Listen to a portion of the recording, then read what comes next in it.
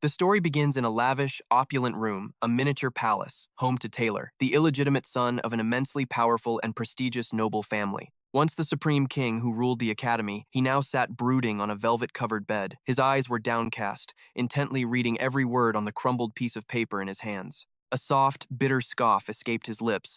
So, long story short, they want to disown me. Is that it? His voice was cold, but it couldn't hide the deep pain within. The paper listed his crimes like sharp daggers, using vulgar and crude language in front of Princess Faillia, illegally interfering with the Holy Sylvania Academy's entrance exam, lacking etiquette, and tarnishing the family's honor with blind jealousy. They were all serious, heavy accusations. Taylor felt a surge of helplessness, a bitter wave washing over him, as if the god of fate itself was toying with him. He muttered, his voice thick with despair. In just a single moment, Taylor's life had crumbled. He was exiled from his family, thrown out with only a few suitcases of personal belongings. An old servant with an ice-cold gaze barked, "Here's your stuff.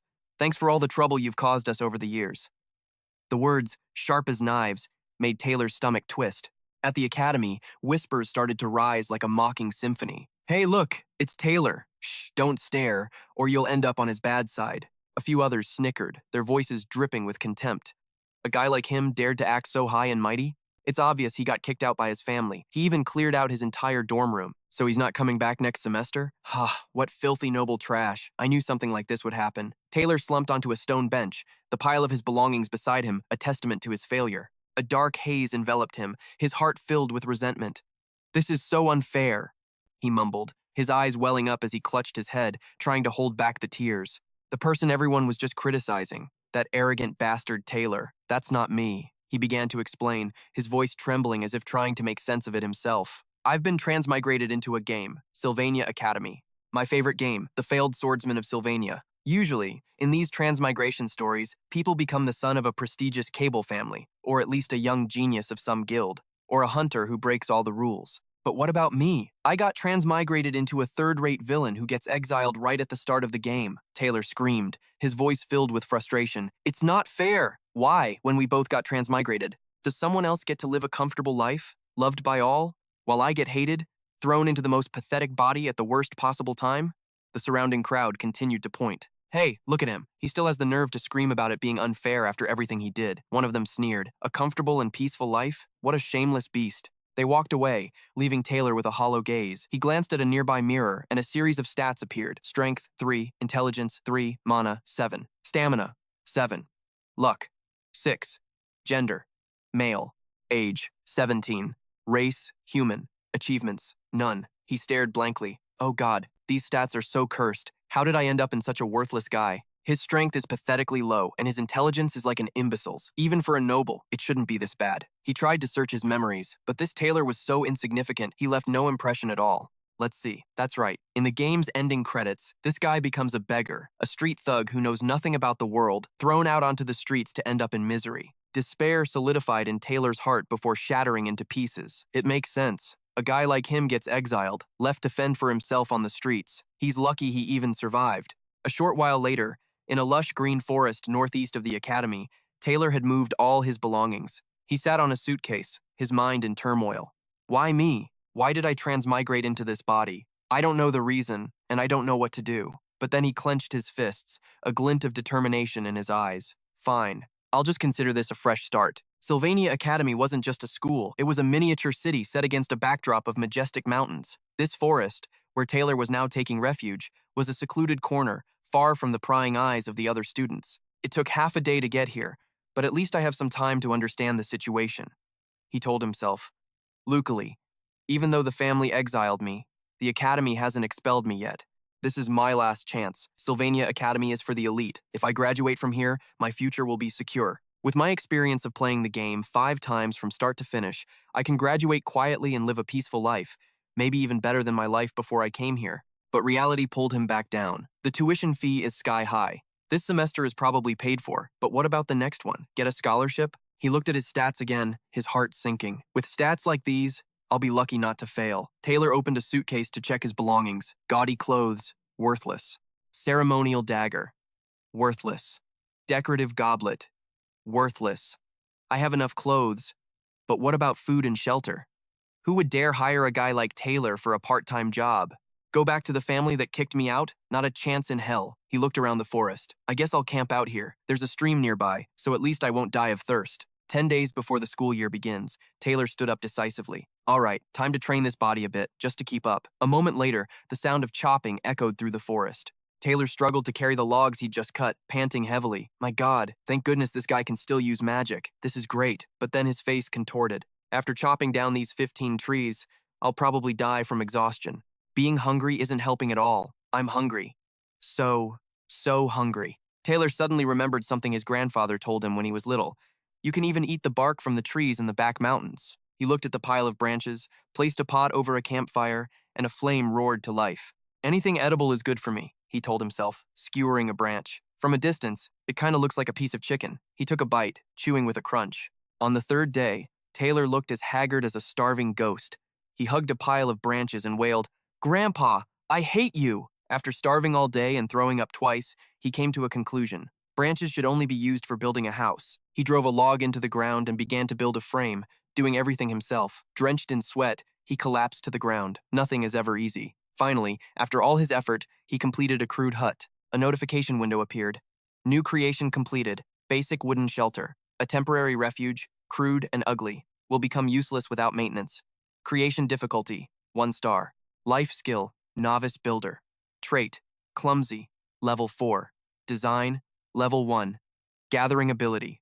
Taylor mumbled, living like a noble. This guy probably knew nothing about manual labor, but it turns out I have a bit of a talent for this. He stood up and proceeded to create a crude spear from the ceremonial dagger and a piece of wood. New creation completed. The crude spearhead can be used for hunting, but its durability is low. Taylor brandished the spear and roared, time to find something to eat. After 2 days of hard labor, he caught 2 fish. This time, the pot on the campfire held fish, not branches. The smell of cooked fish made his mouth water. If I can just endure this, I'll graduate without any trouble.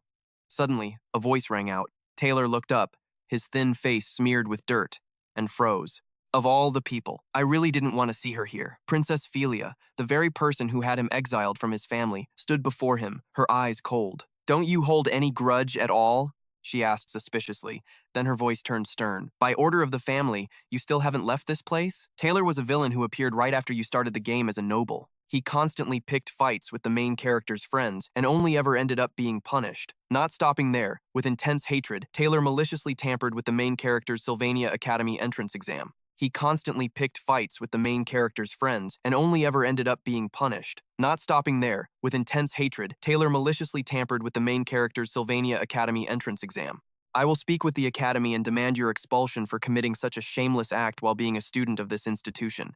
Sot glanced at the 2 fish being burnt to a crisp, his stomach churning with anxiety. It's burnt, completely burnt. After 3 days of blinding hunger, that was my precious food. Sot's face darkened as he looked at Fia, thinking that the burning food was already a problem. I thought you were going to be brief, but this is just one of the countless problems I face in my life. Princess Fia really has enough power to kick me out of the academy. So Sot suddenly spoke up. The sun's about to set, you know. Aren't royals always protected by armed guards? For a princess like you to come to a remote forest all by yourself like this? Fia remained on guard. If you're threatening me because you know I don't have an escort, you'll live to regret it. Sot suddenly dropped to one knee. He said, threaten you? I just wanted to thank you, princess. Clairvoyance has been activated. Fia was suspicious. Thank me? The clairvoyant skill chimed in. Truth. Sot is not lying. Fia was taken aback. What? What was that? Sot looked up. She seemed surprised. My Taylor family was a renowned and influential house, but they used that name to exploit the people and conduct experiments to research immortality. All members of the family were imprisoned or executed. However, I had already been expelled from the family.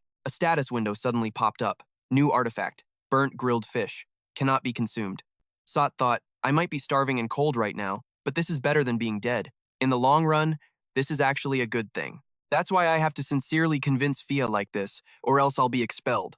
If that happens, it's game over. Based on the timing, right around when Sot Taylor was expelled, it must be about a week before the school year begins. So, what's the reason for the princess to be here? Sot stood up and said, coming here without guards, and in plain clothes like this. It means you're doing the class placement test. Glast's placement test quest is an exam that requires you to find a mana bead in the forest. Glast's test is known for being quite a tough one. Of course, a noble princess like Fia would be aiming for the highest class, which is Class A. Fia said warily, are you trying to suck up to me? You haven't changed one bit. Just as I thought, I must request that the Academy expel you, Sot interrupted. But without my help, you'll never get into Class A. If my words are a lie, then you can expel me. Following that, Fia, relying on Sot's words, went to the lake southeast of the forest and saw a small island full of lush green plants. There was a giant tree growing in the middle of the island. That tree is called the Guardian Tree of Megiza. There you will find the gift I left for you. Fia held the mana bead in her hand, full of doubt. The Sot from 3 days ago was still a swindling scoundrel. I still remember that day clearly. But when she thought about the sight of the current Sot kneeling before her earlier, Fia stood there under the tree for a long time, thinking in silence. The next day, in Glad's classroom, he spoke up. The class placement test has officially ended. Now, hold up the mana beads you found. Glad was speechless as he looked at the students, each holding a round object of varying sizes and types. Someone even brought an egg as big as a person. They looked at the professor with sparkling eyes. He turned away coldly and said, "All of you are in Class F." Taking note of the examiner's requirements in a test is crucial. This test wasn't just about finding any random mana bead. Glad said, "Only those who found a mana bead with no magical power will be placed in Class A. Only 3 people found this type of mana bead, Use, Ike, and Loethio." Then he gestured towards Fia and announced loudly, "And the last person found the mana bead at the base of the Guardian Tree of Megiza, which possesses an unusual magical power. You have found the hidden mana bead, making you the top student of the class." Meanwhile, Sot was lamenting his completely burnt fish. "I don't even have the strength to move anymore." Another information window appeared. New artifact. Crude fishing rod, made by cutting a branch with a dagger, taking thread from a piece of cloth, and using a small nail as a hook. Low durability, and it's hard to tell if a fish will bite. Low crafting difficulty. Sot examined his new item. The third princess of the empire, Fia Elias Gel. Since she was a child, Princess Fia has heard countless words of flattery and sophistry. That has honed her perception. From that, her innate skill was formed. No one can escape her clairvoyance, Sot analyzed as he cast his line. Therefore, I had no choice but to provide her with authentic information. But that also leads to a bigger problem. The reason the proud Princess Fia will come to be called the Princess of Love. After facing failure in the placement test and dropping to Class F, she will begin to change. However, if Fia, who has a huge influence on the scenario from the very beginning, finds the hidden mana bead and gets into Class A, the original storyline script will collapse and I'll be screwed. Of course, the future valedictorian, Lucy, might still remain unchanged. Fia held the mana bead, thinking, "This is definitely a mana bead." Sot Taylor wasn't lying, but Fia's hand trembled. This isn't a gift. Why was Princess Fia hiding her identity in the first place? She was worried she would receive special treatment if her identity was revealed. She wanted to prove herself, and just by looking at the mana bead, she knew it was the highest possible result of the test. But Fia didn't take that bead because it was something she didn't find on her own. The title Princess of Love that she would receive in the future isn't a skill or a stat, but a title she earns by walking the righteous path in Class F. Fia remembered what Sot said that day. "Princess, you will never be able to get into Class A. If what I say is a lie, you can have me expelled." Whether that was true or false was no longer the issue. The princess can always distinguish between right and wrong. Right and wrong. Even when Sot said the princess would fail the test, she was confident that she would succeed and show him. However, Taylor didn't lie, because the princess couldn't get into Class A. Now there was nothing the princess could do. Elsewhere, after leaving the classroom, Fia was furious thinking about what happened that day. She punched a door, gritting her teeth. "Taylor, I'll be watching you." At that moment, Sot had also managed to catch a big fish, shouting with joy, "Got one!" The next morning, under a clear sky, just as the sun had risen, he was already rushing to school. "I may be living in a place where I have to run from early morning to get to school on time, but I'm back now." Sot ran, panting for a long time, and by the time he stopped, he was standing right at the school. In the banquet hall, an announcement rang out. "Here at Sylvania Academy, the opening ceremony will now begin. It is wonderful to see our students have already progressed before the start of this new semester. Please enjoy the food while you listen," Sot thought. "I can hear the sweet whispers welcoming me, the survivor." Murmurs spread around him. "Oh my God, look at him. Where does he get the nerve to show up at the opening ceremony? Does he really intend to keep attending?" Sot continued to eat calmly and neatly. "This is the victor's reward. I have to savor it slowly," the chatter continued. "Isn't that Sot Taylor? My goal is to graduate." At another table, students were saying, "That's the second year who did something dirty on the entrance exam. If you look closely, he seems a little different. He's eating very politely." Sot thought, "I don't have any ambitions. I just want to graduate." Then, those people started to leave. "I heard the desserts over at that table were made by the head chef Opalizer. Let's go eat. We can continue talking on the way. What do you think?" Anis heard that. Seeing this, Klajika muttered, "That's strange. It's like he's a completely different person." Today is the first day of school at Sylvania. The speakers announced, "A new semester has arrived. I am excited to see you all in a new light, the image of someone who has improved, and I am even happier to see that it is the result of the work of Sylvania Academy. However, I was almost expelled on the very first day. I'm so sick of my own situation. I just hope Fia doesn't tell the dean about me. Thinking back to when the dean smiled at me, it felt a little weird how he just kept smiling the whole time we were talking. I don't think he was bad-mouthing me, but it was still a close call. I resolved to be more careful so the plot doesn't deviate from the original story. I honed my survival skills and practiced magic befitting a student of the Magic Academy. Back in the forest, a rabbit appeared, only to be struck by an arrow a moment later. I picked up the rabbit, considering how to best combine the two. No weapon was more suitable than a bow. If my survival skills become proficient enough, I could craft high-quality arrows and maybe even infuse them with spirits or magic. Suddenly, I spotted Yanika Failover sitting at the base of a tree, reading a book. I thought to myself, beyond my own realm of talent, Yanika Failover Fuver stands at the very top of the genius class of spirit magicians. Yanika Failover saw me too. She spoke up. So you're the funny guy Mayogia was talking about, huh? I was completely baffled. Yanika Failover walked over, speaking cheerfully. My name is Yanika Failover Fuver. I'm a second year, just like you. You can just call me Yanika Failover. I was surprised. Huh? How the hell did she get over here? Yanika Failover said, Oh, are you surprised? It's because I know you. She held out her hand and said, This forest is the territory of Ma Yogia, a high-ranking spirit. She's told me so much about you. I asked, The master of this forest told you about me? Yanika Failover replied, Ma Yogia is very curious. She knows everything that happens in the forest, so of course she'd know about an uninvited guest, right? I mulled over her words. An uninvited guest. I looked at the rabbit I'd just hunted, and the more I thought about it, the worse I felt. I've taken so many lives, and I've cut down so many trees. Seeing this, Yanika Failover quickly said, Don't worry about the small stuff. The law of nature is that creatures eat other creatures. Ma Yogia doesn't bother with things like this. I blushed a little, turning away as I said, So, even a wild wolf has a gentle heart, huh? Yanika Failover caught my expression and smiled brightly. Unexpected, isn't it? Oh, there's something I want to show you. Yanika Failover held out her hands, which cradled a small, sparkling light, and said, It's cute, isn't it? I just formed a contract with him yesterday, right when we first met. Do you want to try touching him? I was taken aback. A contract? So this is a spirit? I thought if I wanted to befriend Yanika Failover, now would be the perfect time. But then I suddenly said, I don't really understand what you're talking about. I can't see spirits, or touch them, or anything like that. I just can't. Yanika Failover was stunned. You can't see spirits? I replied, That's right. I turned my back to her and added, Besides, I only came here to find food. If you'll excuse me, stay firm. My knowledge is only truly useful if I stick to the original story's path. Yanika Failover Fuver, a person of great importance in the original story, and someone I absolutely must not get close to. Yanika Failover stood there, watching my retreating figure. She replayed my expression and words from before. So even a wild wolf has a gentle heart, huh? Then she reached out and touched an animal's chin, just as you said, Ma Yogia. He's very interesting. A shimmering blue-white wolf stood beside Yanika Failover. She said, No matter how I think about it, I really don't think he could see you. I wonder who he is. She buried her face in the wolf's fur, whining playfully. Still, I tried really hard to be friendly with him, so why did he have to be so blunt? What's his deal? She paused for a moment.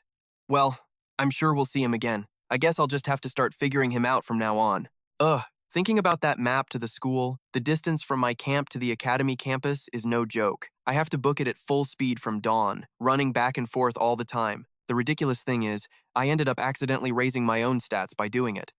In class, I studied and did my assignments with all my might. I was determined that if I wanted to win the scholarship, I had to work even harder. I wrote my lessons on stones with burnt sticks and borrowed books from the library. On the way home, I'd wash the clothes that were soaked in sweat after a long day. I mumbled to myself, I wonder if these will be dry in time for tomorrow. I said, You think the day's over now? No, I still have to check if I'm low on tinder, get water, and make jerky for tomorrow's lunch. Because of all that, I only get about 4 hours of sleep a day. Through that whole routine, Yanika Failover was always hiding somewhere, watching me.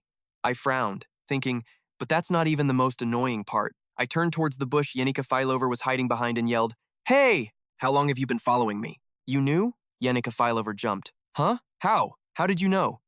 My head hurts. It'd be weirder if I didn't know, lady. I put on a scary face. You still don't get who I am? I'm Jay Taylor, the most ill-mannered scumbag to ever exist. Why does the name Jay Taylor keep sticking to this guy? Yanika Failover cut me off.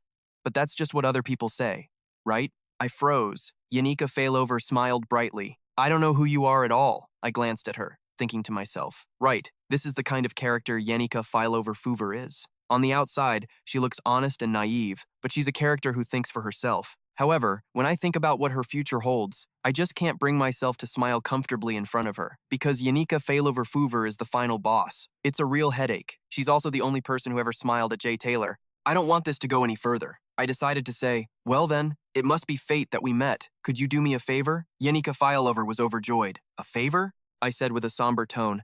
As you can see, I'm a mess right now. I was just kicked out of my family, so I'm in a tough spot. Can you give me some money? After hearing that last sentence, Yanika Fileover completely froze. I kept going. It's not like I'm taking it and not paying you back. That's what friends are for, right? I'll just borrow a little. A lot. How much do you have on you? I thought, Yanika Fileover wins the scholarship for being top of her class every year, but that doesn't mean she's perfect. Her family situation is difficult, so without that scholarship, she wouldn't be able to attend or graduate at a higher level. The daughter of a small farm, Yanika Fileover. Her weakness is money. The two of us were silent for a moment. Yanika Fileover was truly broken now and said weakly, I'm sorry. I said silently to myself, Yanika Fileover has left the game. 3 days later, while returning from a rabbit hunt, I thought, I don't feel great about this, but I really don't want to get involved with any of the important characters. I resolved to be even more careful, so the original story wouldn't go off track. Then I went back to my camp. I had barely crawled inside when I scrambled back out in a hurry. I was terrified. What the hell is this? One important thing. She's a character whose presence carries even more weight than Yanika Fileover's. A rare genius, and the strongest character in Sylvania's Failed Swordsman, Lucy Mizo. A girl was sleeping inside my camp. I was so confused. Why the hell is she sleeping here? Lucy woke up, stretching and yawning. I was still dumbfounded. What is she doing in this desolate valley? I kept muttering, the original story. Be careful. Lucy spoke up. How am I supposed to sleep when you're being so loud? I shot back. Who's bothering you? Before I could finish, Lucy cut me off. Not you. She rubbed one eye while pointing behind me with her other hand. That wolf over there, the one as big as a house, it's been talking to you this whole time. I froze solid, slowly turning around. Lucy continued. It's asking that you protect it at all costs someday. I went back to my work, walking and thinking, Lucy's only been camping here for 2 days. It probably won't affect anything, right? But I quickly realized just how naive I had been. At the school's dueling event, the joint combat training was, quite literally, a practical exam of one-on-one fighting. To minimize the destructive power, the students participating almost exclusively used fake weapons. I continued, the merciful Princess Filelia, Loethio's treasured daughter, the slothful spirit sorceress Gia, the evil Miss Beuser. It would take forever to list all their names, but anyway, the main point wasn't them. It was the main character, the failed swordsman, Tiel. I was excited. Tiel's match is next, right? From the stands, I was casting magic and blowing away my opponent, thinking, I already know the results of all these matches, so I don't really care. The winners of the joint combat training are all first years, just like the protagonist, Tiel. Except for one single person. Yanika Fileover waved her hand. Hey, Ed! I looked at Yanika Fileover, feeling helpless. I couldn't believe this girl could still cheerfully come up to me after witnessing that pathetic display of me begging for money. Yanika Fileover happily held out a piece of paper and said, here's the completed match list. I was still thinking, unlike Lucy, who's from the cat tribe, I'm pretty sure Yanika Fileover is from the dog tribe. I was in a daze. Huh? I'm not interested. Yanika Fileover asked, why not? Aren't you curious about your match? I stopped short. Huh? Wait a second. I have to fight too? I bet the Jay Taylor from the original story would have been expelled by now. So who the hell is my opponent? No way, S thought. Down in the arena, Tiel appeared. Allow me to demonstrate my ultimate ability. Seeing that, S got fired up, thinking, it doesn't even matter who I fight anymore. I just need to focus on Tiel's match. Even though I'm from the real world, he told himself, my life really isn't that different from his. To turn that tragic, disastrous ending into one that's truly unforgettable. I've replayed this journey I don't know how many times. He pictured Tiel, filthy and collapsed on the ground, and in all of those playthroughs, not a single one was free of hardship. S's resolve hardened. I already decided I'd be the one to control my own life. But still, I'm rooting for you, Tiel. Just then, an announcement cut through his thoughts. Repeating the announcement, is there a student by the name of Lucy Miel? Please prepare and proceed to the arena. S was stunned. Where's Lucy? The standby platform was empty. Turns out, she had already stepped into the arena. A loud voice shouted, go take down your opponent already. S recalled the original plot. The top first-year student, Lucy Miel versus Tiel Mal. The main character of this world was a natural-born swordsman. He'd never even held a sword before, but with his very first swing, he sliced right through Lucy's lightspeed spell. The spell she was so sure would hit was completely blocked. Seeing her guard down, Tiel seized the opening and instantly closed the distance between them. Caught off guard, Lucy immediately hit him with a lightning strike, an intermediate-level light spell. Tiel was instantly overwhelmed by the counter magic. But Lucy was disqualified for using an intermediate spell, making Tiel the first person to ever defeat her by default. S teared up, thinking, that scene was so damn epic. The announcer's voice rang out again. All right, let the match begin, Tiel charged. Let's do this. Here I come. Lucy instantly cast her spell. A beam of blue light shot straight toward Tiel. When the smoke cleared, he'd been blasted back, cracking the stone wall on impact. He lay there, struggling to breathe. Everyone was stunned. Lucy, still in her casting stance, let out a yawn. The crowd started murmuring. Huh? Is that it? Looks like he couldn't beat the best in the class after all. Not surprising. What did he expect? Charging a mage like her completely unarmed. Tao Mal's life was a constant series of trials and errors. People judged him as a pathetic country bumpkin, the lowest-ranked student who hadn't earned a single decent grade since he'd set foot in the academy. A nobody, failing right before their eyes. Faced with such a one-sided match, all they could do was pity him. But no matter how much disappointment he faced, Tiel never gave up hope. Just as S was thinking this, Tiel gripped his sword and slowly began to stand. S smirked. That's it, man. You got this. Go! Tiel charged at Lucy. Oh, Lucy may reel! Just as I predicted. And now, Lucy's going to use light magic. Suddenly, he froze. Huh? Lucy was already casting, a swirl of light forming on her forehead. Lucy's spell and the tip of Tiel's sword collided, creating a massive explosion. Tiel roared with everything he had, facing off against a ferocious tiger made of magic. Ultimately, the magical force of Lucy's spell blasted Tiel away. He was sent flying into the wall behind him. The wall shattered from the impact. He was stuck in it for a moment before crashing to the ground. S was still in shock. That wasn't light magic. It was wind magic. The announcement came, the winner is Lucy May Reel. The whole arena erupted in cheers. S was still reeling. Tiel. Lost? He watched Tiel's retreating figure, a sense of dread washing over him. Oh man, this is a huge problem. He immediately spun around and went after him. I can't just leave him like this. I just can't. Wind Shield. It uses the power of a wind spirit to automatically defend the user from surprise attacks. It's a sustained type spell. You get it by forming a contract with the high-level wind spirit Maya. As he passed by Lucy, she held out her hand. So, about that beef jerky? But S didn't even notice her. Based on how things are now, Maya and Lucy were originally two separate entities, he analyzed. Because Lucy is on my side, I ended up being the one to contract with Maya, and that's how I got stronger. The announcer's voice echoed again. The next match is between Jay Taylor and the esteemed princess Fia Elias. Standing at the entrance, Fia saw S rushing out. Jay Taylor, she said, this is the last time I'm telling you. But S couldn't think about anything else. All he could think about was how Tal was supposed to win, how he was supposed to pick up his sword and reclaim his pride. But in the end, he failed, because of me. Because of Jay Taylor's existence in Sylvania. S blew past Fia and ran outside. Spotting Tiel, he yelled, Hey, Tiel! He thought, I don't even know if what I'm about to do will make a difference, but it's better than doing nothing. Facing Tiel, he yelled, All your hard work is gonna pay off. Don't you dare give up. You have nothing to be ashamed of. Walk with your head held high. You did great. Your opponent was just too damn strong. Don't let this get you down. S knew there would be countless more hardships at this academy. You're the one who has to face them, not me, Emperor Cleo once said. Oh, Anissa, my child, you were born with a divine blessing. According to the original story, the first person to discover her natural clairvoyance was Emperor Cleo. Her ability wasn't actually a gift from any god.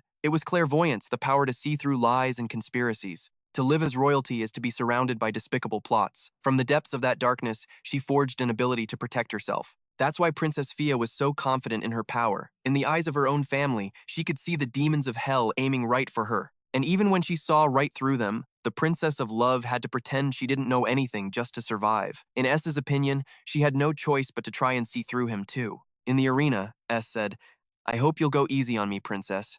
Fia replied, Of course. I hope you'll do the same for me. The crowd started chattering. Did you guys hear what that guy shouted at Tiel? He's unbelievable. Wow, is he really trying to make fun of a guy who's never accomplished anything? He bullies the guy, and now he's suddenly cheering him on? He's probably trying to act like a wolf in sheep's clothing. Ugh, how disgusting. He's been a piece of work from the very beginning.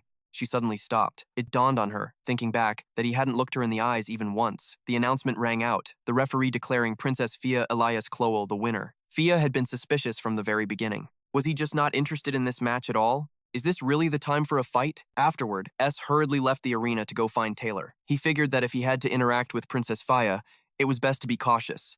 He couldn't let it affect the plot. Because Princess Fia is an important character in this story, but another character is even more important than the princess, the male lead of this world. S searched everywhere. Where the hell did that tailor guy go? Just then, he heard Fia's voice calling out.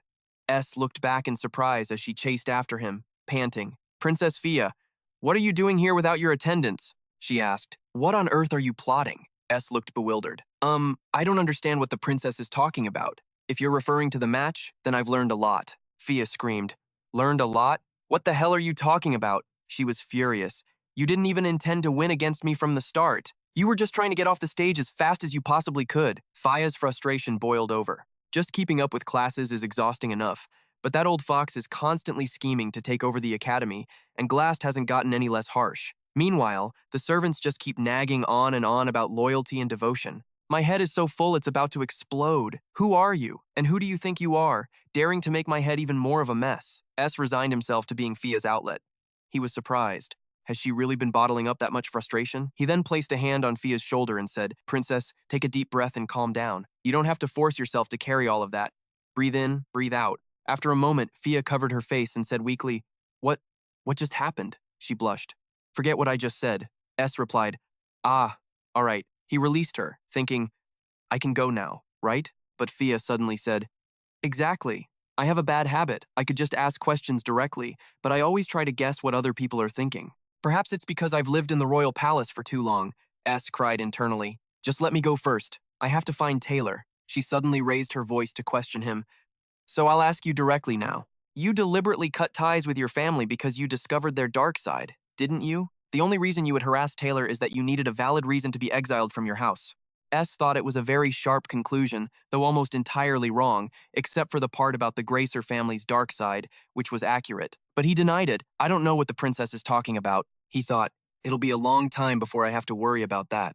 It's still too early for that. Fia was angry. That's impossible. There's no way my guess was wrong. It doesn't make any sense. Then what about what you said to Taylor? Why would you deliberately encourage and motivate someone you once wanted to eliminate? Could it be that you never hated Taylor from the start? S silently acknowledged that they were all intelligent questions. But so what? S continued to lie. Since everyone hates me, I thought if I encouraged Taylor, people might see me in a different light, or something like that. Fia was indignant. Such a fake-ass face. Who would believe that? Look me in the eyes and say it. She then used clairvoyance to check. S was still trying to lie, but I'm telling the truth. Fia was furious. Oh, right. But immediately after, her clairvoyance reported lie after lie. Every word S spoke was confirmed to be a lie by her ability, but he remained stubborn. I'm really telling the absolute truth, S thought to himself. She probably doesn't have any solid proof yet. He continued to ramble. That was truly from the heart. Fia looked like she could breathe fire. Yeah, right. Seriously. He thought that, above all, his only wish was for the story to proceed according to the original script. Finally, Fia calmed down. Sigh. Fine. I don't have any proof right now, so I can't say anything more. You can go. She pointed towards the door and said, You've been staring at that door this whole time. You have something urgent you need to take care of, don't you? S said, Thank you. He walked to the door and paused for a moment, thinking this was the first time Fia had revealed this side of herself, as a character with the power to influence the plot. He thought about Fia's emotional outburst and mused that she was, indeed, connected to so many other characters and events that it was giving him a headache, too. My being added to this story was definitely a mistake, S wondered. After a moment of internal struggle, he finally said, The burden I'm carrying is nothing compared to what you're enduring, Princess. Even though you were acting a bit erratically just now, it was only because you're so exhausted. Paying attention to all that complex etiquette is certainly important, but sometimes you should relax a little.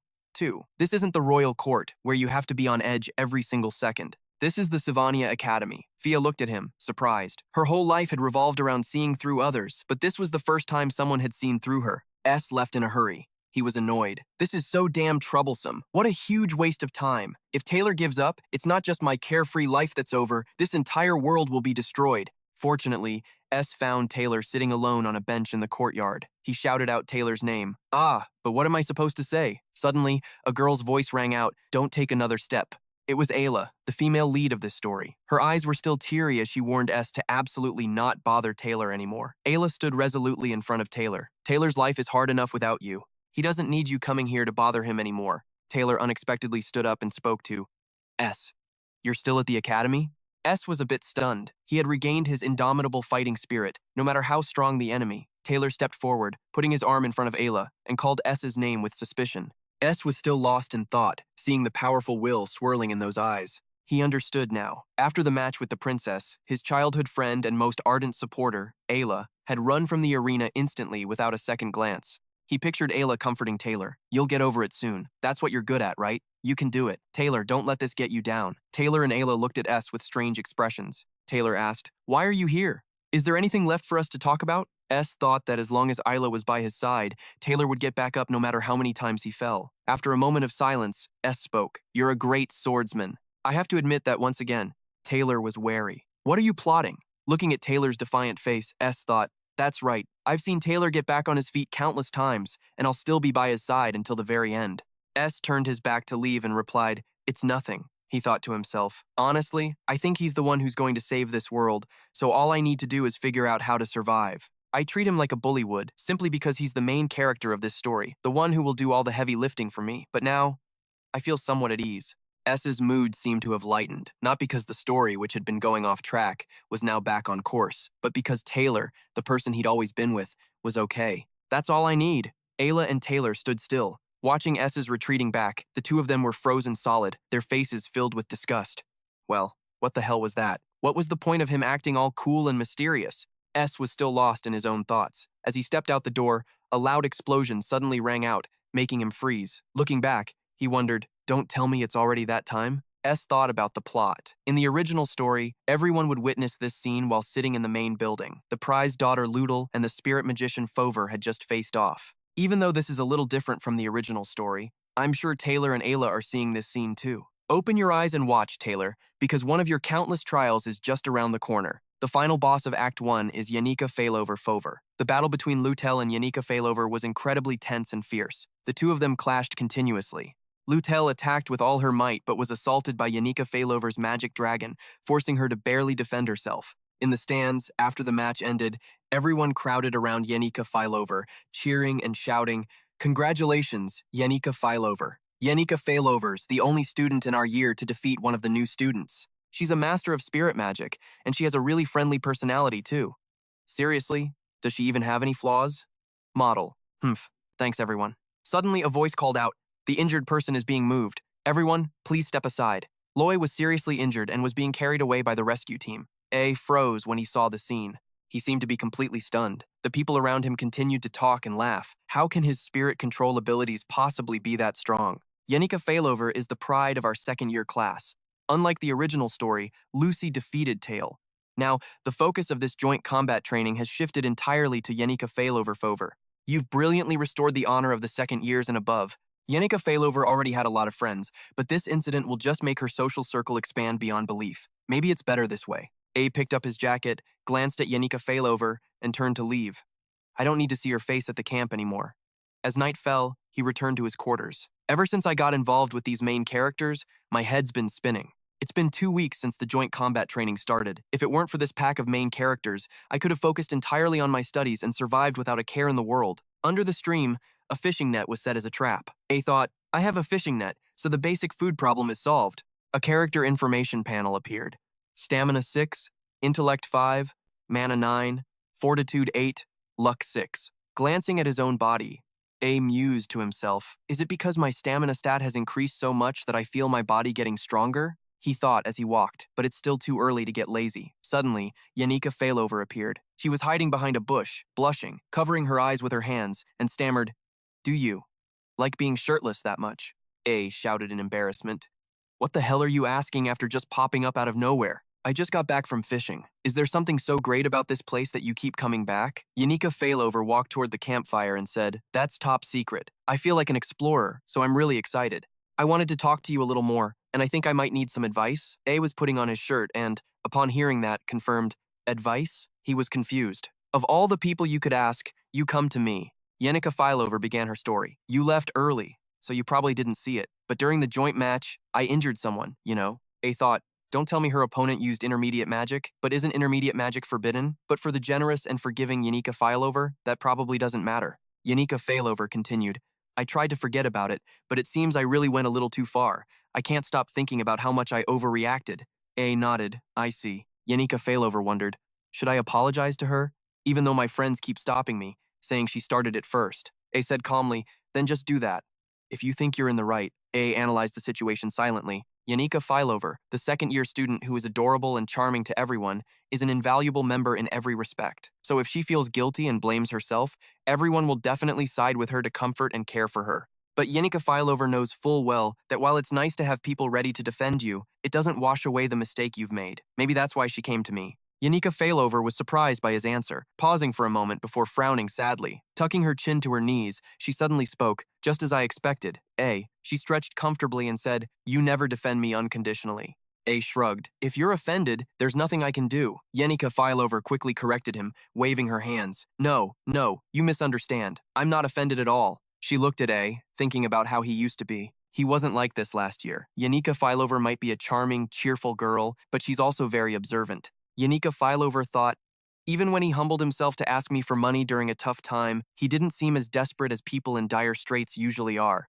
This boy indirectly warned me not to get close, but those aspects of him are strangely comforting to me. She continued, "To be honest, I feel more at ease now. I wish everyone in the world were like you." The next day, A walked hastily while planning his next move. This situation is getting really tense. Sylvania's Failed Swordsman is called a masterpiece, but very few people have ever seen its ending. New players even reach a bad ending very quickly. For example, if you save a girl during a goblin ambush in the placement test, you get to witness the secret of the treasured daughter. After that, the girl will send people to kidnap Tiel, and just like that, you die.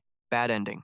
Number 3. Tiel was assassinated during the monster-slaying practical training. If you ignore your childhood friend Isla and form a party with the treasured daughter, you die. Bad ending. Number 7. Isla falls off a cliff and dies. That's because Tiel was supposed to be the one to save Isla when she fell. If you protect the treasured daughter from the fire spirit summoned by Yanika Failover, you die. Bad ending. Number 13. Tiel is burned to death. Suddenly, a voice rang out. "Senior, are you not listening to me?" A thought. "I have to run," but a flash of red hair darted out, blocking A's path. A asked in a panic, "How long are you going to keep following me?" The girl said, "I didn't expect you to be so determined to ignore me for so long." A thought to himself, "Of course I have to ignore you. Isn't that obvious?" The fourth heroine in Sylvania's Failed Swordsman, the only daughter of the business tycoon Elter K. Chen, Loi K. Chen. The treasured daughter, also known as the destroyer of new students. The redhead said, "Can I just have 2 hours of your time?" And as you can see, Loi K. Chen is the treasured daughter. In his mind, an image of Loi standing proudly with a blonde girl appeared. Loi K. Chen was known as a hidden hero. In A's mind, Loi K. Chen was as dangerous as a witch. Unlike Fia, Loi K. Chen was considered a villain from the very beginning. It wasn't until the second half of the story that her true identity was revealed. A recalled the plot with a sigh. The moment everyone understood Loi K. Chen's loneliness and pain was also the moment the player had to choose between Fia and Loi K. Chen. A closed his eyes and nodded. But before he could finish his thought, Loi's voice reached him. "Senior, oh, senior." Having made up his mind, he walked straight ahead, leaving her standing there, stunned. "But I can't go along with what she says right now. If I play along with Loi's plan, I'll lose the initiative." As A stared into the distance, she continued to trail behind him, trying to sweet-talk him. "Can't you at least listen to what I have to say?" "I really need your help," he replied. "Don't say it." My ears refused to listen. Loi Ke-chen pleaded, "Come on, senior. How can you have the heart to say such things, given all the respect I have for you?" Loi Ke-chen stood in front of A, forcing a smile. Seeing that she couldn't sway him, she smiled until her eyes narrowed. "You're obviously a pretty big source of motivation for me. Even in the most difficult situations, you still choose to continue your studies." Loi Ke-chen quickly continued with a loud laugh, "And the rumor that you're both arrogant and think you're the center of the universe is probably true. But whatever, who cares?" Seeing he was still unmoved, she said, "Well, I hope you'll at least listen to my request first. I'll give you 3 gold coins as a deposit." Noticing A's hesitation, she asked, "You've been pretty close with Senior Yanika Failover lately, right? Can you help me become friends with her?" A watched the gold coins gleam in her hand. He thought, 3 gold coins? To be blunt, that's a whole month's salary, no joke. But A leaned in close and asked, "So, the daughter of gold and jewels is trying to buy relationships with money?" Loi Ke-chen smirked. "You should just keep it. You see it too." As she replied, she reached into A's shirt and stuffed the 3 gold coins into his pocket. There are plenty of better people out there. After this series of actions, A's expression turned serious. She's aware that she's in a political battle with Princess Fia for control of the academy. Imagining the 2 cousins standing back to back, A smirked, and she has to start finding allies now. A held out his hand for a handshake. "If we're going to cooperate like this, we should shake on it." Loi smirked, smiling as she returned his handshake. They shook hands, signifying the beginning of their partnership on the path ahead. A thought, For people who have lived in comfort their whole lives, even a little hardship feels like death, A's train of thought continued. But for those who are forced to face the most difficult situations, even a small amount of money can lead to their corruption. A remembered the wealthy nobles who would throw money around to buy the daughters of the poor. He thought, they could sell their families, their self-respect, or maybe even themselves.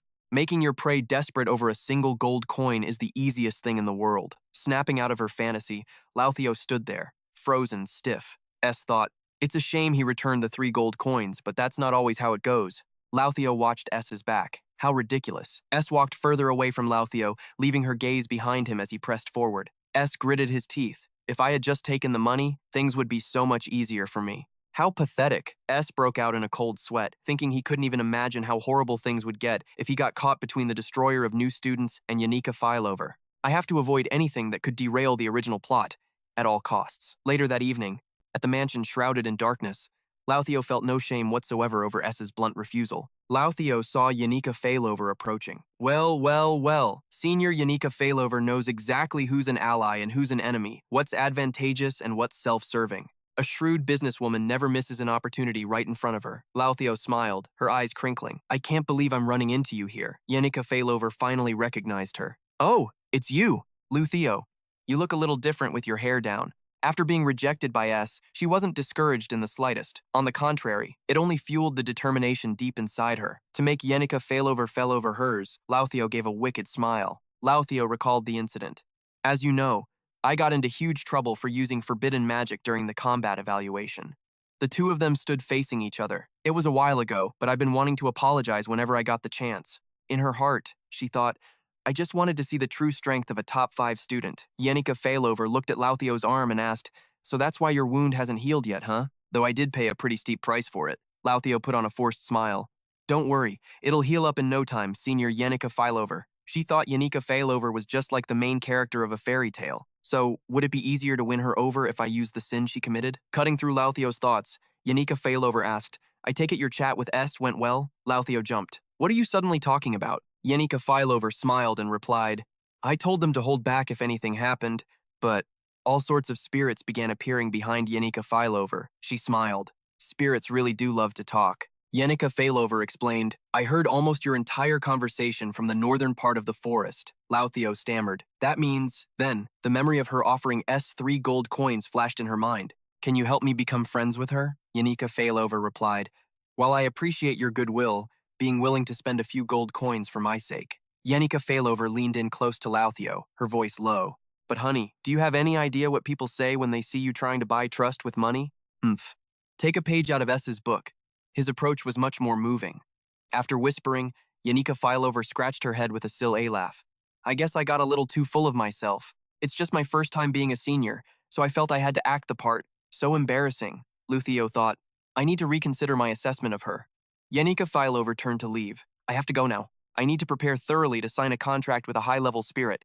I've been getting so much help lately. I need to try even harder. Watching Yanika Failover's retreating figure, Loethio thought, Yanika Failover fell over, like the main character of a fairy tale? I was wrong. Yanika Failover suddenly stopped walking. Oh, by the way, Loethio. She was still lost in her own thoughts. Even someone who can see this world's future can be wrong. Yanika Failover spoke up. I'm sorry about that other day, too. You got hurt because of me once, didn't you? Loethio thought. Despite being fully aware of the world's dark side, Yanika Failover turned back, her expression unfriendly. I hope you get well soon. She's always so cheerful. Cutting through Loethio's thoughts. Click. Out in the hallway, Loethio mused, This is tough, isn't it? She recalled, but the look she gave S just now was really strange. Inside Yanika Failover's room, she told herself she had to work harder. Yanika Failover leaned against the door and whispered, Because it's nice when someone wants something good from you. Time flew by, and in the blink of an eye, it was the next morning. The bright sun shone down on a pile of drying clothes below. Somewhere, a white-haired girl held her breath, sweating, and exclaimed, It smells awful. Elsewhere, S was being swamped by a messy pile of clothes, screaming, I'm just trying to hang them up. Hearing the commotion, someone approached and asked, Who's there? S saw Belle. He remembered she was the top senior maid from the Sign-In Dormitory's officer hall, Belle May, and he remembered that she was the one who kicked him out of the dorms. S stood up, approached her, and asked with a smile, Oh, you mean this place? Belle turned her head and replied, I already knew you lived here. Miss Yanika Failover has told me a lot about you. Belle glanced toward S's tent, sizing it up. Still, I never expected you to be living in these conditions. Belle continued to observe S. Seeing his clueless expression, she was glad that it seemed to have changed him for the better. He held his underwear and stammered a reply. Ah, yes. In truth, Belle's words were going in one ear and out the other as S just kept staring at it. Belle reminded him of the maids from Officer Hall, a group of women who handled all housework perfectly, including feeding the students. S's attention was currently fixed on that basket. That basket definitely contained the finest ingredients found by this elite maid, and that meant information about food you couldn't easily find in books. S fell silent, thinking back. Let's see. Belle May's event directly impacts the main storyline. Belle's voice cut through S's thoughts. You don't have to be so formal. She looked directly at S. You can just talk to me like you did when you were still in the officer dormitory. S replied, Oh, thank you. His answer made Belle's eyes widen, losing her usual cold demeanor. S clapped his hands with a practiced smile. How could I possibly speak that way to a maid who works so hard all the time? And this wasn't just some simple event. It was one that would make Belle May directly influence the main plot. He kept that smile and asked, Also, about that basket. He thought, this shouldn't be a problem for either of us. Let's definitely be friends. A system window appeared. You have learned from Belle's teachings about edible berries, mushrooms, and herbs. A new achievement notification appeared. New artifact completed. Construction ability has been leveled up. New artifact completed. Fish farm system. You have tied the net correctly. Protect them by securing the net with propped-up branches so it won't be affected by the river's current. This may help you survive for a few more days. The crafting difficulty this time was 2 stars. S looked at the result before him, all fish and meat, and thought, I've got a lot of meat and fish now. My diet will definitely improve. He poured water into a cup and commanded, Ignite. A flame erupted at S's command. The cup of water began to boil. S looked at the skills he possessed, like fire magic, Ignite, level 10, and wind magic, Wind Blade, level 10. He thought, I still only have 2 basic spells, but I've used them so much they reached level 10 without me even realizing it. The system window appeared again, announcing the completion of a new artifact, 100 Herb Tea. The 100 Herb Tea is made from the herbs Belle May mentioned, has a very pleasant aroma, and the crafting difficulty this time was 1.5 stars. Looking at the teacup before him, he thought that drinking it while chopping wood or cooking would drastically increase his chances of survival. S picked up the cup of 100 Herb Tea and drank it to prove his point. Just then, the sun began to fade. The silhouette of a lonely figure sat there watching the sunset, thinking, I'm done with my work, and the sun hasn't even set yet. If I'm being honest, he looked at the sunset and smirked. I'd have to admit I'm pretty happy about this. Suddenly, a blinding light appeared in the sky above. Confused and alarmed, S watched the light. He watched the streak of light hurtle down, thinking to himself, until now. A huge explosion sent S flying backward from the force. He cried out in pain. The air was thick with smoke and dust, obscuring everything. S lay on his ruined tent, asking in dread, what the hell now? He looked at his collapsed tent, his beloved tent. The aftershock hadn't ended, and dust and smoke continued to billow everywhere. Inside a crater, a girl was sitting on the ground. It's going to kill me. S saw the person inside clearly and thought, Lucy. Lucy was panting, still sitting in the crater. She exclaimed, I was a hair's breadth from death. Before Lucy could finish, S cut her off. You almost died? He thought, she's the most powerful mage in the world.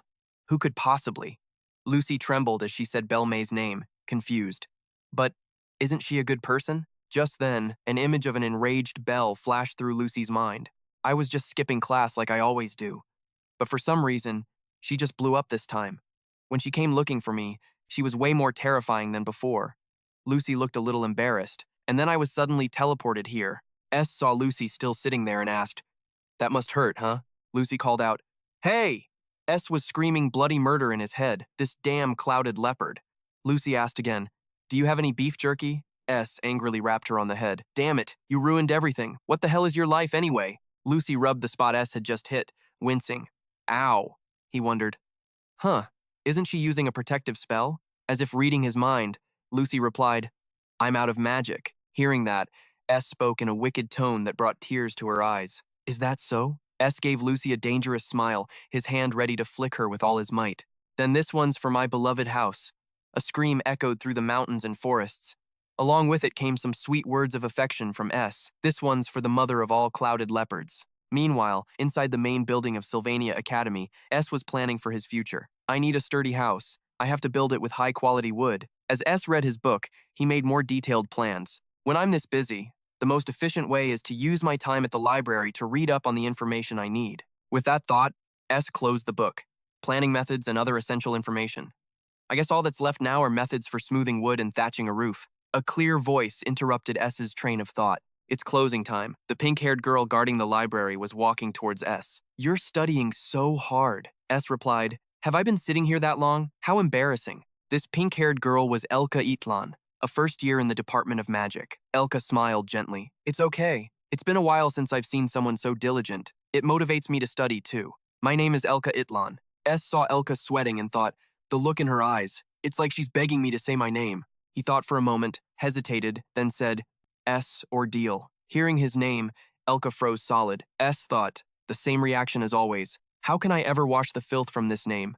It's not that surprising. I've tried to be more diligent, but I guess nothing's going to change. Before S could finish his thought, Elka interrupted him. You're actually completely different from what the rumors say. You know? Elka glanced at the pile of books at his feet, praising him. To read and understand all the materials on the elements in just a few short days, I'm speechless. Even right now, while you've been sitting here, you've read 6 technical documents. She excitedly recounted everything she had seen over the past few days. The people who spread rumors that you're arrogant truly know nothing about you. Elka beamed. I guess in the end, rumors are just rumors, huh? Elka thought of someone else. I know someone who's just as straightforward as you, senior. She looked at S sincerely. I'll definitely be cheering for you, S replied. Thanks. Elka waved and smiled at him. Get home safe. I'm going to clean up and head back to the dorms too. Suddenly, a powerful aftershock cut their conversation short. S was startled. What was that? The air around them trembled, making it difficult to stay steady. At that moment, dozens of massive books began to fall from the shelf right above Elka. She was frozen to the spot, unable to dodge the books from above. Suddenly, somewhere else, a magic circle appeared at an epicenter, a pillar of purple light shooting upwards. A system announcement appeared, 11:30, operations camp in front of the Academy Center. Many dark monsters had appeared in the surrounding area. Thanks to the efforts of Tiel and his friends, many students had been gathered at the camp. The pillar of light showed no signs of weakening. 2 hours had passed since this unprecedented disaster occurred. Isla looked at the pillar of light. I've seen this diagram before in a book on spirit magic. Looking at the summoning circle, those are ancient runes for summoning the high-level dark spirit, Glacia. Thea crossed her arms grimly. This is bad.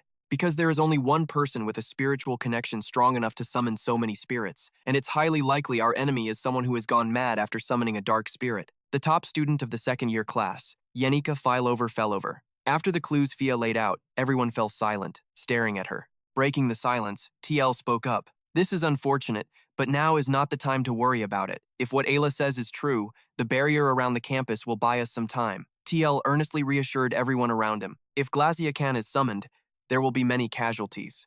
We must get to the central campus immediately. TL, first year, Department of Combat. In a corner, a conversation was taking place between Claire Elaine, captain of the Royal Guard, and the meddlesome Lilia Enton, a first year in the Department of Alchemy. Claire Elaine propped a hand on her hip, frowning. Anyone outside the barrier will be spotted immediately. If we let the Royal Guard and the professors handle this, it'll be over much faster. Before she could finish her sentence, Olivia cut in. If it really is a dark spirit, our barrier will be at a huge disadvantage. Therefore, we must reinforce it from the inside. The headmaster has also left town. Everyone looked toward Lilia. If all of us here combine our strength, defeating a high-level spirit isn't impossible. Don't you all agree? Hearing this, from a small corner, the gloomy Klusnau Non, a first year in the Department of Combat, stammered with wide, fearful eyes. I object. Elsewhere, the others continued to discuss their strategy. We'll destroy the mid-level spirits and take down the high-level one, and you'll go into that building to defeat Yanika Failover. Right? Someone else replied. But that's not all. The students' gazes turned anxiously toward the swarm of dark spirits. There are even a few high-level spirits inside. 2, to be exact. The high-level raging fire spirit, Than, and the high-level dark spirit, Velauser. Klusnau protested in fear. Then how is that any different from suicide? I'm not going, someone asked worriedly. But did she really create all of this? I mean, even for the best second-year student, isn't this level of power a bit too much? She summoned Glaciacan while still controlling this entire swarm of spirits. Isla rubbed her chin. This seems to be caused by Velauser's ability. Senior Yanika Failover is merely a conduit for it to seize control. She explained, dark spirits are the natural enemies of spirit mages. Their immense power can easily overwhelm a spirit mage's control. An image appeared of a massive, two-horned monster controlling Yanika Failover. In fact, these demons control spirit mages, and that's also why they're so feared the mages themselves become their prey. Its eyes and meter-long horns became clearer, Ayla continued. Besides, we still don't know what method Senior Yanika Failover, the top student in spiritmancy, used to command Velauser. Someone cut Ayla off. That's not the important part right now. Reese looked toward them, his face serious. Right now, it's crucial that we determine our next course of action, and there is only one person capable of making that decision. His gaze shifted to Fia. Princess Fia, please give the order. Biting her lip, she stared straight ahead. All eyes were fixed on Fia. At the very moment everyone's hopes were pinned on her decision, Fia pressed her lips together in thought when suddenly, that guy's nonchalant reminder echoed in her mind. Her memory flashed back to when she was chatting with S. He had turned to look at her then. Whatever burden I'm carrying, it's nothing compared to yours. Is it, princess? Why don't you let yourself relax a little? If only it were as simple as he makes it sound, Fia thought. She spoke. In 1 hour we will advance inside. She glanced over the faces below, filled with a mix of emotions. But only I, my personal guard, and the other top-ranking students, regardless of year or major, are permitted to enter. Only those who have proven their strength may accompany us. Therefore, prepare yourselves, both physically and mentally. Fia crossed her arms and declared loudly, I will bear all responsibility. From behind her, someone spoke up with a report. She turned to look. Princess, we have estimated the number of staff members in the lecture hall area. The person knelt respectfully on one knee. The main hall and the At-the Healing ward are at the center of the disaster. They cannot join the fight. She rubbed her head, feeling helpless. It seems we are the only ones left who can fight, the man replied. There are no students left over there either. A shout cut through the report. There's still one more person. A purple-haired girl ran up, out of breath. Hurry, I have to get to the library's reading room. A student friend of mine is in there with an academy librarian. And a second-year student too. Fia wondered, what are their names? The purple-haired girl replied, Elka. It's Elka Yitlan. Hearing that, Ditch's eyes shot wide open in shock. Then he rushed straight toward her, roaring, Elka? Did you just say Elka? The purple-haired girl stammered, yes. We're in the same apprentice librarian class, learning how to manage magical documents. Hearing this, Ditch turned away, frustrated and worried, cursing under his breath. Shit, I have to go save her right now. That kid can't protect herself. Seeing this, Lortell, Caheln, and Fia stood in his way. Calm down. The library is a long way from here. Right now, we have to prioritize the problem right in front of us, Fia continued. That's right. She also said there was a second-year student in there with her, didn't she? The two of them continued to reassure him. For now, all we can do is put our faith in him. Ditch was too annoyed to speak. About that, Fia turned to the purple-haired girl. You definitely said there was a second-year student there, right? The girl was so terrified she didn't know how to answer. Seeing this, Ditch lunged forward, grabbed her by the collar, and yelled so loud it made Fia jump. What are you hiding? Spit it out, now! The girl stammered his name, then answered more clearly. It's Sot. At that, Ditch's face darkened, his glare so intense it looked like he wanted to strangle her on the spot. The girl cried, her voice trembling. I'm sorry. He was just sitting there from morning till night. It was so annoying, so I just pushed him off on Elka. Everyone knows what kind of person he is, right? Why are that shameless bastard and the apprentice librarian trapped in the library? Ditch cursed. Son of a bitch. Fia immediately stopped him. Wait a minute. Fia seemed to be thinking about something. Then she stammered, the test. Even so, she said, mustering all her strength, can't you just try to trust him this one time? After Fia said that, everyone froze solid, staring at her blankly. No one said a word. Even Lortell Caheln just looked at her, not knowing what to do. Ditch's expression grew darker and darker, showing he had reached the peak of his anger. Suddenly, Ditch shot straight up into the air, leaving Fia standing there, stunned. The moment he left the safe zone, the monsters seemed to catch his scent and swarm toward him. Ditch thought, if that bastard dares to touch a single hair on Elka's head, he unleashed his fury on the monsters, and their horrific screams echoed loudly. Furious, Ditch raced off. I'll beat you to a pulp! In another place, to say a tattered loincloth had turned to silk would not be enough to describe the miraculous existence of one who was considered no more than a weed on the roadside. Someone thought to themselves, resting their chin on their hand, judging by its size, it seems to be a fully grown adult. Observing the condition of the bark on the surrounding trees, it seems it only just arrived. From within the tall grass, a pair of green eyes slowly concealed themselves. Peeking out from inside an animal hide, the person looked at the large deer before them. Got you. With that thought, he gripped his knife and dashed out into the vast plains of the kingdom's northern region. A land of brutal competition, a place so remote that not even a whisper from the kingdom could reach it. The deer panicked at the boy's presence. He leaped high into the air, getting into position with his knife held tight. A place where, at the end of each day, you have to touch your own neck just to make sure your head is still there. His finishing blow was accompanied by a spray of red blood that splattered everywhere. Ditch was a descendant of a nomadic tribe temporarily living in this land, and he had to live separated from his family from the day he came of age. Someone's thoughts continued to echo. He never knew when he had been abandoned. Why did they cast him out? Was there any chance he could ever return to his tribe? And so, he learned how to behead a deer before he learned how to read. To the astonishment of others, before he knew how to trade goods, He had mastered the art of scavenging anything useful from a corpse on the side of the road. And his life story was self-evident. The constant whispers of outsiders always followed him. Isn't that brat the one from the northern plains? He's a descendant of those barbarians up there, isn't he? I heard they even eat people. Those whispers always followed him. Such was the life of a monster. Suddenly, a clear voice asked, "What's your name?" Before him now stood a bright, cute girl, smiling happily at him. He replied, "Ditch." Then the little girl smiled. "You know what, Deech? You look just like a wolf walking on two legs."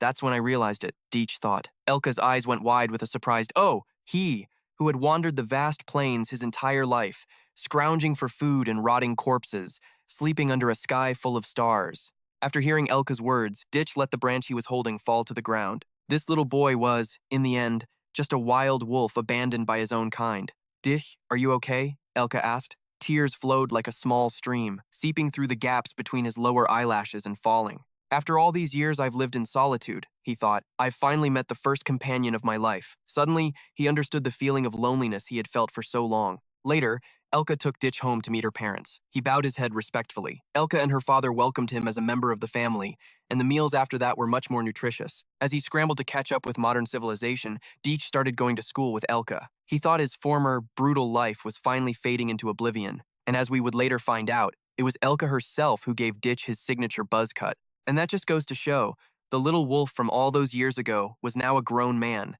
The memories ended, and he returned to the present. Facing the horde of beasts, he thought, if it's to protect her, he used his terrifying strength to break through the encirclement of black monsters. Enraged, Ditch thought, I don't care if I have to become a monster again. At that moment, Ditch thought about the rumors surrounding Sot, imagining an ugly picture of him. I've heard countless rumors about that Sot Taylor, so I know damn well that he cheated on his exams, insulted the princess, and harassed the junior students. As he thought, Ditch shot forward, faster than the wind. But then his gaze suddenly stopped on a certain spot. Ditch saw Sot leaning against a wall and asked, "Who are you?" Ditch rushed over, angrily grabbing Sot by the collar. "Where's Elka? Why are you the only one here? Tell me where Elka is, now," Sot replied. "Third floor reading room." Hearing the answer, Ditch threw Sot aside, called out for Elka, and dashed off. Ditch reached the third floor reading room.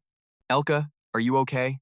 At that moment, seeing Elka sleeping soundly on a bed, Ditch finally let out a sigh of relief. His hands were trembling uncontrollably. "Thank God." Ditch breathed a sigh of relief. Seriously, thank God. Ditch's gaze shifted to the huge bookshelves. "I'm only just noticing now that I'm taking a closer look," he thought. He broke out in a sweat as he looked around. All of these shelves. Even a full-grown man would struggle to lift one. Not to mention, they've been placed all around here as if to shield her. Dick's eyes moved to the window. The curtains were drawn tightly to block the view of the rampaging spirits outside. Ditch saw a board with a message left by Sot. The message read, "When you wake up, don't panic. Just stay put. Everything will be resolved by tomorrow morning, so just stay calm, lock the door tight, and don't attract the spirit's attention. Your own safety must come first. Absolutely do not act rashly." Looking at all this, Ditch thought to himself that someone had protected Elka. Just then, he picked up a coat and saw blood on it. It's not Elka's blood. Ditch followed the trail of blood, thinking this reminded him of something. He thought, even though he was injured, he didn't worry about himself first. He came all the way here just to protect Elka. The blood belonged to Sot. Thinking of Sot Taylor, Ditch wondered, but why? What the hell? Outside, Sot was growing tired. Man, that was way too close. He recalled what happened 3 hours ago. After the tremors stopped, Sot held up a bookshelf with one hand while carrying Elka with the other, whispering to himself, "Good thing I work out regularly." Still, this whole scenario is progressing faster than I expected. Looking out the window, he saw a pillar of purple light. Observing these ancient runes, it seems Glaskin is about to be summoned. He thought, Taylor will probably handle this. All the key players are over there, so there's no reason for me to interfere. Sot frowned, his expression serious. Because I'm not allowed to change the future. Even so, time is money. I can't just sit around and do nothing. Gritting his teeth, Sot propped up each bookshelf to create a barricade. In a little while, those spirits will come swarming in like mad.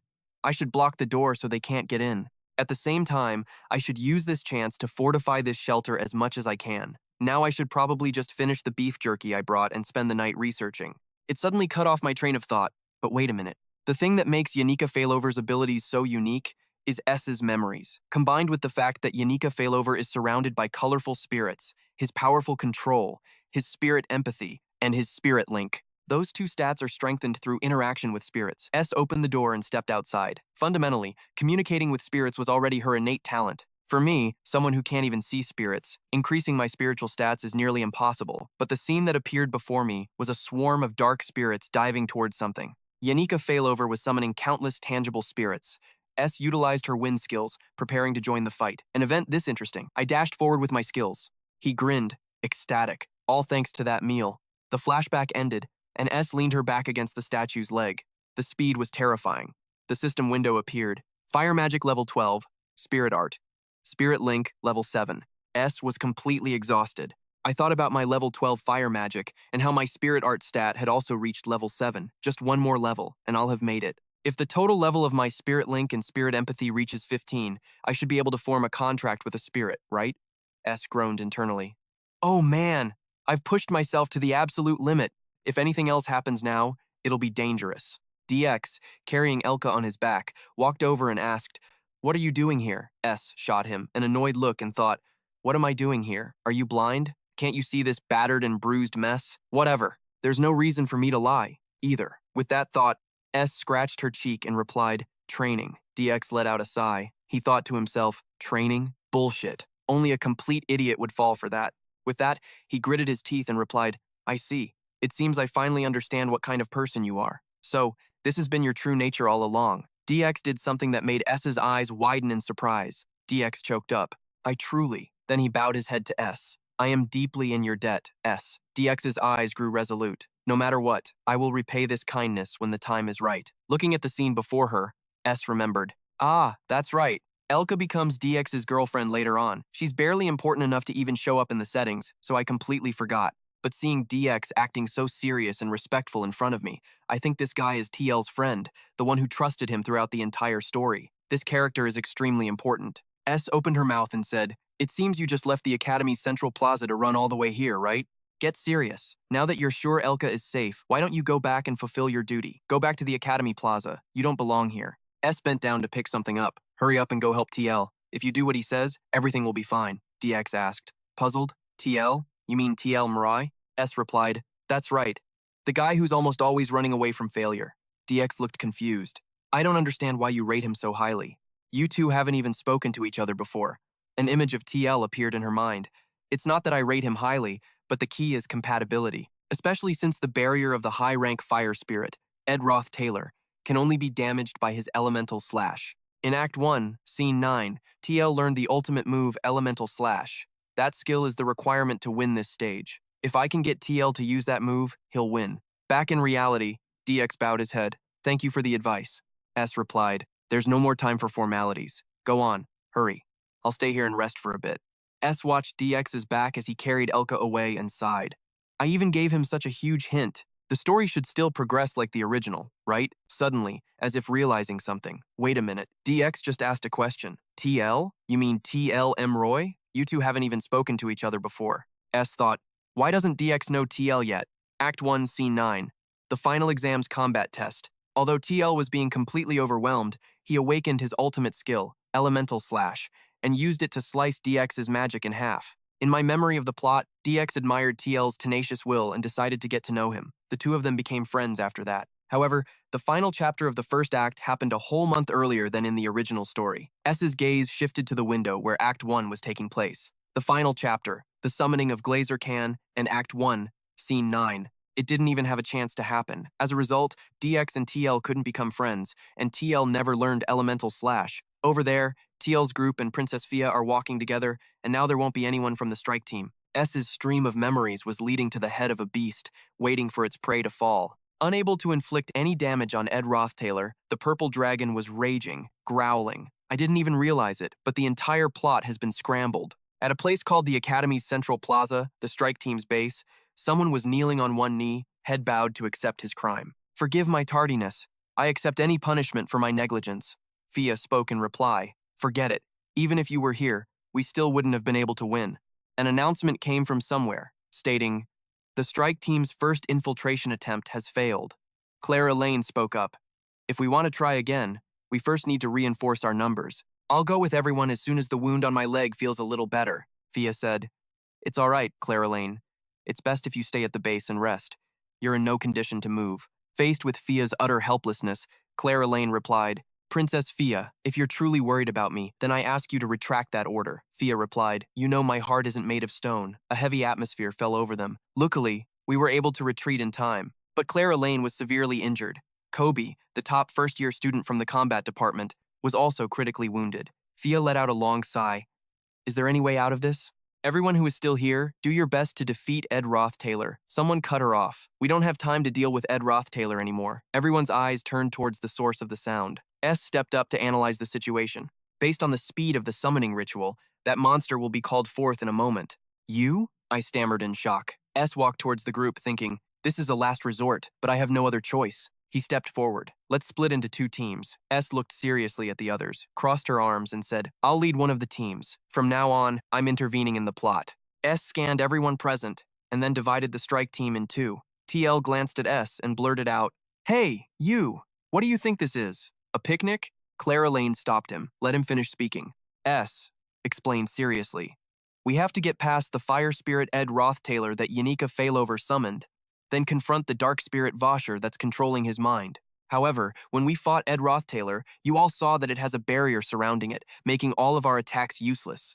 We don't necessarily have to destroy Ed Roth-Taylor. An illustration formed in S's mind. While one team draws its attention, the other team will sneak into the gladiatorial training basement to attack Yanika Failover himself. The blue side is the decoy team, and the red side is the assault team. Once you get past Ed Roth-Taylor, you'll be able to confront Yanika Failover directly. Loethio panicked. No way! This spirit Ed Roth-Taylor is completely different from the one in our training sessions. We were only able to retreat through sheer luck. And what if the decoy team fails to distract it, and it comes after the assault team instead? Or what if things don't go as planned, and the entire decoy team is wiped out? Then we'll all have to face 2 spirits at once. That's just too risky. S replied, you can only think about weighing the risks when you have a lot of options. Loethio, our ultimate goal is to take down Yanika Failover. By that logic, Ed Roth-Taylor should also weaken.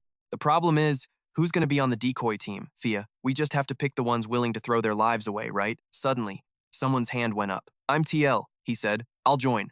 S replied, get back in your spot. Stop messing around. It's decided. You're on the team going down to the gladiatorial training basement. TL was pushed forward by S. I'm really fast, you know. I don't know how long I can run, but if you need a decoy, I'm the most logical choice. S sighed. You've got it wrong, pal. We're not choosing sacrificial pawns, S said seriously. We also don't have to split the members exactly in half for each team, S shouted. Just Gobi User and Lortell Cahelm are enough. Add me to the mix, and the 3 of us will get Ed Roth-Taylor's attention. Gobi User thought, why me? I'm too young for this. I think I'll decline as politely as possible. S, stuck helplessly between his 2 future teammates, thought, trust me, there's still a way to hold Ed Roth-Taylor back. Lortell Cahelm just shook her head. But how? Gobi User clutched his head. Fighting Ed Roth-Taylor with Roth-Taylor. I'd honestly rather die. S clicked his tongue. We're out of time. A clear voice rang out from behind them. I don't see anything wrong with what you're saying. It was Fia, covering her face with her hand. I still don't fully understand your intentions, but... She looked up. As Fia Elias Crow, 3rd Princess of the Crow Empire, this is my command. We will divide the strike team in 2. Fia walked forward. Taylor, Alavisa, Ayla, and I will be on the team to attack Yanika Failover. She called out sternly. Gobi, Lortell Cahelm, and S will be the team to distract Yanika Failover. Fia turned back to look at everyone. And one more thing. Since we're short on time, I'll make this brief. This is just a precaution, but no matter what. She gave her final order before they set out. Do not die. The scene changes to the corridor of Na Hall. S's group was advancing forward, where a blue orb floated in the hallway. S spoke up. What's your plan for holding back that giant fire lizard? Just do as I say. If everything goes according to plan. He looked at Ed Roth-Taylor. We will definitely win. He glanced over at Gobi User. Don't worry, Gobi User. He thought about Gobi User, a gloomy kid drowning in fear and self-doubt, a complete contrast to his actual skills. But he was the top student among the new recruits in the combat department. S looked over to reassure him. Because I'm sure you can do it, Gobi User thought. Damn, this brat is way too confident. He looked at S, who was smiling, and thought, but does he really have a plan? Across from them, the monster's enormous foot stomped on the ground. It growled and whipped its tail, kicking up a cloud of dust right behind the door to the combat training basement. Fia, we just need to distract Ed Roth-Taylor, right? Gobi User recalled what Fia had said. The princess's resolute attitude was what convinced me to come this far. He chuckled softly. But I'm not alone. Gobi User excitedly ran forward. Who knows? Maybe I can find some courage, too. Just then, the battle for S's team began. Gobi User used all his strength to block the monster's terrifying power. He broke out in a cold sweat and asked, It's here. It's about to attack. What do I do? At that moment, he realized the other two were no longer behind him and let out a confused, huh? Gobi user was dazed, not understanding what was happening, still frozen, stiff. The monster was now right behind him, making Gobi user tremble before he screamed at the top of his lungs. You bastards tricked me! You tricked me! You call this brotherhood? You shameless sons of bitches, show your faces! I hate you! I hate this whole world! Lortell Cahelm closed her eyes, as if what was happening inside had nothing to do with her. S placed a hand on Lortell Cahelm's shoulder seriously. Let's get out of here. The plan was just to lure Gobi user to the Nahal corridor. She listened and immediately got the gist of it. Though, this gist was a little strange. You mean you plan to sacrifice Gobi user? Not a bad idea, but you'll be crucified for it. S replied, I'll say it again. This isn't a sacrifice. He continued to explain. He may look like a coward, but he's actually a top-tier student and extremely durable. And the most important role will be yours, Lortell Cahelm. A notification appeared. Outside Nahal, outside the combat training basement, Lortell Cahelm chanted a spell, and a pale blue aura appeared. S explained, because you will be responsible for ensuring the assault team's safe passage and dealing the critical blow to take down Ed Rothtaylor. Lortell Cahelm forced a faint smile. Look, I don't think you should jump to conclusions about him just because of a few rumors you heard. You can't just... S turned back to look at her. I guarantee anyone else would hesitate in this situation, but you're very good. Lortell Cahelm stood at the front and yelled, Blow it away! A blast of power, a mix of purple, and a mesmerizing blue, was so powerful that the floor tiles flew everywhere. After that display, the massive, sturdy walls had been completely upended. Lortell Cahelm stood strong and cool amidst the wreckage. Over on the side, Princess Fia's group stood frozen, staring at what had just happened. What are you all standing there for? Lortell Cahelm glanced back and smiled. Let's go in. An image of S's back, the test. S looked at the pillar of light ahead and thought, as I recall, during the combat training session, I used a mid-tier forbidden magic spell that blew the roof right off Neo Hall. Lortell Cahelm smirked and thought, so that's why he gave me this job. S. Taylor, you really are an interesting guy. Or be changed. She looked at Princess Fia's group, thinking, in any case, the entrance is wide open. She glanced behind her. Now, all that's left is... Lortell Cahelm watched Gobi user run past, screaming, Lortell Cahelm, S, you two just wait. I'm going to kill you. I won't let you get away with this. Meanwhile, Lortell Cahelm gritted her teeth, trying to hold on to her remaining strength. Although the basic plan succeeded and the strike team slipped inside without Ed Rothtaylor noticing, Gobi user and I still have to stay here and deal with this rampaging monster. As for the monster chasing Gobi, confronting Ed Rothtaylor right in the Academy Plaza meant walking right into a trap. He screamed, S, I'm sorry. Come save me, I'm sorry. I won't try to kill you anymore. It hurts. Save me. Just this once, Lortell Cahelm asked. Are you just going to leave him to die? S stared straight ahead and replied, he can't escape. The only way is to capture it. He looked at the enraged fire dragon, but there's no attack that can get through its armor. Didn't you see during practice? I got screwed over by it once already. And that's not even mentioning that no one on the strike team has even managed to scratch it. S held up some kind of pouch and gave a wry smile. We'll use this to deal with its armor. The only thing left is to gather enough mana. Lortell Cahelm replied, what is that? She watched S run off quickly. She thought, Lortell Cahelm's right. Suddenly, Lortell Cahelm lunged forward to rescue Gobi user from the monster chasing him. S looked at everyone and thought, without Elemental Slash, no one on the strike team can penetrate Ed Rothtaylor's armor. The battle was gradually getting tougher. The monster was slowly changing from blue to a purplish pink. S ran and kicked the door open. He looked down, panting, and thought, what they need right now is an extremely powerful fire spell. S looked down below, where that girl Lucy was sleeping so soundly that a snot bubble had formed. S explained while thinking, very few people bother to complete the optional objectives to finish a mission, but I've done it countless times. S hoisted the person onto his shoulder. They snored. What's going on now? Rocking back and forth. Am I still sleepy? S thought angrily. How the hell is this kid sleeping so soundly in the middle of a huge battle? You call this sleeping? To be clear, for my dear readers, Lucy currently has nowhere to sleep because her place was destroyed, so whenever she wants to sleep, she goes up to the roof. To be precise, she has to be sleeping right now because she needs to be written out of the main storyline. An image of the maid appeared in S's thoughts. Yanika Failover isn't well, and because of that, Velma became agitated.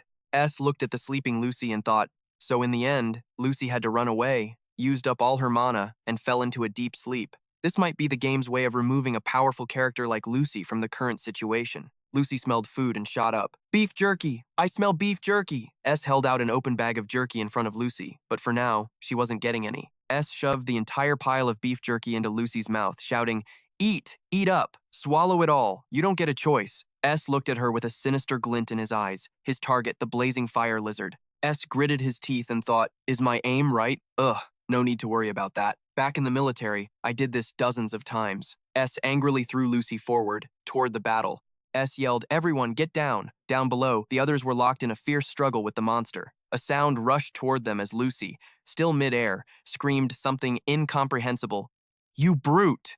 A flash of light erupted between the two sides. From his high vantage point, S looked down on the battle below. The light from the immense power was blindingly bright, and this was the high-grade electric field sword. God's punishment. As for the attackers, every single one of them had to brace themselves with all their might against that enormous power. Even S, all the way up where he was affected by the immense force. Below, he had to shut his eyes and grit his teeth to hold on. Ed narrowed his eyes, thinking that in a way, this was the most crucial moment. He looked at the monster, its colors faded, and thought, Tiamat, a high-rank fire spirit with an incredibly tough defense, one that all the students combined couldn't even scratch.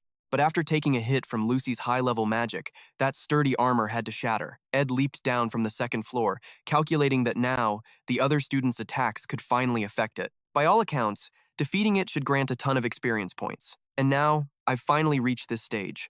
Ed landed with a cool, intimidating aura. He thought, I have to seize everything I possibly can. That's what I've decided. Gianni remembered her mother's hug and comforting words from when she was a little girl. I'm so proud of you, Gianni, my beloved daughter. Not only that, but she also couldn't forget the fake words of her classmates. Being friends with Gianni, I'm so proud. You're the face of the second-year students. Only you could prove your superior skill in this combat exam. Of course, I always believed Gianni could do it. Without you, the second years would definitely just be a bunch of failures. In a hazy, dreamlike space, she was furious. Her small feet were drenched in blood, and a mocking voice echoed around her. We're so lucky to have you with us. Gianni! A loud explosion erupted along with a thick plume of white smoke. She observed her surroundings. When she saw Taylor's group, she was silently surprised. Everyone is here? Gianni was bound by iron chains. She told herself, ah, that's right. I should greet them with a bright smile like I always do. She forced a smile. Welcome. Behind Gianni, a massive monster with blood-red eyes appeared. From the air, it began to gather its terrifying power. Ed ran while analyzing the situation at Neo Hall where Gianni was. I wonder if they've started the fight yet. This whole thing should be over before dawn. He stopped at a safe distance, feeling incredibly relieved. Luckily, he could see the monster furiously attacking Kobe. He let out a breath, realizing he wasn't too late. He asked Chloe, where's Lucy? Chloe replied, she's around here somewhere, probably rolled into a corner. He felt a bit of regret. It would have been great if she'd just finished it off completely. Chloe explained, I don't think she has enough energy left for a finishing blow. The monster relentlessly attacked Kobe Usher, causing him to panic and flee. While Lucy was fast asleep, Ed decided, well then, we'll just have to finish this ourselves. Chloe retorted angrily, we were trying to finish it! I poured all my mana into 2 ice spears and shot them at it, but it was completely unfazed. Damn it! This monster's tough as hell. Ed rolled up his sleeves, ready to step up. We have to slit its throat. Your ice magic isn't suited for precise cuts, so leave this to me. She was worried. Senior, you're a magic student too. It would be better to let Kobe Usher handle the sword work. Seeing Kobe's panicked face, unable to do a damn thing, Ed was fed up. And you think he can pull it off? He kept screaming in fear. Help me! Help me! I'm sorry! Seeing that, she was at a loss for words. Never mind. Ed laid out the plan. I'll take responsibility for finishing this. You just hold it down one more time. My life is in your hands, so you'd better do a good job.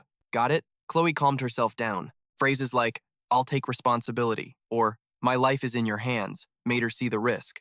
You make it sound way too easy, but in reality, this is nothing but a blind gamble. He explained, it's not a gamble. I'm saying a person's life can't be valued so cheaply. With his striking good looks, he turned his head and smiled. This is an investment. Chloe seemed to be reassured. An investment, you say? Well, that's my specialty. She began to summon her magic. I like you more than that princess who has to act like royalty all the time. Just because you're a member of the royal family, you dare bet your life for me. Her power was gradually gathering into sharp crystals. In that case, I'll bet my life on you too. Ed initiated his plan. I'm coming, Kobe Usher. After being chased for a while, Kobe was now in a daze. Do whatever you're going to do. I can't take this anymore. The monster saw someone running towards it, which seemed to provoke its anger even more. Ed assessed the situation. Both he and Kobe are hanging by a thread. The monster began to gather power to attack him. Even so, I know full well that Kobe Usher is scared out of his mind. A loud roar from the monster echoed as an immense power rushed forward. While Ed only had his body, he suddenly began to gather magic, but he hesitated slightly. Not yet. I need to get closer. Suddenly, he was brought to a halt. A giant arm appeared under a red light. Kobe panicked. What the hell is that? Ed immediately recognized it as Glaskin's right arm. Does this mean Taylor's group has reached the final phase? It also means that everything is proceeding just as I planned. He felt a little worried, but the timing isn't quite right. A sight like this could draw the attention of anyone up ahead. He nodded. The monster drew very close, ready to strike, but suddenly, a blue light appeared and attacked the monster. He analyzed the situation. No matter that she was in the middle of such a huge battle, Chloe managed to intervene at the perfect time. At that moment, he marveled that Chloe still hadn't missed her mark. The monster was a bit stunned from the effect of her last attack. Just as it opened its eyes to look around, another source of power struck it. Ed seized the opportunity. While the monster is caught off guard and unable to attack, I have to aim perfectly too. He hoped with extreme confidence, because I've performed this spell hundreds, even thousands of times. The wind spear magic spell immediately followed his command, slicing the monster's neck in two. It slowly disintegrated, turning to dust as a system notification sounded. You have defeated the high-rank fire spirit, Tiamat. That was followed by a series of accompanying upgrades. Spirit Link stat has increased. Spirit Empathy stat has increased. Spirit Link stat has increased. Spirit Empathy stat has increased. Attained Spirit Link increase. Spirit Pact setting unlocked. You may now form a pact with a spirit. Ed shifted his gaze toward the red stream of light. From beneath the claw, a streak of light shot straight into the air, its glow growing stronger and stronger. After a series of cuts, the hand exploded, shattering into countless pieces as Taylor fell with it. He realized, as expected, the main character is still the main character. The barrier gradually began to show cracks, then shattered into large chunks. Looks like it's all over. Under the peaceful sunlight beneath the great tree, Chloe spoke up. In my life, I've heard more than a few people claim they were risking their own lives. Everyone was resting after the intense battle, she judged, but most of them were just cowards. Ed simply replied lightly, is that so? Faced with his calm attitude, she grew a little curious. What's with you? Senior, we just went through a life-or-death battle. Don't you think you're being a little too nonchalant? She smiled, extending her hand. Let me introduce myself again. I'm Chloe Kellen. Ed shook her hand in reply. Hey, as if sensing something, he felt 3 gold coins in his palm. Chloe was smug. I win this time. She wore a teasing expression. Finally, let your guard down, huh? Guess you owe me a favor. Now, what should I do? She said softly. Goodbye. See you again. Senior. Ed was suspicious. Is she trying to stay in touch with me? But I really don't want anything more to do with her. He suddenly saw a pair of limping legs approach, along with an angry tone of voice. I'm absolutely furious with you. I'm sure you can guess why. Ed speculated, so Taylor's swordsman class directly affects his physical appearance? Just like in a game. So damn cool. Faced with Ed's bewilderment, he looked dejected. Whatever misunderstandings there were before, he bowed his head sincerely. A debt is a debt, so thank you. Kobe, unconvinced, yelled out, Taylor, a guy like him isn't worthy of your respect. How do you know he won't take the chance to stab everyone in the back? Not to mention, he almost got me killed. Before he could finish his sentence, incredibly frightening sounds came from behind him. Yurik spoke up. Be quiet. Kobe Usher, Chloe added. You seem to have a lot of complaints, Kobe Usher. Priya didn't hesitate to threaten him either. Kobe Usher? Shut your mouth. His fragile little heart was so hurt by their words that he covered his face and cried like a child. Fia suggested. Ed Taylor, you helped us a great deal this time. I'll recommend you to the student council. Ed cut her off. No need, he said, standing up to explain. Lucy deserves the most credit for taking down Tan. Tiel also killed Velshera and Glaskin, so everyone should just focus on them. Hearing this, Alavisa put on a sly look. Look at you. Are you trying to deny your own efforts? There's no debating that Lucy and Tiel contributed a lot, but we're talking about something else. Or, are you just embarrassed? Ed stepped forward to clarify. He's still our senior, you know. Alavisa, watch your tone. She got incredibly angry. Why do you keep defending him? Zet reminded her. Show him some respect. Witnessing all this, Ed thought to himself, I originally wanted to keep my distance from the main characters to avoid affecting the original story. He smiled unconsciously. But now, seeing all of them together like this, I can't help but feel a strange sense of warmth. Under the shining sun, he seemed to have developed a deep sense of familiarity with them. After all, I've been watching them grow in this world and helping them solve their problems time and time again. He looked at each of them in turn. First was Tiel, who grew a little stronger with every effort, and Ayla, who became much braver thanks to him. Next was Fia, who accepted her fate as a queen and was maturing day by day. Rick had also made some progress that caught his eye. He had found his own path amidst a chaotic and mixed-up society. And I can't forget Kobe and Alavisa. Kobe was growing more and more confident in himself, and Alavisa had realized that life wasn't always full of joy and happiness. Finally, there was Loethio. The girl who had buried her life in luxury had finally made a decision for herself. He reviewed everything that had happened. They were all main characters. but they were main characters who shouldered their own responsibilities, aiming for the final prize called victory. When Loethio turned her head to look back, Ed was already gone. After everything, he decided, it's because I'm so aware of that fact that I've backed away. Holding stones in his hands, he cleared a path through the rubble. Ed walked to the main hall, where an intact locker lay on its side. He slowly opened it, thinking, because no matter how I think about it, there's still something not quite right. I had to come here. Under his expectant gaze, he knew that to light the way for the main character's glory, someone had to be curled up inside this locker. Yanika Fileover gave a friendly smile. So you're determined to play the supporting role, huh? Ed's eyes showed a hint of hesitation. Back when he was with Loethio's group, he had wondered, why did Yanika Fileover go berserk like that? Loethio had answered, I think I know why, she explained. You know, I once accidentally saw Yanika Fileover's room. Ed knew about that room. Every object in there was a symbol of sincerity and gratitude. The room was crammed with neatly placed items, but on the large desk, there wasn't even enough space to open a book. The wooden board was pinned full of notes. Each piece of paper on the wall was like a heavy stone weighing on the small girl's shoulders. Dealing with that mess should have been simple. The simplest solution would have been for her to just take down all the notes plastered on the wall and neatly stack the pile of gifts in a corner. But Yanika Failover's sense of guilt would creep in. He realized she saw herself as the heroine of a fairy tale, so casting off those burdens was impossible. She was obsessed with the need to cherish all the gifts and feelings people gave her with all of her sincerity. That was the exact reason why she was so easily manipulated by the monster. Needless to say, that task was incredibly difficult. Veller exploited that dark corner of her mind, and her descent into madness was a predetermined outcome. But he was a bit curious why this event happened a whole month earlier than in the original story. In that very moment, he recalled that in the original story's combined combat training match, Tiel was the one who was supposed to be honored in that situation. But because Lucy blew him away in an instant, all the students turned to idolize Yanika Failover instead. From there, he could clearly analyze the situation. Maujia's and Lucy's contract was the reason Tiel was defeated in a single blow. And the reason Lucy was able to form that contract was that she often went to the northern forest, because it was a prime spot for a good nap. Ed then discovered that he was the one who had built that prime sleeping spot. He let out a sigh. It's me again. The guy who was supposed to be written out of the story from the moment Act 1 began. Back to the present. Yanika Fileover gave a weak laugh as she sat up, scratching her head. I think I get why Lucy likes sleeping here. It's so warm. But I didn't expect you to find me so quickly. It was so chaotic just now. Everyone must have been focused on fighting and forgot about me. She sighed. It's a little sad. After letting everyone see me cause such a huge mess, of course I'd become the unwanted one. I thought everyone would rush to find me, saying things like, where's Yanika Failover? Ed judged. Sounds like someone was intentionally hiding so people would come looking for them. She admitted, can't deny that part, but suddenly she curled up. I still didn't want you to find me this fast.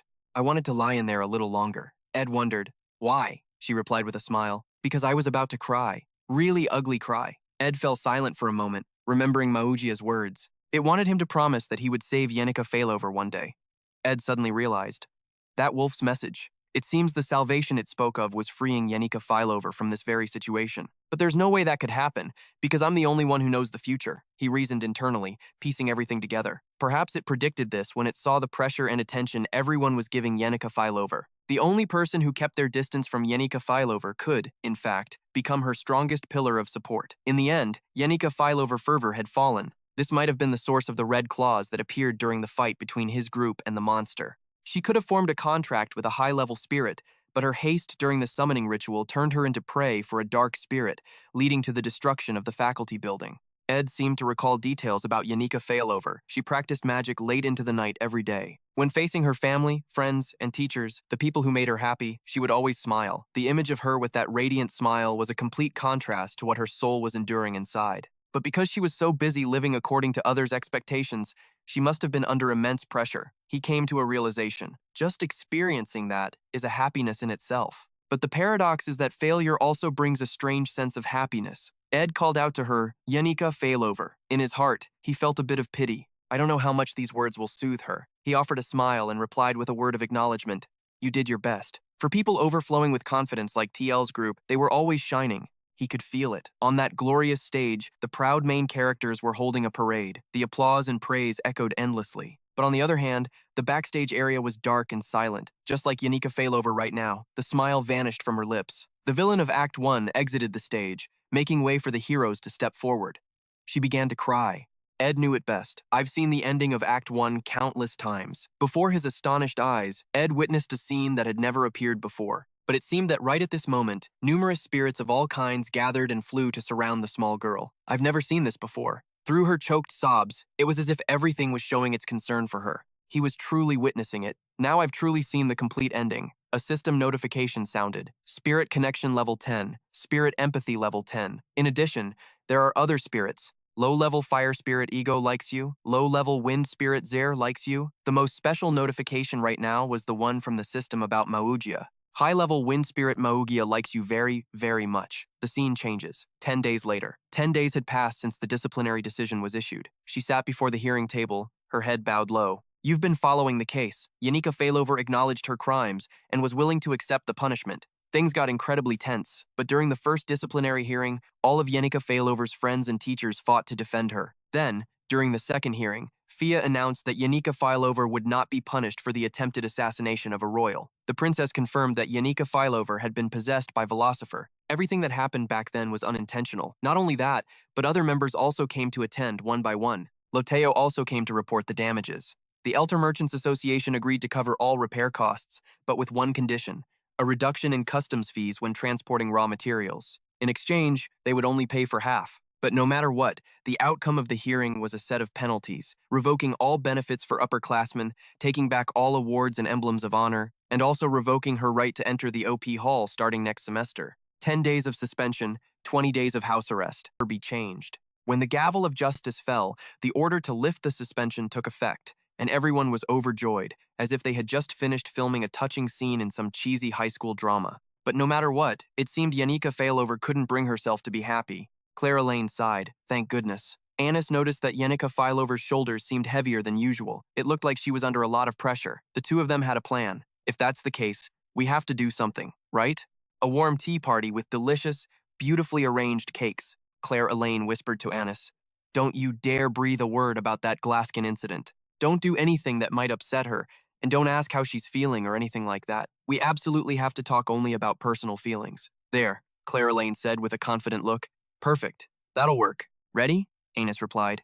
Ready, Claire Elaine said. Looking like they were part of some secret plot, the two approached the melancholic Yanika Failover. Come here, Yanika Failover. Suddenly, she put on a sweet, curious expression. Liking someone versus loving someone. Why do you guys think there's a difference between the two? Claire Elaine froze. Why are you suddenly asking about this? She stammered in reply. I have a friend. Her cheeks turned pink. This friend of mine had a dream like this. She was holding a beautiful flower wreath in her hands. The friend she was talking about was, of course, herself. In the dream, she was sitting in a radiant field of flowers when suddenly, a voice called from behind her. It was S, looking incredibly handsome on a white horse, smiling as he called her name. Yanika Failover. She placed the flower wreath on his head with a message, I made this wreath for you. Then the two of them held hands, skipping and laughing happily in the flower field. As if still lost in that joy, she awkwardly recounted the recurring dream. Her two friends, thinking the same thing, knew exactly what she meant. Yanika Failover, you were under house arrest for 10 days. There's no way you could have met any friend. Annie's probed with a forced smile. Ah, I get it. Did this friend say anything else? Yanika Failover described passionately. She said, every time she sits alone in her room staring into empty space, that person's face immediately appears in her mind. Hearing this, Annis hastily made an excuse and ran off. Oh my gosh, I forgot I had to help the assistant professor with something. I gotta go, Clara Lane called out helplessly. Annis! The carefree Yanika Failover even waved goodbye. Clara Lane, on the other hand, was in turmoil. I have to probe this very slowly and carefully, so I don't hurt Yanika Failover's fragile, weak heart. She looked at her with a mix of fear and worry. The slightest slip-up and this will become the talk of the entire school. The love story of young Yanika Failover Fover. Unbelievable. She took the initiative. Hey, Yanika Failover. Instead of trying to complicate everything, why don't you try thinking about this more simply? Clara Lane explained gently. Whether you like or dislike someone, that's always a secret, right? Yanika Failover asked curiously. Really? Clara Lane moved closer to her, her eyes full of confidence, and she began her persuasion. What you should do right now is be honest with your own feelings. I mean, your friends. Yanika Failover was convinced. You're right. I think your judgment is completely correct. You're really something else, Clara Lane, she advised. But from now on, whenever you talk about sensitive things like this, you should be a little more careful, or it will affect your image. Your friend's image, I mean. Hearing that, Yanika Failover had a realization. Oh, you're absolutely right. That would be a disaster. Claire Elaine breathed a silent sigh of relief. For now, at least, I've successfully stopped the rumor. Yanika Fileover, having received the advice she needed, cheered up. Thanks for the helpful advice. I'm heading to the Opolis Hall to report for my house arrest today. Clara Lane replied gently. Yeah, I'm going to sit here a little longer to clear my head. Clara Lane waved goodbye, then immediately slumped her face onto the table. I did it, Honest. S was calm. Thinking about himself, he always had to scrimp and save before, but thanks to Faya's petition, his tuition for the next semester was waived. He was thrilled with what he had gathered and bought some new tools with the gold he was awarded. Suddenly, he saw Yanika Failover walking aimlessly, seemingly lost in thought. He realized he'd been avoiding her this whole time, but now that Act 1 was over, she wasn't the main character anymore. S walked up to her and took the initiative to say hello. Hey, Yanika Failover. Looks like your house arrest is over, huh? He thought to himself. If I just say a quick hello, it should be fine. Huh? Suddenly, it was like she moved in a flash. The moment she saw S, she jolted and hid behind a distant tree, stammering awkwardly. Right. Yanika Failover was supposed to be honest with her feelings, but contrary to his expectations, Yanika Failover just covered her face and ran off. She shouted back at S, I have to go to the OP hall, so I'll see you later. Bye. Apparently being honest was too high of a difficulty level for Yanika Failover. Right, I shouldn't have tried to talk to her anyway. I'm about to be swamped with work. Standing before a large plot of land, he had his own plans. It was finally time to build a hut. Starting on the first day, I chose a favorable location for myself. I picked a large, well-shielded patch of land under the trees so I could work without being disturbed. By the third day, I moved on to selecting materials and started gathering wood. My wind spear skill has gotten much better, so this part was actually a piece of cake. On the sixth day, I paused my wood gathering because the final exam results were out. My practical score was quite high, and my theory score was also impressive compared to the average new student. Anytime, anywhere. I noticed that one troublesome girl, Yanika Filover, was still constantly avoiding me. Her friends, Clara Lane and Annis, just glared at me as if to give a warning. I better not let them see my face again. So, whatever, I couldn't be bothered either. I just kept going. By the 18th day, the wood gathering was almost done. I wonder if anyone has ever mastered the wind spear to this extent. Then, on the 20th day, I had managed to erect the frame of the hut. The holidays started, so now I could dedicate all my time to building the cabin.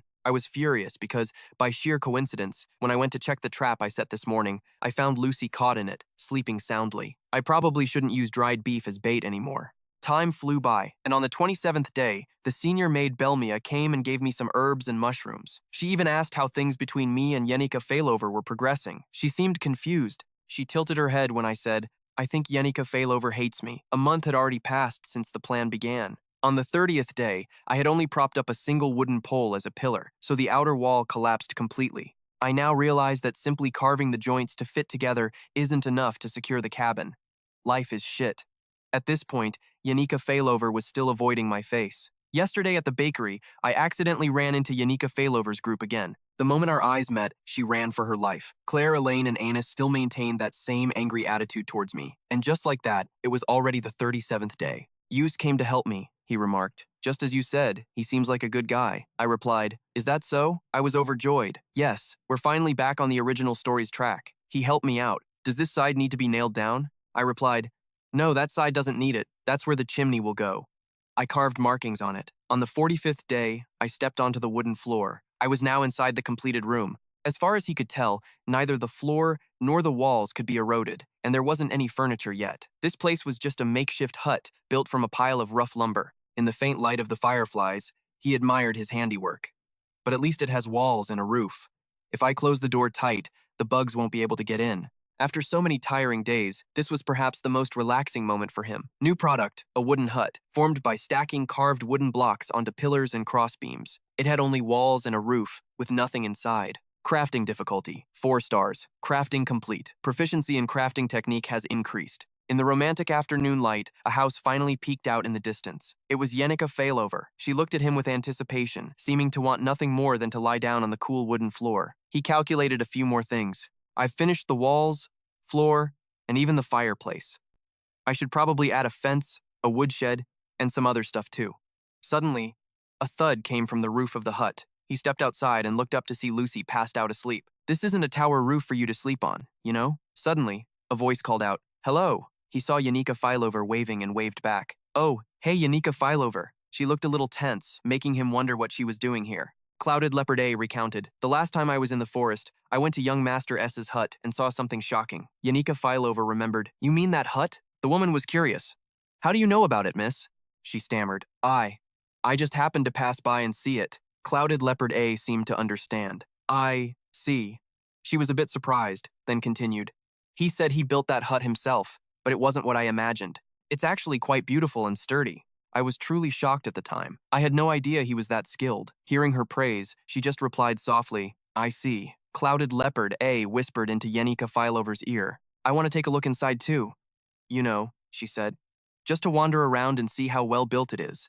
As if her weak spot had been hit, Yanika Failover replied, I see. You're curious about things like this too, aren't you? Clouded Leopard A leaned close to her ear. Besides, of course I am. I'm only human, after all. Any normal person who sees a hut pop up in the middle of nowhere would be curious about who built it, how they built it, and what's inside, right? That's a completely normal and natural reaction. Yanika Failover seemed to have a realization, her eyes filling with love. The woman emphasized her point. I specifically said it was normal and natural, so Yanika Failover would catch on. Back in the present, Yanika Failover was a flustered mess, waving her arms around as she explained, I was just passing through. I came to visit Mayugia, and then I saw this hut, so I thought I'd check it out.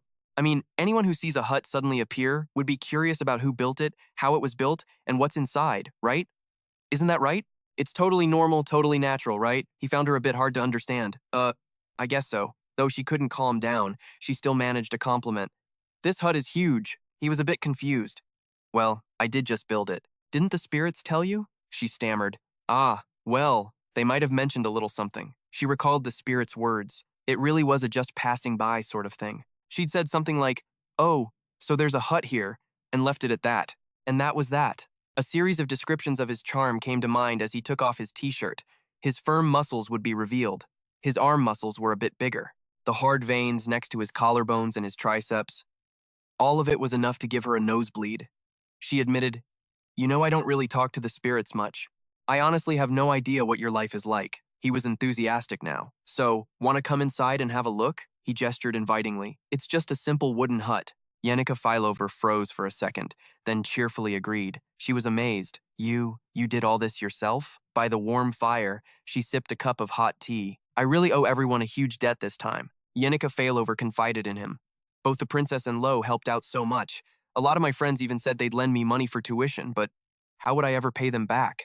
He thought for a moment. If you can't pay it back, then you shouldn't borrow it. He enlightened her. You borrow, you pay back. That's just how it works, isn't it? She found this a bit refreshing. She'd never thought of it that way. In his mind, he thought, that's right. This is just how Yanika Filover is. Based on the plot and her personality, she was unaware that the heavy burden of everyone's expectations was what led to that day's incident. The reality was always the opposite of one's expectations. Even though many people wanted to help pay her tuition or even invest in her education, she chose to solve the problem by moving from the modern Opolis Hall to the outdated Dexter Hall purely because she didn't want to be indebted to anyone, not even for something small. Despite the difficult circumstances back at Opolis Hall, each student had their own room.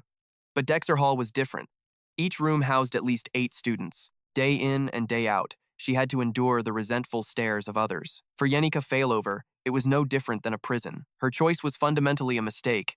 In the end, it solved none of her problems. He advised her, if you ever want to escape that place, you should try coming here. He was like a pillar of support, always backing her up. I really don't mind. She looked like she wanted to say something, but held back and just smiled. That makes me feel a lot better, Yanika Filover confided. If you ever feel overwhelmed or when you can't handle something by yourself, I hope you'll tell me. S was a little taken aback. She didn't hesitate to express herself. At times like these, Yanika Failover would flash a brilliant smile. I'll help you, no matter the cost. He returned her smile. He mused, overwhelmed, huh? Under the night sky, by the campfire, time passed. The second semester was drawing near. Scene change. A day of torrential rain marks the beginning of the second act. Some information was provided. The Sage's Sealed Grimoire. This book contains knowledge about the elemental arts, recorded by the great sage Sylvania. Elemental arts is an extremely difficult level of magic, believed to be capable of bending the laws of the natural world at will. He judged it to be a plain old book. Lo stood before the display case containing the book, letting out a sigh. Regarding the power the book grants, it has the ability to create a hurricane. She wore a slightly mischievous smile. Just as I thought, it reeks of money. The ability it grants is to blow away this entire academy. But as for him, he expressed, thanks for the information, but that won't happen. He seemed certain of his own abilities. It won't happen, at least not to me. S closed his eyes and thought, you're about to enter a difficult period, Tiel. But that has nothing to do with me. But frankly for you, it'll be like stepping into hell. Good luck, Tiel, my boy. The Failed Swordsman. Chapter 2 opens. The occupation of Opolis Hall. A few details about this place.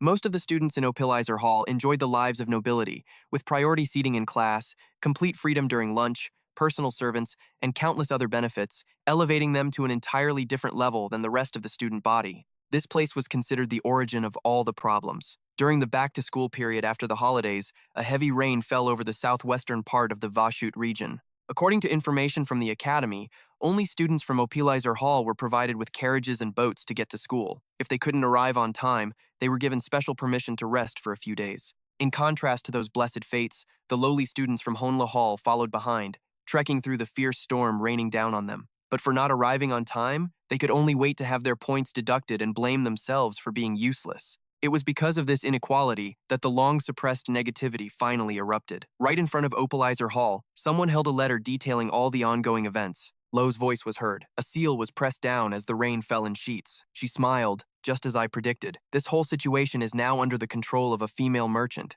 Winlin appeared amidst the students in the pouring rain. This female merchant had contacted a representative for the downtrodden students in advance, a representative who had a single goal, to demand justice from the Academy and Opolis Hall. The students' discontent had surpassed its breaking point, erupting into outrage. You could see it. Their simple demand was for nothing more than fairness for all the lower-class students. Win, who was skilled at using reason to lead others, was the one who initiated the rebellion. Justice was established. The letter was sealed. The discrimination against the lower-class students was blatant, forcing them to brave the storm just to get to school. A proposal to proactively change the school start time for students of Deer Hall gained overwhelming support. Based on the privileged treatment received by the Opolis students, another figure of equal importance emerged. The head maid of Opolis Hall and a part of the school board sided with Loethio. They would definitely support Loethio's proposal with all their might in the face of the students' extreme fury. It was clear that, at this point, whether the Academy approved the proposal or not no longer mattered. Just the wait for it to be considered was enough to drive the students mad. The flames of indignation would ignite the war, and they would fan this riot to its peak, turning it into the most impactful incident imaginable. An undesirable future was about to unfold. Opolis Hall was adorned with paintings gifted by noble families. Even the walls, the carpets, and all the wooden furniture inside were crafted by master artisans. The plan was to destroy as much of it as possible before the administration could even hesitate. Once the riot began, it was best to completely destroy a portion of Opolis Hall. The longer the riot dragged on, the more losses the Academy's already weakened finances from the G incident would suffer. Negotiations for the exchange of the sage's sealed grimoire were underway. This very book would give the Elter Merchant Guild a distinct advantage. It wouldn't be an exaggeration to call this grimoire the heart of Sylvania, but even at the cost of their own heart, they were determined to make the trade. As the rain fell ceaselessly, Loethio felt a sliver of anticipation. She stood before the window, gazing into the distance, wondering when the rain would stop. This scene felt like it would last forever, until the rain finally ceased. The pitch-black sky, without a single fragile ray of light, brought back the image of her in the slums, just like the slum sky reflected in the eyes of a little girl in ragged clothes. That year, Loethio remembered it. Because of how her life had unfolded, I didn't know what to do but delude myself for some peace of mind. This beautiful land of academia was surprisingly filled with too much light. Looking at my own reflection in the window, it seemed to also be the reflection of all those miserable fates. The image of a child in the vast darkness, covered in dust and dirt, now appeared so vividly. The proof of the schemes laid out on the table was a testament to it. They were searching for someone who had lived their entire life without a single moment of honesty, a life filled with nothing but betrayal and mutual suspicion. I became someone who fought for survival with everything I had, but even that couldn't shake off this pathetic image of myself, so I continued to desperately search for who I truly was. Even in this land, this paradise of light and people brimming with joy, surely someone among them must understand the disgusting life of a filthy rat drowning in mud. I kept searching for myself, until the last glimmer of hope faded in my empty heart. Loethio felt a little disappointed. It's so lonely, because human nature is something that can never be changed. To overcome this cruel reality, Loethio had to stand firm in the face of everything. Loethio would always be the velvet curtain that hides the dark truth behind the stage. The audience called her the Black Nightmare. The students, utterly enraged, screamed from the hall below, "We can't take this discrimination anymore. This is a place of education. We should at least be graded fairly in the original story." During the occupation of Opolis Hall, they yelled, "Answer us!"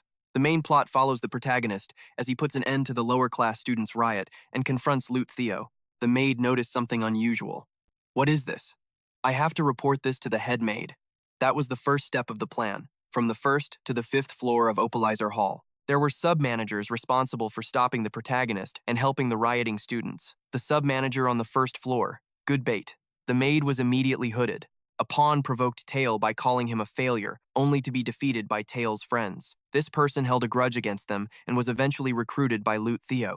The maid struggled continuously. What are you trying to do? Who are you? His role was to subdue the apprentice maids on the first floor and open the doors to Opolis Hall. The doors were thrown open, clearing a path for the students, much to everyone's surprise. What the hell is this? As if they had found a way in, people started shouting, "All the gates to Opolis Hall are open, let's move in! Treat us fairly. We're not asking for too much, just to be treated with fairness. Let them hear what we want." Once the students got past the first floor, the mid-boss of Act 2, Stage 1 would take the lead.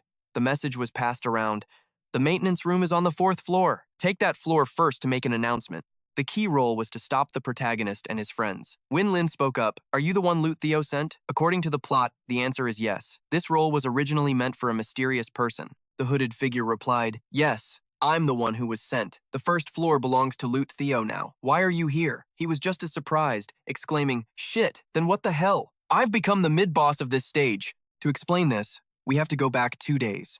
Rewind to 2 days before the Opolis Hall riot. Design stats, combat ability, novice level, characteristic weapon, bow and arrow. Bow proficiency, level 6. Firing speed, level 2. Name change, level 1. Target sense, level 2. Expanded observation area, level 1. He found animal tracks on the ground. I'm getting that feeling again. He hid himself, waiting with his bow and arrow at the ready. In a fight, Ross Taylor is honestly useless, so every time I go hunting, I force myself to use a bow. A whole semester and half of summer break have passed, and my archery skills are still terrible, with no improvement at all. More importantly, lately more and more people have been showing up near the spot where he planned to attack the Biomaya. Not only that, but someone was even exercising nearby and called out, "Hey, you planning on visiting my camp?" I feel like the fact that I'm hiding out in the northern forest is becoming more and more well known, which is incredibly annoying. Anyway, among the frequent visitors, 3 are particularly noteworthy. Just then, a flash of light appeared. As he observed, Visitor A was a genius witch with extraordinary power. Lucy, on your tent roof. She often visited me at random. Lucy peered inside the tent with fascination. You made a door today? Then make a back door too. Are you going to make a chimney? Ed didn't hesitate to push her out. She was still incredibly persistent. Excuse me, why don't you make a glass window? That kind won't break, right? We can't use magic near it either. How about a window on the ceiling? He complained about Visitor A. Oh man, whenever she gets involved, everything gets messed up. Nothing like Visitor B. Actually, she's the one I hope visits the most. An enthusiastic voice called out, "Ta-da!" Yanika Failover stood cheerfully at the entrance, holding a basket of eggs. I brought you some eggs. Beomaya said you'd really like them if I brought them over. This girl was the best among the second-year students and an outstanding spirit mage. Yanika Failover helped him with his chores. If you add boiled salt water and stomp on it like this, the cloth will get whiter. Interesting, isn't it? Back on the farm, whenever my clothes got dirty, my parents would use this method to clean them. Ed was a little moved. Even though she visits really often, I always welcome her. It's never a bother. She came by almost every day to chat with the spirits while helping me with odd jobs. She was so bright and enthusiastic in helping him. Honestly, I'm really grateful to her. With admiration, "You're amazing, Janika. How do you know all this?" She immediately turned away, embarrassed. S was extremely curious. What's wrong with her? I just complimented her. She seemed shy, but as he watched her, she also seemed easy to read. Suddenly, she turned back with an incredibly dangerous expression.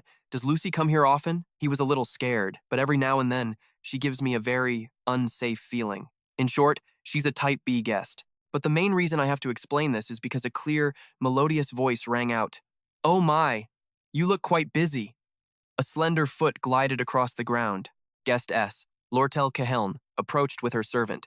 I've been waiting for you. The one called by that name. She smiled.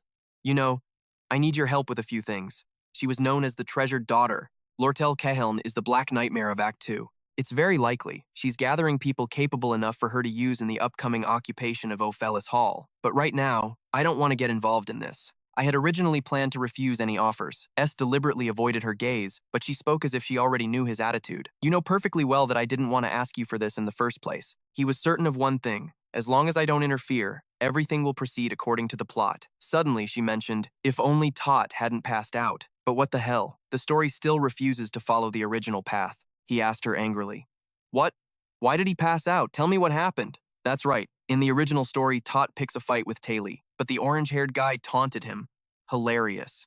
You think this corpse fucker can take down Glass can? In your dreams. The whole school saw you get blown away by Lucy in a single move. According to the original events, he was only supposed to get hit a few times by Taily, but in the next line, Tot spat without restraint. You ugly bastard. You're not even on the level of an insect. Taily! He immediately took a punch to the face. The blow sent him sprawling to the ground. Lortell recounted, I don't know if that punch was for Taily or for you, but Ollie said it was the first time she'd ever seen S so calm. She smiled nonchalantly. I fundamentally dislike placing my trust in people who live by their emotions. The favor I'm about to ask of you isn't difficult. Elter will give you the key to infiltrate Opolis Hall. Wait until the lower-class students have gathered in front of the building, then open the gate. He looked reluctant. Besides me, there are dozens of people who could do this. Lortell seemed to have anticipated this. Well, no matter how much money I give them, I can't be sure they won't sell me out to the school's internal affairs department. Lortell had her worries. If they all start gossiping that this was Lortell doing, what do you think will happen to me? I can't trust anyone. S's face darkened. So that's why she came to me. Because of my reputation? She seemed to be trying to persuade him. S, you were expelled from Opolis Hall, weren't you? Don't you want to take over the academy to get your revenge? He replied curtly, I really don't. However, I suggest you at least listen to my conditions. He calculated, I just need to limit my own role a little. She offered a price of 20 gold coins. He weighed it carefully. Before this story could change any further, he shook hands with Lortell, each with their own agenda. I will put everything back on the right track. One day remains until the Opolis Hall Rebellion. The Opolis Hall Rebellion occurs before the battle against the Sage's sealed grimoire begins. He sat by the fire, studying Lortell plot to target the Academy's finances. So this chapter is like a side story to connect the plots. According to the original story, Lortell plan succeeded, and she established a merchant organization, a group of beneficiaries right here at the Academy. But this group then became a competitive threat to Princess Fia's student council, the idealistic student council versus the pragmatic merchants guild. The important thing is, whichever side Taily chooses will be the one to win. I just need to keep at least one person who trusts me, then choose the guild with the higher chance of winning and join them. I mean, I have to survive too. Yanika, soaked from the rain, ran into the tent. I still have to go back to the dorms. The rain will probably stop today. She praised him without hesitation. S, you're really amazing. I can come and go comfortably like I'm camping, but you have to stay here all the time, even on rainy days like today. S replied softly. You get used to it after a while. She expressed, now that you mention it, it's almost time for me to leave Opolis Hall. He continued, yeah, summer break is almost over. She confided, I have to throw away a ton of random stuff. Hall X is smaller than I thought, Yanika said with interest. By the way, if you need anything, just let me know. You must need a lot of things living here, right? S replied, yeah, okay. She seemed very excited. I have a lot of extra pillows, mattresses, a clock, and even some lanterns. Yanika seemed to quite enjoy the idea of filling up S's tent, and a lot of other necessities too. She was incredibly enthusiastic. I think it's such a waste to throw it all away, and it's a lot of work too. But I can't take all the furniture with me since it's the property of Opolis Hall anyway. S replied sincerely, thanks a lot. Yanika stretched joyfully and replied, as soon as the new school year starts, I'll move out and bring it over to you. She then asked curiously, and Lucy, does she normally act like that? He looked at her and replied, sometimes. Lucy was already standing on the roof. Her extraordinary power came at a price. Lucy stood on the roof, staring into the distance. She always used laziness as an excuse to run from everything. For years, she had constantly avoided her own promising life. No matter how carefree she had become, on rainy days like today, she would always reflect on her life. He complained, she's always like this when it rains. Don't pay too much attention to her. I was planning on just ignoring her. Yanika understood. I see. So that's why you act so indifferent in front of Lucy, huh? Suddenly, he lowered his voice. By the way, Yanika, come to think of it, she's still in Opolis Hall. When Opolis Hall is attacked, a wide area defensive spell from ancient runes will be activated. All students will be locked in their rooms. For Yanika, escaping would be a simple matter. But he proposed, I have a favor to ask you. She was also enthusiastic. Sure, what is it? He suggested, tomorrow around 9 p.m., can you go and carefully watch the rose garden in front of Opolis Hall? She was a little surprised. Yanika seemed to be daydreaming a little. The rose garden? S explained, I'll tell you the reason tomorrow. But in his heart, he thought, I haven't even thought of a reason to tell her yet. He was secretly protecting Yanika, but he should also tell her to go there to avoid any unforeseen situations. Somewhere not too far from here, a place where she could take shelter from the rain. Yanika shot to her feet. All right, thanks. Shielding her head from the rain, she hurried off. I'm going now. Bye-bye. He let out a long sigh. The time when the new semester begins is also when the rain will stop falling. After a long wait, the day I could finally bask in the bright sunlight arrived. Then, the trees here would release a sweet autumn fragrance. He sat alone in the tent next to the warm fire, and just like that, the long summer vacation came to an end. 0 days until the Opolis Hall rebellion, 9 p.m. S was a bit exhausted. My actions were improper. With his rippling six-pack abs and solid muscles, he was doing a handstand. I need to control my impulsive, emotional actions. I can't believe I got that angry. He finished his training session. He looked down at the window and seemed to see something. There was a person completely covered in a cloak walking by. Looking closely at the person's face, it was S. He went inside the hall to talk with Sani. "What about the other maids?" she informed him. "Except for the essential personnel, the rest are in the meeting room. The head maid summoned them to discuss an important strategy." He silently realized. So, they plan to block the entrance after gathering everyone there. The person in charge has been assigned, so things should proceed quickly. She led him down the corridor and announced, "I've also prepared the things you requested beforehand." He replied, "Thank you." A barrel of liquid had been brought. She designated, "I'll put it in the corner." He stood there with the bucket. The hall was now engulfed by the light of flames. The rebellion at Opolis Hall had begun. Hundreds of students were swarming in. Everyone was shouting, "We can't take this discrimination anymore. This is a place of education. We should at least have fairness," Willis shouted fiercely. "Answer us." He was the representative for the lower-class students. Everyone was slowly gathering by the main doors. Suddenly, the doors flew open, and everyone cried out in surprise, "What the hell is going on?" An announcement went through the crowd. All the hall doors were open, and it was time to move in. Willen asked, "Are you the one Lortell Cajon sent?" A pulled his hood down. The servant, Rate, was struggling relentlessly. He let out a cough. A placed a hand on the man's shoulder. "You guys are always so hot-headed about all this stuff you've been yelling about. Of course, I once lived a comfortable life in Opolis Hall, but it wasn't until I was kicked out of here that I truly realized just how great the privileges I'd been enjoying were." He was trembling. He had a look of admiration on his face. "What an idiot. I can't believe I judged you based on a few rumors. I never expected you to be such a noble person. You've truly done a lot today." A pushed him forward, urging, "You're the one leading this whole affair, after all." Internally, he cursed. "You're the goddamn ringleader of this rebellion. Hurry up to the next floor." What he really wanted to say was, "Cut the crap and drag your ass upstairs." The man agreed. "All right, I'll leave this place to you. Willen would be the one to take full responsibility for this." "I'm sorry." If only Willen hadn't been forced to take that chance to run. After all, every authority figure she needed to report to was already in the meeting room. The head maid, Allier, controller of the protective ancient runes, was in Lortell Cahelm's hands. The ancient magic, originally meant to protect the students, had been activated. The people in the room were starting to panic. What in the world is happening out there? If we just wait a little while, everything will go back to normal, won't it? According to protocol, a prison would now be their holding cell. Everything was going according to the plan of the Lord of the Black Nightmare, the mastermind behind it all. A familiar voice echoed, Well, your opening act was more impressive than I thought." Once again, a pair of slender legs approached, their owner's voice filled with praise. "As expected, Lortell Cahelm was right to entrust this job to you." A stepped onto the stage and complained, "Now even my socks are soaking wet. This is exactly why I can't stand the rain." A asked, his curiosity piqued. "So, you've been watching this whole time?" Lortell Cahelm brushed right past him and headed straight for the Academy official. "But if it gets to that point, this rebellion will be crushed immediately, so we have to finish before then." He offered his encouragement. "Right, you've got this." Lortell Cahelm hesitated. Lortell Cahelm asked, "This might be a bit sudden, but have you ever killed anyone before?" A was silent for a moment, then answered, "No, never." She chuckled. "Me neither. But you know, back when I was just a little girl, cast out and forced to fight for my own survival, I did something very similar." She confessed. "I trampled on the lives of others just to survive. I had to stab people in the back to avoid being betrayed myself. And every single day I managed to stay alive. I would try to soothe my own guilt, telling myself it was the only way. But in the end, that was all just a line I used to delude myself." Because she used wealth and trampled over the very people she exploited to get ahead, Lortell Cahelm earned the title of the Treasured Daughter. More than anyone, she knew she didn't deserve an ounce of sympathy. So in the end, she had to seek that feeling from other people. She asked, "I desperately want to know, could you ever empathize with someone like me?" A understood.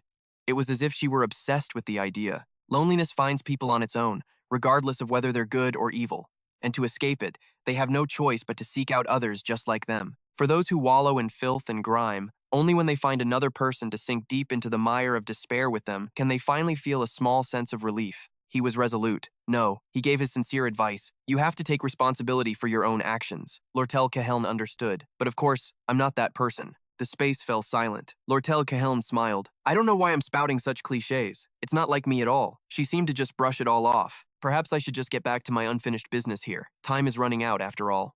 Without another word, he let out a sigh. Now, Lortell Cahelm would go to discuss the next phase of the plan with Allier. Once they succeeded in disrupting the protective magic of Opolis Hall, and handed control of the ancient magic over to Willen, the representative of the lower-class student council, the story would continue on its current path toward the climax. After that, Willen, having absorbed the protective power from the hundreds of defensive spells around Opolis Hall, will transform into his second phase. The current objective is to eliminate Willen. He'll soon go berserk amidst the chaos of the ancient runes.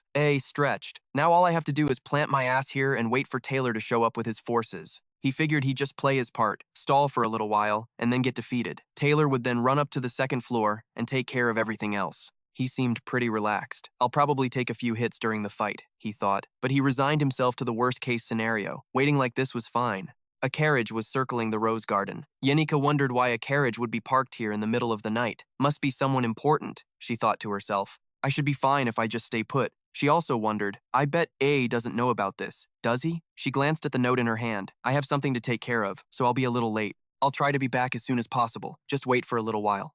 I'm so sorry.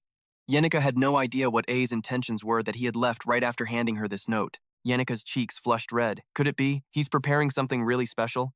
Meanwhile, A seemed to have anticipated the arrival of that golden carriage. To her, none of that mattered. No matter what happened, she wouldn't leave the gazebo in the rose garden. That was because for the past 3 days, she hadn't stopped thinking about what A wanted to tell her.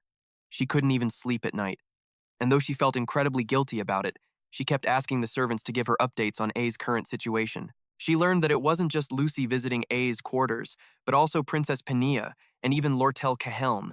And coincidentally, all of them were women. It was enough to make a young girl's already fragile heart flutter. That was why she would sit here and wait, no matter how long it took. Yanika suddenly became conscious of her appearance. But does this paper flower hair clip really suit me? A marigold might look nicer. She suddenly froze. Yanika calculated that if she ran back to her room and returned, she could probably still make it in time. He was aware of this unforeseen situation as well. She would still wait, but only after she had changed into her new hair clip, and that's how the story goes. She ran straight for Opolis Hall. Taylor asked again, just to be sure, are you certain our decision to come back here was the right one? Lilia was not pleased. Do you have any idea how many rare herbs I have in my room? Taylor immediately stepped forward to shield her. Isla, why are you here? Lilia fell silent, realizing those were the footprints of the students who had flocked to this place. Surveying the messy display case, she analyzed the situation. Ed just sat there, his back to the stairs. Lilia smirked. Well, this is interesting. I didn't see this coming. You're trying to. It seemed she understood his plan was to stop them. Ed spoke up. I'm sorry, but you can't go any further. With a sly grin, she challenged him. Now this is getting fun. And what if I insist on going in? You really think you're strong enough to stop me? I've heard you're pretty skilled with magic, but so what? She continued to taunt him. At the end of the day, you're just a rookie who can only use basic spells. Just a pathetic second-year student. The three of them readied themselves. Tiel didn't hesitate to brag. On our side, we have an ace swordsman and a mage with the best magic skills in the entire first year. She chimed in. And then there's me, the top-ranked alchemist in our class, she declared proudly. The gap in our power is absolutely massive. Tiel was furious. Why would you do that?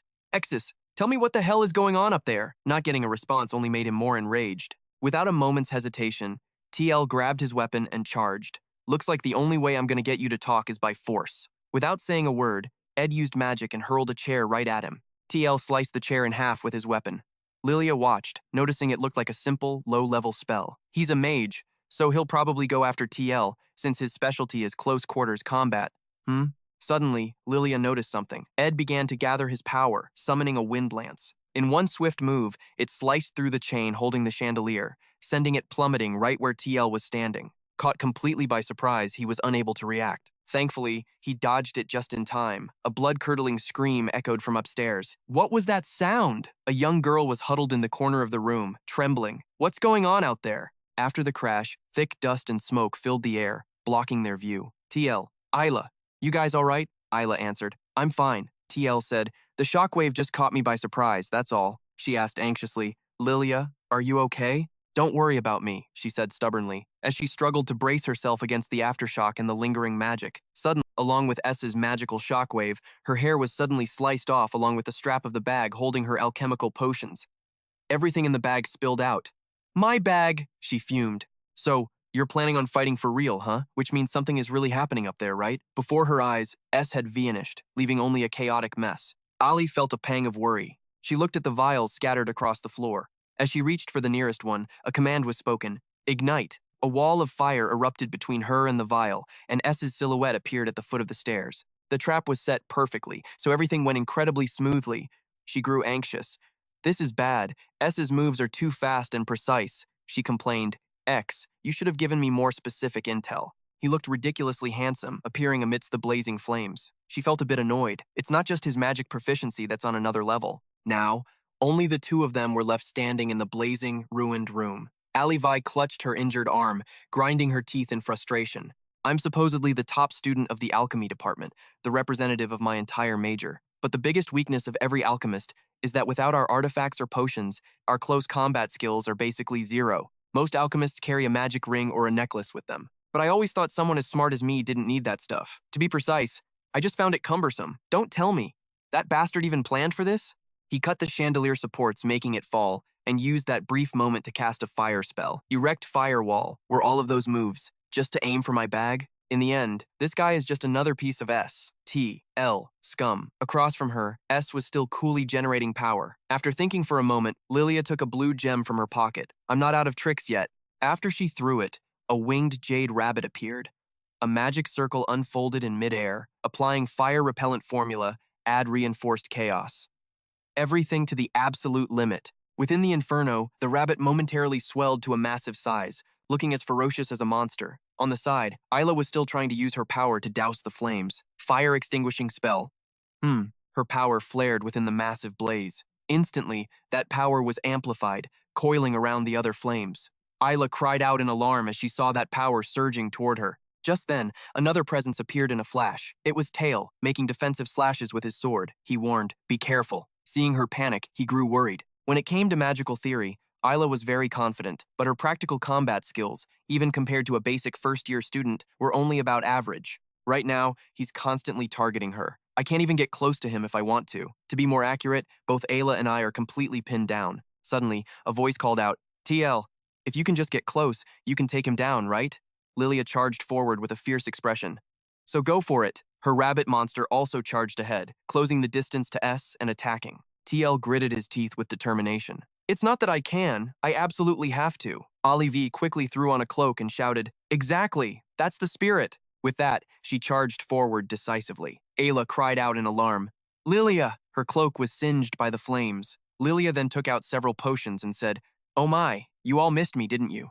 We were only apart for a little while, but I missed you like crazy." Over on the other side, S was counterattacking the rabbit. Then, he raised his hand and launched an attack at Ali, a blast of power shooting toward her like an arrow. Meanwhile, Lilia was still holding a flask of blue liquid. He probably saw this coming, she thought, but I've already activated the magic release. She decisively threw the vial at S's incoming attack. S's attack shattered the bottle. "You're too slow," she declared. It was a chemical synthesized from minced butterfly, pea flowers, and honey mushrooms. When combined with released magical energy, it creates a special chemical compound. This essence will control the flow of any released magical power. The streams of power in this space began to fade, temporarily weakening the effects of other magic formulas. Everything was extinguished, but the rabbit had been impaled by S. Do you have any idea what that means? The rabbit was grievously wounded, covered in blood.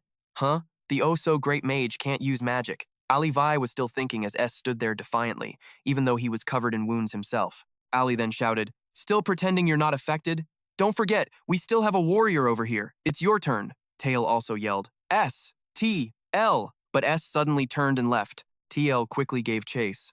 Is he running away?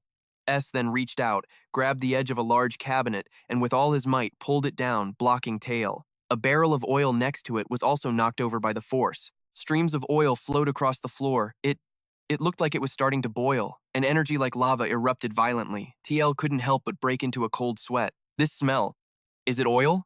Ali Vi screamed from the side. "Are you insane? We're in the OP Hall. If a fire breaks out, we'll all die." Tiel still held his sword firmly. "It doesn't matter if this is magical fire or oil fire. My elemental slash can still cut through it. Besides, this chemical won't last more than a minute anyway." Tiel summoned all his resolve and charged forward. "I'll end this before anyone else gets hurt." Ali V cried out in panic. "Wait, TL, it's over." A series of calculations flashed through his mind. The windows are open wide enough for the smoke to escape. Even the carpets, which would catch fire the fastest, are nowhere to be seen. There's nothing flammable around here either. STL actually calculated and planned this entire thing from the very beginning. S just stood there, while Ali, still in a complete panic, screamed, "No!" S now drew his bow, pulling back an arrow and aiming it straight this way. Meanwhile, Tiel was still charging forward, filled with rage. He felt a bit worried. He's using a bow and arrow. I'll just knock it off course. Someone's eyes suddenly widened in shock. S's eyes glowed brightly. He released his grip, the power creating a streak of light. But when he saw the arrow curve through the air, fly past him and head towards Isla, he was stunned to realize he wasn't the target. Isla held up her hands, as if trying to block the powerful arrow. At this moment, Isla couldn't even cast a basic spell. A terrified scream rang out. Isla! Just as Isla was waiting to take the hit, a stream of power shot from another direction and caught the arrow. It was Ali, using a magical device to deal with it. That was way too close. Ali Vi looked genuinely worried, panting heavily as sweat poured down her face. An explanation of the device. The Gauntlet Hand, a magical tool capable of pulling any small object within the user's line of sight. It has a very wide range. Ali Vi now wondered to herself, but what was his purpose in shooting that arrow? Its tip was wrapped in cloth. Was he really trying to hurt her? Suddenly, she stood up and coughed loudly. Wait! Tiel, be careful. He's definitely up to something else. But before Ali V could finish, the two of them were already clashing directly. Just then, S cracked a small smile. This sound. Is it time? And a reminder was heard. If we don't act now, we're all going to die. Chapter 2 Finale. The Opolis Hall B. Second floor incident. Snowdan has escaped. Everyone was in agony from some strange power. Just then, he let out a sigh of relief. Phew, finally. But the moment he let his guard down, he was sent flying back by Tiel. Everything was momentarily plunged into a thick cloud of dust. Ali V had a look of utter confusion on her face, blurting out, What the hell is wrong with him? S had been slammed into the wall with such force that he had no strength left to stand, simply sitting slumped over, covered in wounds. A moment later, a questioning voice rose from the messy wreckage. Are you insane? Why did you have to push things this far? TL grabbed S by the collar in a rage. Beside them, Ali V grimaced and cursed inwardly. So damn annoying. It feels like he was just toying with us the whole fight. If he had wanted the upper hand from the start, he would have just hidden somewhere and attacked when the chandelier fell. But no, this bastard just had to show up and block our path. He hasn't shown a single opening this entire fight. There's something really off about him. A moment later, S finally spoke slowly. He was exhausted, with no strength left. He backed away, then continued. Huh? If you guys are done, then go upstairs. Don't just stand around here any longer. The three of them cried out in confusion. Huh? What? You've been stopping us from going upstairs this whole time, so why the sudden change? Outside, the night rain was pouring, while inside, the questioning voice rang out again. Why did you let us win? Isla was stunned to hear that. What do you mean by that? Alavisa also chimed in, disbelieving. Let us win. You mean he went easy on us? Alavisa stepped forward again, getting right up in S's face and growling. I'm not going anywhere until you tell me why. Answer me. Now, why did you let us win? S's blue eyes looked up coldly. Alavisa glared back, growling down at him. The door then slowly opened, and a stream of light poured in. Finally, after a restless night of thinking, she still decided to choose the rose clip, explaining, the previous chapter translated it as bougainvillea, but Hong is rose. What were they thinking? That it's a persimmon and they were going to make dried fruit. The original was persimmon flower, and some genius translated it as permission floor. That's so bad it makes me want to die. My apologies, dear readers, but who could call that a silly day to mock that girl's pure feelings? Perhaps those feelings were just a fantasy, but no one ever put a tax on dreams. And sometimes, the gap between dreams and reality can be surprisingly wide. The boy who was supposed to be impeccably dressed, waiting for her in the hall, was now dragging himself across the floor, covered in fresh blood. After being attacked by a shady group, S was lying there helplessly when suddenly a voice called out, Ah, what have you all done? Yanika Fileover appeared, radiating an incredibly dark aura as she demanded an answer. To say that nothing was out of the ordinary would be a lie. He was definitely in some kind of trouble. That was what Yanika Fileover thought when she received the letter, which read, Something came up that I have to handle, so I'll be a little late. I'll try to get back as soon as I can. You just need to wait a bit. I'm so sorry. However, from his simple way of life to how he conducted himself during the great battle, no matter how big or small the matter, Sos Taylor was always a source of hope, a pillar of emotional support. Only when she was shaken from her wild fantasies did she calmly recall the memory. Back then, she had smiled gently and said, If that ever happens, I'll help you, no matter what it takes. but so's Taylor never asked for help. The reason he lured Yanika Fileover to the outer grounds of Opolis Hall, even doing something he'd never done before, writing a letter for her, was the same reason that boy decided to fight until he bled, all by himself. In short, he wanted to keep Yanika Fileover far away from this fight, because, after the Glassican incident, Yanika Fileover had already faced a lot of disciplinary action. Yanika Failover was now emanating pure rage. I have no idea what's going on, but he tried to keep me away from this battle so I wouldn't get dragged into it. And what was I doing? All I cared about was dressing up nicely. With that thought, she decisively yanked the flower clip from her hair. As if possessed, Yanika Fileover radiated killing intent as she demanded, "What do you think you're doing?" TL was sweating bullets, stammering an explanation. "Senior Yanika Fileover, thank God, you weren't dragged into this battlefield. The entire Opolis Hall has been taken over by other students right now. But I don't think it's that simple. There must be something else going on for this S guy to go to all the trouble of blocking our way for so long." Ali quickly pulled out a vial of pink liquid and shouted a warning. "Be careful! TL, she's an enemy!" But Yanika Failover seemed not to hear him, her face darkening as she cut him off. "Let me tell you something. Whatever you people are doing, I don't give a damn." Her power erupted violently, sending everything flying from the pressure. S cried out in alarm, "Yanika Failover!" Yanika Failover tried to stay calm in the storm, forcing a reassuring smile. "It's okay." Alavisa's face was twisted in fear. Isla was just as terrified. Accompanying her aura were falling feathers, along with shards of glass from the windows, shattered by the pressure and floating in the air. Then, a bird spirit appeared, followed by a ferocious rock ape spirit, and then crocodile and tiger spirits all summoned by Yanika Failover. "Just give me 1 minute."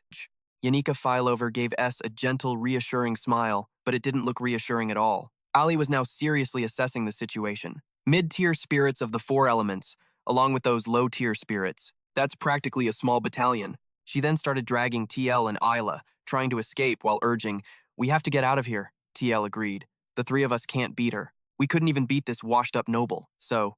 But Yanika Failover reached out her hand, accompanied by a surge of purple energy. Now, the battle begins. The most elite second-year student in the entire magic department. Yanika Fileover's spirits charged forward, and everyone panicked. Alivisa screamed, "TL, snap out of it! You have to accept reality! Thank God the window's broken! Let's escape through there!" Suddenly, TL gritted his teeth and exclaimed, "You're right." S's actions made TL realize that this occupation of OP Hall was not normal at all. This could get the other students hurt. Then, he raised his sword as if preparing to face it. "Alavisa, we can't just stop you from finding your precious medicinal ingredients, can we?" But TL refused to give in, without even trying to fight back once. Small but tough, TL stood before that immense power. A terrified scream rang out. TL wasn't exaggerating when he said, "In the future, I, TL, will live the life of a hero. Oh, for crying out loud!" Suddenly, a hand grabbed TL by the collar, yanking him back while scolding. "I said go, so hurry up and go." He threw him back forcefully, then said seriously, "Listen carefully, Yanika Failover. Leave this to me. Just go on to the 2nd floor like you all planned." S now stood before those powerful spirits. Isla helped TL up, questioning him in confusion. "What the hell? You were the one who deliberately blocked us, and now you're telling us to go?" S was too lazy to explain, just saying casually, "I changed my mind." "Now get up there. Hurry." But Alavisa, with a look like a vicious dog, snarled, "Ha! That's hilarious. You think you can stop those spirits? With that battered body of yours?"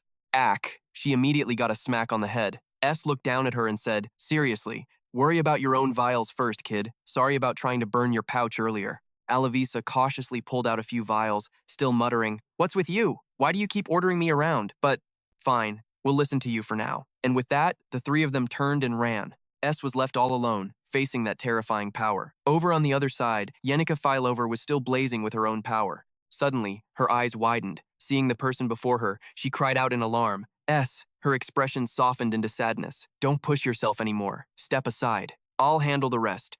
You can explain everything to me later. For now, let me finish this and then treat your wounds." S cut Yanika Fileover off, an act usually considered disrespectful. He reached out his hand. "I'm fine, really." S reassured Yanika Fileover. "Why haven't you calmed down yet?" He placed both hands on her shoulders. Yanika Fileover was still stunned. Looking ahead, that heavy pressure was instantly gone, replaced by Yanika Fileover's own astonishment. "Huh." Then her face flushed bright red with embarrassment. "S, your hands! Your hands are on my shoulders!" S reassured her while urging, "Yanika Fileover, call back your spirits. The wind is too strong. I can't even stand anymore." Yanika Fileover immediately panicked. "Huh? Oh, right. With wind this strong, it must be hard to stand straight. I'm sorry. What do I do? Oh my God, I'm so stupid." Instantly, the wind spirit began to dissipate. The sharp shards of glass that were suspended in the air now fell to the ground. The other three, who were running away, saw the scene and their faces were filled with utter shock. He actually managed to stop her. S turned back coldly, waving his hand to urge them on. Now, hurry up and get up there. His voice sounded like he had no strength left. There's not much time. Then, he collapsed weakly to the ground. Yanika Fileover was horrified. A piercing scream echoed throughout the building. A while later, outside, a concerned voice was heard. Why do you keep letting yourself get hurt? How many times have I told you to call me when things like this happen? E replied softly, I had no choice. Next time, I promise I'll tell you everything. The two of them were now sitting in the hallway. Yanika Failover, extremely worried, said, Those kids really went too far. Why did they have to beat you up this bad? I don't know what happened between you guys, but I swear I won't let them get away with it the next time I see them. Hey, can you please stop rushing headfirst into danger? Promise me, okay? E agreed.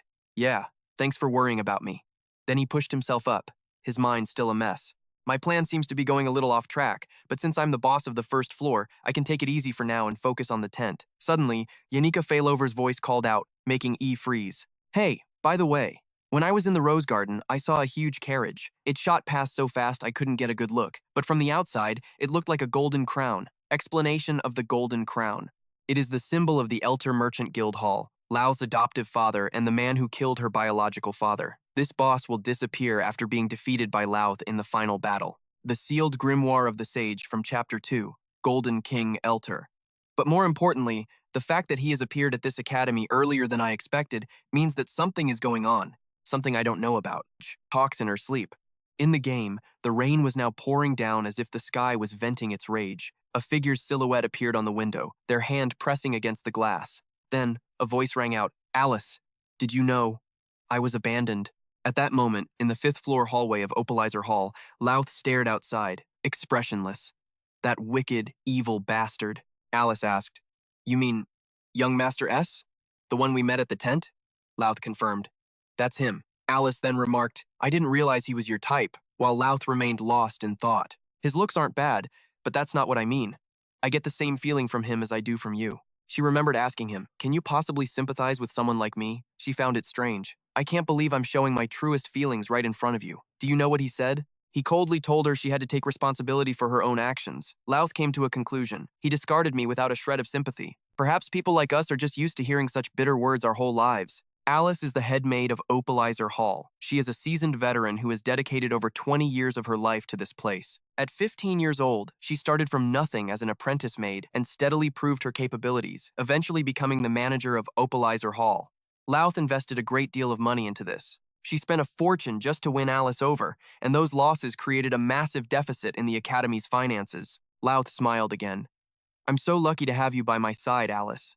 But Louth never considered that act a waste of money, because she had found someone like herself, someone willing to abandon all faith and core values to chase after gold coins. Only by meeting her own kind could she escape the shackles of solitude. Perhaps it was because she had lived her life in the dark corners of the slums, or in the bright lights of merchant parades, among people who would live and die for a single gold coin. She lived a life where if she didn't strike first, she would be the one getting struck.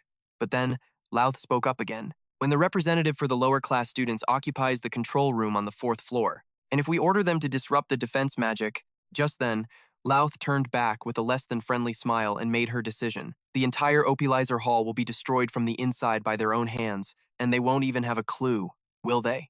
But despite her unfortunate past or the painful story that pushed her into this dire situation, she was clearly an insidious character, a villain in the shadows. A moment later, the two began to move, with Louth laying out the plan as they walked. Everything seems to be going according to plan, so I'm heading to the archives now. I have to play the part of the foolish schoolgirl who knows nothing, so scared that she has to hide in the storage room. Following behind, Alice could only let out a quiet sigh. What a poor, pitiful human. At her age, she's never even been in love. Then, Alice drew her sword and replied, Lady Louth, while we're on this topic, there's something I want to tell you. She has no one by her side to call family, so now, when she dies, she will still be alone. Alice revealed her true intentions, exclaiming, So much for your own kind.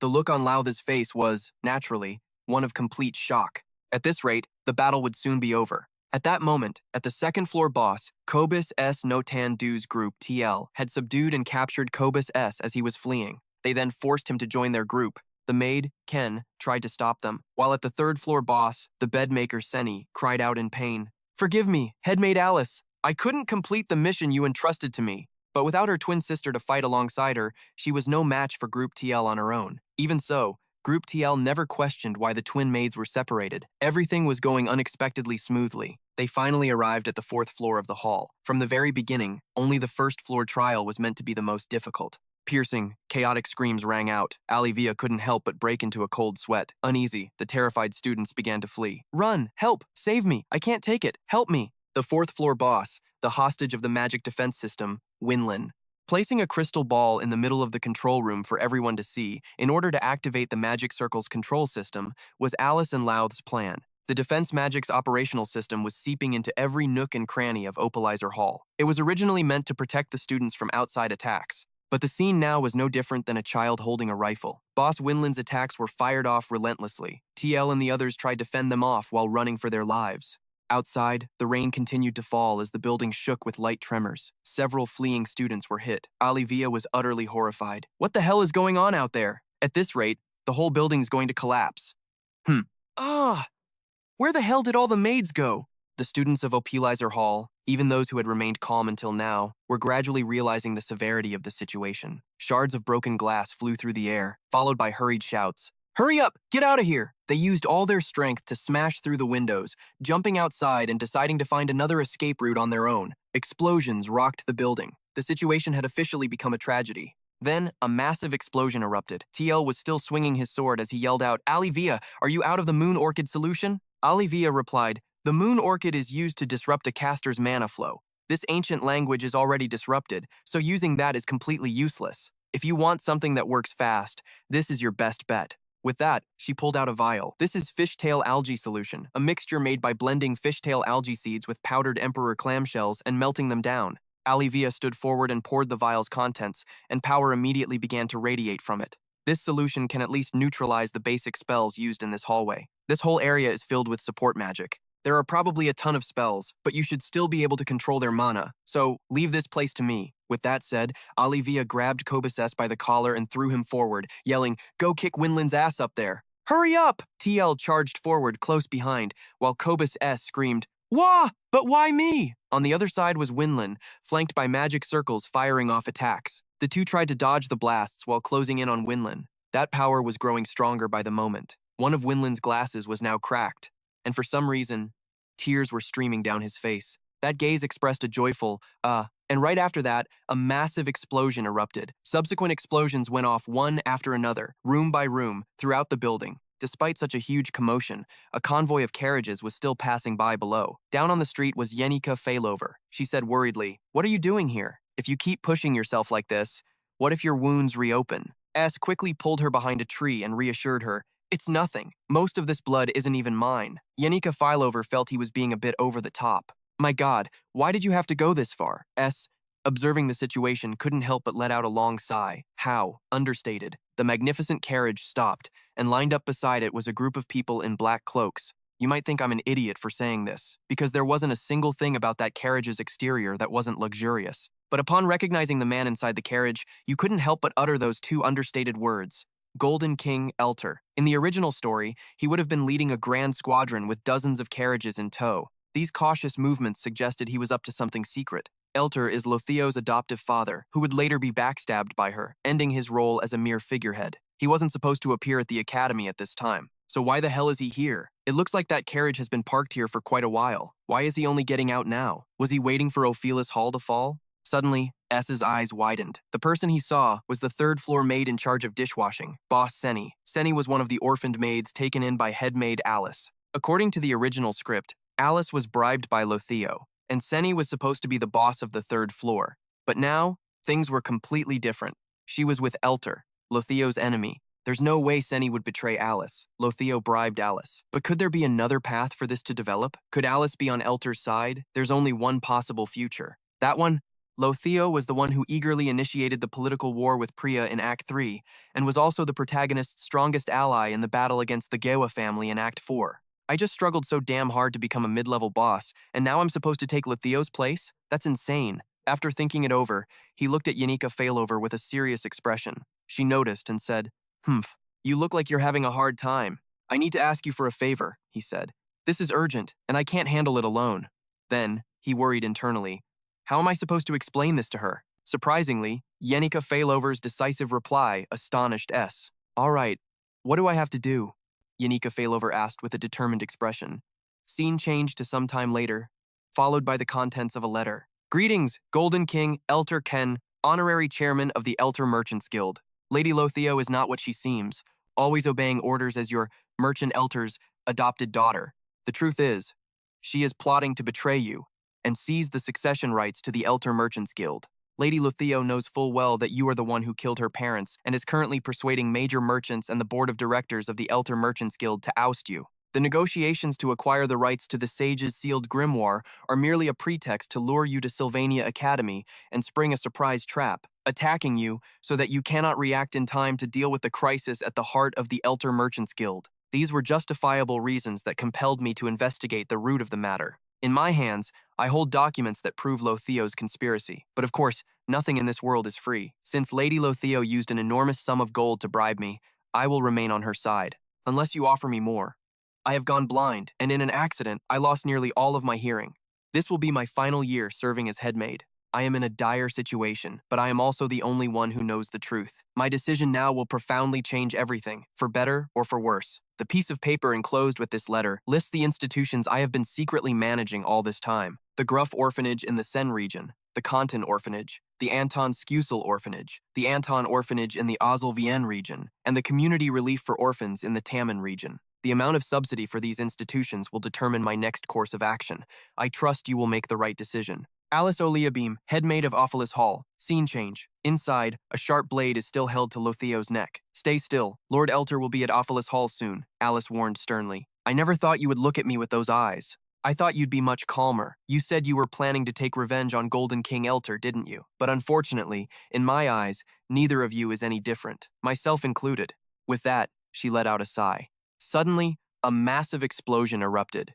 Wade Lin, now completely bound, was dragged out. There's no way a useless guy like Wade Lin could get past the defensive magic. Just as I suspected, the one behind all of this is Alice, pointing an accusatory finger. He roared, "Headmaid Alice! She's holding a hostage! Be careful, Taylor!" Taylor's group appeared. While Alice was in a state of confusion, Loethio collapsed. The group rushed over, calling out worriedly, "Loethio, are you okay?" Loethio was pale. "I'm fine," she calculated internally. "That woman over there is the mastermind behind all of this. We have to take her down immediately. I should say that. I have to pin all the blame on Alice. Loethio? What's wrong with you?"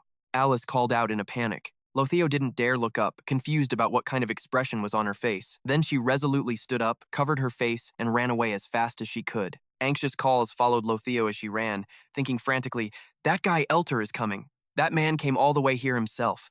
It proves he doesn't even trust his own subordinates. The plan to overthrow Elter is so close to succeeding. Elter will soon face the consequences for deliberately falsifying a large number of ledgers and for all the related damages. Luckily, Elter isn't at the headquarters right now, so I just need to contact the board there, use the carrier pigeon in the room to send a message, and hide somewhere. As long as I, the trump card of this plan, am not caught, it's not over. After thinking for a moment, Loethio slowed her pace. Then she reassured herself, "Everything will be fine.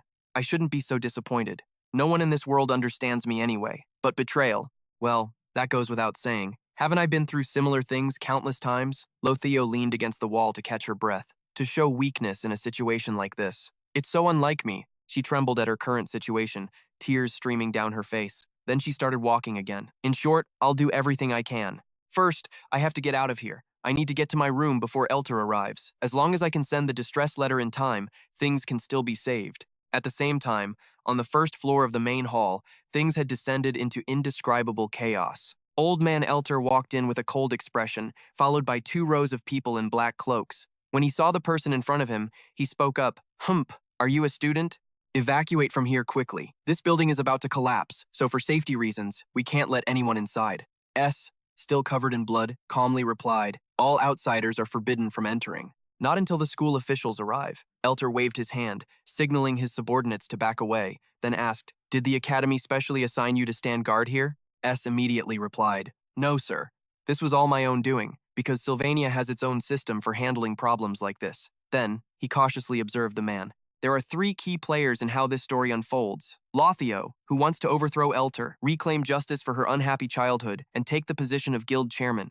Then there's Elter, who decided to ruin Loethio's plan and successfully acquired the rights to the sage's sealed grimoire, later using the person standing between the two sides. The key to the story's spectacular reversal. I don't know why she betrayed Loethio, but she's on the 5th floor with her, which means I have to go up to the 5th floor to take her down? No. Even if I don't go, according to the current plotline, Taylor's group will get there eventually. I should probably leave her for them to handle. We can trust them. Recalling the combat strength of the West L group earlier, every single one of them could use their own power to the fullest. I've already confirmed his abilities, which means I have to handle things here.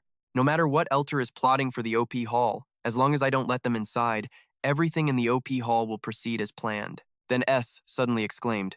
He bowed before Elter, showing respect. I can't believe it. Aren't you Elter Kechen, the head of the Elter Merchant Guild? There must be a reason for someone of your stature to come all this way, but I think you should ask the school for permission first and ensure you receive the warmest welcome possible. The old man glared for a moment, then spoke. I get it. S bowed his head, but his face was filled with worry. Elter stated his conclusion. So, you're on the same side as that little Lortell Caheln wench, Elter said, releasing a powerful aura to intimidate S. 10 minutes earlier, in the quiet of the night, a loud explosion roared as the wall of the room was blown open, leaving a massive hole. He frowned slightly and asked, Everything's a mess out there. How can you be so calm in your room? Across the room, the other guy was doing one-handed push-ups. I'm just trying to avoid any reckless actions. Besides, even if this building collapsed, it's not like I would die. Hearing this, S thought to himself, is this the confidence of someone with true strength? Zesh stopped his workout. And why did you have to break down the wall to get in? How am I supposed to sleep when it gets cold now? S couldn't help but mock him. Is there any mage in the world like him? Then he bowed to Yanika Filover, who was standing beside him. Oh, Senior Yanika Filover is here too? This is the first time I've been able to greet you properly. Although, I guess we sort of met during the glass can incident. She replied softly. Ah, right. About that. I'm sorry. S immediately comforted her. You don't have to be so down about it. Yanika Filover, you faced disciplinary action too, didn't you? Yeah, you're right. Thank you. Zesh looked up at them. By the way, are you two dating? Yanika Filover jumped, her face turning visibly red. You can't just, she stammered. She shyly glanced at S, who remained impassive. S, does what the kid said bother you? He replied in a low voice. I'm fine. That kid Zesh is the one at fault for being so tactless. Is that so? Zesh didn't hesitate and immediately bowed his head to apologize to them. If that's the case, I'm sorry. But why did you come all the way here and break down my wall to see me? At this, S's brow furrowed. Right. Do me a favor. I'll repay you later. The scene changes to a ruined, dilapidated room with objects scattered all over the floor. S bowed before Elter and said, There must be a reason for someone of your stature to come all this way. But I think you should ask the school for permission first and ensure you receive the warmest welcome possible. I get it. So you. He stared at S with sharp eyes and an oppressive aura, are on the same side as that little Lortell Caheln wench. What? Are you mesmerized by that gloomy face of hers? You should take the opportunity in front of you instead of focusing on gold you might not even get. Elter's brow furrowed tightly. That bitch was born with cunning blood running through her veins. She's the type who wouldn't hesitate to stab you in the back the moment you turn away. I raised her. Since she was a child, no one understands her better than I do. I'll give you double the gold she offered you. Step aside. S's face darkened, and he replied in a low voice, Thank you for the offer, sir, but I didn't receive a single coin for doing this. So, what does doubling it even mean? Seeing the hostility in his eyes, he said, I see. You don't give a damn about what I say. Immediately after, the black-robed figures in the room drew their swords and surrounded him. Their bodies radiated an abundance of power. S glanced around as Elter gave the order.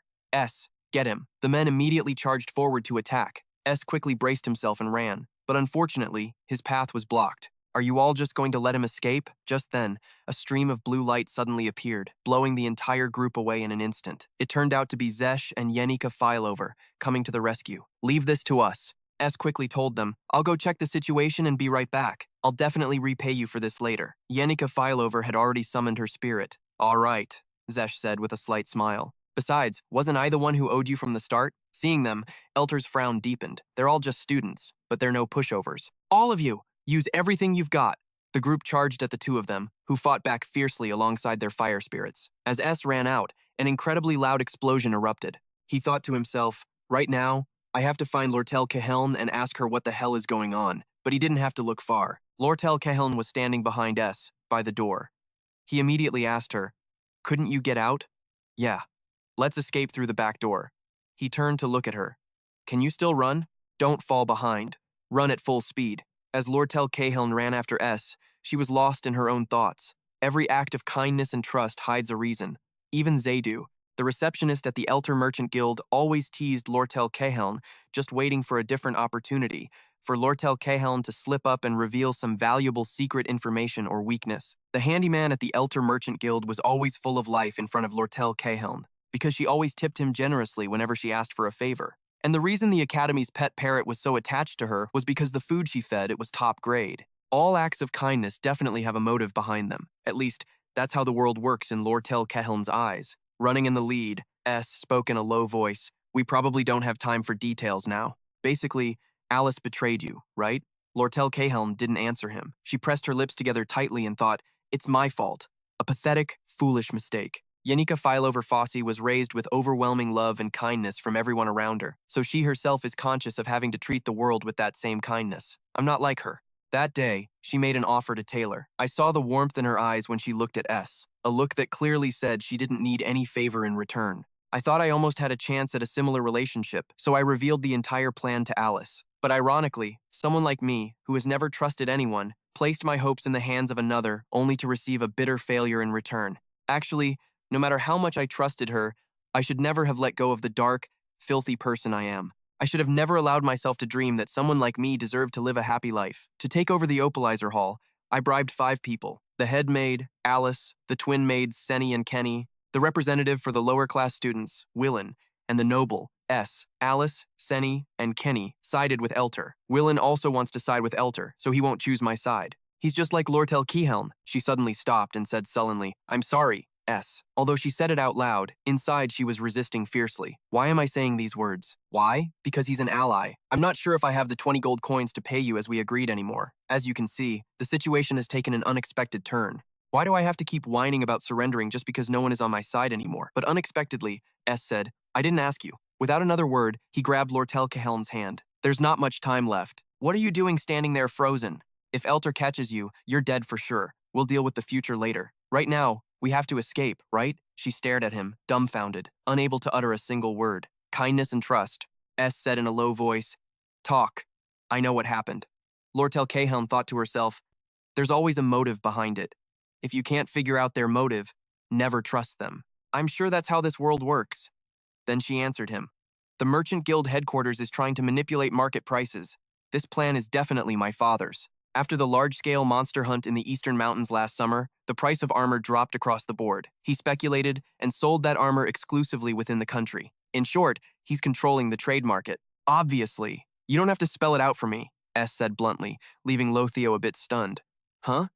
Oh, yeah, that's right. To fund that plan, he needs a large sum of money fast. He found someone willing to pay a high price for the Sage Chariot's sealed grimoire, so he immediately sent me to Sylvania to find a way to steal it. Before she could finish, S already understood. I get it. You don't need to explain the rest. Basically, the process of market manipulation is that merchants A, B, and C monopolize and speculate on cheap goods, trading them back and forth to rapidly drive up the prices. It's the simplest method of market price manipulation because the prices of those goods are pushed up at an unbelievable rate, making others think that at some point, the price will get so high they won't be able to afford them anymore. The thought, I have to buy now, will immediately pop into their heads.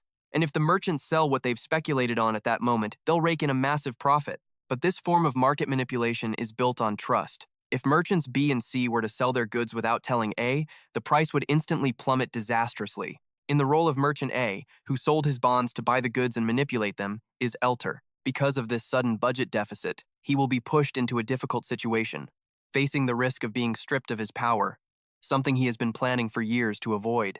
Loethio has bribed countless other merchants to play the roles of B and C, but only when Elter leaves his seat at the headquarters will the 6 major merchants she's bought off have the right to trade with each other. S grabbed Loethio's hand and said, You're planning to use the occupation of OP Hall to create a huge deficit in the school's budget. You're doing this to increase your chances of success when negotiating the sale of the sealed grimoire. And this will force Elter to personally leave the main guild headquarters, compelling him to come and collect the money he desperately needs. And while that's happening, you'll take the opportunity to sell off all the shields and armor at the guild headquarters. Am I right? Hearing this, Loethio was completely astounded. How the hell did he understand the entire story after hearing it just once? He glanced at her.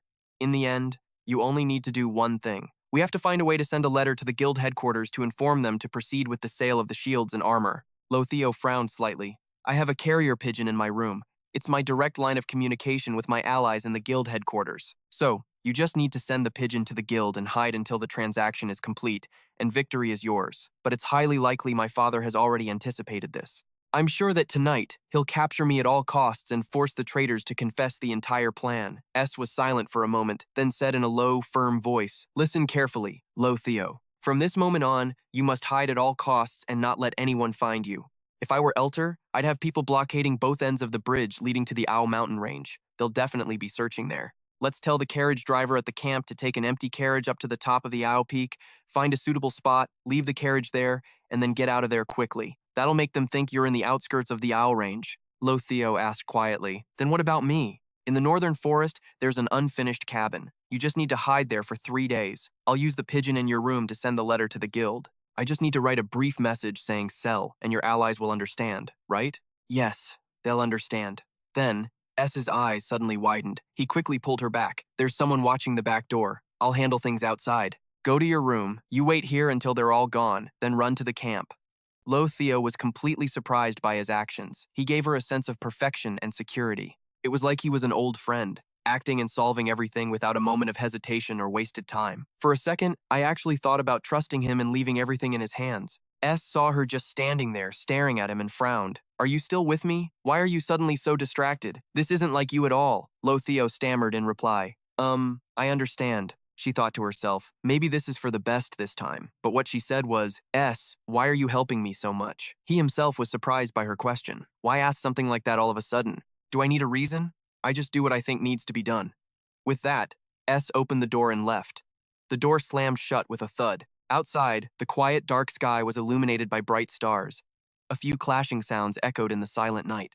Loethio slumped to the floor, her face flushed as she panted heavily. "So loud. Is that sound from the fight between Alice and Tiel's group? No, it's coming from somewhere closer. Could it be the battle on the first floor? No, it's even closer than that. I can't believe this. This is definitely my own heartbeat." The scene changes. Outside, it has begun to rain. A cold voice spoke up. "Young master, I didn't expect the one to come out of the hall to be you. You're on dish duty." The maid, Seni, pointed her sword at him. He replied without a trace of fear. "If you're the final obstacle, I have to say, it's a bit anticlimactic. Now then, this power struggle is finally coming to an end. The control over all the ancient runic language in OP Hall is in the hands of one person, a swordswoman strong enough to face even students from the top department, a mid-level magician with extremely precise attacks, headmaid Alice. But even so, she can't defeat Tiel Moi, because he's the protagonist." Act 2, Scene 3. The Ascendancy of Headmaid Alice. The final battle begins. A sword cut through the rain. Its sharp blade flashed in the dazzling light from the building, swung powerfully and decisively. The maid Seni stared at S with a cold, sharp gaze. The two of them stood there in the silence of the rainy night. S frowned, calculating. "My mana is almost depleted. I probably only have enough for 2 or 3 more basic spells." Without giving him time to think, Seni lunged at him. With a cold look in her eyes, she held a sword that emanated a surging purple aura. A slash was unleashed with lightning speed, leaving a curved trail of light in the shape of the blade. S nimbly dodged Seni's first attack. Her sword tip missed, striking the ground below. What? Of course, he had calculated all of this. Seni's first attack would definitely aim for his legs. Not missing a single opportunity, he stomped his foot down hard on the tip of her sword. I know this fighting style all too well. His prediction was so accurate that he knew when she lifted her skirt, there would be more daggers strapped underneath. But before she could reach them, S forcefully grabbed her hand. Able to predict her movements, he forcefully knocked away all of Seni's daggers. Restrained by him, she could do nothing. The advantage of these twins is that since birth, they have shared the blessing of the same star. Skill sharing. Once a day, you are allowed to share one of your skills with your telepathic twin sister, a mid-level magician. Immediately after, she controlled the daggers, sending them flying towards S all at once. He didn't even try to dodge, just stood there motionless. The daggers pierced straight through his body. Seni smirked triumphantly, but her joy didn't even last a second before her jaw dropped. He was still holding her hand tightly. Despite his injuries, his face remained as emotionless as ever. However, they haven't mastered this borrowed skill. The wounds from the throwing knives weren't deep enough. S pulled them all out without hesitation and tossed them aside. He tightened his grip, making her cry out in pain. He kicked a grenade away. That's it. All of Seni's weapons had been thrown away by him. "They'll be here in 1 minute." She screamed through her tears. "I can't fail, Headmaid Alice. Get lost. I told you not to interfere in our business," S said in a low voice. "Alice is going to lose." Hearing this, she glared at him. What do you know about her? Do you know what kind of injuries she's endured? Do you know what kind of battles she's fought in? At that moment in the waiting hall, Alice was gritting her teeth, summoning power from a magic cube. A series of small magic circles appeared, launching attacks toward Tiel. An explosion occurred. The blinding flashes of light made it impossible to see the opponent's movements. Do you have any idea how many orphans she saved? I'm one of those kids too, Ed thought to himself. To be honest, I don't know much about her at all. The Failed Swordsman of Sylvania never delved deep into Alice's life story. If it weren't for her, I wouldn't even have a normal job. But just then, up above, a violent explosion erupted from the wall of fire, incinerating my body, followed by an extremely sharp slash, rushing toward Alice. I couldn't have earned money to support myself. Without her, I wouldn't have even survived to this day. He leaped high, attacking her with his sword. Immediately after, a massive tremor occurred, and the entire room exploded. In the quiet of the night, the sound was more deafening than ever. You don't know anything about her, even though you heard her whole backstory. Has nothing to do with me. I still don't see any difference. Seneni stopped crying, bit her lip hard, and said, I will never forgive you. Why would you side with Loethio? Ed didn't wait for her to finish before his body collapsed, unconscious. The huge explosion had set everything on fire. Amidst the heavy rain, plumes of black smoke rose into the sky. Ed thought to himself, too bad I don't have any information on the side characters' plot lines. What am I supposed to do with things even I don't understand? After all, there are countless stories destined to be buried in darkness forever. As he weighed today's damage against the orphans Alice had saved over the years, balancing the good and evil within her, he forcefully pulled Seni into the room and leaned her against the wall. Those who choose to act on that philosophy right now are the ones most worthy of living. But my course of action and ultimate goal haven't changed since I entered this body. Without a moment's hesitation, Ed took off. As he ran through the rain, a system notification appeared. You have defeated Sandy, the dishwashing maid. You have activated a new skill, Damage Endurance. Temporarily removes physical damage and the ability to feel pain for a period of time. All damage and pain are postponed to a later time. I can't believe I learned this skill. Then, a small rock suddenly shattered the window pane. Ed was hiding inside. He glanced around the room, which had luxurious wooden furniture and countless decorative items arranged by priority of use. The desk was piled high with papers. The neatly arranged books on the shelves perfectly matched her personality. Ed opened a cabinet, and sure enough, there was a birdcage inside. Just as Loethio said, he quickly wrote a letter. It would take Elter at least 3 days to return from Sylvania to the guild headquarters. Sell off all reserve shields and armor. The carrier pigeon flew through the rain, destined to return through the night with Elter's head. Drops of blood trickled down with every step as the wounded Ed dragged his body back to his wooden tent. If it weren't for Zix and Yanika Filover's help, without them seizing a few key opportunities, Lo would have been caught by Elter. Lo's entire plan would have failed. But right now, the carriage that Lo is supposedly in is already speeding toward the Lake District. Elter will have no choice but to chase after it. Even if he catches the coachman and forces him to confess that Loethio never left the academy, my carrier pigeon will have already arrived by then. The plan to overthrow Elter is basically a success. If everything went according to plan, Lo should be waiting for me at the tent. In front of me, is that Loethio slowly walking out to greet me. How cute is that? What? Ed frowned, unable to believe his eyes. That's right. I should have realized it when I pieced everything together. I was too careless. Lo was holding a dagger. The real enemy here is none other than that treacherous daughter, Loethio. So far, only 5 people bribed by Loethio know that she's the one secretly pulling all the strings. If Elter is removed from the board, Alice will have no one to rely on but Loethio. Seni and Kenley are loyal to Alice, and Willen can be bribed again like last time. But from Loethio's perspective, I'm a variable that can't be bought with money. If she's really planning to get rid of me in the middle of this deserted forest, away from prying eyes and judgment, then her plan can be considered a success. The true nature of the character Loethchen is that of a hidden final boss. She will freely manipulate and exploit anyone she can bribe. A true villain. I watched as Loethio got closer and closer, my brow furrowed. Think, if you want to live, but my body. Just then, Loethio raised the dagger in front of her, but she didn't stab him. Instead, she used it to cut her own cloak. To his surprise, Loethio carefully bandaged his wound. Why? What made you get yourself into this state? Let me help you up.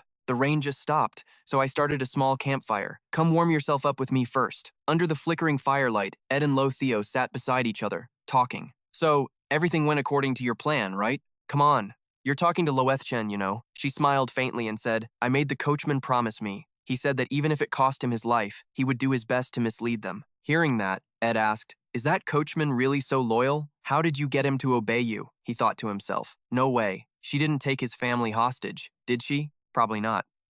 He gave her a suspicious look, but Loethio, oblivious, continued, You know what? If this plan succeeds, I'll officially take control of the Elter Merchants Guild. More importantly, I now owe you my life.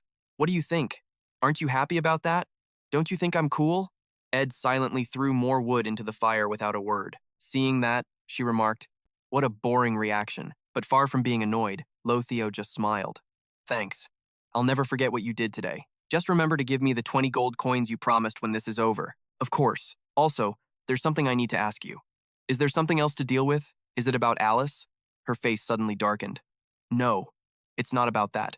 I'll handle that myself. I want to ask you about Yanika Failover. You're close to her, right?" "Yeah, pretty close.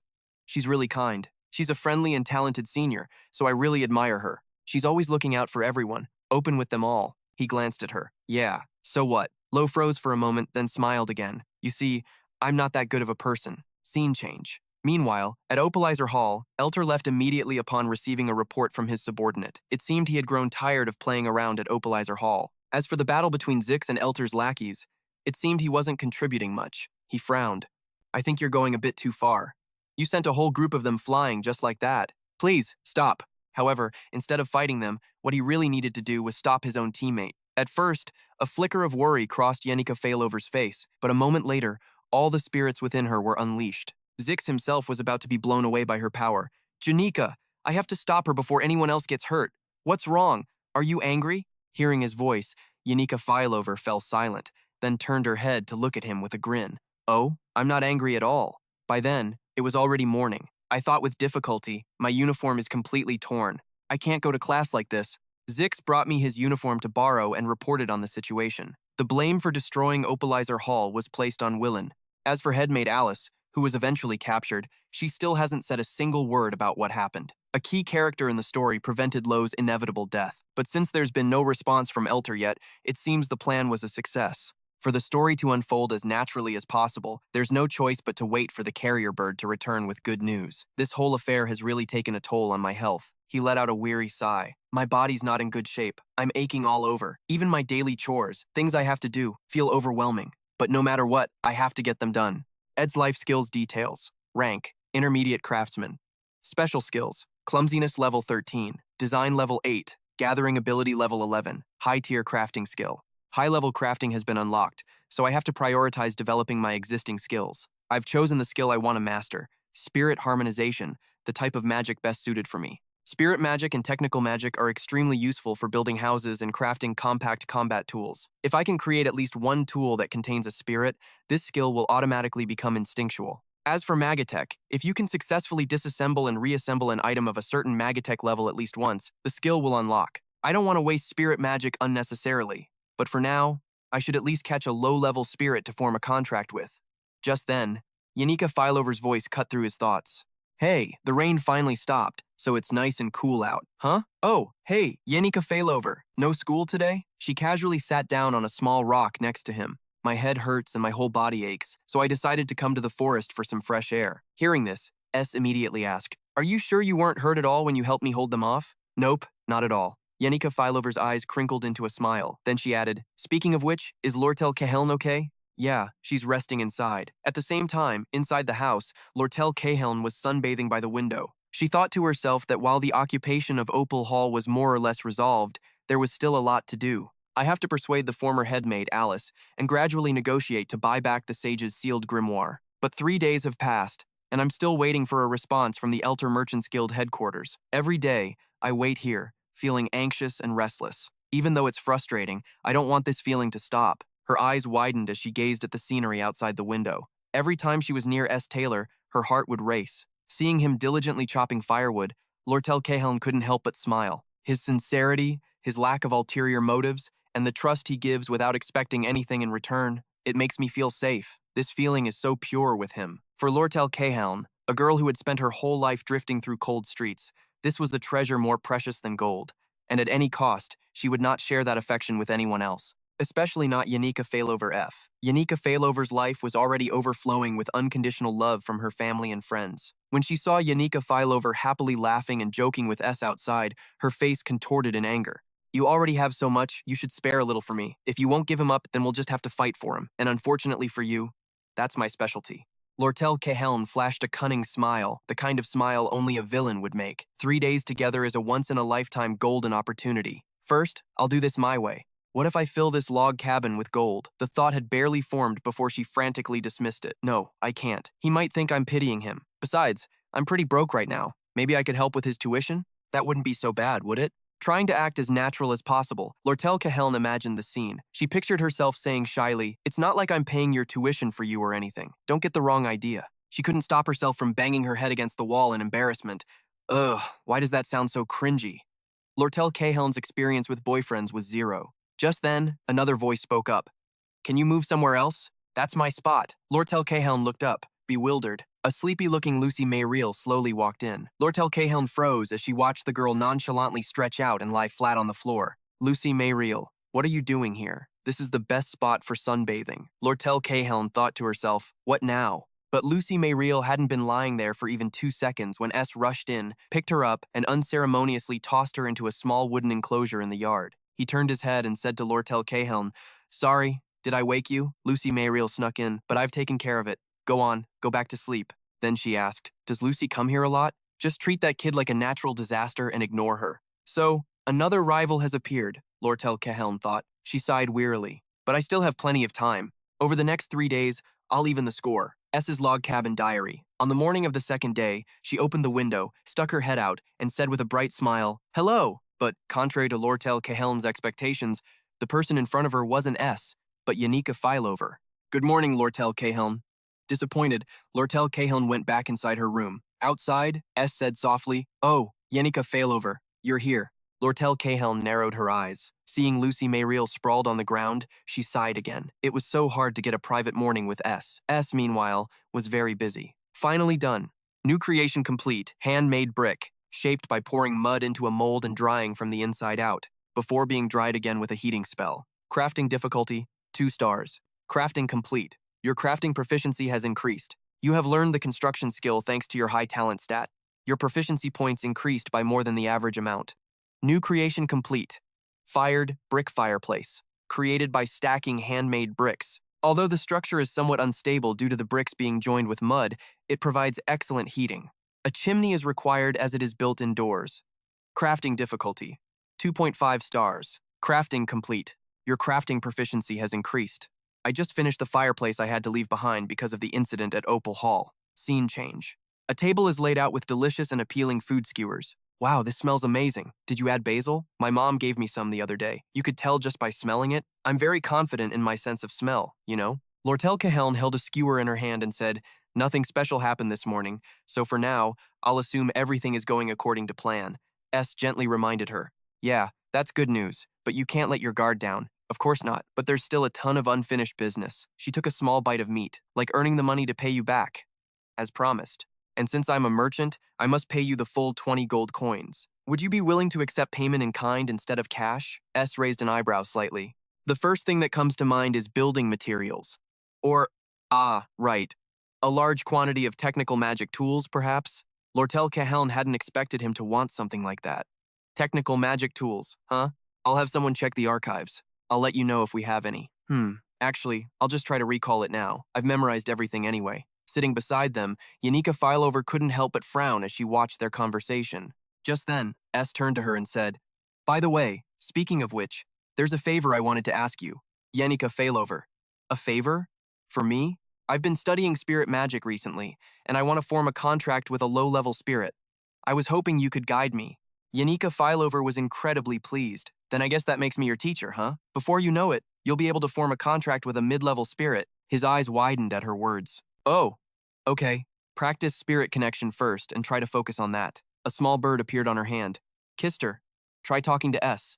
Kister immediately chirped, "Lady Yanika Fileover, I already told you, this guy is no good." S couldn't hide his surprise. "Whoa, I think I can faintly hear what it's saying." The bird continued speaking to Yanika Fileover. If he wants to learn, he first needs his spirit connection skill to be high enough to even hear spirits talk. Is that so? But I'm sure S will learn faster than we think. Kister went on a rant. "Just look at his daily routine and see how much time he actually spends practicing magic. You know it's true. Lady Yanika Fileover, according to the last weekly report from the hall, his food storage is running low, and right now, he's too busy focusing on rebuilding his log cabin." Where is he supposed to find the time to practice anything else? Yanika Fileover quickly clapped her hands, shooing kissed her away to stop it from talking. She forced a smile and asked, "Could you hear any of that?" Vaguely. It said something about the meeting last week. Yanika Fileover didn't answer. Her face darkened as she looked away, avoiding his eyes. Just then, Lortell Caheln approached with a smile. "Are you two done talking? All right, to finalize the deal on those technical magic tools we discussed earlier. It seems our reserves have more surplus than I thought, so we should have enough to supply you." Hearing this, S replied, "Oh, in that case, can you set aside the cheap ones for me? It's only around 20 gold coins," Loethio said, smiling until her eyes crinkled. "Selling it cheap? You saying that makes me sad. Plus, the quantity isn't large, and in the end, it's all just dead assets, so don't worry about it." At this, she suddenly stopped and looked at him. "It might be a bit difficult, but if you don't want to take it for free, could you come to the Merchants Guild about once every 3 days? By then, I think I'll be able to sell it to you for a really cheap price. When you come, we can sip some tea and chat." Giannik, blushing with anger, pointed at her. "Kid, can't you just give it to him for free?" "How much has S helped you?" Loethio replied calmly. "I'm a merchant. I'm very professional. Are you just making excuses? What for?" While the two girls were arguing, Ed sat calmly between them, thinking, "Looks like I can finally start learning engineering magic and spirit magic." Just then, another voice cut into their conversation. "So you are the one here, Lady Loethio." The new Marquis bowed slightly before her. "Forgive me for my sudden intrusion during such a tense moment, and forgive me again for being the bearer of bad news. However, the former Marquis has a message for you, my lady." Beneath a clear blue sky and a great sun shining its brilliant rays down, white banners fluttered in the wind. Claire wore a serious expression and said, This is top secret, so whatever you do, don't freak out. You can't tell anyone about this, and you can't act surprised either." She leaned in and whispered into Bello's ear, "I think Giannik likes S, from Soda." Bello wasn't the least bit surprised or shocked. She thought to herself, should I just pretend to be surprised for the sake of politeness? "I see. Miss Claire, you must be very worried about Our Lady because of this." Claire was, of course, extremely worried. "I don't get what she sees in that delinquent, but it's true, his attitude has been getting better lately. As her friend, I'll still support her. But that's not all. Lately, Giannik has been constantly muttering a name, Loethio K. Chen. See? He even copied that Talo guy and skipped the opening ceremony. And just yesterday, he didn't even bother showing up for the first day of the new semester. I mean, in the end, the nature of romance is just a game of push and pull. And when it comes to that, Giannik is completely clueless. I don't get that S guy either. Every time Giannik looks at him, that jerk pretends to look away. Isn't it ridiculous? Is he just thoughtless, or is he simply a cunning wolf?" Bello said calmly. "Maybe he's not thoughtless, and he's not a wolf either. He's probably just in a difficult situation and can't think about dating." Hearing this, Claire got goosebumps. "No way. That can't be it. I guarantee you, right now he's gloating about his incredible luck. Just imagining it gives me the creeps." Bello said nothing, thinking, "You call that luck? A sly, thieving cat waiting in front of a row of fish. An innocent little kitten trembling before a fierce fox. And Lucy May Riel is purely a cat." Back in the present, Bello sighed wearily. Ed asked softly, "What's wrong?" "It's nothing. Forgive me. Just thinking back on them gave me a headache." Loethio immediately said, "Anyway, what was it you wanted to announce?" "I wish to deliver a message to Lady Loethio. A message from the former Marquis, Alice." The scene changes. The flickering campfire pushed back the surrounding darkness. Giannik had just left, and Bello had brought Lucy May Riel back, although I find it very annoying. While Loethio is still in hiding, her location has been leaked to an individual connected to OP Hall. She spoke softly to Ed. "The uniform's been repaired, but it still looks old, huh? It's still perfectly fine to wear for now. The messenger pigeon has finally returned with news of our victory. The proposal to impeach the head of the Merchants Guild has been passed. All of Elter's authority has been revoked. The impeachment decision is official. All the members seem pleased with Elter's downfall and are demanding a status report. Now, it's time to get ready for school as usual." Loethio moved the letter closer to the fire. "If things have come to this, my father will probably go to the Merchants Guild headquarters to sort things out. Even if it's just a pointless struggle, at least it'll keep him too busy to think about what we're doing here in Sylvan." S, while adjusting his clothes, asked, "Is there any chance Elter still has a card he hasn't played? That man is just as cunning as I am, so I can't say for sure. But luckily, the succeeding guildmaster is on my side, so I have no choice but to trust him. The biggest problem right now is Alice, but it seems that for now, that's been resolved smoothly." "You mean Alice won't reveal that you were the mastermind behind all this?" Loethio answered while taking out another letter. "Yeah, she doesn't really have a choice. You see, the matter between us was a two-way transaction from the start.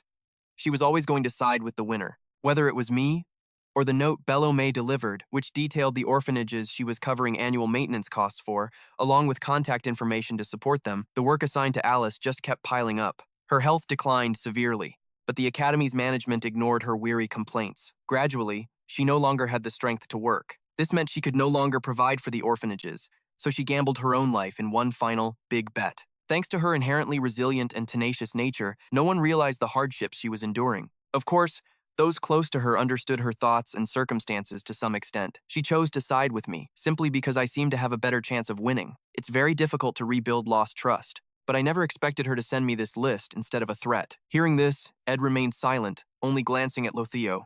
In the world of merchants, there's no such thing as sympathy. If you make one small mistake, you're immediately treated cruelly, like an idiot. She knew that better than anyone. But right after, she put the letter away again. From her perspective, outing me as the mastermind wouldn't have brought her any benefits. For now, I'll just accept it as is. After all, in this world, no one is a permanent enemy or ally, but she does seem to have found some peace of mind. Loethio slowly stood up. I have to go now. You're stopping by the Merchant Guild branch next week to sign the treaty, right? Yeah. Ed took a piece of firewood, lit it, and held it out. It'll burn for a long time. She didn't take it right away, instead, staring blankly at the dancing flame. Seeing this, he raised an eyebrow. It's just a torch. What is there to think about for so long? It's not that. It's just…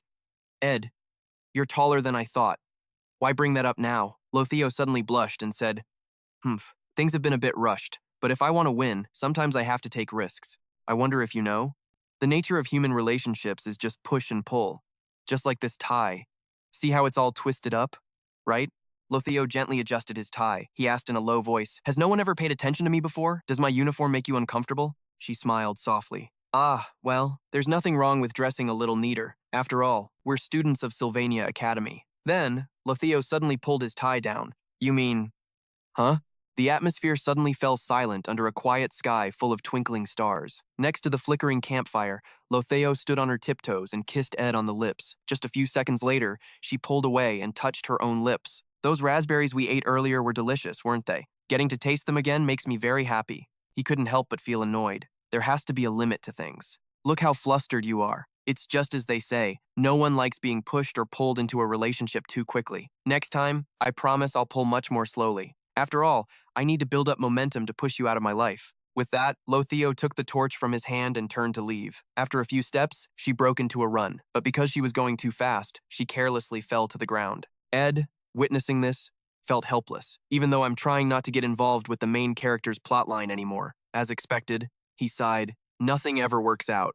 When you put any plan into practice, from where I stand, those stars are still twinkling, the moon is still bright, the crickets are still chirping, and the crackle of wood in the campfire sounds the same as always. But I feel like the story that's pulling me along is getting further and further away, and no matter how hard I try to escape, I can feel this indescribable discomfort. It's as if I'm being sucked into the center of this story's vortex. My plan was to stand on the sidelines and watch the show, only affecting things that wouldn't change the main plot. I'm not being greedy. I just want to graduate, train hard, and improve my stats. But in reality, Vu Fam said that the plan I thought was so simple would require a huge effort to overcome the countless challenges and dangers waiting ahead. The season just ended like that.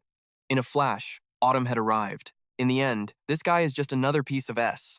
The autumn sky is always clearer than any other seasons. Yellow leaves slowly fell to the ground. A large red tail slapped the earth hard. That red-headed fox had kissed the young master. Yanika Fileover sat beside the cherry blossom tree and the deep, dark water. Next to her were her spirits. C spoke with a look of indignation. We can't just turn a blind eye to this. Milady, if we don't intervene. She looked at it blankly. Hold on, what are you talking about? What? The fire dragon chimed in. That's right. I saw it with my own eyes. It was so intense. Youth is truly wild. That red-headed fox really knows how to play with a man's heart. Yanika Failover's face turned red with anger as she cried out. What do you mean by that? What are you trying to say, huh? What did S's reaction look like? Oh, your question is getting right to the heart of the matter. From what I saw, that boy was completely against that kiss. The girl kissed him so boldly, yet his expression didn't show a hint of genuine emotion. His cold reaction honestly surprised me a bit. He was too cold to that little girl, though watching it gave me the creeps. What I mean is, there are two possibilities. Either that fallen noble is impotent, or he doesn't even see that girl as a woman. Yanika Fileover felt a sense of relief. Is that so? What a relief.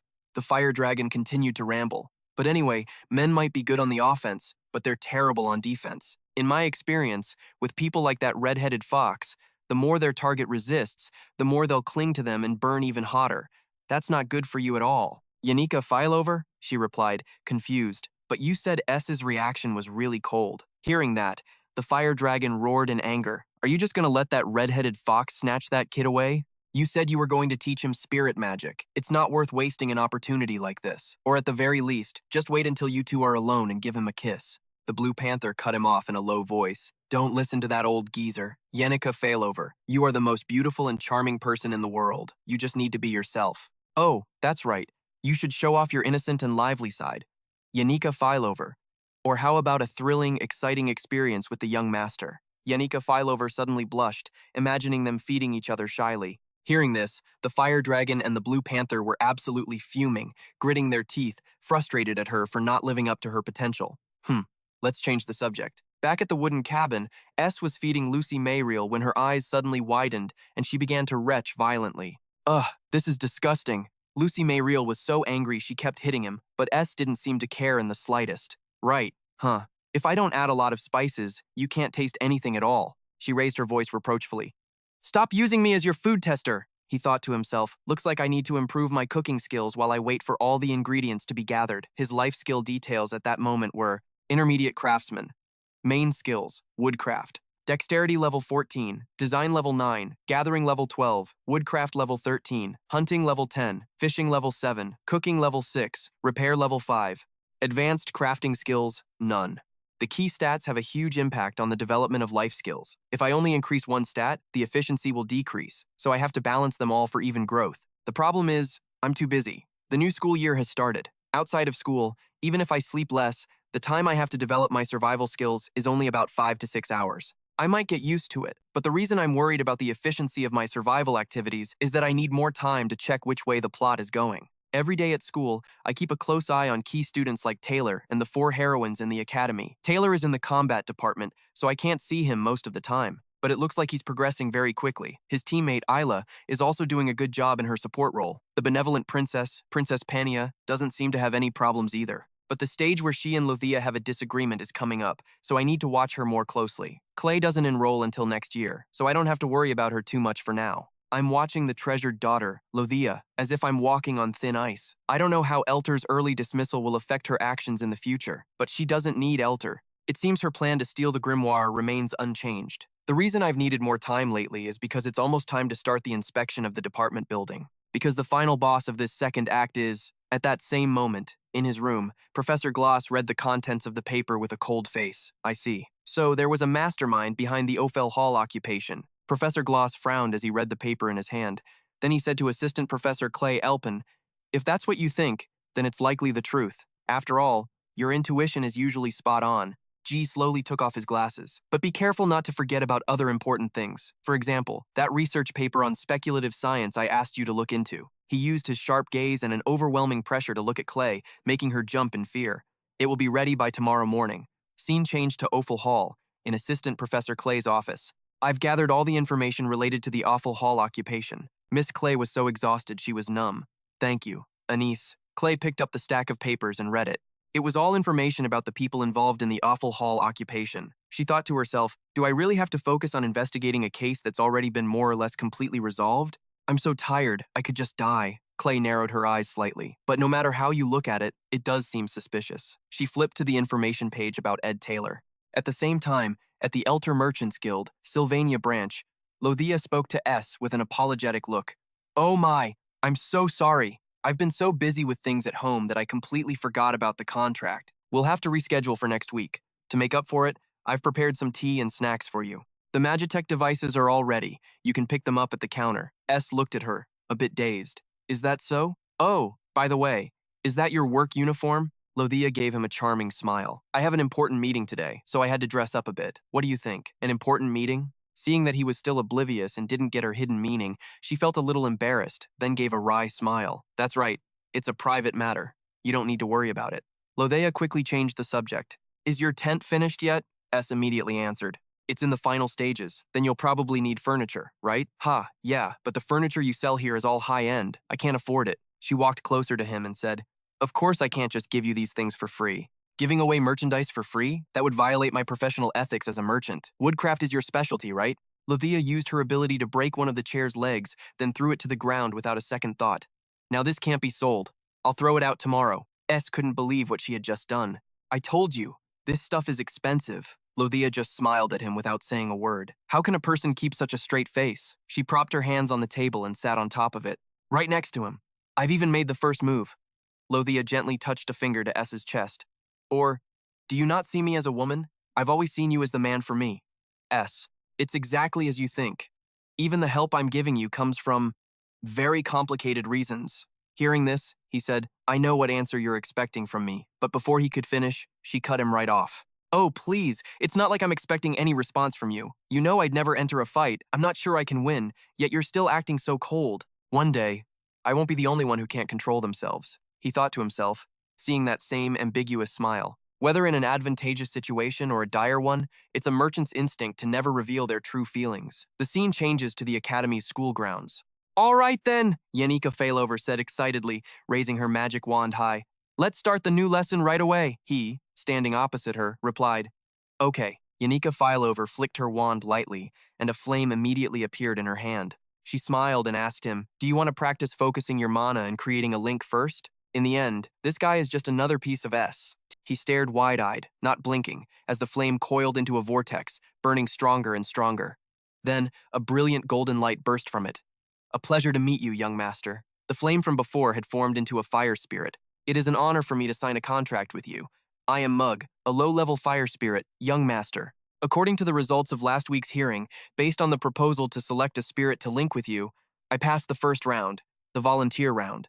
I passed the second round interview. I performed excellently before the Spirit Council in the third round, and I successfully passed the fourth round, the ability assessment. I hold the record for the Advanced Freestyle Magic Practical Exam in the Northern Forest. Another thing I'm very proud of is my ability to connect with spirits of the same level. I myself am literally on fire, but I will still stoke the flame of enthusiasm in my heart to serve you with dedication, young master. He just stared blankly at Mug. He thought to himself, back when I played as the Failed Swordsman of Sylvania, there was one time I got a spirit skill. My spirit beast and I. We talked, laughed, and cheered each other on in battle. Over time, a strong bond formed between us. I'm pretty sure this feeling now is completely different from back then. He frowned slightly. Why is this kid so serious? Yanika replied with a smile. You asked me to introduce you to a good spirit, so I picked one with outstanding magical power stats from among the spirits I've contracted with. The selection process consisted of very small, extremely minor tests with an incredibly low level of complexity. Who came up with that selection contest? It was Ta-Kan. Ta-Kan is that big-mouthed fire dragon. Get the hell out of here, you runts. Yanika Failover hesitated slightly. Here, take him. He took Mug from her hands. His eyes widened as he looked at it. So warm. Yanika Failover immediately explained. You can feel the heat radiating from him, right? Once you've connected with a spirit through a spirit contract, you'll be able to feel their physical elements and magical power, even when they aren't outwardly expressing them. Be careful. You should only connect to a certain extent, or it'll get really hot. Remember to control the strength of the link. So, if I control the level of the link, the firepower will change accordingly, right? Hearing that, she gave a strained smile. Calling it firepower is a bit weird. It makes your spirit sound like a cannon. He looked at it, his eyes sparkling. Mug struck a serious pose and exclaimed, Please give me your command, young master. A pocket heater. A bit of information on the low-level fire spirit. Spirit card. Mug. Link level. 2. Influence of spirit awakening. Good. Blessing. Recovery. Special move. Short-term fire resistance increase. Magic burst. Basic explosion. Ability to increase attack power for fire magic attacks. New spirit card obtained. No. Next, details on magical abilities. Rank. Magic school student. Skills. Good. Specialization. Elementals. From this point on, allowed to learn intermediate level magic. Spirit link level 12. Spirit empathy level 12. Spirit summoning level 1. Sensation sharing 1. What an unexpectedly useful survival tool. I don't even need to waste firewood anymore, he thought to himself. Seeing his interested expression, Yanika Failover smiled brightly. I'm glad you like it. You always look so gloomy and exhausted. Seeing you like this makes me really happy. If you need anything else, just tell me. Before class starts, I'll teach you the linking spell and how to sense them. As long as you learn with me, you'll definitely improve at lightning speed. And if you want to quickly reach a level where you can contract with intermediate spirits, we'll have to mix in some spirit battles.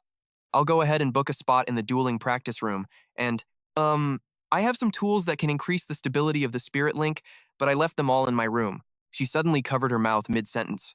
I'll bring them next time. Hey. Ahem. Yanika Failover coughed lightly, then blushed and said, Actually, I'm pretty busy. I've got a million things to do. And do you have any idea how many people are lining up, begging me to teach them this and that? Ahem. So, it's really difficult to make time for you. The words of Takan and Clay echoed in her head. You can't keep being so easy. You have to play hard to get a little. Play push and pull with him. Act pricey. Yanika Failover trembled slightly. He just simply asked me to teach him spirit magic. Isn't this being too unreasonable? Hearing that, he said nonchalantly, Yeah, you're right about that. Sorry, Yanika Failover. I've been taking your kindness for granted. I really should be paying you for tutoring. He fumbled around in his pockets. I don't have much money, though. But, she flinched. What? Money? Money? What are you talking about? You're still struggling to survive in the forest. You need to save that. There's no way I'm taking your money. Besides, me teaching you, and you paying me.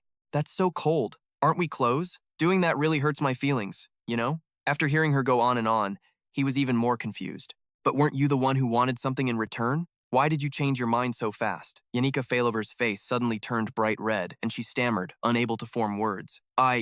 Clay told me I had to. Play, push, and pull. No, that's not it. He said that I'm too generous by nature, so I need to practice saying no more often. He immediately nodded in agreement. He's not wrong. Your friend is a good friend. Really? But I'm not like this with just anyone, you know? Anyway, I'll tell you the details next time. See you at the dueling training grounds. I'll go book a court and let you know later. Yanika Failover smiled brightly, waving goodbye. Oh, one more thing. If you need a guide for Spirit Link training, just call me. Bye. It's time for my class. Goodbye. See you later. Yeah. Bye. After that, a system notification appeared for him. You have learned a new crafting magic technique. One high-grade skill card has been consumed. S was now in his log cabin, busy with the items on his table. The crafting magic that girl gave me is so simple I could decipher it almost instantly. Finally, I get to learn a truly high-tier skill. This is lit. If I run out of oil, I can just use mug as a substitute, and if I run out of mana, I can use the stove. The air is starting to warm up now. My living situation has basically stabilized. This is enough for now. It feels like a huge weight has been lifted off my shoulders. S had been busy for half the day. Only now did he look outside. It was already dusk, with the bright moon shining down, illuminating everything. Is it this late already? First, I'll go check the traps. In the quiet of the night, there was only the rustling of trees. Sigh. Damn, I only managed to get here now, so it's pitch black. Maybe I should just come back tomorrow. Cleo walked slowly down the dark path, but the more he thought, the more he felt there was truly a mastermind behind this whole incident. That Tiel guy, wasn't he disowned by his family? Now he's just S, right? Everyone present at the scene was either a student or a staff member of OP Hall, but Tiel and S have almost no connection to Opolis Hall. If we eliminate Tiel, the one who resolved the incident, then only S would be left. Clay let out a soft sigh.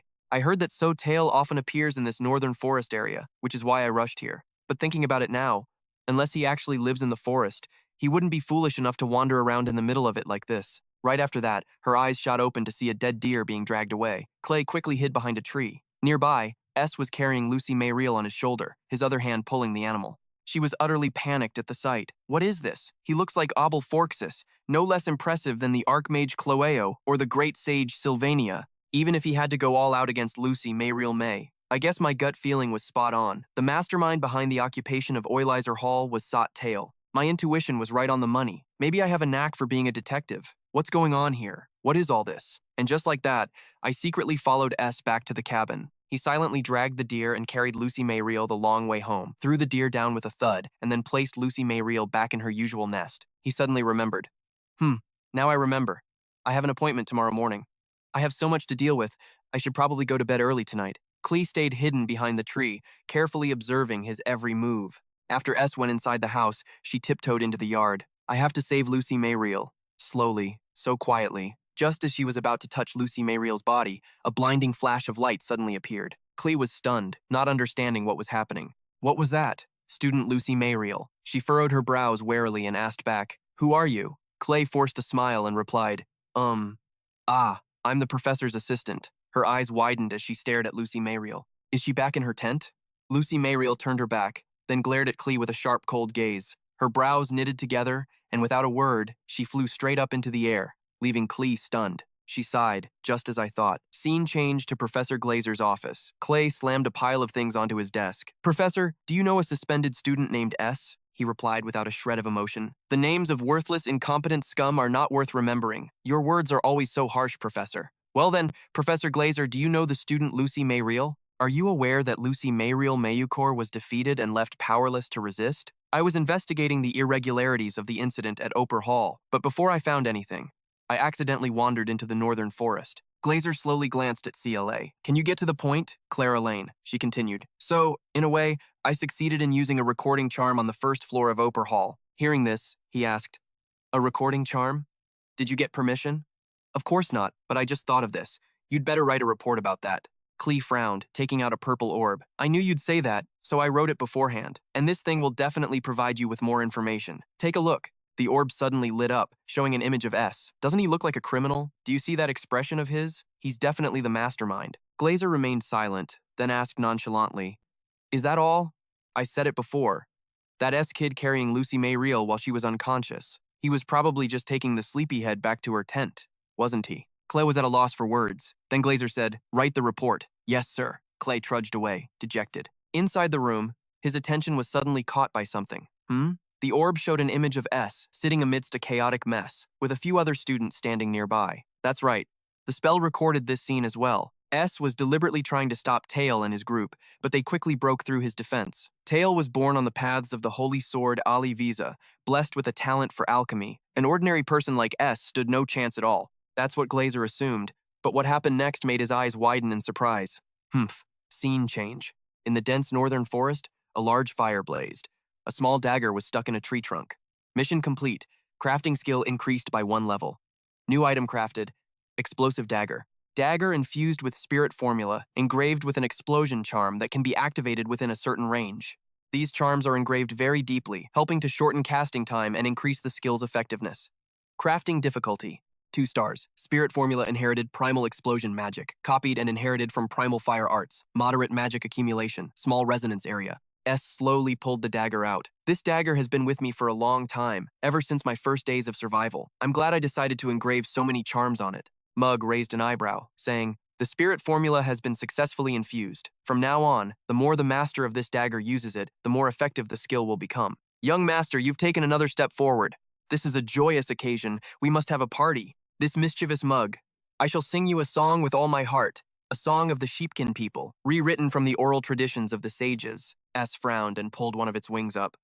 Oh, young Master S, I'm truly sorry. I wish to be forgiven for my mischievous act. How shameful. But the most shameful part is that I don't even know what I did wrong. Young Master, please tell me what I did wrong so I can reflect and correct myself. At the sound of his voice, Mug stopped whining. Yes, sir.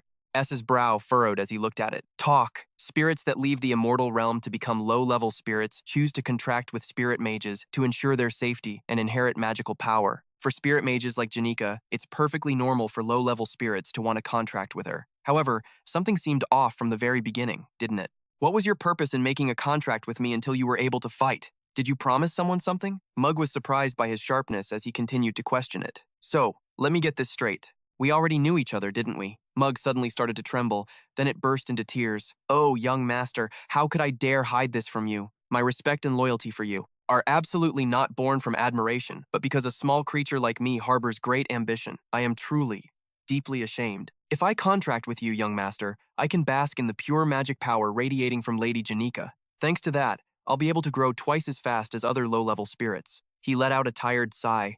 Is there anything else you'd like to reveal? There is. It's also because you've built a reputation at the Academy. After you improved, your arrogant and overbearing attitude became much milder. Before Mug could finish, S cut it off flatly. I get it. So that's your situation. My life is so hard, you know. It began its song of complaint.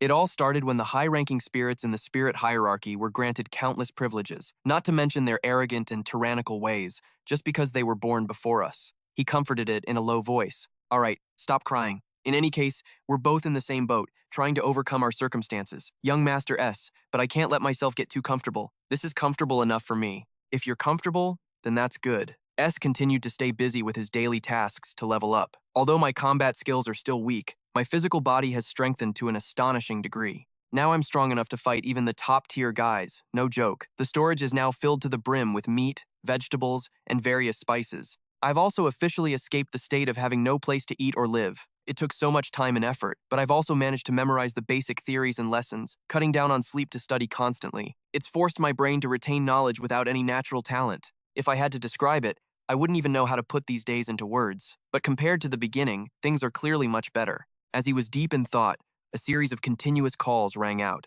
S. On the third call, S was startled out of his thoughts. Yanika stood before him, asking worriedly, "Hey, what's wrong with you?" He squinted slightly. "Sorry, Yanika. I was lost in thought and got a bit distracted. You don't have to push yourself so hard. Trying your best is good, but your health is important too." He didn't answer, thinking to himself that he should focus on the 3 letters he received today. The first was from the Academy, the second from the Elter Merchant Guild. The contents of both letters were nothing special. The content was proof that the underlying story had been seriously altered. The current school arc now revolves around the events of Act 2 and the negotiations to acquire the Sage's Grimoire, which was originally supposed to be held by Hien Triet. These negotiations were meant to be a direct confrontation between the Academy and the Merchant Guild, but they ended up becoming a 3-way battle between the Academy, the Merchant Guild, and the Jot Taylor family. Xepin Ed Rothtaylor planned to use the Grimoire for his research on immortality, but when the situation got complicated, he immediately switched to negotiations. Xepin Ed Rothtaylor is a boss who only appears in Act 4 of the Failed Swordsman of Sylvania, and at this point, if he were so powerful that no one could defeat him, he would have likely been cut from this chapter. Ed frowned slightly. If that guy wanted to steal the Grimoire, it would be as easy as flipping his hand. But the thing is, even without the Grimoire, he was already strong enough to be the Act 4 boss in the original game. Besides, regardless of whether the Grimoire gives him more useful information or anything else, this act of the game would be incredibly difficult to clear. This letter not only outlined Xepin Ed Rothtaylor's actions and expressed suspicion towards them, but it also contained an invitation for me. At the same time, in the Academy's garden, I went to the northern forest and delivered the letter as requested. Good work, Alavisa. At that moment, Fia was sitting calmly on a chair, with an attendant beside her holding an umbrella for her. Fia thought to herself, the Sylvania Board of Directors has stated that the Academy's financial situation is a cause for concern. I can't just directly support private educational institutions like Sylvania Academy as I please. If this situation continues, the Elter Merchant Guild will acquire the Sage's Grimoire. For the Sage's Grimoire, a historical treasure of the Academy, to be sold off for money is a true disgrace. So, he secretly asked for my help. But something is very suspicious. How did Xepin Ed Rothtaylor know how to join these sale negotiations? Hearing this, Klana replied, "It must have been S. That kid probably reported it. He lives in the Academy dorms, so he must have heard the rumors. If I were that child, I would also do everything I could to restore my title and return to my family." But immediately after, another voice spoke up. "I don't think so." Lortell Cahelm walked gently towards them. "Could a lowly person such as myself join the princess for tea and conversation?" Fia frowned, looking at her with suspicious eyes. "I wouldn't have expected this. I thought you hated me." Lortell Cahelm immediately said, "Oh my, how could that be, Princess Fia? If that were the case, why would I have come to you to discuss this sales offer?" Xepin Ed Rothtaylor's involvement in these negotiations wasn't caused by Senior S, but by my father's influence. Fia was a little stunned. "What did you say?" Lortell Cahelm spoke nonchalantly, as if it had nothing to do with her. "It seems he asked my father to pay for the contract from the very beginning."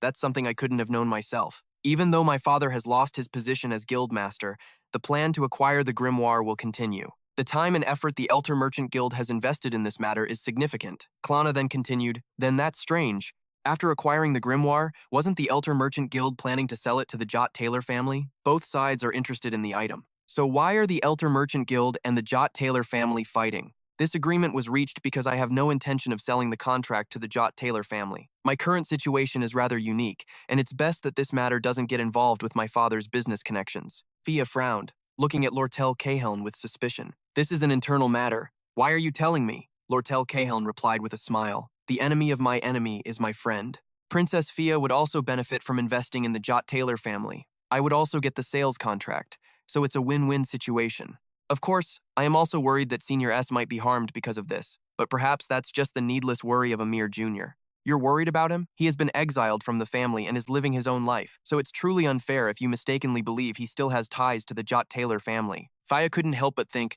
Lortell Cahelm worrying about someone else? What on earth is going on? Then again, he has his own agenda, asking one person after another trying to find help and requesting that the proxy issue an order. But if he refuses to talk, Lortell Cahelm asked softly, "When that happens, I'll have no choice but to use him." Her teacup suddenly rattled.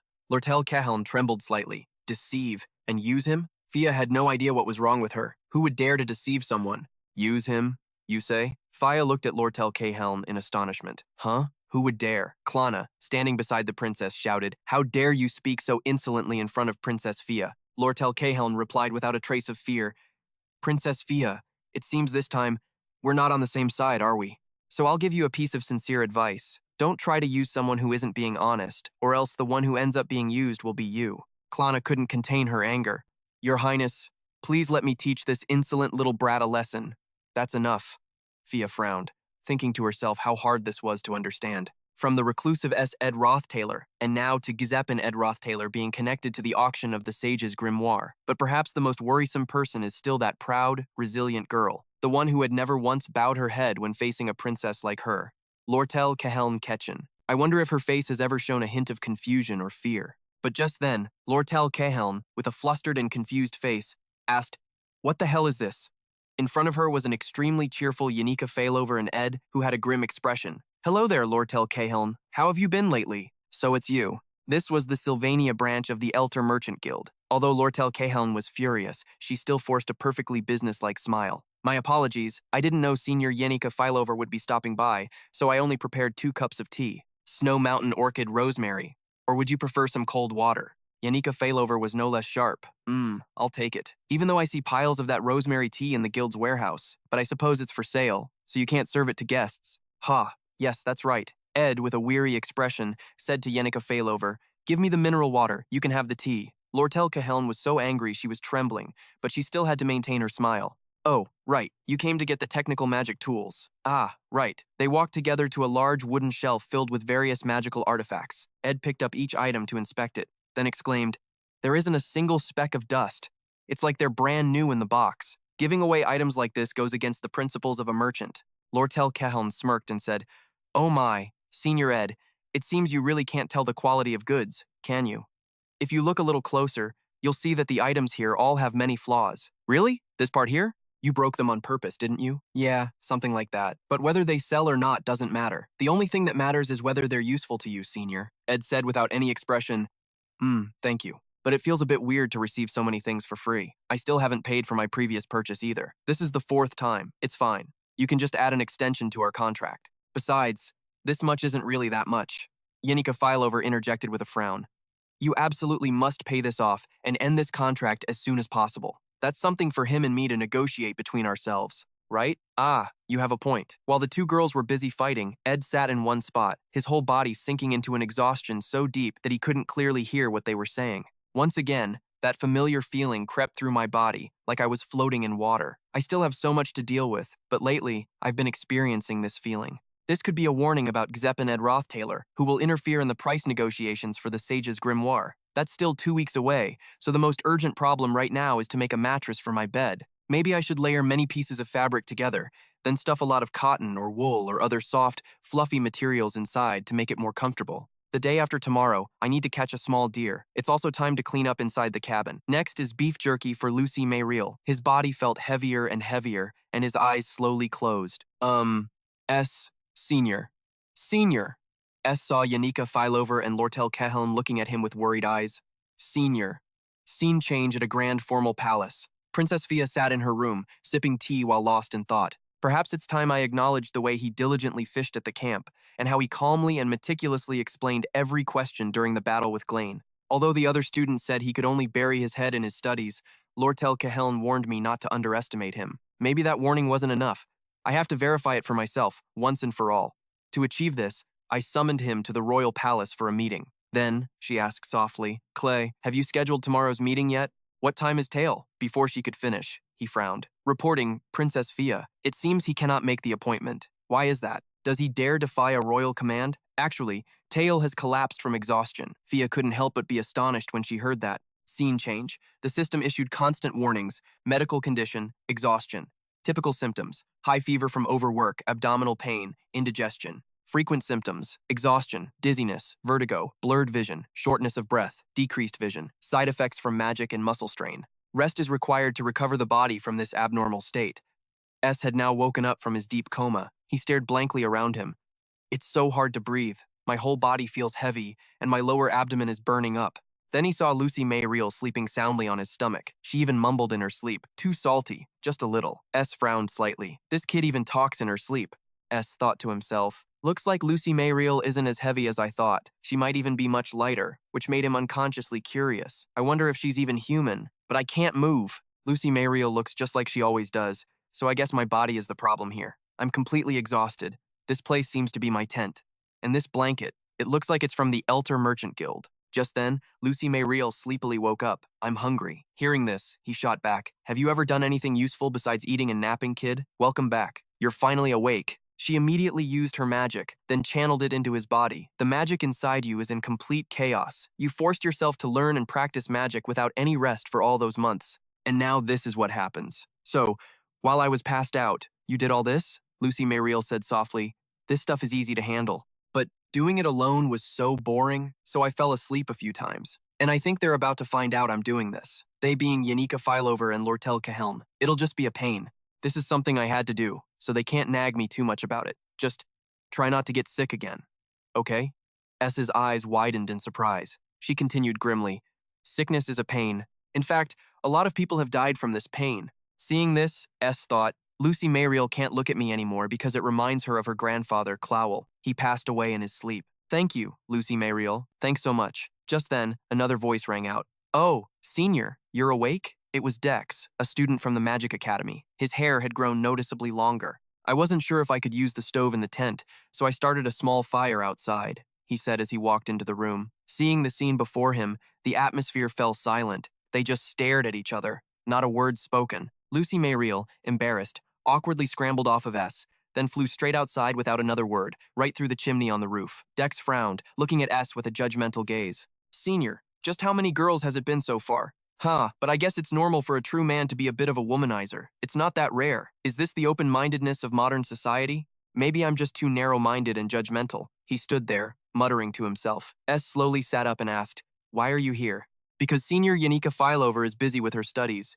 and Lortell Cahelm had to go back since she can't leave the Merchant Guild for too long.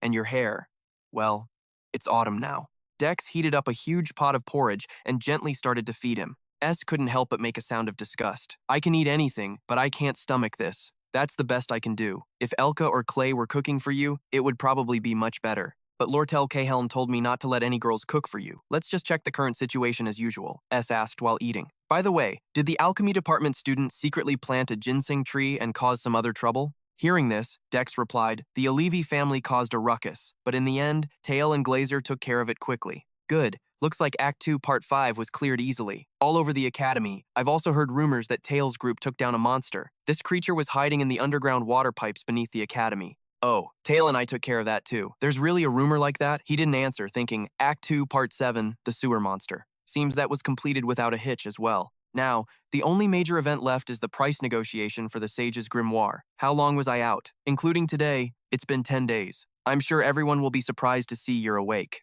Senior S was completely shocked that he had been unconscious for so long. "What?" Dex continued, "But I can't stay with you today. Senior Yanika Failover is still at the academy right now, and Lortell Cahelm is busy preparing for tomorrow's auction, so she's already left." Without another word, S snatched the bowl from his hand and started gulping it down. Gulp, gulp, gulp. "I thought it was only a day or two. I can't believe I slept for 10 whole days." Dex didn't understand why he was acting like this. "Senior, Dex." "Yes? I need to send a message to Lortell Cahelm right now. There's no more time." Right after the day he woke up. Act 2, Chapter 10. The string of incidents at the Grimoire auction had begun. The attendees included Her Highness Princess Fia and Lortell Cahelm Ketchen.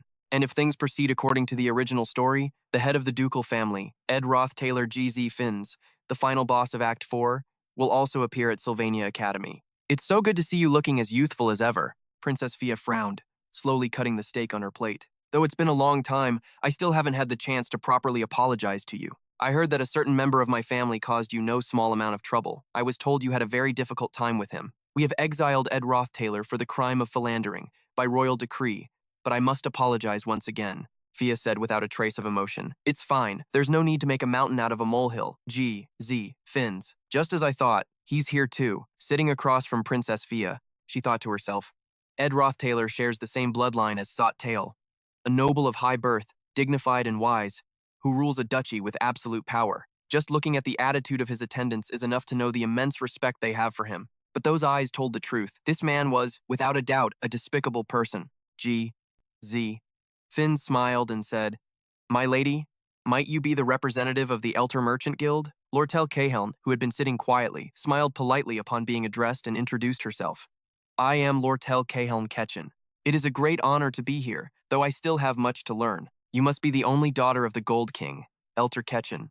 I have heard a great deal about your brilliant vision and adventurous spirit." She gave him a bright smile. "As long as there's a huge profit to be made, we'll go anywhere. Money is our leader. Where there's the scent of money, you will find us." So that's why GZ Finn was looking at her with such a calculating gaze. The Price Negotiation Council for the Sage's Grimoire is a method where business organizations agree on the buying and selling price of goods and services, with a state agency acting as an intermediary. According to this law, a negotiation team is formed. They have lunch, examine the grimoire's condition, and confirm the payment method after the auction concludes across all sessions. The highest bidder will own the book. The Sage's Grimoire is a treasure of Sylvania Academy. The head of the department didn't want to make this public, but due to financial difficulties, he was forced to sell the book. Therefore, Principal Abel Fix User came up with a clever plan. In my role as the princess verifying the item's condition, I'll just keep raising the price. Meanwhile, Vice Principal Clay, representing the principal, will secretly manipulate the auction. The plan is that simple. Right here and right now, whichever side bids higher will win ownership of that grimoire. After hearing this plan, I researched many transactions involving similar books. The Book of Arrangement, a book containing thousands of alchemical formulas compiled by the legendary alchemist, went for 8,130 gold coins. The Book of Sloth, a series of books analyzing real-life duplication magic, is stored in the Royal Library. 6,730 gold coins. The Magician's Diary, written by the great wizard Clawheel when he discovered the untamed northern pole. 7,020 gold coins. Lo was silently calculating in her head. Its value in terms of magical inheritance, its value for academic research, and its material value as an expensive item. That girl is probably recalling the prices and transaction records of other books, but the one who will get this book is GZ Finn's Taylor. After the prices were presented, Vice Principal Klee immediately said, "We accept the price you have offered. Thank you very much for your contribution." Princess Fia, standing beside her, thought to herself, "An auction unilaterally decided by a single bid with no price limit. The key to this rule is knowing the maximum amount your opponent is willing to spend." She recalled what Lo had said over a meal. "As long as there's a huge profit to be made, we'll go anywhere. It doesn't matter where." From the very beginning, Loethio made it clear her reason for coming here was the profit the book would bring. If Lo is trying to make a profit, she won't bid higher than the most expensive book so far, which is 8,100 gold coins. It's incredibly difficult to sell a book for such an exorbitant price, and even if you could, you'd only take a loss. If GZ Finn just writes down a price slightly higher than Lo's 8,000 gold coins, the grimoire will be his. Next, Vice Principal Clay held up a piece of paper. "I will now announce the prices that both parties have submitted. Bidder GZ Finn's Taylor, 8,500 gold coins." Fia thought quietly. "I suspect GZ Finn's Taylor isn't the type to come all the way to this academy just to trade for a single book. The important thing is why he wants that book so badly that he's willing to pay such an insane price." The vice principal continued reading, "Bidder Lortell Cahelm, 9,400 gold coins." What? The Elter Merchant Guild is permitted to proceed with price negotiations for the Sage's Grimoire. Fia was completely blindsided by Loethio's move. Doesn't she want to make a profit? GZ Finn on the other side also frowned deeply. Tsk. "Let's move to a private room to sign the purchase agreement." Very well. Fia still couldn't understand why she did it. What was Lortell Cahelm's real objective? Could it be? When they were talking in the school courtyard, she had used a threatening gaze to ask Princess Fia, "We're allies, right?" From the very beginning, Lo's sole objective was to prevent that book from falling into the hands of someone like GZ Finn. There's no way she'd risk something this reckless for some ideal of justice. And even if she did, I can only surmise that GZ Finn is a treacherous man, and even with my authority as a princess, I can't find any proof. Someone must have requested or ordered her to do this. Someone behind Loethio, pulling the strings. Someone who knows the dark nature of GZ Finn's Taylor and wants to stop him. Before this, Loethio had said this. "I want to emphasize to you once again that the rumors about the curse are all baseless speculation. He was exiled by his family and lived in the forest. But even as he struggled with all his might, trying every means to survive to the point of collapsing from exhaustion, he never stopped fighting against the dark side of the Joe Taylor family." At that thought, Fia suddenly trembled and slumped down. Seeing this, Klee rushed over to support the princess. "What have I done? I've pushed an innocent person to a dead end like this." The princess was racked with guilt. However, her misunderstanding was perhaps just a pretense. Ahem. Purchase agreement. Buyer, Lortell Cahelm, Elter Merchant Guild. Seller, Obel Fix User, Sylvania. Transaction amount, 9,400 gold coins. The transfer of ownership will take place 7 days after the contract is signed. Contract details. Loethio smiled, admiring herself in the mirror. If I sell the grimoire back to Duke GZ Finn, I'll get at least 8,500 gold coins, right? I spent 9,400 to buy it, so the profit would be around a 900 coin loss. But whether I can sell it or not doesn't matter anymore. She looked down with a sharp gaze at the letter in her hand, which read, "As long as you acquire that book, I can grant any of your requests. No matter what it is, to accept any trade for a merchant, you're making a mistake that's very unlike you, to be able to do whatever I want with S for only 900 coins. What a steal." Loethio lay on the bed, clutching the letter tightly. Anything. Anything.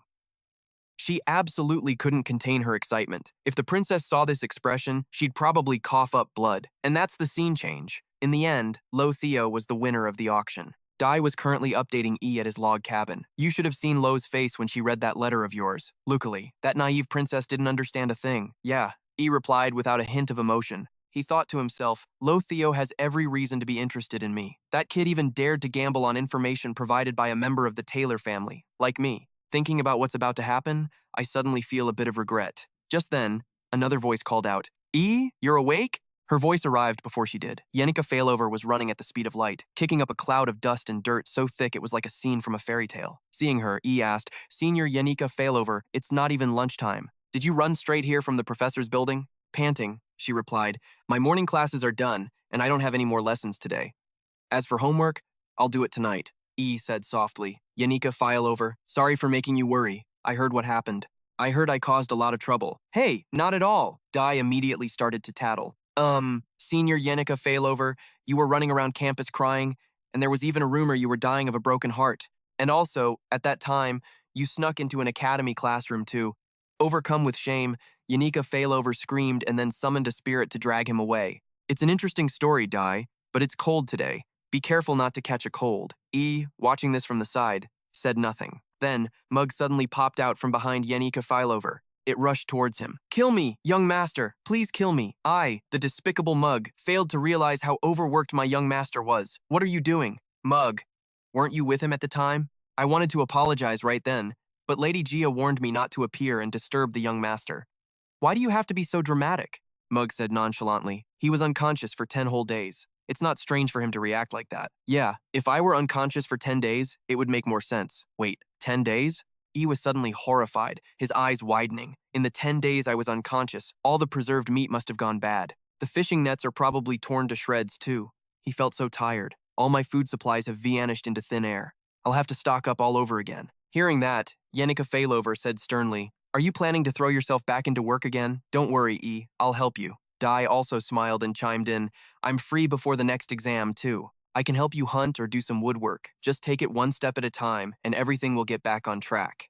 E thought to himself, I suddenly remember, not long ago, after hastily building a shelter from whatever materials I could find in the forest, I slept alone in the dark, bitten by insects until I could barely move. There were so many challenges back then, but in the end, I endured and overcame every single problem to survive until now. He gave a faint smile. After all, this method always worked. Even so, Yanika Failover was still extremely worried about him. He looked incredibly tired. Right then, she was leaning against Grandma Mao. "You think so too? Is that really you, Grandma Mao? But this is an opportunity." Yanika Failover. "It's the perfect time because that cunning red-headed fox is busy with the auction and other matters, so she can't visit the tent as often these days." Yes, yes, Grandma Mao continued speaking to Yanika Failover. "Say what you will, that fox girl is pretty smart. There are many things you need to learn from her. Whether you like it or not, if you want to pursue a man, you need to become a fox yourself, starting with your clothes. You look like a total country bumpkin." Yanika Failover felt a little embarrassed. Yes, it's true, my clothes are old and worn out." "Perfect. Your fiery, lively personality is developing, but that innocence is still there. Those are the elements that make men fall for you. Just pretend not to notice. Maintain a cool expression, but use subtle actions to seduce him. That's all it takes." "Really? Also, roll up your sleeves. That's right, just like that. And tie up your hair. Give off the impression of a diligent wife who's always by his side, even in the toughest times. You're going to see him today, right? Just go. And remember, things will definitely go well. Understand?" Grandma Mao was a high-ranking wind spirit and a professional master of love. After listening to her, Yanika Failover thought to herself, I have absolutely no experience. She looked at her with sparkling eyes. Developments? Oh, never mind. Tell me, Yanika Failover, what's your plan for when you go to the camp to help him this afternoon? How do you plan to approach him? I don't have a plan. Grandma Mao fell silent, her sharp eyes staring at her as if she wished she could forge iron into steel. Then, a loud howl echoed everywhere, startling the other animals. What's happening? Grandma Mao is wailing. She's absolutely furious. How long do you think it'll be before a moment of weakness like this happens again for that ice-cold kid? Look how fast he's handling everything. A situation like this definitely won't happen again in the future, right? Do you think you'll easily get a second chance like this? There is no surer way to succeed than by becoming someone's companion during their most difficult moments. Use this time to become his most enthusiastic supporter, helping him overcome this crisis, even if it seems selfish, even if it seems very foxy. Yanika Failover hurriedly tried to reassure Grandma Mao. But I have thought of one thing. Please listen to what I have to say. Oh, that's quite interesting. It was late at night. The soup Yanika Failover made was a world away from the soup S cooked. S thought to himself, I should probably learn to cook, but first, I need to focus on recovering my strength. She helps me so much, so I can't keep showing up in front of her with such a miserable face. But if I'm not well, it can't be helped. That dizzy spell hit him again. He just lay down on the bed, his eyes slowly closing. Just then, Yanika Failover's voice called out, You look so tired. Seeing her, he asked, You haven't left yet? What is she trying to do? She just smiled and walked inside.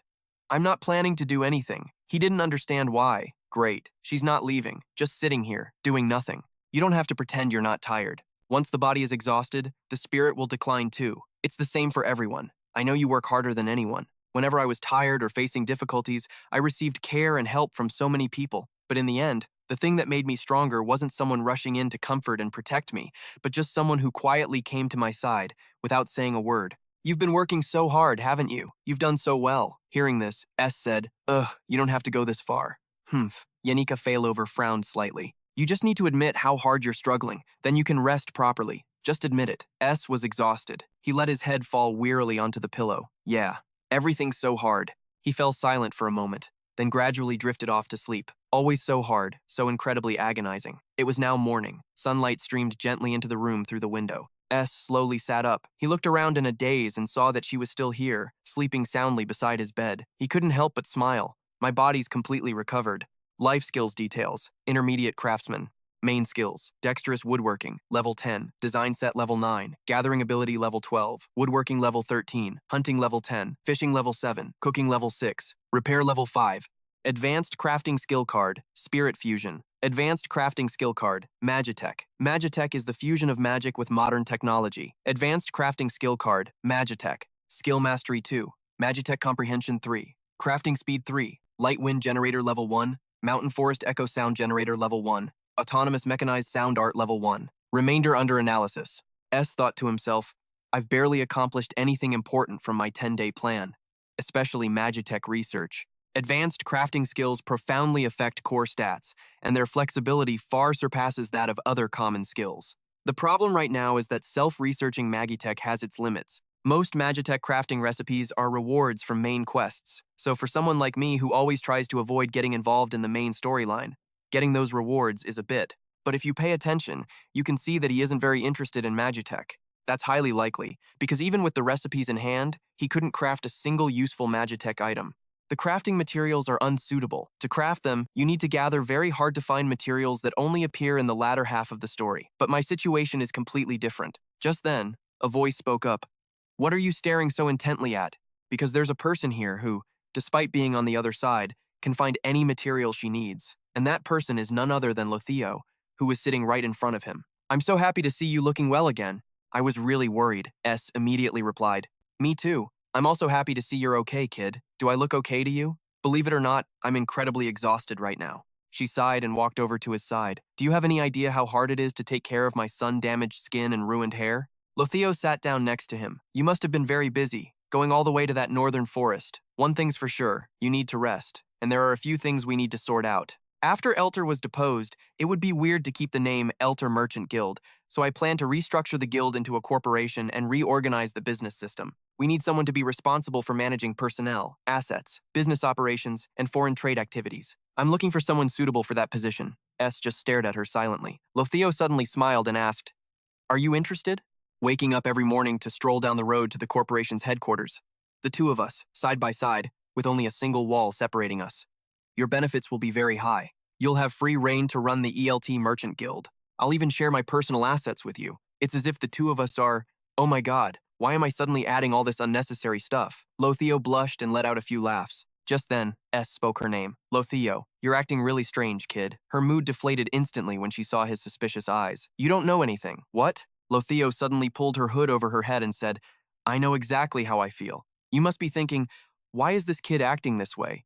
I can't make such a serious decision. It's like taking advantage of a young girl's feelings. You're thinking something like that, aren't you? You probably want to keep our relationship in a safe, professional zone. Hearing that, S raised an eyebrow. Not exactly. But you don't understand. In a world where hundreds of gold coins can easily pass through one's hands, if you don't betray them first, you'll be the one who gets betrayed. After living my entire life in a society like that, what do you think is the last thing I'd need? It's someone who will never betray me, someone who will always be by my side. As she said this, Loethio smiled warmly at him. She gently placed her hand on S's. Someone who will never, ever betray you. No matter if you wake up one morning to find all your money and fame have crumbled away. No matter if the whole world abandons you. Some would call such a person family, some would think of them as a lover, and others would call them a life partner. But seeing the rise and fall of merchants, Lo worried that one day she would face a similar fate. He looked down at her small hand, which had always lingered in that timid girl's heart, and Lo continued, I'm not asking for anything more or less than this feeling.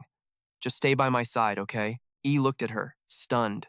Lo dropped her smile and said, I'm serious, Lo. Hearing that, she burst out laughing. It had no effect. What a pity. I was so close. He frowned slightly. The kid's tone was much higher just now, a clear sign she was trying to win him over. This mischievous girl. I'm human, you know. I can feel sad and angry too. What about just now? Did what I do make your heart flutter even a tiny bit? I even put on this seductive expression. Your heart should have skipped a beat, E replied bluntly. What a shame. Her face immediately fell. You know, not all of it was a lie, she said. The atmosphere fell silent. E finally spoke. My plan is to graduate from Sylvania Academy. Until then, I have no intention of leaving this school. I haven't even decided what I'll do after I graduate. Lo suddenly stood up and said, Well, I can wait until you graduate, but did you know you don't really have a choice? Senior, she took out the letter you sent before. You should have seized this golden opportunity immediately. I'm so happy I got to talk to you again after all this time. E let out a weary sigh. He thought to himself, just thinking about what might happen, I feel like I just made a huge mistake. A heavy weight pressed down on his heart. Lo quickly left, telling herself, I was so close. You're mine now. I was going to confess everything and end the conversation there, but his expression threw all my plans into chaos. If I don't leave right now, I'm definitely going to put on an extremely sorrowful face. I even brought back the money for the high-end crafting materials he bought. It'd be a bit awkward to go back now. Maybe I'll just leave it in the bushes. Just then, the door to the wooden cabin creaked open. Yanika Failover, still half asleep, stepped outside. Hey, yes. Oh, right. He went to the riverbank. I should probably grab a bite before he gets back. When the two girls saw each other, one coming from the river and the other coming out of the room, they both jumped in shock. Why did you come out of there? Senior, then why did you come from the river? For them, this was the beginning of a great disaster. Afterwards, under the vast blue sky, Mug's voice echoed throughout the forest. Your meat and vegetable consumption for today has been too low. Young master, you must get adequate replenishment during dinner tonight. Your fluid intake has also been insufficient. S, who was busy splitting a pile of firewood, answered perfunctorily. Yeah.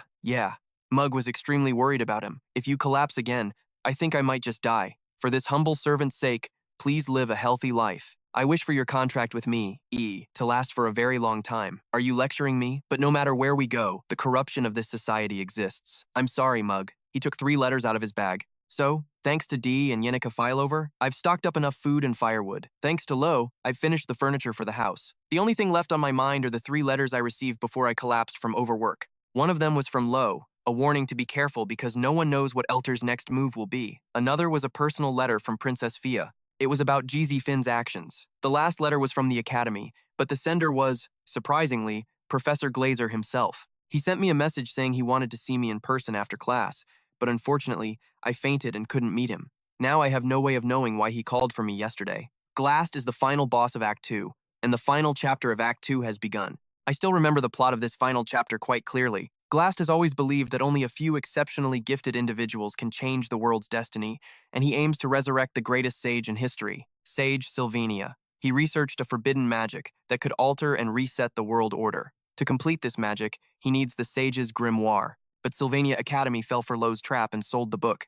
Desperate, he decided to steal the book with the intention of transferring the sage Sylvania's soul into Ayla's body to become the pioneer who would usher in an age of progress once more. This is the story of a madman.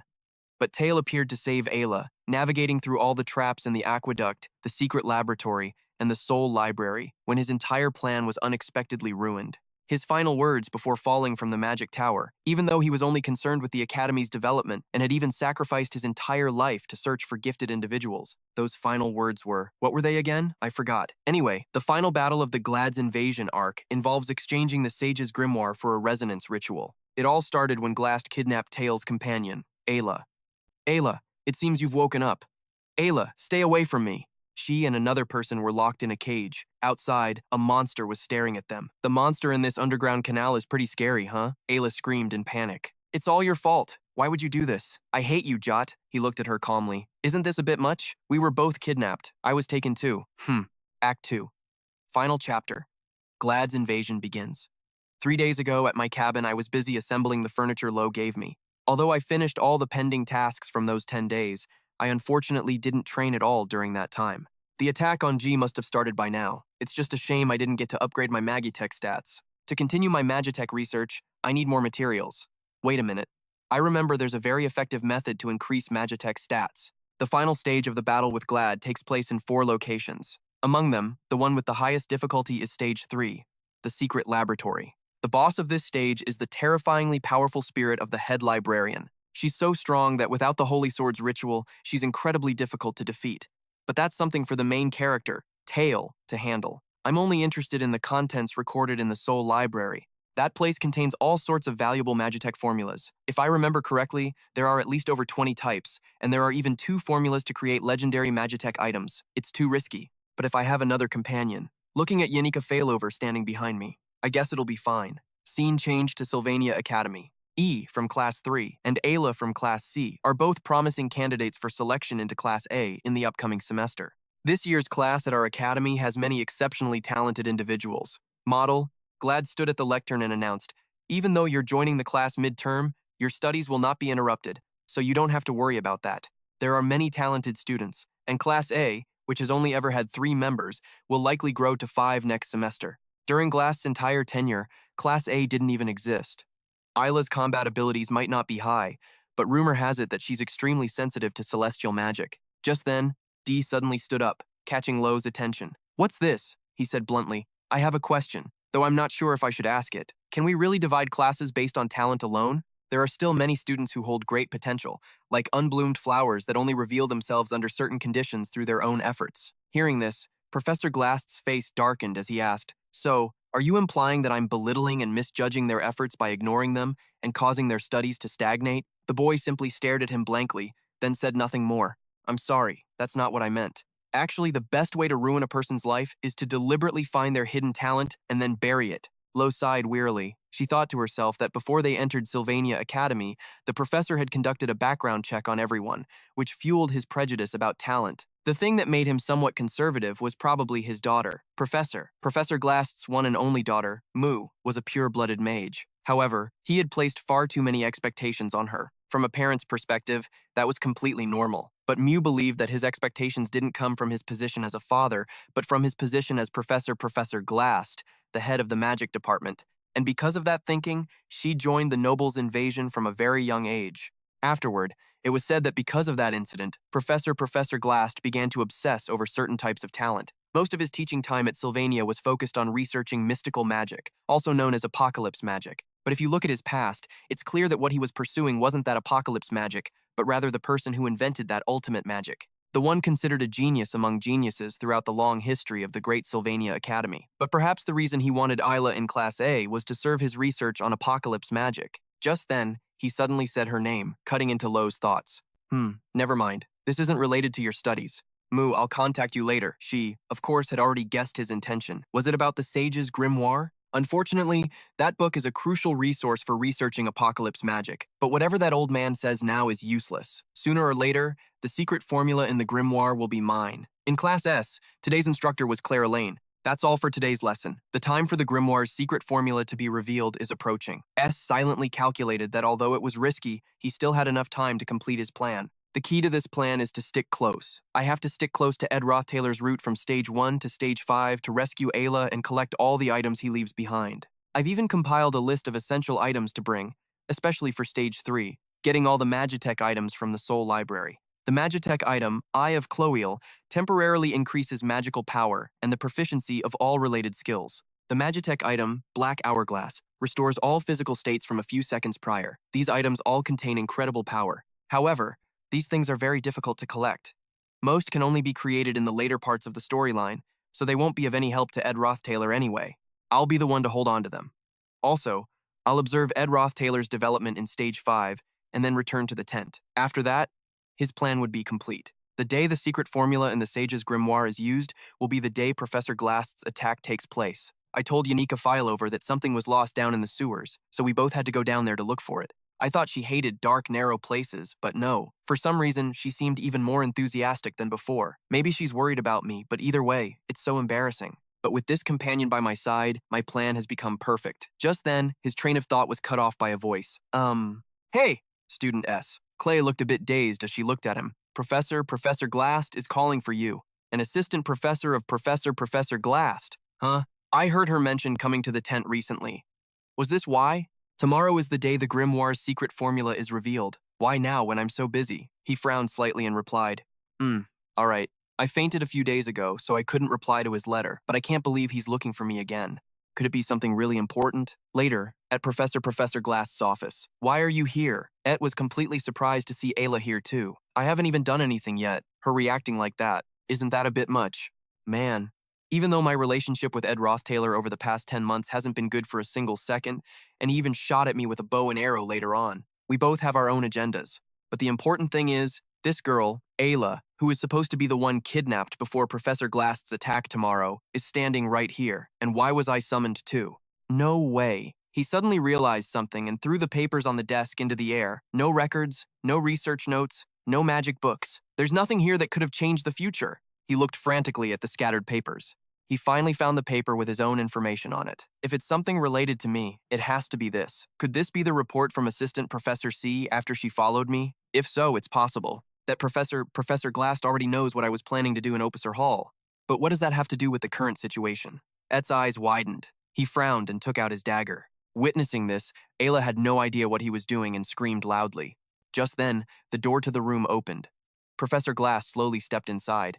Professor Glast, please save me. He has a knife, but to her surprise, not only did he not help, he activated an attack spell, Celestial Magic, Medieval Prison. Her body was restrained by its power. Just then, S's dagger flew towards him. Seeing the symbol carved on it, Professor Glast was surprised. What the large explosion erupted right there. You grasped the situation quickly. Your reaction was very smooth.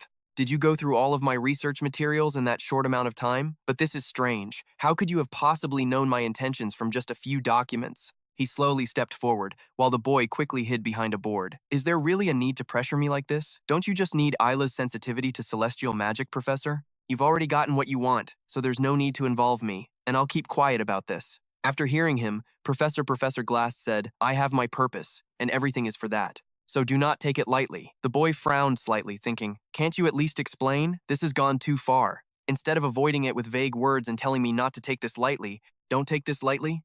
Honestly, even if I successfully escape from here, Professor Glast won't let it go. It'll probably mess up the plot even more. Besides, if I get kidnapped here, I'll probably be locked in the secret lab with Ayla. It's like he's putting the plot on an express bus straight to the stage I need to be at. So, should I just let myself get kidnapped like this? Seeing that he was no longer hiding but standing up, the man asked, Oh, are you trying to force my hand? Or have you already come up with a plan? Actually, it's not that bad.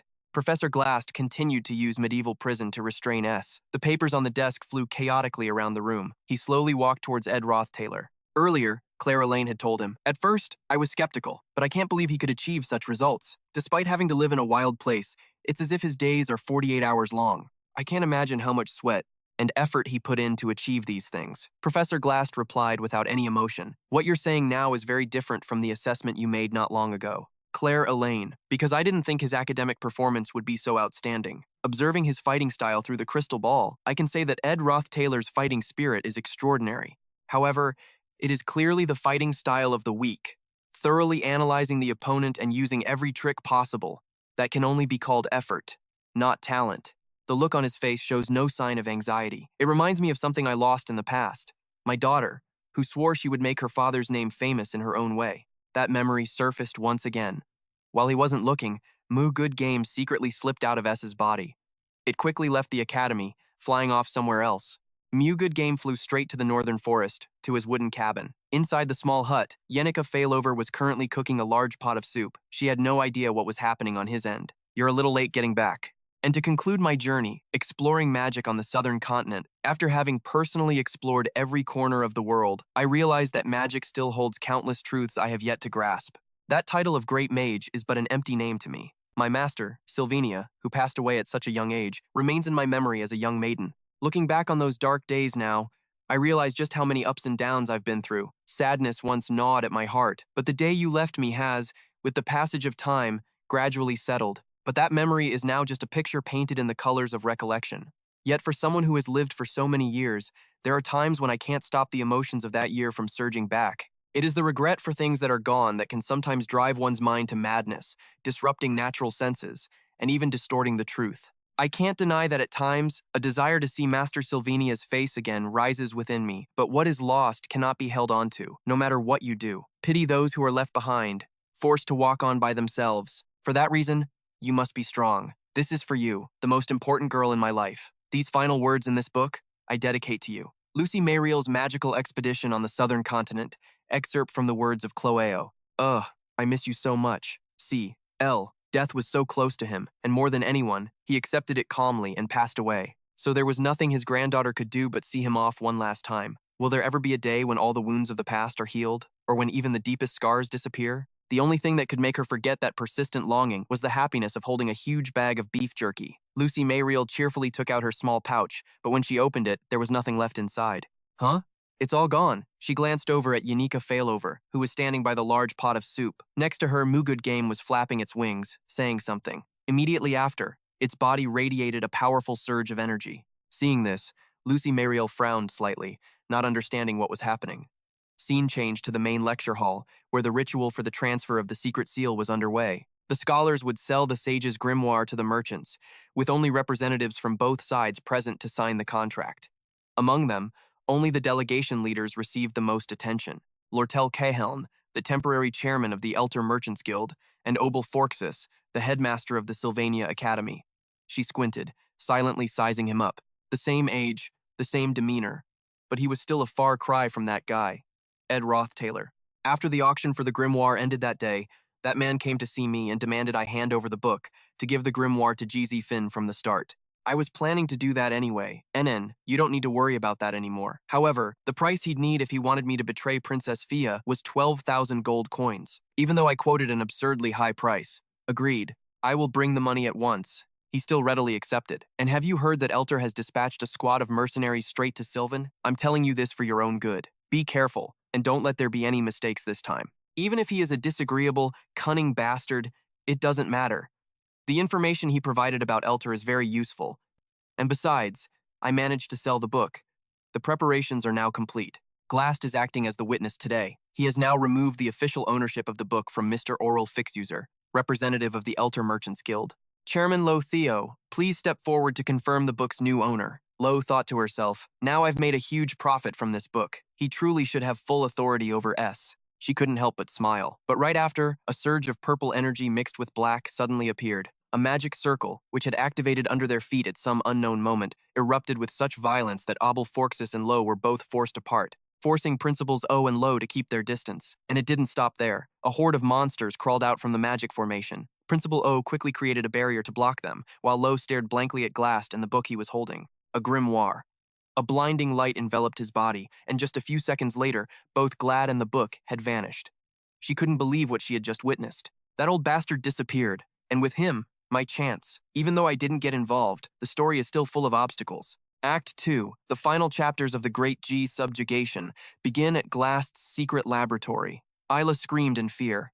Why are you here? Get away. You're so disgusting. Oh my god. Paying no mind to her reaction, he thought to himself, by now, Glad has probably gotten the book. But another, unfamiliar voice spoke up. Shut your mouth. If you keep screaming like that, you're gonna wake up the sewer monsters right in front of you. A large, fat man stood outside watching them. Behind him was a massive monster. He is Kung, a researcher of astrology. You should feel lucky. Glast has given us permission to use the two of you as test subjects, since you still have some use. A showed no emotion as he asked him, Is that so? Kung saw this and said, You're pretty good at keeping your cool. But while I review the experiment results, I'll be keeping an eye on you, so don't even think about trying anything funny. He sat down in a corner of the wall and thought, What can I even do in this situation? Just wait here. Taylor will lead a team to attack this place. The library area that Taylor passed through has probably been destroyed by now. I could have gathered all the copies of the Magitech formulas from countless magic books there to complete my mission, but now there's nothing I can do. I can't do anything. The only thing that pisses me off is how smoothly everything is going for them. A glanced over at Ayla, and I'm stuck in the same place as this brat, too. Her face was pale with fear, and she wouldn't stop screaming her head off. If you take one more step, I'll scream. Don't come over here or I'll bite my tongue. I'm serious. Does this face look like I'm lying? Like I'd have any ill intentions toward a kid like you. If I wanted to hurt you, why haven't I done it already? If I try to see it from Taylor's perspective, I can kind of understand how Ayla feels right now. She was still very wary of him. Lies. I can't believe a single word you say. A growled in exhaustion. Stop with the empty words and sit down. We just need to wait patiently. Taylor will come. Ayla's eyes suddenly welled up with tears as she glared at him with hatred. Taylor? You think you have the right to call him by his first name like that? And why not? I apologize for what I did during the entrance exam, but I had my reasons. And the truth is, I did my part in the battle against Gloscan. Even if you don't believe me, you have to believe in Taylor. He'll definitely come to save you. Ayla couldn't believe the words she had just heard. An apology? Tiel is actually saying he's sorry? He let out a tired sigh. Just then, Mug flew over in a hurry, crying and making a fuss. Young master, are you all right? Are you hurt anywhere? Is your hand scratched? Are you weakened by anti-magic? Is your vision still okay? Are your sense of smell and hearing affected in any way? Can you still feel your fingertips and toes? Are you exhausted or in any pain? Do you feel dizzy? Is your heartbeat irregular? I followed the trace of your magical energy all the way here, but because your spirit empathy ability is still only mid-level, it took me a while to find you. Please forgive me, Mug. I sincerely apologize for not being able to arrive sooner. A didn't blame it at all. Instead, he gently patted Mug's head. You silly little thing. Where have you been all this time? But you did a great job finding your way here. Isla suddenly asked him, Is that a spirit? You know, spiritmancy? At the beginning of this semester, his basic magic skills were still terrible. None of your business, kid, he thought to himself. Finally, someone decent to talk to. She frowned and continued, If that's a spirit, it can send a distress signal outside. We could ask a student or a professor who can sense the spirit's presence to come to our rescue. A glanced at her and said, I don't need any more variables like that. Mug chimed in. No need to worry, young master. Although I, Mug, cannot guarantee your safety, I am very well trained for reporting in situations like this. He looked at it, a little surprised. What? It took me about half a day to get here, evading the monsters and the golems. The return trip would take about another half a day, so it's been 2 days in total since then. But I still remember that face clearly. Lady Yanika Failover was beautiful even in her rage. It turns out that something called cold fury really does exist. Not only that, but that fox-faced merchant woman and the little witch who always wears a magic hat often came to the tent to discuss cooperation. With forces of this scale, we practically have an army of hundreds of thousands. Please rest assured, sir. The rescue team will be down here soon. Just sit tight and wait. Mug smiled, extremely proud. But contrary to its expectations, A wasn't happy at all. In fact, he was so angry he was grinding his teeth. You damn bastard. Isla saw this and couldn't help but chime in. Exot Taylor, why did your expression suddenly change? What on earth is going on? He didn't answer them. He just stood up and forcefully threw Mug outside. Hey, you over there. Hey, whatever your name is, researcher. I've changed my mind. I can't stay here anymore. I have to get out. A continuously shook the cage. No, really. I have to get out of here right now. I'm not kidding with you, Kung frantically told A.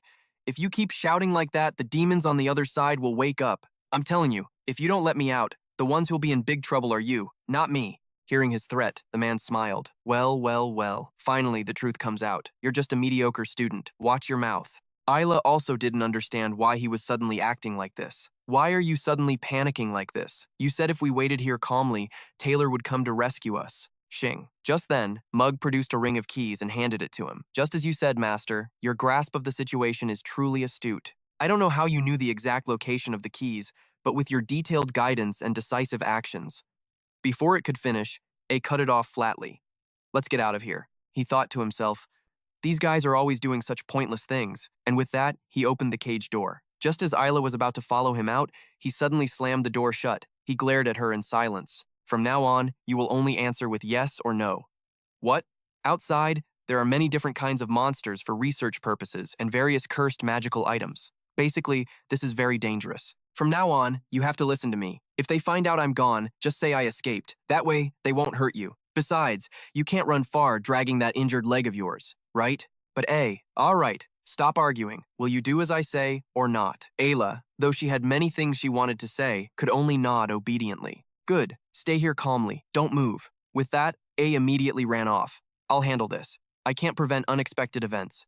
These are all minor variables. I'm confident I can find a way to resolve them. My stats have all increased significantly, so with the information I already have, I can handle most obstacles. However, there are still variables that can't be controlled independently. Yanika, Filover, or Lo are also joining the battle. I think I have a way to deal with it, but there's also that little witch who often came to the tent wanting to cooperate. No matter how many hours a player puts into this game, even the most skilled gamers can't find a way to defeat that transcendent enemy. Bad ending number 27, Lazy Lucy. But since that event wouldn't happen without the player's intention, I've barely paid any attention to these things. When the necessary conditions are met, it will inevitably lead to a tragic ending. The initial condition.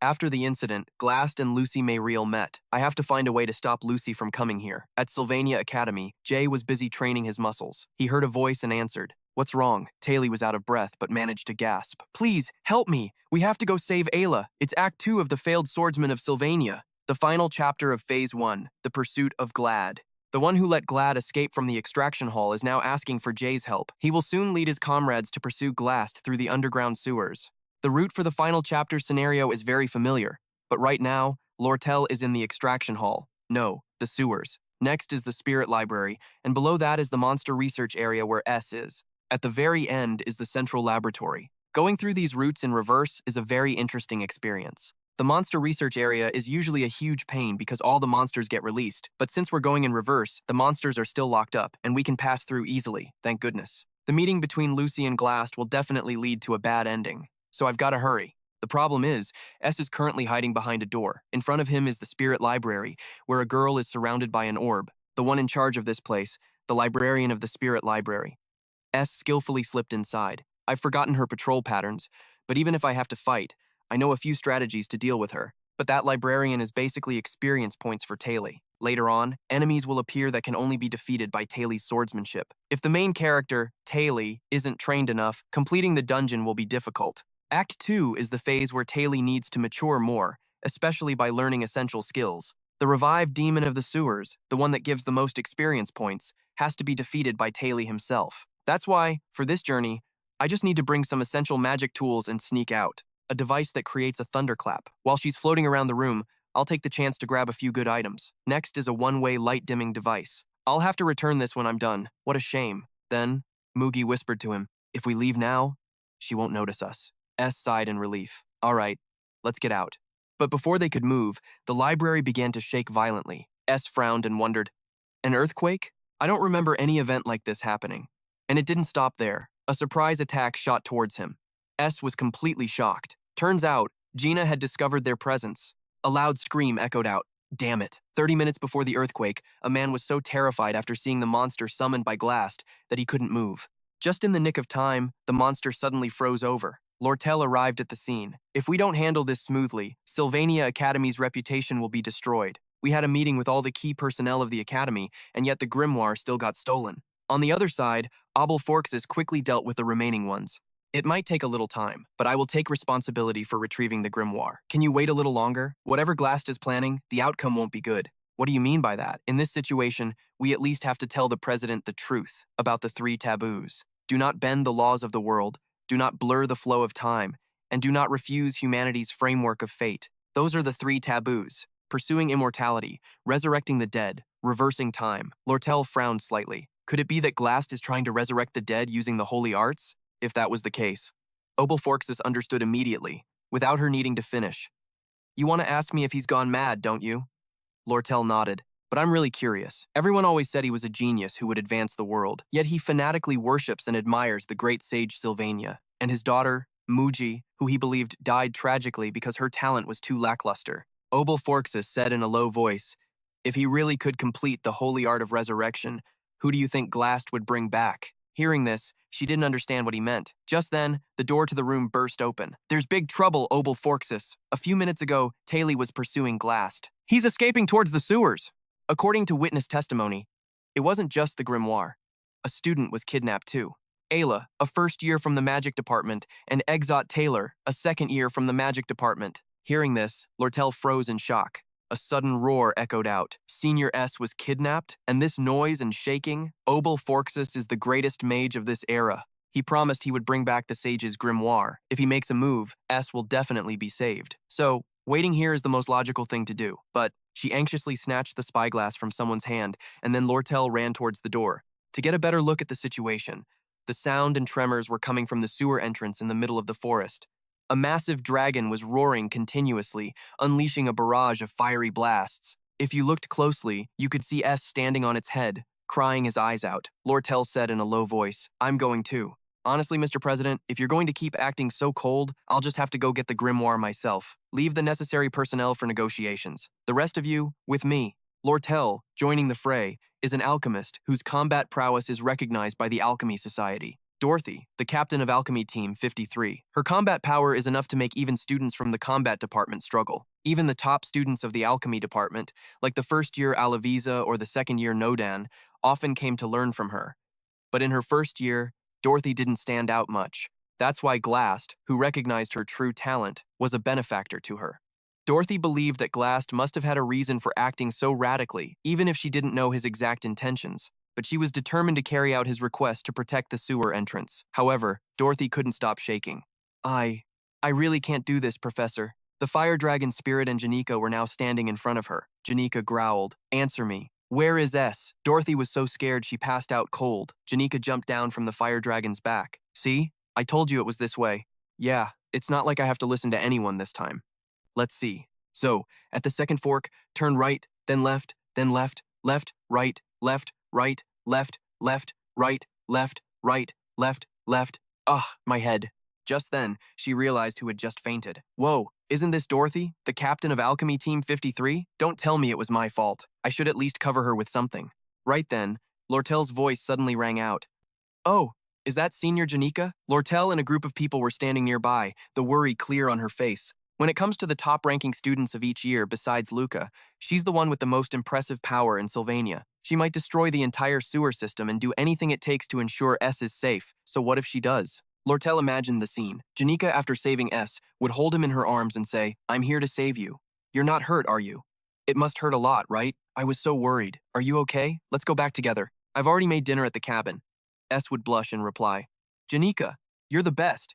Getting kidnapped out of nowhere was so scary. And then, the two of them in wedding clothes, arm in arm. Of course, it could only be you.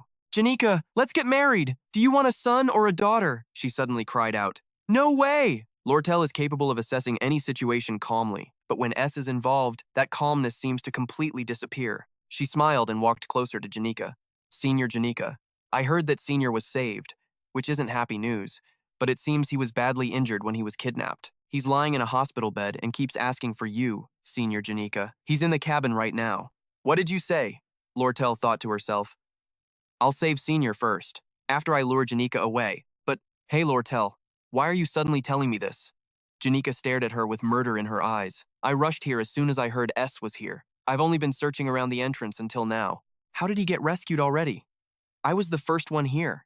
How could I not have noticed?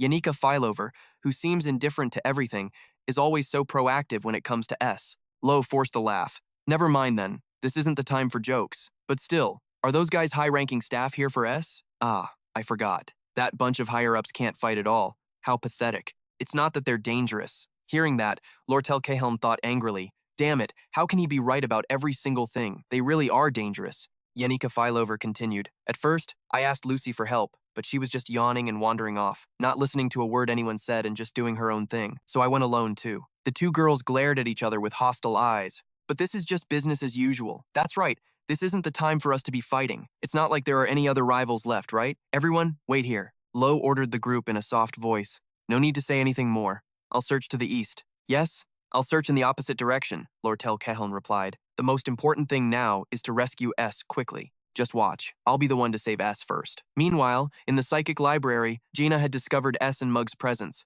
As he felt the entire room shake violently, he had no idea what was happening. An earthquake on the other side. Who will be the first to save the endangered S? Just then, the ceiling cracked and shattered into pieces. A blast of magic shot down from above, striking Gina before she could defend herself. S and Mug quickly hid in a safe corner, hoping it was just an earthquake. Gina was now completely motionless, lying flat on the ground. Then, a sleepy yawn echoed out. Little Lucy was sitting on a pile of rubble, half asleep. I was bored, so I came to save you. The contest is over. The crimson light of the sunset shone down from the distant horizon, enveloping the figures of two men discussing official matters. One man turned to Belle with a worried expression. Are we really just going to let this happen?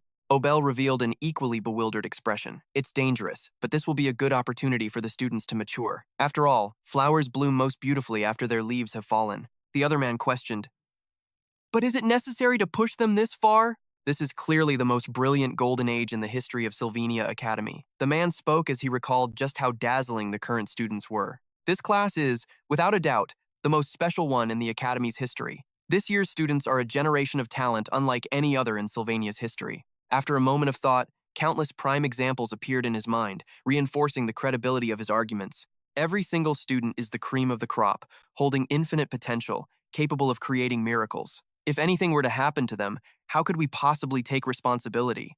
Belle tightened his grip on the leaves in his hand.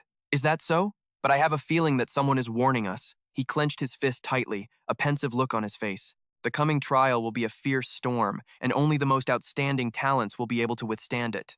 Though it will be difficult and dangerous, this is a test for all of them. The sky was growing dark, but it seemed to cling to the last rays of sunset. In a simple house, smoke rose from the chimney, and what looked like a black hole appeared on the distant mountain. It was like a cosmic void, deep and vast, and from it came a voice of denial. No way. Someone appeared on the ground, frozen solid. A boy clutched his forehead, full of regret. It can't be, this can't be happening. Lucy looked at him with hopeful eyes. Do you have any beef jerky left? The boy clutched his head and grimaced. There's none left. Hearing this, Lucy seemed a bit crestfallen.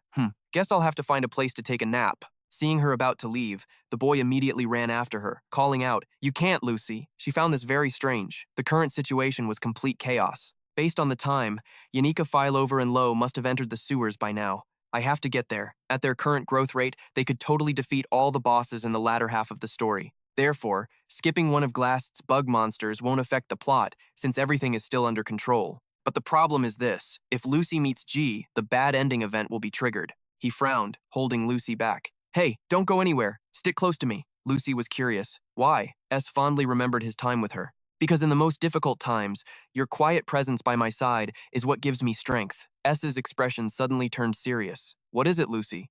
You're very strong. When I'm with you, I feel at ease. You don't have to do or say anything. Just being by my side is enough to calm my heart. Lucy dodged to one side and leaned down. Sniff. Sniff. Are you really sure there's no jerky left? Seeing that Lucy cared more about jerky than him, S got jealous and raised his voice. Stop going on about jerky. Please, just stay by my side until we get out of these sewers. Then he suddenly crossed his arms and lowered his voice. If you want to go outside, I'll take you, but I need to take care of a few things first. Lucy breathed a sigh of relief. All right, I agree. In return, I have a request too.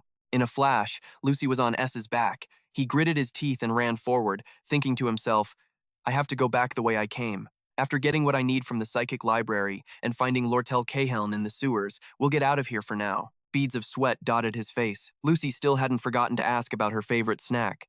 No way! There really isn't any jerky left! S was at his wit's end. It's all gone. Outside the building, a swarm of dragons glittered. How enormous and terrifying they were. Suddenly, a hand stretched out, radiating a blazing energy.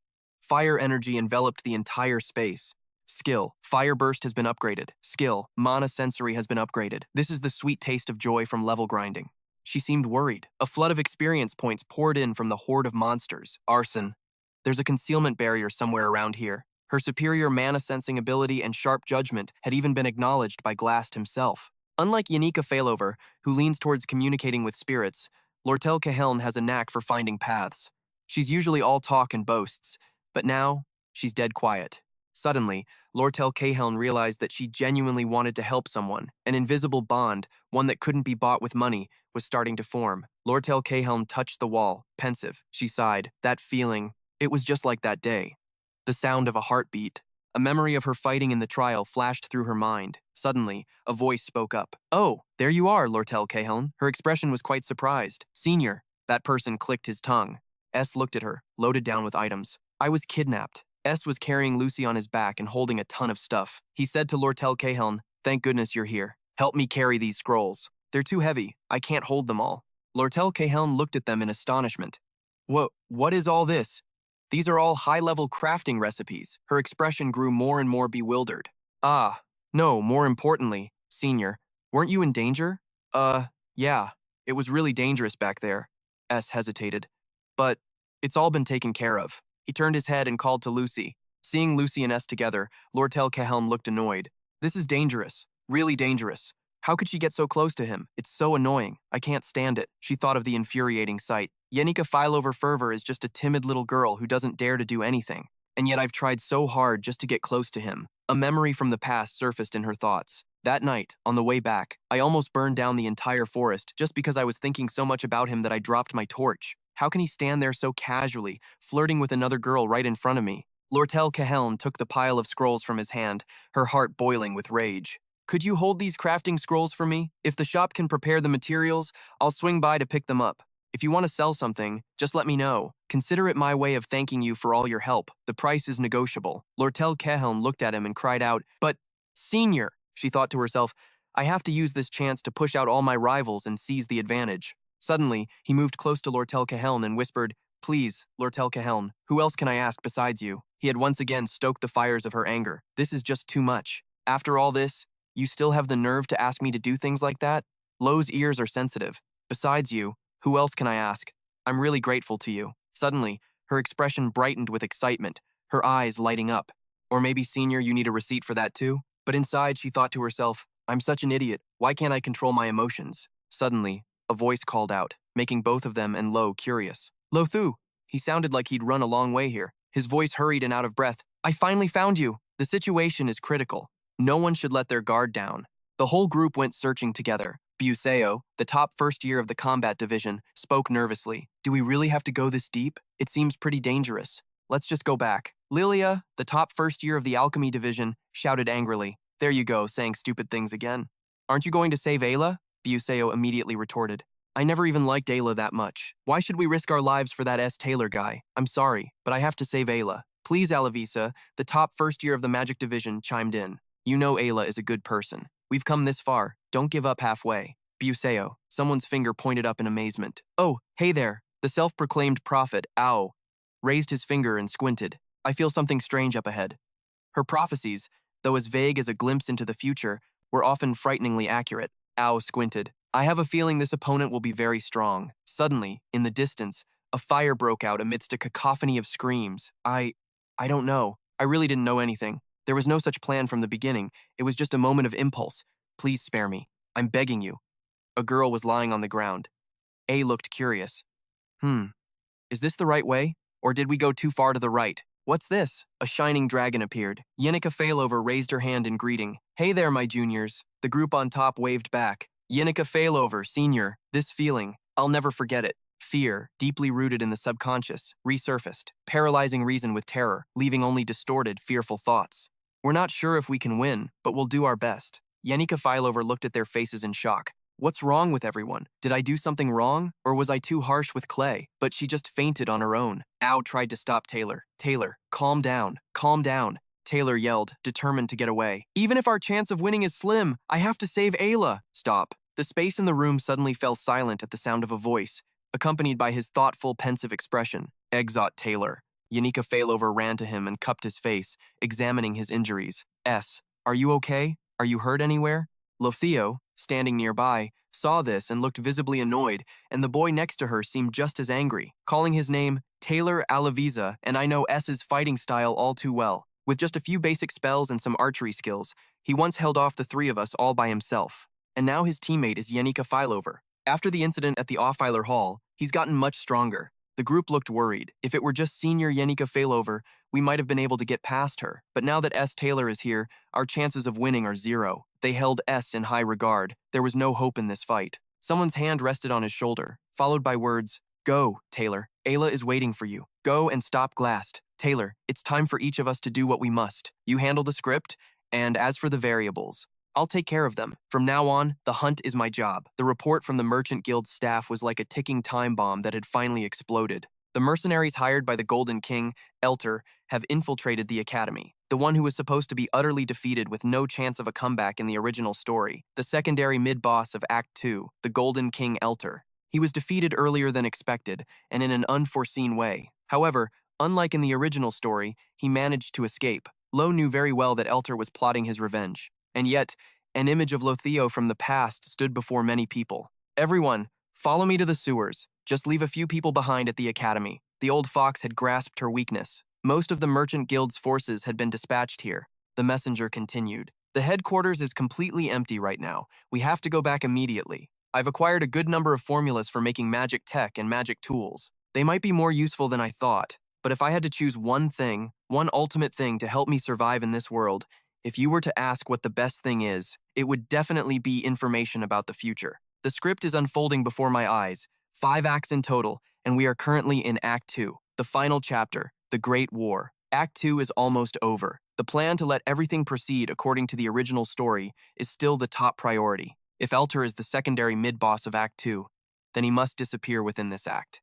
Just like in the original story, I will go and take down the Golden King, Elter." Someone mumbled his name and immediately got a response. "Yes, Senior. For now, just go straight inside and you'll get there. As for the specifics, we can ask Ayla after we've rescued her." As for Taylor, when he heard this mentioned, it was ultimately the young protagonist himself who had to end this damn script. Only Taylor, after learning all the special skills and fully developing, could face that person in the final act. There's still a lot to do inside the sewers. Later, when the magic tower summoned by Glast casts its dark shadow over the sky and unleashes terrible magical rain, there will surely be many casualties. And then, countless other arduous challenges await. Challenges that are nearly impossible for human strength to overcome. The young boy looked back and heard the parting words, "Do your best."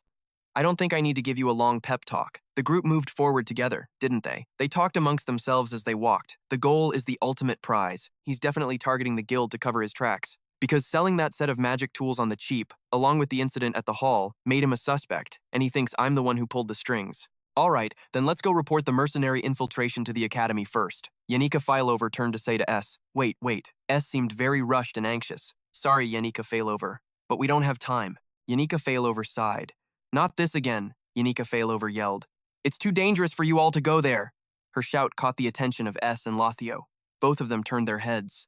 Yanika Failover asked him, "Are you planning to deal with the Golden King, Elter?" "I don't know exactly what happened, but you were just kidnapped and you only just escaped," she said with a very worried expression and an exasperated tone. "He just fainted from exhaustion the other day. Besides, this is about Elter. To be blunt, it has nothing to do with S at all. I don't want to see you get hurt anymore." S felt those words in his heart. She's right. It's true that this really doesn't concern me. But I can't just tell Yanika Failover that I need to handle a huge variable like Elter myself to feel at ease. He turned his head and looked back at the two of them.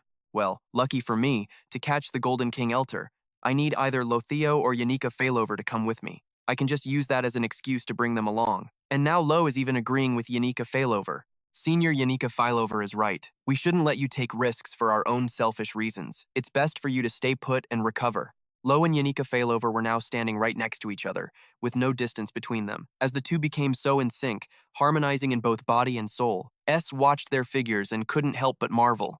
Amazing. They used to hate each other like cats and dogs, and now they're on such good terms. He spoke up, "Thank you, everyone, but I can't just sit back." He was responding to the feelings of the two girls. Unfortunately, this isn't an outsider's business. Hearing this, both girls were extremely surprised. Huh? Lo was confused. "What do you mean, S? An outsider's business?" With that said, he continued on his journey. "Let's go, everyone. We're out of time." The staff member who gave the report went with them. Yes. As he walked, S thought, why isn't it an outsider's business? It's always at times like these that I get flustered and don't know how to explain. Yanika Failover playfully cut off his train of thought. Well, it's true I'm not an outsider either. Right. S has a deal with Lo. So if Lo loses control of the Merchant Guild, S will have trouble distributing magic tools too, right? Exactly. Then there's no way you two are strangers. Ed mulled over Yanika Failover's words as Lortell Cahelm suddenly blushed, shyly covering her face with both hands. Yeah, that's right. Neither of them are strangers, Ed thought to himself. Yanika Failover is so damn smart. The way she can twist my words so quickly. Just what you'd expect from the valedictorian. We'll deal with that later. The scene before us. Each rocks and rubble littered the ground. It's a total mess. People were murmuring. That guy, Tiel, had been ruthless with everyone, sparing no one. He looked truly terrifying at that moment. On the floor lay the body of a girl, her face covered. Ed looked at Yanika Failover, confused. Did you do this? Yanika Failover immediately tried to explain. It wasn't on purpose, I swear. It was just one thing led to another and it ended up like this. Lortell Cahelm is so cruel. Yanika Failover! Yanika Failover cried out. Hey! I'm not some heartless, cold-blooded person, okay? Don't get the wrong idea. The announcement says we're almost at the exit. We'll talk more when we get outside. For now, we have to report the mercenaries to the academy. My carriage and the staff are waiting at the entrance. The carriage outside has been overturned. 3 people were collapsed on the ground. As the group looked at them, Lortell Cahelm realized he had arrived sooner than expected. Elter was already standing there. He spoke up. Clever girl. I was the one who taught you how to manage documents. Even if you turn the entire merchant guild upside down, you won't find a shred of evidence to incriminate me. He stood there so defiantly before everyone, but his personnel management has a fatal flaw. All it took was a little intimidation for them to confess where you went. The guild employee who was with them spoke up. I'm sorry, my lord. Lo laughed with contempt. Elter looked at her and said, That's right. You should be smiling in a moment like this. After all, I spent a great deal of time teaching you that fake smile of yours. Ed pointed to the employee next to them. What a pity. The only evidence is your own confession. It would be such a waste to have to ruin a pretty little thing like you with torture just to get a statement. The people who'd been knocked to the ground earlier showed a strange sign. Their eyes seemed to emit a red glint of light. He swung his blade down, a blinding flash. He's getting help from Kabilo, Theo shouted a warning. Everyone, be careful! While parrying the blow, she tried to reason with Elter. I knew you wouldn't come alone, but I never thought you'd dare bring mercenaries into the academy. His voice rang out. Do you want to compare my forces with the ones from last time at Trish Hall? I'm afraid they're quite different. This time won't be so simple. Those soldiers drew their bows. These are the top mercenaries on the continent, Elter announced, giving his order. Except for Lortell Cahelm, it doesn't matter if the rest live or die. He waved his hand. Finish this quickly. And with that, the soldiers aimed their bows at everyone. Countless arrows were fired, all aimed at the group. S watched the arrows whizzing toward him and used a defensive spell to control them. They were enveloped and protected by the magic. Janik warned him to be careful. S, they move and attack with textbook precision. S said, Thanks, Yanika Failover. Elter stood to one side, arms crossed, observing the fight. Spiritmancers really are a pain. But then he took out some kind of artifact. I told you this time would be different. The legendary grade magic tool, Bullerud's Prejudice, locks all mana in the area for 10 minutes. A single-use item worth hundreds of gold coins. Bullerud's Prejudice is similar to Alavisa's Forget-Me-Not reagent, but its mana-locking effect is far more powerful. Its weaknesses are a long activation time, and the fact that it's easy to spot, but its power is undeniable. He noted that their overwhelming force and the battle-hardened mercenaries' formation made it impossible for him to break through and stop Elter from using the tool in time. And most importantly, Lortell Cahelm revealed, We're all mages, so all of our magic will be sealed. He definitely knows our exact strengths. We're screwed. S spoke directly to Elter. Elter, the Academy won't let you get away with this. How do you plan to handle the consequences? He laughed loudly. At least it's better than losing your life, isn't it? I should have foreseen this from the very beginning. The flap of a single small butterfly's wings is enough to send the whole world into chaos, Ed thought. I understand that better than anyone, especially since he's an intermediate of the second regression. If I let him live, just how chaotic will this world become? The Golden King, Elter, an intermediate of the second regression. The villain who was supposed to be overthrown and kicked off the stage by his own daughter, Lortell Cahelm. The man who murdered Lortell Cahelm's parents. The man willing to use anything to achieve glory and power for himself. Clearly, a monster. Because the reason Elter is cornering us in such a detestable way is just for his own survival. Same as me, Ed told himself. But I won't go easy on him. I can't lie and say I was prepared to deal with all the variables I've caused. Go ahead and call me selfish. Suddenly, Ed's voice cut through. Stop! This is my business. The sound of footsteps echoed from somewhere. Lucy, on his shoulder, seemed to have woken up. Her first words were, It's so noisy. Suddenly, a powerful, blinding light burst from her slender body. The sheer power of the light was blinding to everyone. The Lu of Sloth had awakened. Few know that the final book of the great Archmage Glock's life, the Record of Observations, was written in a simple thatched hut, a far cry from his usual glamorous image, and a far cry from the Lucy he saw in his dreams. Heeding Glock's teachings. You possess innate talent and the blessings of the stars, but that does not mean you are allowed to stop learning. Always be humble in your learning, and use your power for the sake of everyone. And be wary of the loneliness that creeps into your heart. Overwhelming power always comes with a piercing loneliness. Archmage Glock set the paper down on the desk. All right, I'll stop here. Lucy was incredibly curious. But you must promise me 3 things. His expression was kind and benevolent. You must not kill. Even by accident, you must not let those small hands be stained with blood. And, at least for your time at Sylvania, live the life of a true student. Lucy could sense that the mercenaries Elter hired were all seasoned veterans. Just watching the way they moved was enough to know they had survived countless battles. The fact that they survived to this day was proof of their strength. Survival instinct was ingrained in their very flesh and blood, and right now, that instinct was screaming as Lucy's footsteps came to a halt. It was screaming at them to stop. The ethereal aura of light that radiated from Lucy's every step was magical. Her appearance and aura made Elter's jaw drop. What kind of magic is this? One of the men scowled, his face darkening with anger. Are they all insane? Run. However, younger soldiers often lack experience and the ability to judge a situation. The man gripped his sword and charged toward the light. Unlike her appearance as a mage, Lucy rarely used magic. She immediately sensed the threat. She intercepted in time, just before the man could attack her. It was simply magical power created by compressing mana to its absolute limit, pure, unstoppable force. Elter now wore a worried expression. He held up a piece of paper. There's still not enough time. Just a little more time. Lucy's eyes flashed as she turned toward him. You're the ringleader, right? All I have to do is take you down. Suddenly, a hand gently touched her shoulder. Lucy turned her head to look and began to speak. All right, that's a no. She whipped her head around, sensing a bad omen.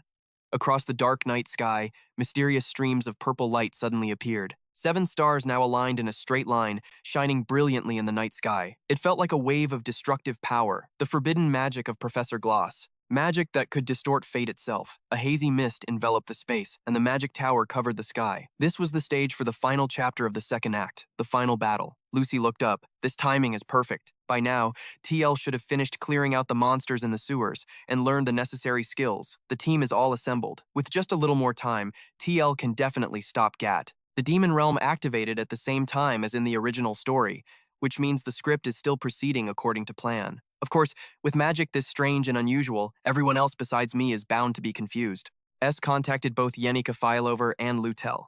Even top students like Yanika Fileover and Lortell couldn't understand what was happening, so that means absolutely no one else could. Lucy suddenly spoke, making me look up. Each magic tower is tasked with absorbing and processing mana from the sacred domain. Lucy was floating in midair, so it seems someone can do it after all. I looked up at her form. The Forbidden Resurrection spell. The ending of Act 2, which you could watch after completing the stage, still made me curious. After everything was over, Lucy woke up from a long sleep and spoke nonchalantly. She was sitting on the ground, rubbing her eyes, now in the form of a little girl. So that was it.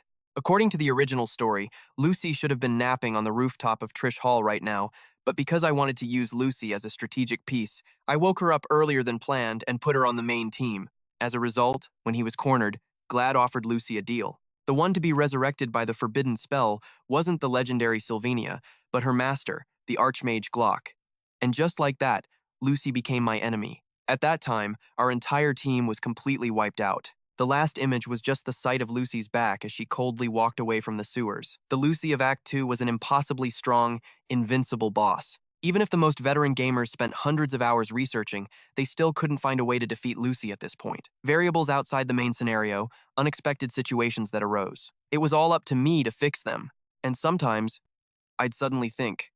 My hand felt like it was grasping at something invisible. Could these variables, like that legendary grade magic tool, the prejudice of Byrus, really change the ending? Ribbons of light wrapped around a vial, sealing all mana within range for 10 minutes. That light source enveloped the entire space, and all of us were submerged in those bands of light. Elter suddenly shouted, "Now's the time." He thought they couldn't use magic anymore. A wind blade suddenly appeared, a stream of dark energy different from the usual green. I reached out and touched it. Could I really break that predetermined, dark ending? However, even though I knew a lot beforehand, there were still things beyond my control. Elter immediately panicked, his eyes wide, his mouth stammering.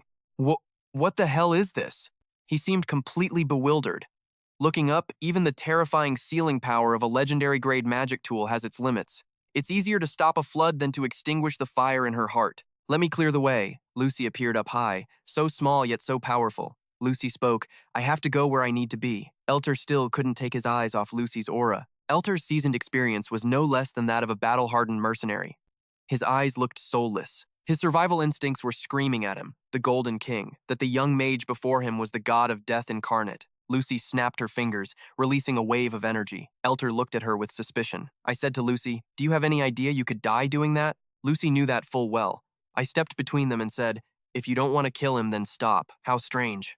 For this guy to be worried about Elter's life. Lucy seemed like she wanted to say something. An image of Lucy with Archmage Glock flashed in my mind. I couldn't let those small hands be stained with blood, not even by accident. The person she was worried about wasn't the Golden King, who was about to die, but me. Lucy got into her stance but then hesitated. Then she stopped and turned her head away. I understand. I asked from behind her. Where are you going? Lucy didn't turn back, only replying, it's all over. I have to go. Conversations with JT always ended like this. So when S asked the question, she paused. You don't regret it, do you? She didn't even bother to answer. Then Lucy flew up, leaving S to watch her, seemingly lost in his thoughts. The records of Glock's journeys. The final chapter showed an image of Lucy with Archmage Glock. What is lost forever will never return. The one who remains can only become stronger. How sad. So, be strong. Now, an image of Lucy, treasuring a thick, ancient book in her arms. I dedicate the final lines of this book to you, my child. You were the one who brought my life to a close. Archmage Glock's face, when he was with Lucy, was still the same as warm as it had always been, along with the affectionate way he called her name, Lucy. She was overcome with emotion thinking about those memories, then muttered his name absent-mindedly. And then, Lucy vanished, right before S's eyes. Scene change. Out at sea, there was a group of people in a boat. Someone said they had confirmed all 57 people were on board. It seems everyone retreated safely. Lady Yanika will be back soon too. Elter's fate will be decided later. For now, just hand him over to the Elter Merchant Guild to deal with. Lortell will handle everything. Ending this karmic debt with Elter is her responsibility as well. S ran up, panting as he climbed the stairs. I must have overexerted myself, running all the way from there to here, the highest point in Sylvania, made my whole body ache. This is Trish Hall, where it all began. So many nostalgic memories were made in this building. The place where Glad stole the secret history of the celestial sphere, and also the place where Tiel began his journey. Climbing the stairs, memories of this place came flooding back. The academy took care of the injured, and I never thought I'd come back here before. And yet, in the end, I still had to come here to sort everything out. My journey to go against the script, which began in that secret research room, has now come to an end. Right here, in a way I never expected.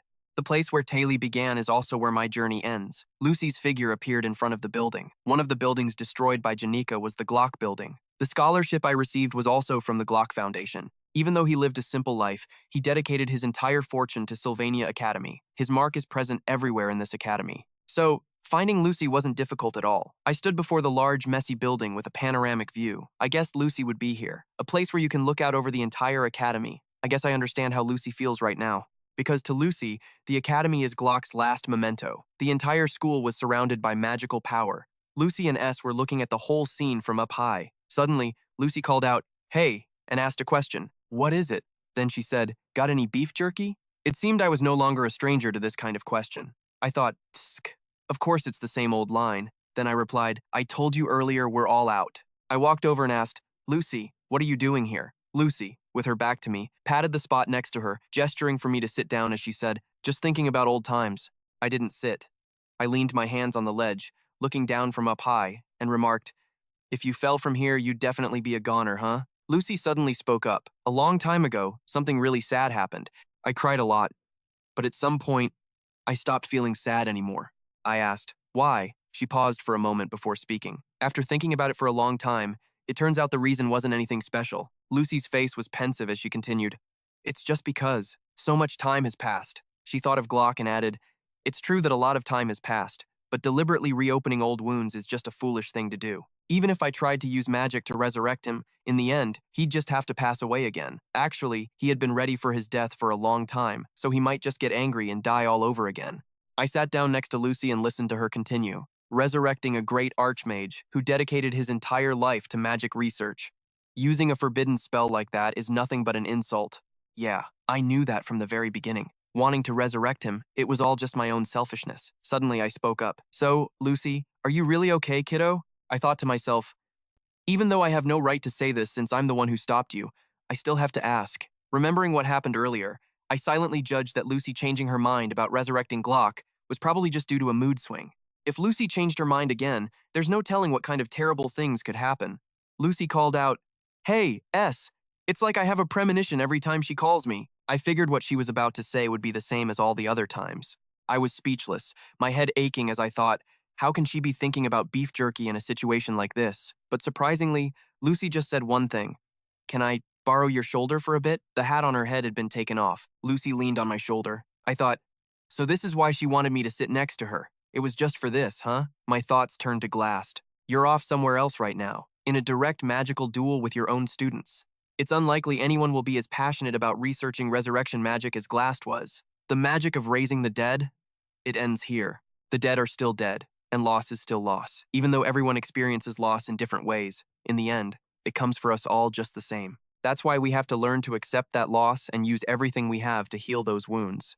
Thinking of Lucy, I thought, Lucy, the ancient weapon created by Glad using holy magic in another place. The sword-wielding students watched Glast's magic, their faces a mixture of fear and anxiety, yet they still clutched their swords tightly. Suddenly, Ayla was flung into the air. Someone screamed her name as the narrator's voice began. Chapter 2, The Final Battle. Glast unleashes a magic golem, controlling the giant's magical hands. He controlled them, encasing Ayla within a red sphere, the heart of the golem.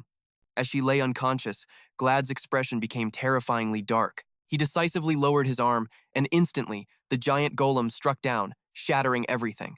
Shards of rock flew in every direction, relentlessly destroying everything in their path. Under Glast's command, the battle entered its final stage. Rescue Ayla, who is trapped inside the golem's heart. The giant targeted Tiel, attacking him without hesitation. The situation grew tense as the thick dust began to settle. It turned out Bai had quickly blocked it with her magic shield. He yelled, "Go, Tiel!" Immediately, Tiel charged forward with his sword. He jumped directly onto the giant's arm, gritting his teeth and muttering, "Ayla." At that moment, Glast looked up. Tiel swung his sword with all his might, aiming straight for the center of Glad's head as he screamed, "Give her back!" Glad's blood splattered across his face, his eyes glazing over. Glad's inner monologue begins to play out.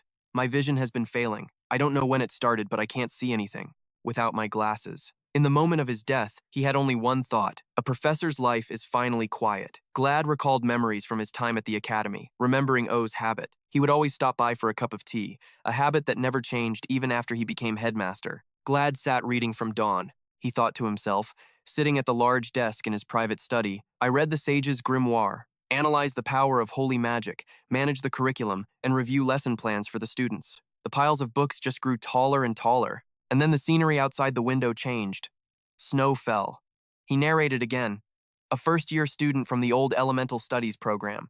She was constantly coming to my private study. Dodothea arrived to see him, carrying a sack. He remembered it clearly. She said she wanted to learn intermediate magic ahead of schedule. Another time, Klee came by. The young, troublemaking professor looked fearful, clasping her hands awkwardly and saying, "Professor, I'm so sorry." Glad judged her silently. Always so awkward and apologetic, he continued narrating. When I became the department head, I just stayed in one place. If you immerse yourself in work, the painful memories fade away before you even realize it. Sunlight streamed through the window, filling the room. The wind blew, and petals drifted gently past, Glad as he read. He continued his monologue. When I became the department head, I just stayed in one place. Time seemed to rewind, with Glad still sitting in his familiar spot, working. People came and went. He thought, if you immerse yourself in work, the painful memories will fade away before you even realize it. Back in the present, a heavily injured Glad spat out a mouthful of blood, but his right hand was still casting a spell. He attacked Tiel, sending him flying. Tiel's sword snapped in two. Celestial magic, time reversal. Glad looked at the magical power in his hand, chanting, "The painful memories don't disappear." Instantly, his eyes widened, and a terrifying power was unleashed, radiating in all directions. The power forced everyone to grit their teeth and struggle to resist. Someone shouted, "What? What is that?" "Celestial magic. That power transforms. Multi-layered prison of time." Everyone began to turn to stone, frozen in place. Bai felt more danger than ever before. He used all his strength to push Tiel forward, and right after, Bai was also frozen in time. Thankfully, Tiel held on, plunging the remaining half of his sword into the magic wall. Glad was lost in thought. He mused, Sometimes my vision grows dim. Then he closed his eyes, thinking, what appears in the lingering darkness behind my eyelids are the things I've lost.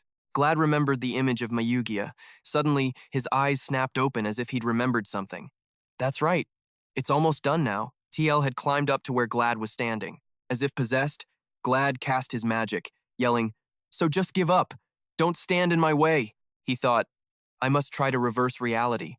Glad's magic grew stronger, accumulating power until the time was right. In that fateful moment, a brilliant golden beam of magic shot out, striking Glad's spell head-on. The force of it made him falter. When his vision cleared, Glad exclaimed in surprise, the Holy Sword Ritual. It's a celestial magic. Time reversal. Time shifted, and Glad's giant was sliced in two. As time began to flow again, color slowly returned to all the people who had been frozen. Time began to flow normally again. Suddenly, Glad said, it's useless. He thought, even if I have to trade what's left of my life for it. Suddenly, Glad coughed up another mouthful of blood. Cough! His whole body was thrown back by another power. Ice magic. Ice spear, Tiel yelled. Now's our chance. Immediately, everyone who had just been freed from the time freeze attacked all at once. Glad still spoke casually. Is that all you've got? But in the next moment, his eyes widened in shock as the combined resonant power of everyone's attacks completely destroyed his giant. Ayla was freed from the golem's heart. Tiel cradled her in his arms, and behind them, an entire magical construct collapsed. Glad slowly descended. When he finally landed, he coughed once, lowered his head, and said, all right, you kids win. Immediately after, he fell from the magic tower, his body cut through the wind. In that moment of falling, Glad managed to say one last thing. I miss you, Mayugia. Just before hitting the ground, he fell through a celestial magic spatial jump, appearing at the base of a tree. It was a magic circle that had been left behind, like a final escape route. He collapsed by the tree, coughing violently. He thought, but somehow, this escape comes too late. It's useless, even if I try to staunch the bleeding with my magic. The narrator's voice explains. In the original script, Glast wouldn't have been able to do anything else either. In reality, everyone could have predicted this scene. Glast was sure to die here. Glad looked up. Ish, why are you here? Isn't it past the dormitory curfew? The reflection of GN appeared on Glad's cracked glasses. He continued, however, there is one thing I want to confirm. High on the tower, a massive magic circle was activating. It radiated a ferocious power, crackling with small bolts of lightning. Loethio thought as she ran, the mercenaries have already been driven off the island by Senior Yanika Fileover, and Dad is locked up in the Merchants Guild. So all the dangerous elements have been dealt with. We promised to meet at the sewer entrance after everything was done, so I just need to make sure my senior, who's rushing to the main hall, is safe. That should be it, right? Just then, she saw him standing with Lucy and waved. Oh, but Loethio's attention was fixed on Lucy's hand, which was gripping his shirt. That was a danger signal. In her mind, a voice screamed, danger! Danger! From inside the sewer, Claire Elaine struggled to drag an unconscious Dodo Thee out. E saw them and thought, that's Dodo Thee, the valedictorian of the 53rd class, and the teaching assistant. Looks like the situation in the sewers is over. He looked at Clay's tear-filled eyes and wondered, is she crying? What's wrong? But when the two of them saw him, they both screamed in terror. After that, Janika and Taken arrived. That magic tower used celestial magic, didn't it? If so, there's something I want to go check. Lately, Janika's meetings with the spirits have just turned into sessions to criticize S. But in truth, Yanika Filover's original intention was a good one to protect the northern forest where the spirits live. But a few days ago, Taken sensed a source of magical power similar to those magic towers emanating from the northern forest. If it's celestial magic, then we don't even need to say who is responsible. However, no magic towers have appeared in the northern forest at all. So, what was Glast doing in the northern forest? A quietly pondered. Considering nothing special was happening in politics, there was probably no need for him to intervene. But if a figure of Glast's stature wasn't eliminated, his influence on future scenarios would be unimaginably huge. I had finally decided to verify this, but when he saw me, Glast, his body covered in wounds and leaning against a tree trunk, showed no particular reaction. Oh, isn't it past curfew for the dorms? Yanika Failover and Lo arrived right after. Seeing him in this state, they were utterly astonished. What are you doing here? Glad coughed up a mouthful of blood, but still answered in a strained voice. Just watching the moon. Is it funny? You're not funny at all. That's strange. I find my own appearance quite comical. Looking down from up high. A failure. You must have already known, right? Exactly. Joe Taylor, I knew I would fail no matter what I did, but it was reckless of me. I never expected to be defeated by a student. Even if I had won, Headmaster OB wouldn't have let me be. Was it because of our past feelings that he didn't act from the very beginning? In any case, he's not suited for the headmaster position. You're a more outstanding student than I thought. It's a shame I discovered you so late, A asked in a low voice. Then why did you kidnap me in the first place? Glad smiled in response. You have quite an exceptional talent. At first, I intended to draw you in to use you for my plan. Of course, you fainting from exhaustion ruined that plan. I quickly kidnapped you, but by the time I returned, you had already escaped. If you think this lonely death is the price I must pay, then compared to the sins I've committed, this trade-off isn't so bad. After all, the 17 years I spent with my daughter weren't lonely at all. She's 17 years old now? That's right, 17 years. It's long if you say it's long, and short if you say it's short. It continued to ask, Claire, Elaine isn't a stranger to you either, is she? Clay spent 4 years on her bachelor's, then 5 years as an assistant professor. If she had stayed until my retirement, we probably would have known each other for 17 years. I met Claire Elaine. She broke down crying. Hearing this, Glast's eyes widened in surprise. At that moment, she was still trying to smile through her tears. Glast. He really is the kind of person everyone hates. Among all the people I've met, he was the most stubborn and obstinate. All he knows is how to delegate work to others. Arrogant, conceited, tyrannical, and he loves to lecture. If anyone did something wrong, all he did was reprimand them. In any case, it's really hard to like him. But he was a true scholar. At this point, Clay couldn't hold back anymore, her whole body shaking as she cried. He was someone who could see the talent in very ordinary students. Perhaps everyone could guess Glast's words. Duduthi also spoke with a trembling voice. Although she didn't know what Glast was plotting, he was the one who had discovered her talent. No matter how you put it, he was still a man who arbitrarily used his own students as bait, wasn't he? It's undeniable that he had lost his way. Now, there is no one around him. That's why he mocked himself, saying he would die in solitude, but that was just his delusion. Thinking back, Clay became an assistant professor at a young age. Duduthi, the head of the alchemy department. They were all people who were judged as talentless. Although Glast said such people were worthless, he never stopped searching for and developing hidden talents. Just like his own daughter, it was as if he was saying they were valuable people. Too long a time for a lonely death. To someone, he was a teacher. To another, he was a colleague. He still lives on in their hearts. Glast was severely nearsighted. At some point, he couldn't see anything without his glasses, not even himself. After hearing this, he fell silent, then said in a low voice, Before I used magic to summon demons, I saw the soul library. I cleared everything out, choosing only the legendary crafting formulas, but it seems it was all for nothing. A frowned slightly. What do you mean? There's more. He took out a key from his chest. A startling sight. I have to clean up everything with my own hands. Isn't that just reaping what you sow? Now, that library is yours. A stared blankly at the key in his hand. Why are you giving this to me? What, you're complaining about a gift? Under the desk that the wind is protecting, there's a secret safe. Open it when the Academy conducts its investigation. And finally, Lucy. Glast was now starting to gasp for air. From time to time, those around him would see her standing behind him, looking bewildered. She looks so sharp. At that moment, I really wanted to know what kind of expression was on Lucy's face. A thought to himself, it's a shame that from my position, I couldn't see a thing. A body lay face up under the jenover tree, covered with a silver-white blanket. At first glance, it seemed as if it were peacefully asleep. We just stood there silently, watching for a long time. The sky was beginning to brighten. At Sylvania Academy, the Glad incident, the Opolis Hall occupation incident, and now, the theft of the sage's grimoire. You've been present for all three. What a string of bad luck. Jaw Taylor, my name has become attached to every major incident at the Academy. The department head frowned at him. For some unknown reason, you were kidnapped by Glast, found a chance to escape, and tried to call for help, then coincidentally ran into Taylor and the others. Is that all? He's the department head now, huh?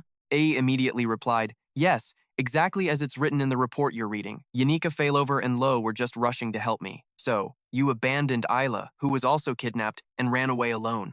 Isla couldn't move because her body was injured. Besides, she didn't trust me, so I snuck out alone to find help. All right. The department head stood up, meeting his eyes. To be frank, I suspect you. Your words seem plausible, but the series of coincidences, from the perspective of a department head, this is truly suspicious. He glared menacingly. Although you're pretending to know nothing, I have a feeling you know more. I'll take that as a compliment. This cunning attitude of yours is exactly the same. He slammed his hand on the table and said, But just like the incident at Opolis Hall, in this case as well, you are a student who was harmed due to the Academy's negligence. A frowned, looking at the paper placed on the table. This isn't the report I wrote. Ah, what the department head is looking at is my report card. The department head praised him softly. Exile Taylor, you have put in a great deal of effort. That is something I cannot deny, and you deserve to be rewarded as a student. After leaving his office, I couldn't help but let out a sigh of relief. Just then, Yanika Failover's voice rang out. You're out. Seeing her, he said, sorry for making you worry. Yanika Failover, are you hurt? I heard you got into a bit of trouble, so I was really worried about you. Worried? Worried about what? I'm fine. Don't worry. But right after, the spirit on her shoulder chirped something to her. Huh? Yanika Failover blushed and said, that's right. Actually, it's not that I'm not hurt. I think I got hurt a little while saving you, You're hurt? He asked worriedly. Yeah, where exactly are you hurt? Here. Probably my waist. Around there. I think so. Ah, Janika. This incident makes me feel something.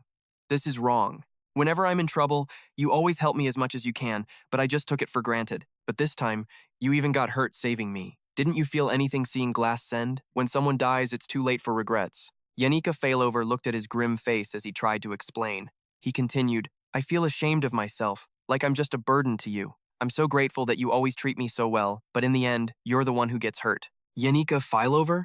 I'm sorry, Janika. Because of me, you got. I'm sorry for causing you to suffer such unnecessary injuries. She hurriedly cut him off. I'm sorry. I lied. I'm not hurt at all. Sorry. I'm sorry for lying to you. That's right, Yanika Failover. You're in the Opolis Hall dorm, right? Maybe starting next semester, I'll. Hearing this, Yanika Failover looked at him with sparkling eyes. Opolis Hall? I didn't expect you to be this excited. So many things have happened, but everything ended just as quickly. Act 2 can be considered a smooth ending. S recalled the dean's words, end this miserable, wandering life and return to being a proper student. If you do, I will permit you to move into the academy's dormitory. He looked around his wooden shack one last time. Personally, I'd rather build more fences, plant some year-round edible crops, and reinforce this slightly leaky wooden house. So is this camping life really coming to an end? S opened the door to his room, and suddenly something fell from above, landing at his feet. Lucy was dazed, lying motionless on the floor, her eyes wide with an expression as if she had just seen something terrifying. Lucy murmured, an end? It looks like it's about to rain. This scenery isn't Actron Island, it's the Gaiman mountain range in the Northern Empire. Why am I dreaming of my childhood right now? In those old childhood days, Lucy, with her small body, walked to a small house in the middle of a dense forest. The face of the old man in the house, a man sitting in a chair with his back to her. Lucy saw him and was stunned. But right after, the warm house suddenly became dark and old, with cobwebs spun everywhere. The old man slowly turned his head. He was now just a skeleton. He screamed in a loud voice, why didn't you save me? You had the chance, why did you pretend not to know? This is a nightmare. Lucy showed no expression at all. She simply closed her eyes. Then, when she opened them again, everything had returned to normal. It was still the familiar, elegant room with the maids waiting there. Lady Lucy, you're awake. Please, let's get ready for school. She remained silent, not saying a word. High-level spatial magic. A blinding flash of light appeared, forcing the maid to cover her eyes. A series of magic circles appeared in the sky, and in the middle was a dazzling light. I don't know why, but right now I really want to go to the northern forest. In the blink of an eye, Lucy was standing on the roof of the wooden shack. She stood there, looking down from above at S, slowly walking into the house, a sense of relief for no reason at all. It's going to rain hard soon, Lucy thought with a smile, but then she heard his voice ring out. So is this camping life really coming to an end? Lucy jumped, startled, and carelessly fell straight down, ending up sprawled on the ground. Right next to Meow's feet is a very unpredictable species. They never play the way we want them to. A little petting might soothe them. They often pretend to be a noble and proud species. Only when we lose interest and get busy with our own work do they start to cling to their owners. That's their nature. If you want them to do what you want, it's best not to pay them any mind. S stared at Lucy with wide eyes, said nothing, and just walked inside, leaving her lying on the ground. Scene change to Sylvania Academy, in S's classroom. Professor Bowen was enthusiastically lecturing, showing off his style at the podium. Those who want to befriend a cat just need to ignore it. Don't show any interest or anything. You'll be surprised when they're the ones to cling to you first. This can sometimes be harder than dating. The female students below couldn't stop laughing during the monster ecology class. It's surprising that cats appear in this subject. S sat at the back of the class, showing no emotion as he sat there quietly, led by the veteran Professor Bowen. This lecture is very popular, so everyone gets high scores. Initially, my grades were very low, but I don't know when it happened, but my training progress has gradually become faster. Now, there are almost no students who can surpass me in the exercises for most subjects. Class is dismissed for today. He quickly packed his things, but Professor Bowen said, "Oh, and could you please come to the lab after the lecture?" Later, at the lab, he asked him, "Do you know about the undergraduate scholarship program?" S immediately replied, "Doing some tasks for the academy in exchange for a partial tuition waiver? You know it well, don't you?" S, "This is your chance. What is the work specifically?" Bowen said in a low voice. "Most of it is work for the academy, but it will probably be mainly assisting Assistant Professor Clea. Professor Glast left a ton of work behind. Clea is an outstandingly capable student, but she can't handle it all on her own. Let's see, first there's the end of semester evaluation, then the conference program during the break, and when the break is over, there's the placement test for the first-year students. When you meet the first years, don't be too stiff." Hearing this, S thought to himself, if it's a first-year student, then that person will surely be registered as well. Scene changed to another room. Lortell was now holding the grimoire she had retrieved. Indeed, the feeling of resonance with the magical power was intense. Anything. Anything? She raised an eyebrow, wondering if she could really sell this thing to that goblin guy. S had made such an unreasonable request. Perhaps from the very beginning, he didn't want this item to fall into the goblin's hands. Lortell felt a headache coming on. Come on, this is a business transaction. Just think about the money. That's right, maybe I need to be more decisive. Lortell's motto is, never put off till tomorrow what you can do today. She took out the letter S had sent before. She thought she could really accept any request, as long as she had the certificate of purchase for the sage's grimoire. Anything. Lortell blushed, looking at the letter, then smiled and took out a pen and paper to write. Just this once. This is a notice about the special winter break. If Professor Glast isn't teaching, then who will be the substitute? Oh, I don't need to worry about the camp anymore. She let out a soft sigh. It's the end of the semester, so I'm probably not the only one who's busy. Both Yanika Fauvel and my senior will be just as busy. As for Lucy, there probably won't be any significant changes. But why? Just as she put pen to paper, the nib of Lortell's pen, she frowned, wondering to herself, why do I have such an uneasy feeling? At the same time, at the wooden shack, we're almost out of firewood. S was a little surprised to hear that. Lucy frowned at him. Winter is coming, and we're going to run out of firewood. That's true. But before he could finish his sentence, she quickly cut him off. Why haven't you been hunting lately? He couldn't help but wonder suspiciously, why is Lucy suddenly saying something useful? But maintaining the camp now is pretty useless. I think going to Dexter Hall now wouldn't be so bad. That way, I'll see Lucy less, so maybe the plot can stabilize somehow? Right after that, Yanika's voice called out, "Hi, S!" She smiled, running quickly towards the shack. Seeing her, he asked, "Is class over for today?" "That's right. Professor Mausia's afternoon class was canceled, so I came here to rest. Once the winter break starts, you won't be staying at the campsite anymore. So I'll come as often as I can now. I was really happy and loved my time here, but knowing that this life is about to end, I feel a little lonely. I really love this campsite. It's a shame I can't come here to hang out anymore. But S, your living environment is important, so if you decide to move into Dexter Hall, call me, okay? I'll help you with anything you need help with." Yanika couldn't hide the excitement on her face. There's a lot to do, you know. In contrast to her, Lucy was extremely gloomy, her eyebrows constantly knitted together. Hearing her, S thought, things to do? Yanika didn't stop talking and continued. Most of my classmates live in Dexter Hall, so we'll definitely see each other often. Oh, and if we run into each other at the student cafeteria, let's eat together. I usually eat early. On days when Clea can't make it, I eat alone. On the first day you're there, I'll show you all around the place. Let's meet tomorrow morning. Ha, and you need at least 2 people for a study room. So if you need an extra person, call me. S didn't answer her, instead taking a key out from his pocket. I have to go see the secret treasure in the library that Professor Glast mentioned too. Just then, Yanika placed a letter in his hand and said, "Oh, right, the application form for Dexter Hall. That's right. During application season, late applications are often overlooked, so it's better if you fill it out first and then think it over carefully." S quickly took it.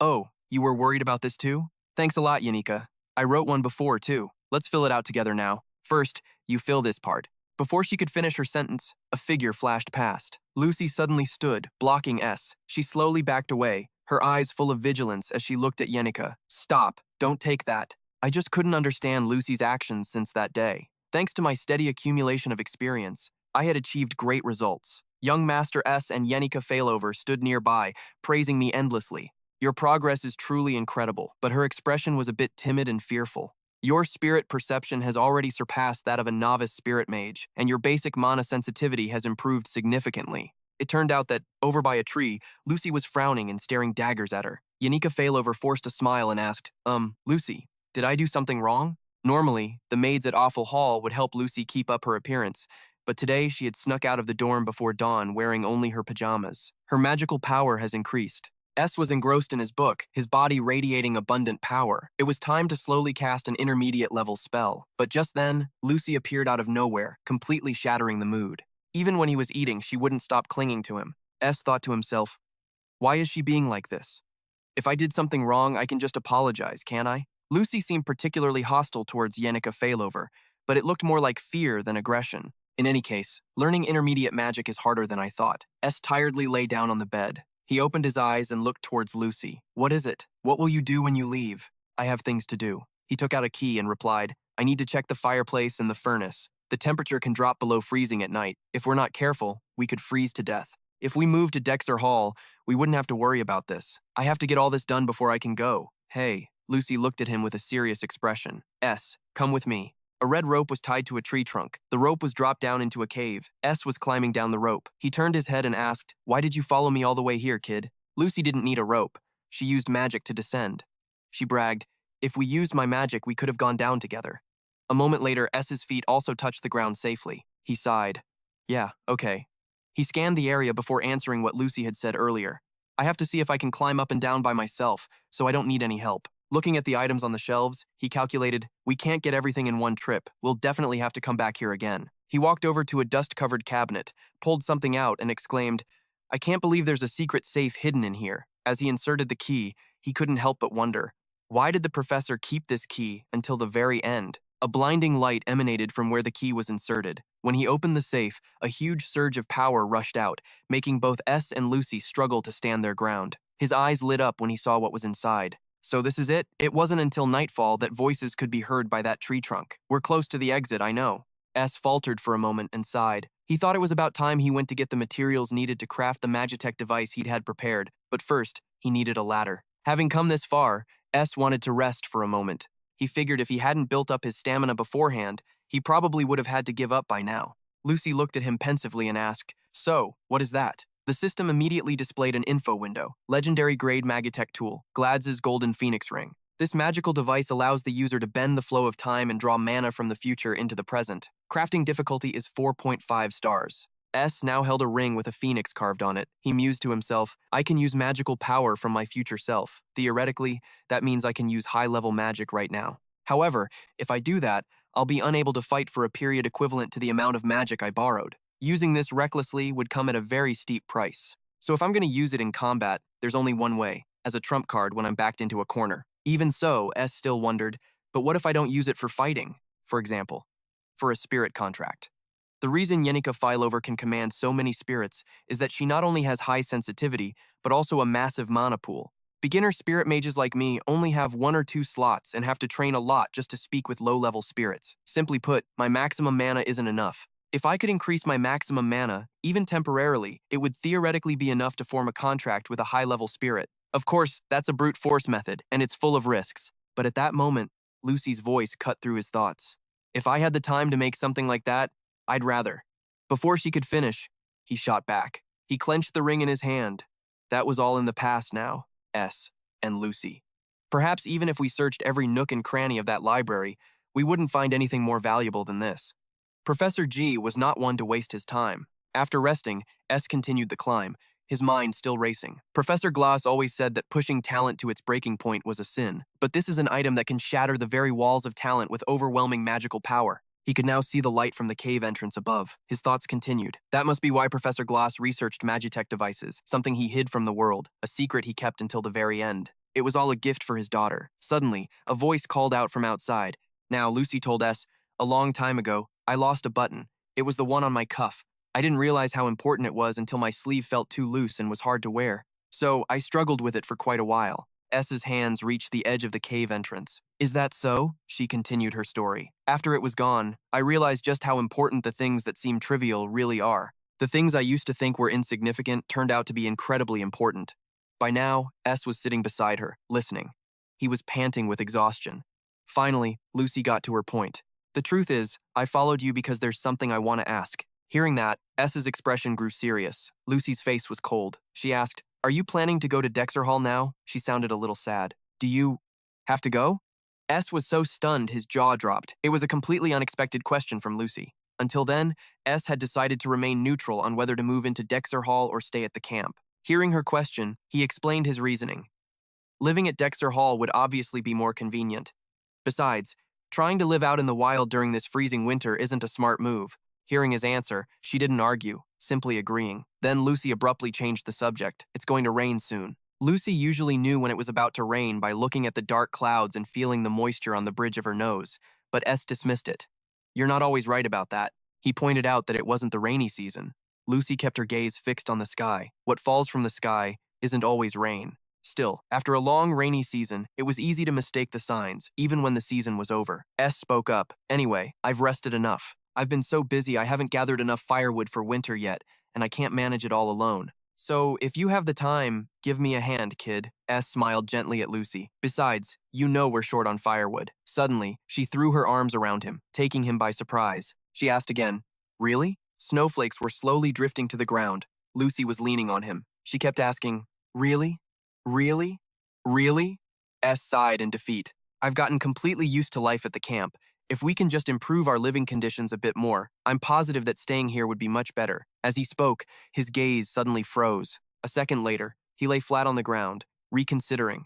A new beginning. And that is how Act 2 ended.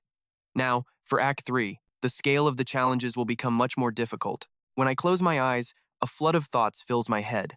The showdown between Princess Fia and Loethell, both vying for the position of student council president. New protagonists and new enemies will enter the academy as freshmen. And the person standing at the end of this stage, the final boss of Act 3, the awakened one.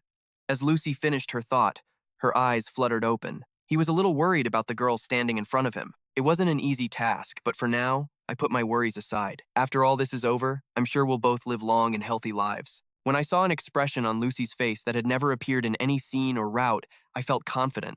Sometime later, winter arrived. I was shoveling the layer of snow off the ground. S was clearing the snow in front of his house. When snow falls, it brings a feeling of warmth, but when it accumulates, it just means more work is piling up. By the time I finished cleaning everything up, the sun was already high in the sky. It's been a while since I decided not to overwork myself. Even if the workload is heavy, I've been called to work tomorrow. Because I'm a scholarship student, I decided to finish all my work today. I have to quickly prepare enough firewood and food. The weather is cold, so I don't have to worry about preservation. The food issue was quickly taken care of. Instead of receiving a dormitory subsidy, I decided to get a tuition subsidy. So, the tuition problem was somewhat solved, and I no longer had to live by scheduling my time down to the hour like in the early days. Instead, I divided into 5 parts: morning, noon, afternoon, evening, and late night, but that doesn't mean I can just sleep like this. He was referring to Lucy, who was sleeping here. I was thinking of throwing Lucy out. Even though the protective magic surrounding Lucy showed that the cold wouldn't get to her, I still felt guilty. He sighed helplessly, wondering when he would ever get a break. If I had to face a risk, this was probably the time. He now held the ring in his hand. It was time. He immediately clenched the ring, and it radiated a powerful golden magic. S's voice rang out. Are you listening? The scene shifts to a magnificent, splendid palace. Someone's voice introduces the taste of pastries managed by a former royal pastry chef. The rooftop space is filled with the scent of flowers and herbs. The high-class tea and cakes from La Belle Bakery are hard to book because they're always full. But if I didn't use this bakery as bait, how else would I lure you here? Yanika Failover found this a bit hard to hear. Bait? It sounds like I just took the bait. Klee stood up and got straight to the point. All right, let's stop beating around the bush. Yanika Failover, I think you're getting dangerously close to the limit. You're head over heels for that Lortell guy, aren't you? Yanika Failover's face darkened, having been found out. How did you know that? Clay, with a furious expression, yelled back. How could I not know? But I have no intention of stopping you, she explained. When you first fell for that S guy, I felt totally drained. But after reevaluating for a while, that Lortell guy isn't as bad as I thought. So, I decided to just accept the situation. What she was angry about wasn't that. Clay moved closer to Yanika Failover, questioning her with a serious face. Does your heart ever pound like crazy when you're near that guy? Do you blush and avoid looking him in the eye? No. Yanika Failover started getting nervous. Why are you suddenly asking about that? But Clay just needed a yes or no answer. She didn't care about anything else. Yanika Failover immediately looked away, explaining that instead of feeling flustered or anxious, she felt warmer and more comfortable. Hearing this, Clay's face grew extremely tense as she shouted, "That's it!" The air around Yanika Failover turned gloomy as she realized she was heading for one of the worst possible romantic endings. Bad end, number 13. Her best friend Clay exploded with rage. Oh my god, this dense girl, what's the point of a relationship if it's completely one-sided? You have to make him miss you like crazy. She got so close that Yanika Failover had to push her away slightly. Klee introduced a new concept. If you're the only one following him around, fawning over him and praising him, how can you call that dating? That's called a relationship of worship. Yanika Failover found this reasonable and quietly shed a tear. Klee took her hand and reminded her. Okay, Yanika Failover. Anyway, winter break is coming soon. You know his face is handsome, and girls are always swarming around him, so you have to find a way quickly. But I have to go home, so I'm worried sick. For example, you need to learn how to stimulate his protective instincts instead of just playing push and pull like you are now. Anis, sipping her tea, had to praise her. As expected, Clay is someone who learned about dating from her friends' love lives, but she's completely right. However, the change in Shot Taylor's reputation was largely due to Clay herself. Because that man was the one Yanika Failover liked, she had relentlessly said good things about him to Belle, the academy staff, and even her friends, so gradually,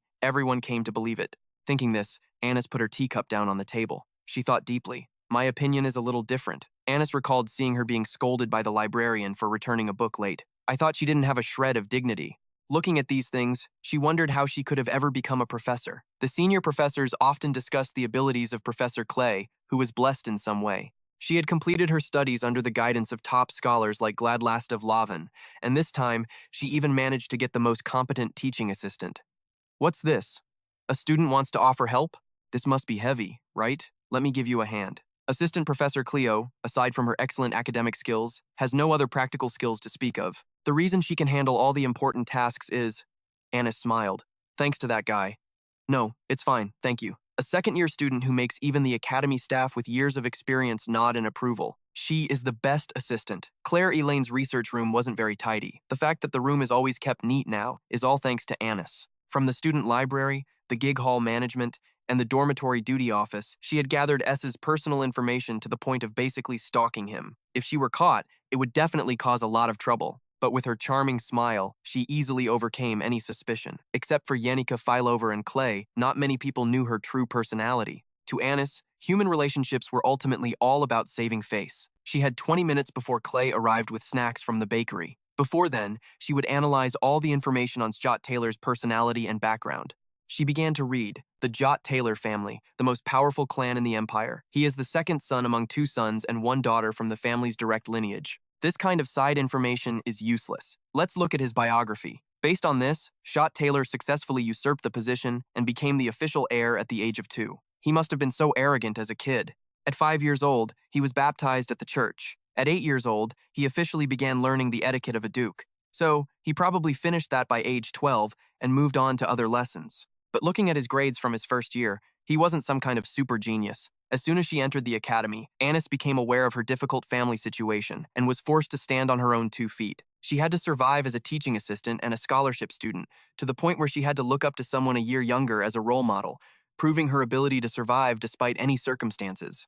Of course, Anis didn't have the ability to see the flow of money or smell gold, but she had her ways. Let's see the report. Shot Taylor, history of the Jot Taylor family. Second son of 2 sons and 1 daughter. Direct line of the head of the most powerful family among the clans of the GER Empire. Living in an oppressive environment, he must have been indoctrinated with authoritarian ideas. What's certain is that he was raised without having to worry about money, has no academic talent, and didn't show any noteworthy abilities during his first year. He shows a lack of self-confidence, has a high probability of preferring a gentle and innocent type of woman. Although he is the head, he has a tendency to evade responsibility, preferring to go with the flow. He would rather go with the flow than engage in debates, wants a place to express himself but without it being too troublesome, and prefers relationships that can be handled or discarded when necessary. Of course, he has good looks and is used to luxury, so he must love expensive things. But on the other hand, people like him, who have some accomplishments, might find simplicity more appealing and could be easily swayed by flattery. His favorite topics will revolve around luxury and dignity. He prefers giving gifts to show off his wealth rather than receiving them.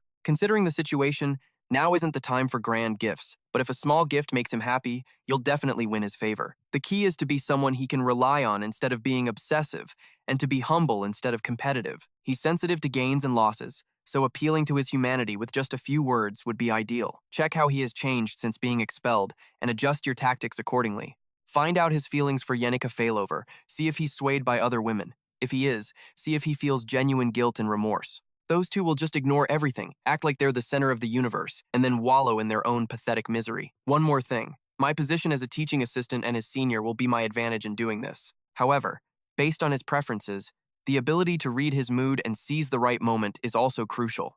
His ideal type isn't too complicated. He's the living embodiment of the stereotypical desires of someone from a wealthy, noble background. The recent changes in his environment have cornered him, creating a lot of turmoil. But a person's nature, formed over more than a decade, can't change in just 1 year. Although he's managed to polish his reputation a bit, his characteristic arrogance doesn't seem to have disappeared. After reading through the long string of information, she concluded that, in the end, it wouldn't be that difficult. Everything will follow this pattern. Anus smiled. Time for a little practice, I suppose. Just then, Clay came back with some pastries. She'd bought some Mont Blancs from La Belle Bakery. Here, eat up, eat up. She was surprised. You already made tea? Anus, you've really changed. You even guessed I'd bring back snacks. But unfortunately, Clay spilled the cup of tea. She cried out that it was hot. Then, feeling guilty, she glanced at Anus, mentally scolding herself for being clumsy again. Anus is definitely going to yell at me now. Contrary to her thoughts, Anise was concerned about her. Are you hurt? This made Clay's eyes widen in astonishment. Anise thought, that's a relief. You're not hurt. I'm so glad. This attitude was like she was a completely different person, stunning Clay. The scene changes to S's residence, where he is inspecting his clothes. I have to wear my uniform during the break anyway, so it's hard to get it washed. Thank you very much, Belle replied respectfully. There's always a mountain of laundry, so one more uniform is no trouble at all. Besides, you've helped me out quite a lot. She recounted, lately, while washing Lady Lucy's clothes, I've found many strands of blonde hair on them. And when washing the young master's clothes, they have the scent of the lady's candles and strands of white hair from her. S recalled that Lucy had indeed been much clingier lately. He was impressed that Belle could figure that out just from doing the laundry once. If this woman weren't a maid, how far could she go? She wondered. But, young master, why are you using polite language with me? It was simply because S felt more comfortable that way, but the maid felt more at ease with informal speech. Not backing down, he replied. I prefer speaking formally. He felt that, in reality, with her position as head maid, she could almost be considered a veteran employee at the academy. Besides, I'm no longer a noble or a student of the officers' hall. Speaking informally like that doesn't feel right to me. Even so, Belle just thought he was acting strange as always. S had to explain clearly, I will treat you with respect, because you, Miss Belle, are the head maid. You have many people to look after and must have a lot to worry about. Belle remained stubborn and advised him, let's see. Just speak comfortably and normally. The one who needs to worry about those around them is probably you, S, even more than me. Hearing that, he just stood there with a blank face, not understanding what she was talking about. Finally, she conceded, oh, never mind. Excessive worry just becomes a burden. However complicated your relationships get, S, that's your own business. Anyway, if you have laundry, please just tell me. My workload has stabilized now, so it's fine. The renovation of the officers' hall is also complete. The two of them looked down from the window and continued their conversation. Restoring the hall in almost 1 semester, it seems the academic department put in a lot of effort. The new students will be arriving, and out of the 7 new students we'll be serving starting this break, 1 is already registered for the hall and is moving their things in. S wondered who it was, but it seemed he already guessed who. It's her, isn't it? Belle confirmed it. Yes. As I thought, you already knew. S felt helpless. This break is going to be a lot of trouble. My little sister is coming. A moment later, at a snow-covered house, someone's voice spoke up. I'll probably head home for this winter break. Why? Is Elle the librarian going home too? Zix, who was practicing a handstand, explained, yeah, how'd you know? I want to spend time with Elka. You're staying at the camp during the break, right? S, who was sitting by the fire reading a book, answered, I guess so. I'll be a 3rd year soon, so I need to learn how to use intermediate magic. I'm planning on doing some research. Zix reminded him, just a year ago, you were still learning basic spells. Don't push yourself too hard. After finishing his training, he asked doubtfully, I can't sense any of your magical power right now. Did you train until you completely exhausted your mana again? Suddenly, he placed a hand on S's forehead to check, then asked, it looks like you have a fever too. Are you sure you're not sick? S blushed and made an excuse. I have my reasons. Don't worry too much. I just don't think I'll be able to use magic for a while. Somewhat reassured, Zix put on his coat and left. If you say so, then fine. The best thing about Zix's easygoing nature was that he would just accept that everything has its own reason and let it go, which made things much easier. He then recalled his conversation with Ayla and relayed it. Oh, right. Ayla was asking about you. Apparently, there was a misunderstanding last time. Ayla said she wants to meet you and formally apologize, but she didn't know where you lived, so she asked me. But I didn't tell her, since that's personal information. S closed the book he was reading and said casually, just tell her I don't need an apology. Tell her I have no issues with what happened. I don't need her to apologize, and I don't hold any grudges. Zix commented bluntly, instead of calling that forgiveness, it's more like you're just indifferent. S then became a little curious. By the way, you're pretty tight-lipped yourself, aren't you? He tossed a pouch of money towards him. Do a job for me before you go home. This is a small payment. S recalled that night. I was using Glast's underground library, and it's a huge mess inside, so I need someone to help me clean it up. He caught the money pouch and agreed. I don't have a problem with that. I can just treat it as a form of training. But what are you planning to use that library for? S took out a pen and paper and wrote something down. I'm going to use it as my workshop. Hearing him say that, Zix grew curious. You're also practicing how to make magitech? You're training yourself to survive at the camp, using mana, elemental magic, magitech, and even a crossbow. And you're starting work at the academy tomorrow too. I guess people like you are the ones who succeed, huh? But don't overwork yourself. By now, S had finished writing his to-do list for the winter break, which included 9 tasks. Let's see. Tomorrow. Work for the scholarship students. Time passed. The next morning at the academy, a voice rang out. Scholarship students. Thank you all for coming today. Right now, Assistant Professor Kleeing is unable to communicate. She had to resolve issues with the conference program and check the class schedules for the next semester, so she's been awake for 44 hours straight. Therefore, as the chief assistant, I will be guiding you on all important matters. By this time, everyone had arrived. Anis began to assign the scholarship students their duties, which included basic preparations for the upcoming new student placement test and proctoring on the day of the exam. S thought about the placement test for new students. The annual exam was usually handled by Glast, but this year it was Claire Elaine's turn, just like the last time. Of course, I already knew the results. The only surprise is that Kobe is here too. Anis, please explain in more detail. Last year it was held in the forest north of Akin Island, but this year we're doing it on Mount Ozon in the northwest. Then she assigned the tasks. Kobe will go get the items we pre-registered for from the guild building. Senior Onik will assist Professor Klee. And finally, there's Tiel. She silently judged them. There was one thing both Clay and Yanika Failover were overlooking, and that was the sheer number of women surrounding So Taylor. Just one look at his face and you could tell he was a playboy. Since we're working together as scholarship students, this is a good chance to test him. After reading the file, I was able to perfectly embody the ideal type of person he wants. In just one night, if he's a man who's easily tempted and can't resist it. So Taylor, I will take responsibility and separate you from Yanika Failover. Amy seductively brushed her hair back and smiled. You're coming with me to scout the field site, the northwest of the academy, the snow-covered Mount Ojan. Someone's footsteps crunched as they muttered, this mountain isn't that big, but a mountain is still a mountain. There are a lot of pretty dangerous areas, and in this season, if any student slips, they could get seriously injured. After walking for a while, she sighed, I'm so tired. You don't seem tired at all, do you? Seeing Anis was tired, he also stopped. It's about time for a break anyway. Let's rest for a bit. She forced a smile. Oh, thank you so much. You're so thoughtful. Maybe I've been misunderstanding a lot of things about him. He wondered. Misunderstanding? She quickly explained. You probably have some idea, right? I'm Yanika Failover's best friend, so I get really worried if she's hanging around someone bad. Because I was a little worried, I've been acting pretty cold and distant toward you. Taking a piece of paper from his pocket, he replied, It's fine, I didn't really notice. Come on, we need to check the next point and get this done quickly. He showed a bit of concern. You must be tired from your life as the head assistant. It must have been really tough for you. Anis blushed. Yeah, but it's okay, because now I have Sote here with me. She linked her arm with his. Of course, the other two are a big help, but you're the one who motivates and helps me the most. I'm sorry if this hurts you, but you were disowned by your family, weren't you? Her expression turned sad.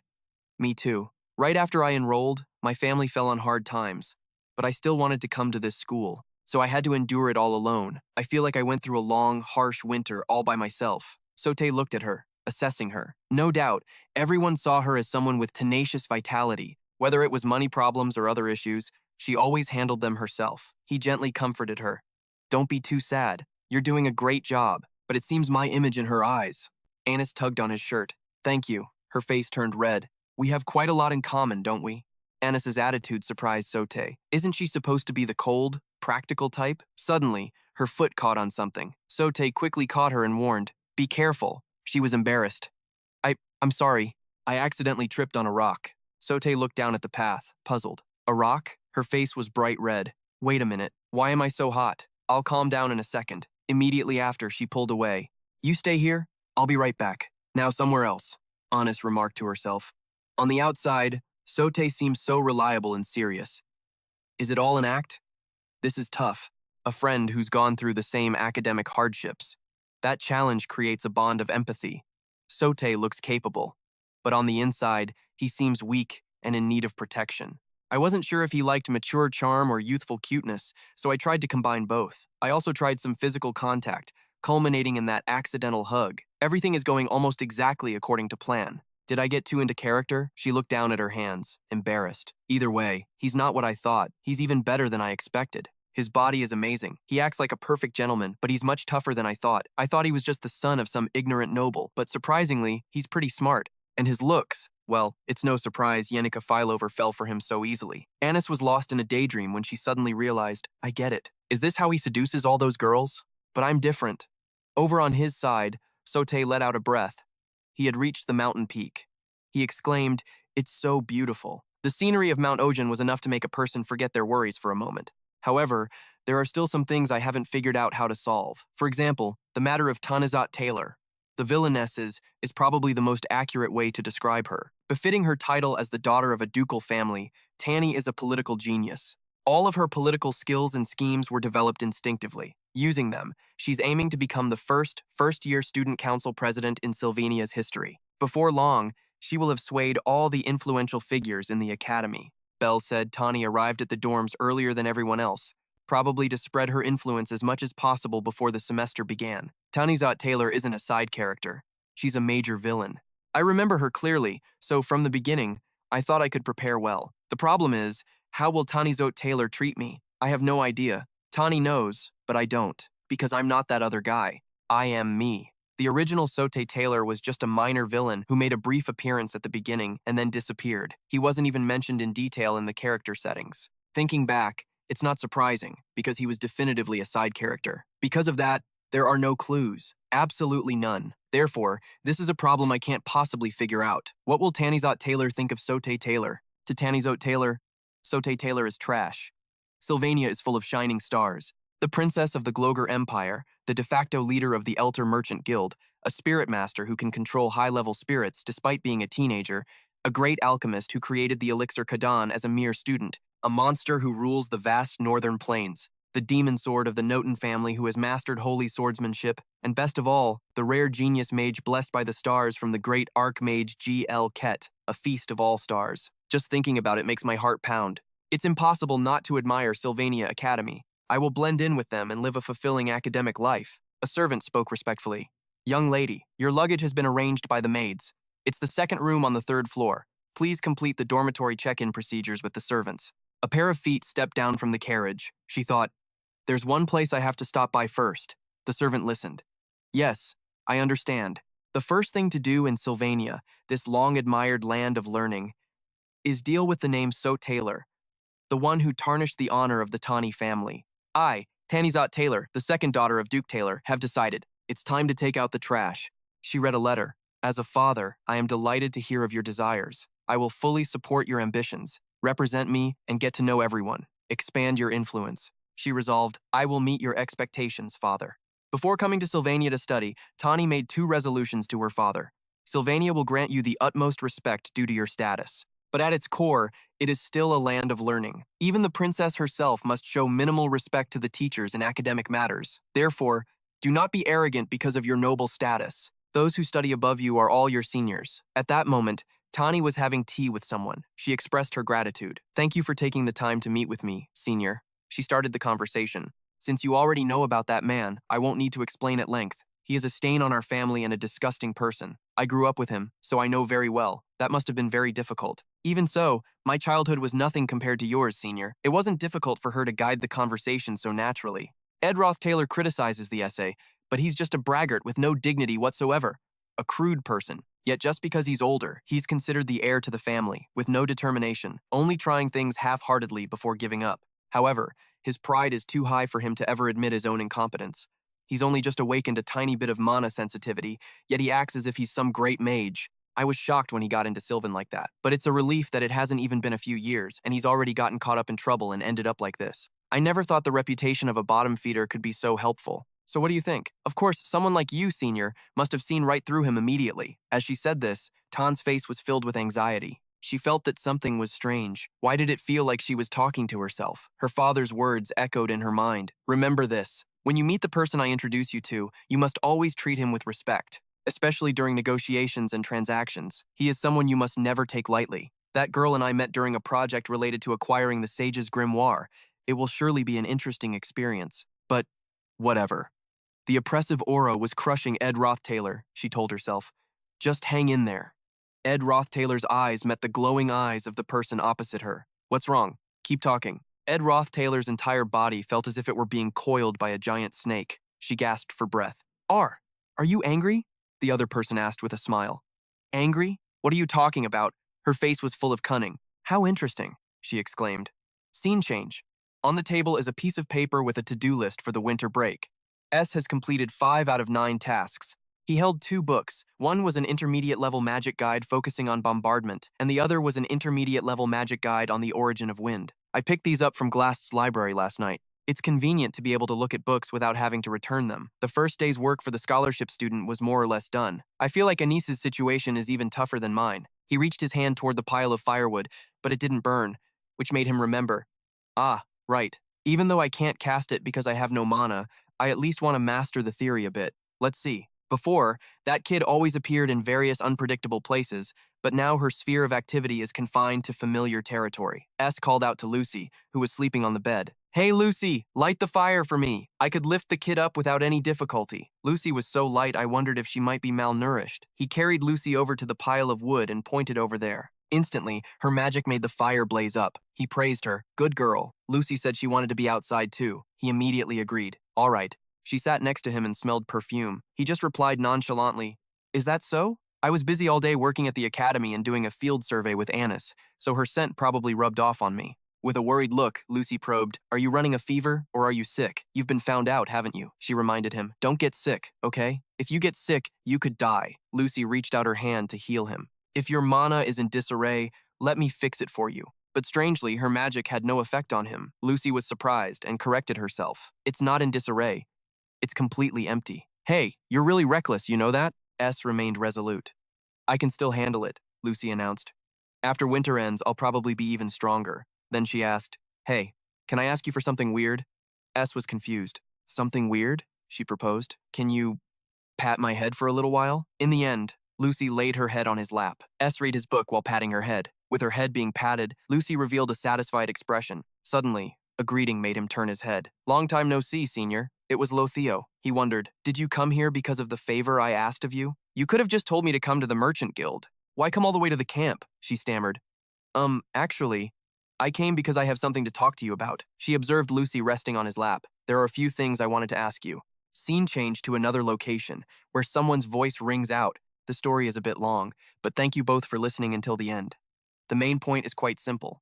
Ed Rothtaylor smiled warmly. If you support me, senior, and help me punish that man, I will provide the most generous reward possible. For example, the Elan family is famous for its renowned archaeologists, is it not? I can share some of the artifacts stored in the Joe Taylor family's repository. Elka grew excited. Really? Liz, who was behind him, also stepped forward. Is that so? He wondered.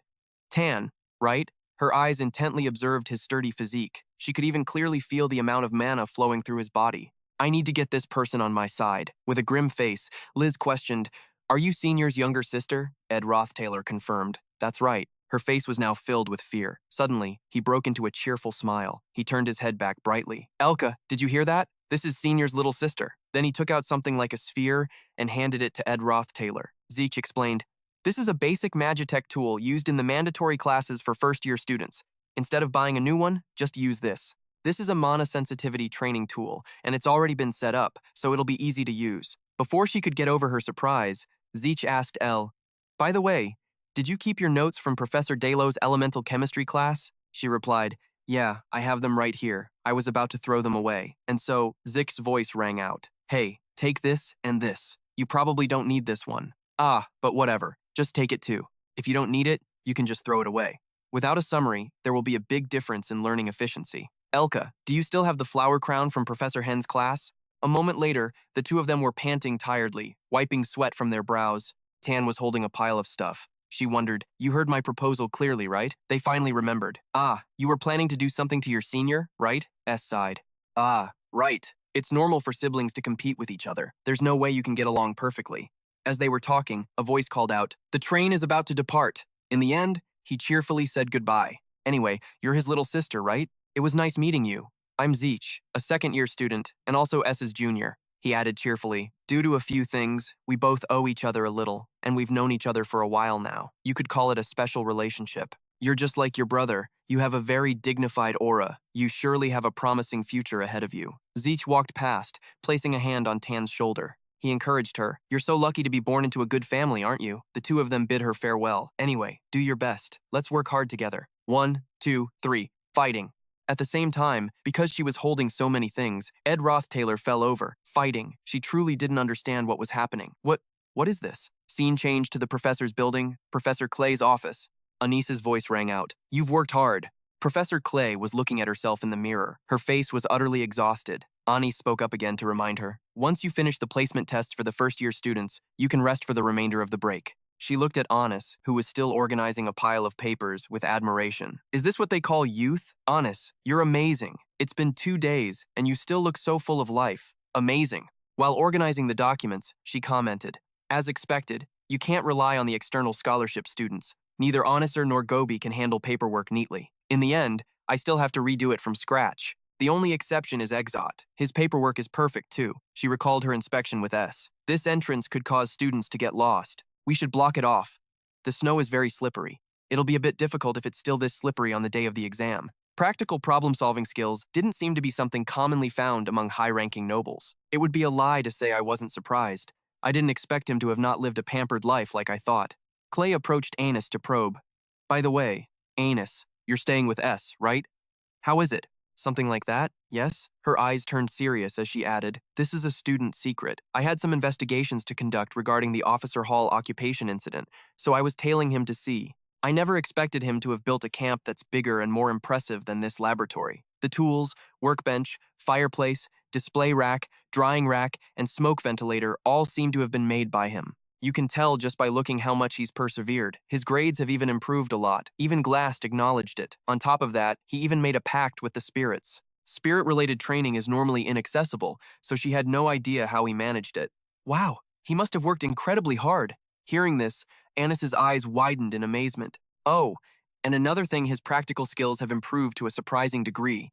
There's no way those nobles, living like hothouse flowers, could ever achieve that kind of real-world sense. In the end, Clay felt like the two of them had a lot in common. Anis felt helpless. As for me and S, she appreciated it. Thank you for thinking so highly of us. But still, he really doesn't seem like a bad person. I can't just encourage her to fall for him based on a few opinions. However, when I interact with him directly, I can't find a single flaw. He's just a proper and kind man. Hey, is he really a good guy? He's good-looking, doesn't have an arrogant attitude, and is highly regarded by Professor Clay. He's also more of a gentleman than I thought. I just happened to find that out. And his family is great too. He even smells nice. It seems he keeps up his hygiene pretty well. Seeing Anis not responding, Clay asked, are you daydreaming? Suddenly, she slammed the table and shot to her feet, quickly opening the window. It's a little hot, so I'm opening the window. Clay hurriedly agreed, but also reminded her, sure, open it for some fresh air, but make sure the papers don't fly away. She was worried about Anis. Are you okay? You seem to be overworking yourself. But Anis was lost in her own thoughts. This is a huge problem. This is really, really not good. It was indeed a huge problem. Anis's face was flushed. What am I going to do? Then, she suddenly realized something. Wait a minute. She recalled Clay's words about him making a pact with a spirit and reasoned to herself, there's no way he could have formed a pact with a spirit on his own in such a short period. Yanika Fileover must have been with him, helping him commune with the spirit. That spirit must be a capable and trustworthy one. Anything can be reported to Yanika Failover. At this thought, Anis's hands trembled as if in fear. Professor Clay gently asked Anis, it seems like we're done with all the work. Would you like to go get a snack? What should we get, I wonder? But by the time she had put on her coat, Anis had already vanished from the room. Someone's thoughts drifted aimlessly. The Fervor family's motto is to live in harmony. Her noble heart always cared for and loved everyone. It made her shine. It was a life where the concept of loneliness didn't exist, always surrounded by sincere friends. However, no life is without its worries. Yanika Fileover was sitting under a tree, sobbing out a name, Anis. Just then, Ed Rothtaylor suddenly approached, waving, hello! It's a pleasure to meet you, Senior Yanika Failover. She was panting and covered in sweat as she explained, I wanted to introduce myself and talk with you. Yanika Failover Fervor stood out among the third-year students. Her fame and talent truly made her an ace in the hole. For her own purposes, she was someone Ed Rothtaylor needed to get on her side. Ed Roth-Taylor recalled Loethio putting an arm around her shoulder and reminding her of something. She had trembled and thanked her. Senior Loethio. Now, Ed Roth-Taylor asked, "Would it be all right, Senior Janik?" But a fire of rage was already burning in Yanika Failover's heart. Seeing this, Ed Roth-Taylor was completely astonished. Loethio's words about Yanika Failover echoed in her mind. Don't worry too much. Senior Yanika Failover is very kind and thoughtful. But contrary to that, the Yanika Failover before her now was like a blazing demon. She'll always listen and believe whatever anyone tells her. Yanika Failover's face was now filled with utter anguish. Tears streamed endlessly from her vacant eyes. We've found most of the ingredients you need, but the legendary crafting materials are too hard to find. They're especially scarce in a winter like this, Ed said as he poured some water. Well, it can't be helped then. Still, thanks, kid. You're busy yourself and yet you're still worrying about me. Loethio stretched and replied, "It was on my way, so don't worry about it." Ed handed her the cup of water and grumbled a little. "Why didn't you just rest instead of coming all this way just to tell me that? The road here isn't exactly short." Loethio took the warm cup, warming her hands as she replied gently, "Don't worry, I came here to rest." The moon smiled. The moon that was once as full as a platter now showed only a sliver of itself. Time flies when you're caught up in the hustle and bustle of life. Even the river seems to fall asleep. Winter brings tranquility to everyone, but how each person receives it is different. For me, this winter is a time of trial, a time to protect myself from the harsh cold. Winter break to-do list. 1. Organize and clean the workshop. Complete. 2. Check material storage. Complete. 3. Expand the cabin. 4. Review the main plot. Complete. 5. Go over the scholarship students' work. Complete. 6. Improve minimum magic engineering proficiency to Tier 3. 7. Learn special archery-related skills. 8. Learn intermediate magic theory. Complete. 9. Form a pact with a high-level spirit. Although it was a busy time, anyone who has walked alone through quiet streets on a winter night knows this feeling. The feeling of passing through a sleeping world, enveloped in solitude. Winter has that kind of magical power. Just then, Loethio spoke up cautiously. "Hey, why is Lucy sleeping there?" Ed, who was reading a book while stroking the head of Lucy as she slept on his lap, said innocently, "Winter." Loethio grew impatient. Is that supposed to be an answer? Her face twisted in annoyance. Maybe that was a bit vague. Did I overreact? She thought, before composing herself and changing the subject. To be honest, I wouldn't have come all this way just to talk about supplies, Ed asked seriously. Is there something else? Loethio took out a glowing item. Oh, are you going to pretend you don't know what this is? Ed looked at the item, astonished. You actually managed to get it? Loethio replied confidently, I did. The item sparkled for a moment, and then a letter materialized in her hand. With her cheeks flushed, Loethio said cheerfully, This is getting interesting, isn't it? I will give you anything. So, by any means necessary, obtain the sage's grimoire. As a merchant, it's only natural to want a return on my investment. Hearing this, he broke into a cold sweat and looked away. Seriously, kid, just how big of a favor are you going to ask me to do? Loethio whispered slyly in his ear. Of course, I won't make an outrageous request that would feel like a burden or be impossible for you to fulfill, Senior. All I ask is that you stand with me. Confused, he peeked at her through one eye. That's right. This is Act 3. The confrontation between Princess Phonia and Loethio will officially begin. Sensing this, Loethio has started to meddle in the politics of the Princess of Benevolence, Phonia Elias Clo, Loethio's mortal enemy.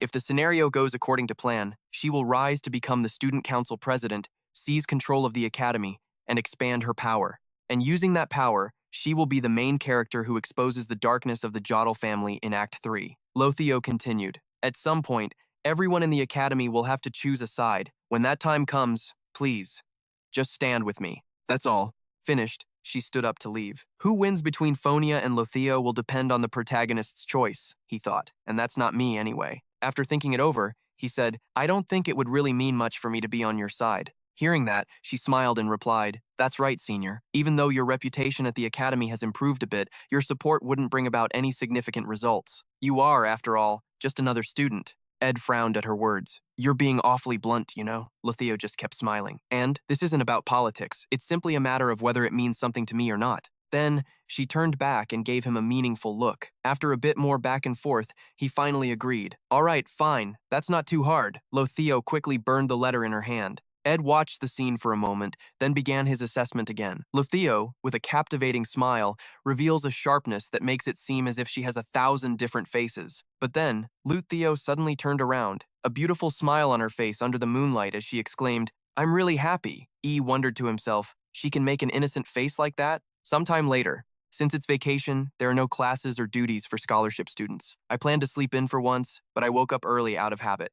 As Phonia was nodding off, she stretched and said, "Can you start the fire for me? I talked with Loethio for a long time last night, and something's been on my mind." Lo then asked the senior, "You have a little sister, right? Your sister seems to be upset about something. I'm not sure if she really sees you as the family's enemy or if it's just some resentment from sibling rivalry. To be honest, it's actually kind of cute, so I introduced her to a few people. She's planning to walk around today, and she'll probably come find you tomorrow morning to clear the air. The biological sister of the body I've possessed. How am I supposed to handle my relationship with her? It's a complete mystery. No matter how much I think about it, I can't figure it out, so there was nothing I could do." Just then, Ed Rothtaylor appeared with a few people and said, "Oh, it's been a while, big brother, since we haven't seen each other in so long. I brought you a gift. Are you tense?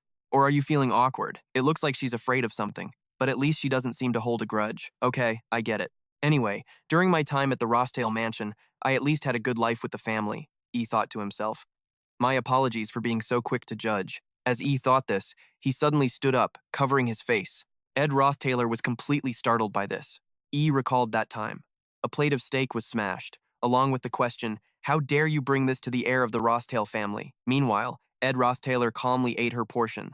Ed Rothtaylor, you're so good at hiding your contempt. Your patience is truly astonishing. You're really good at handling things and being perceptive. Back then, that guy was incredibly arrogant and cruel, stomping on the maid's face. The maid was kicked down next to the thrown piece of meat, terrified. Sobbing sounds. At that moment, Ed Rothtaylor's hands started to tremble, and finally, unable to bear it anymore, she screamed, "Please, stop." The room fell silent for a moment. Then that guy spoke up again, mocking her. "What are you trying to say? Do you actually care for or pity those who are nothing more than tools?" This guy's face was twisted with cruelty. "It seems you haven't quite become a true noble yet." Back in the present, he took the box and smiled happily. "Thank you. I'll make good use of it. I'll wear it to the academy next semester. To be precise, I've been expelled from the family. I can't believe you came all this way for someone who isn't even your real brother. But thank you, anyway."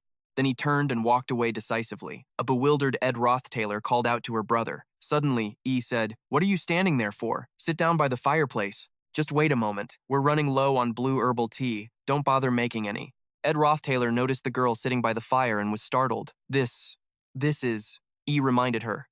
"You don't need to worry about her. But you, don't just lie around there." By now, Ed Rothtaylor had sat down. E brought out 2 cups and said, "I heard you walked around the other academy buildings to check things out. So, did you meet anyone interesting?" Ed Rothtaylor replied hesitantly. "Ah, yes. I've heard a lot about you." "About me?" he asked, surprised. Not many people know me well enough to have good stories to tell. The moment the name Yanika Fileover was mentioned, all 3 of them immediately became extremely tense, their faces turning pale. Seeing their expressions, E realized the answer. "So you've met her? Yanika Failover is very kind, right? Among all the people I know, she's probably the kindest and most gentle." Ed Rothtaylor agreed. Yes, Senior is really kind. She's a truly good person, and she's also very strong. That high-level fire spirit, the fire salamander. She summoned it and threw the maids around like they were toys. She said if I didn't answer correctly, she wouldn't let me off the hook. Then she quickly corrected herself. "That's not it. Senior Yanika Filover is very considerate and gentle, and she encouraged me to do my best in my studies."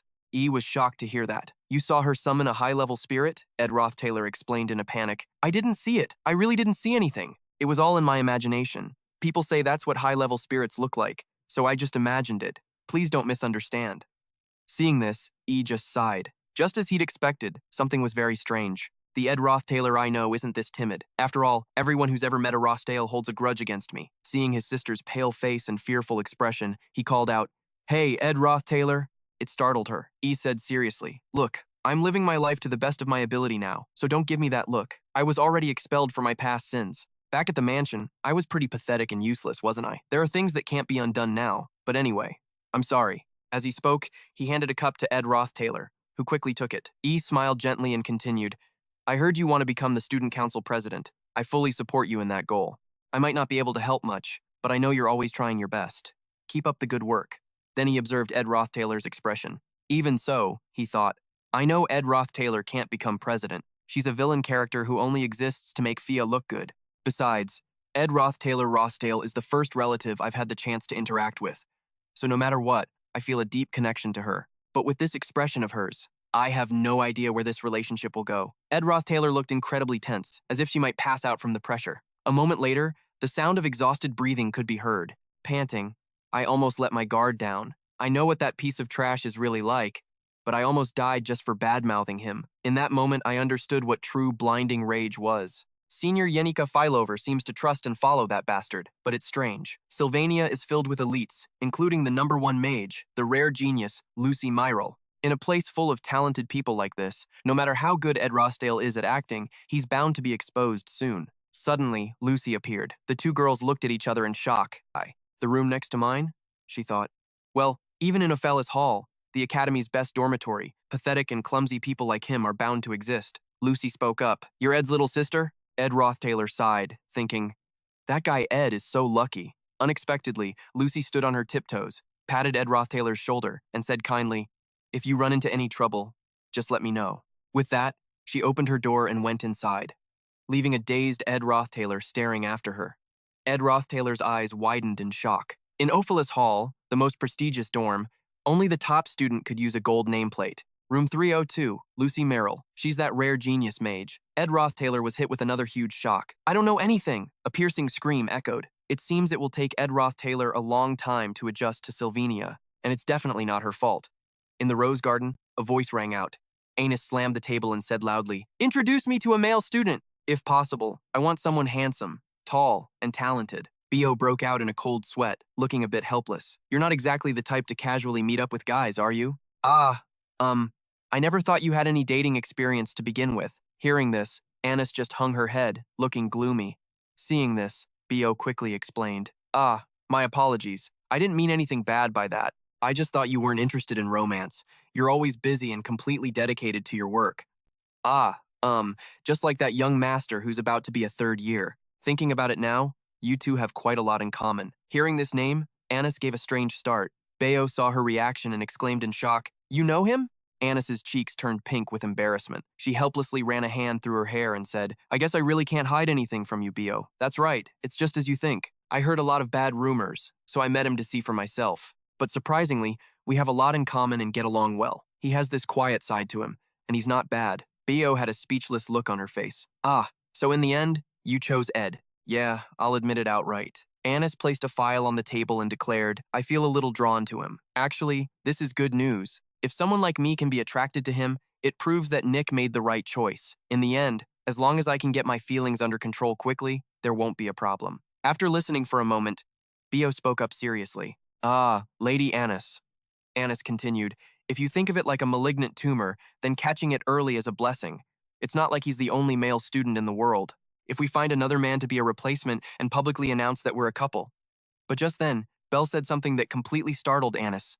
Does she even know about your feelings? She gathered the documents and calmly offered her opinion. First of all, the idea of finding a replacement could be a huge insult to the person involved. Even for you, Lady Annis, you've never been this inconsiderate of others. My feelings are already for someone else, so I'll just end things by finding a new lover. Is that what you're planning? Annis closed her eyes and spoke with a sense of helplessness. Actually, I passed by the teacher's lounge yesterday and saw Yanika Failover, but we didn't greet each other. Things felt a little awkward. She looked sad. And next week, I have to proctor the class placement exam with S. I feel so guilty about Yanika Failover. I don't know how to face her. Annis was so worried she was trembling. Unexpectedly, Bo reassured her. Maybe it's not as serious as you think. In fact, it might even have a positive effect. Hearing this, Annis asked in confusion, what do you mean? Belle then explained, Lady Yanika Failover is always kind and sincere to others, and she has two friends who always protect her from getting hurt. Wasn't the problem from the start that she's just too perfect compared to everyone else? Sometimes, being too perfect isn't always a good thing. I was very shocked by what you showed me today, Lady Annis. But when I think about how you trusted me enough to confide in me, I'm truly grateful for that. Sometimes, imperfection adds a certain charm. You could call it a protective instinct. That other friend of hers really stirred Yanika Failover up. That guy is strangely popular, so we need to find a solution quickly. It stimulates the protective instinct more than just pushing and pulling like this. The words protective instinct became clearer in Annis's mind. Thanks to Bio's encouragement that she didn't need to feel guilty, her thoughts began to clear up. An image of Yanika Failover appeared in her mind, and she couldn't help but smile. When she's confused and tired, Yanika Failover would definitely go to a very predictable place. The scene shifts to S. It was now nighttime in the snowy forest. As soon as he saw the person sitting by the fire, he called out in surprise, Oh, when did you get here? But Yanika Failover just pressed her lips together and lowered her head in silence. It's time to start preparing the materials to build the shed. I want to expand the space inside the cabin, but with this holiday schedule, I'll have to hurry. While he was calculating, S's gaze shifted towards Yanika Filover. She was hugging her knees, looking very down. He stood there watching her for a long time, then poured a cup of water. Handing it to her, he looked up at the sky and sighed. It's snowing again. Look how it's piling up. Seems like we get a snowstorm every 2 days. Then he asked gently, if you're in trouble, you can talk to me. Yanika Filover just sat there, holding the cup and replying sadly, I'm sorry, I can't say. All right then, I won't force you. This made Yanika Filover pause, S's gaze seeming to encourage her to hang in there. Yanika Filover looked at him, her lips pursed with emotion. What we sometimes forget is that Yanika Filover is also going through some very tough school days. Her dejected expression, head down, hugging her knees. Like a small animal backed into a corner.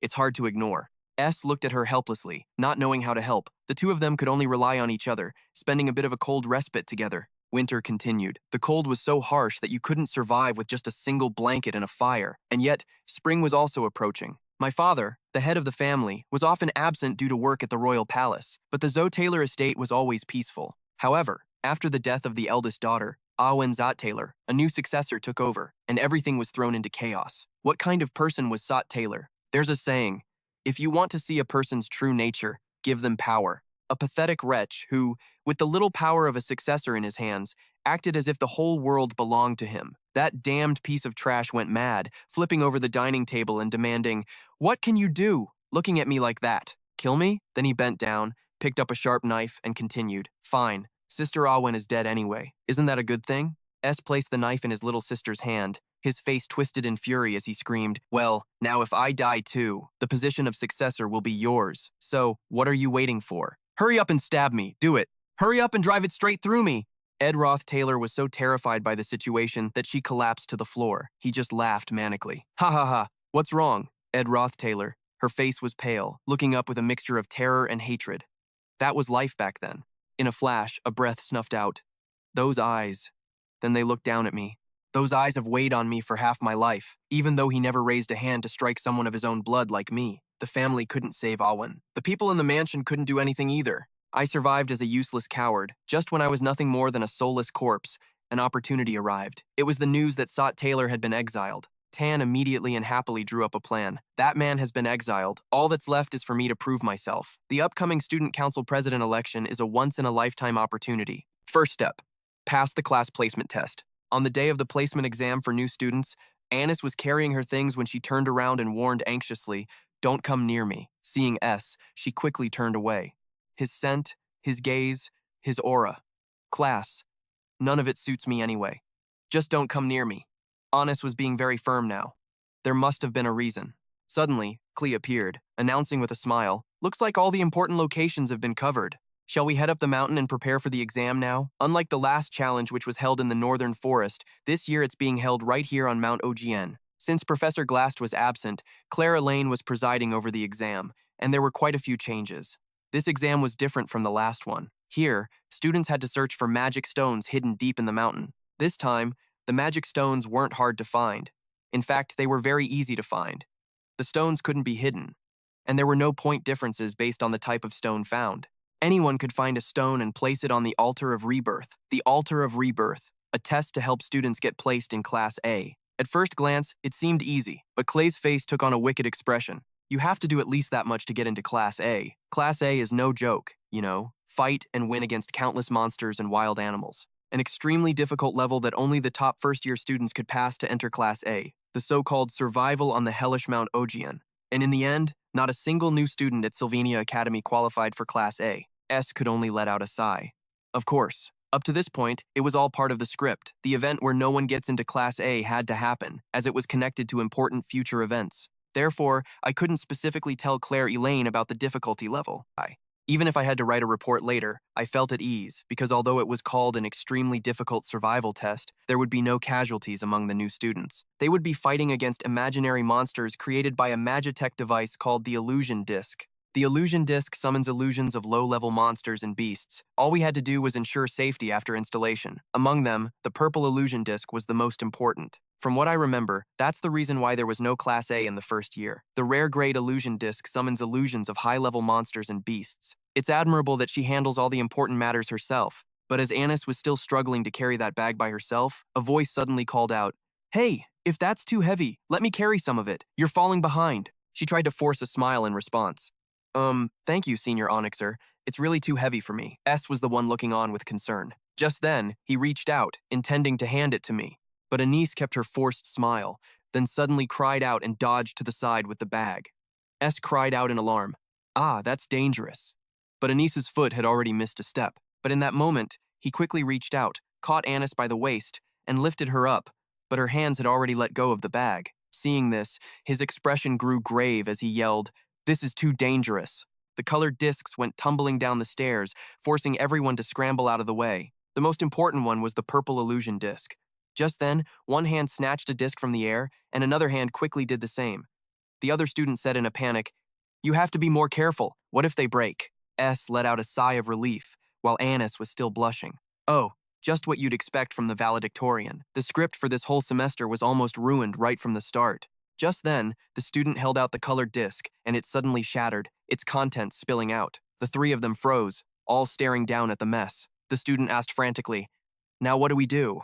S wasn't paying attention anymore, and he unconsciously let go, making Anis fall. Why does everything seem to be going too smoothly? Last year's joint combat training was the event where that weak student, Tai, held a sword for the first time. It was an event that drew a lot of attention because he defeated Lucy.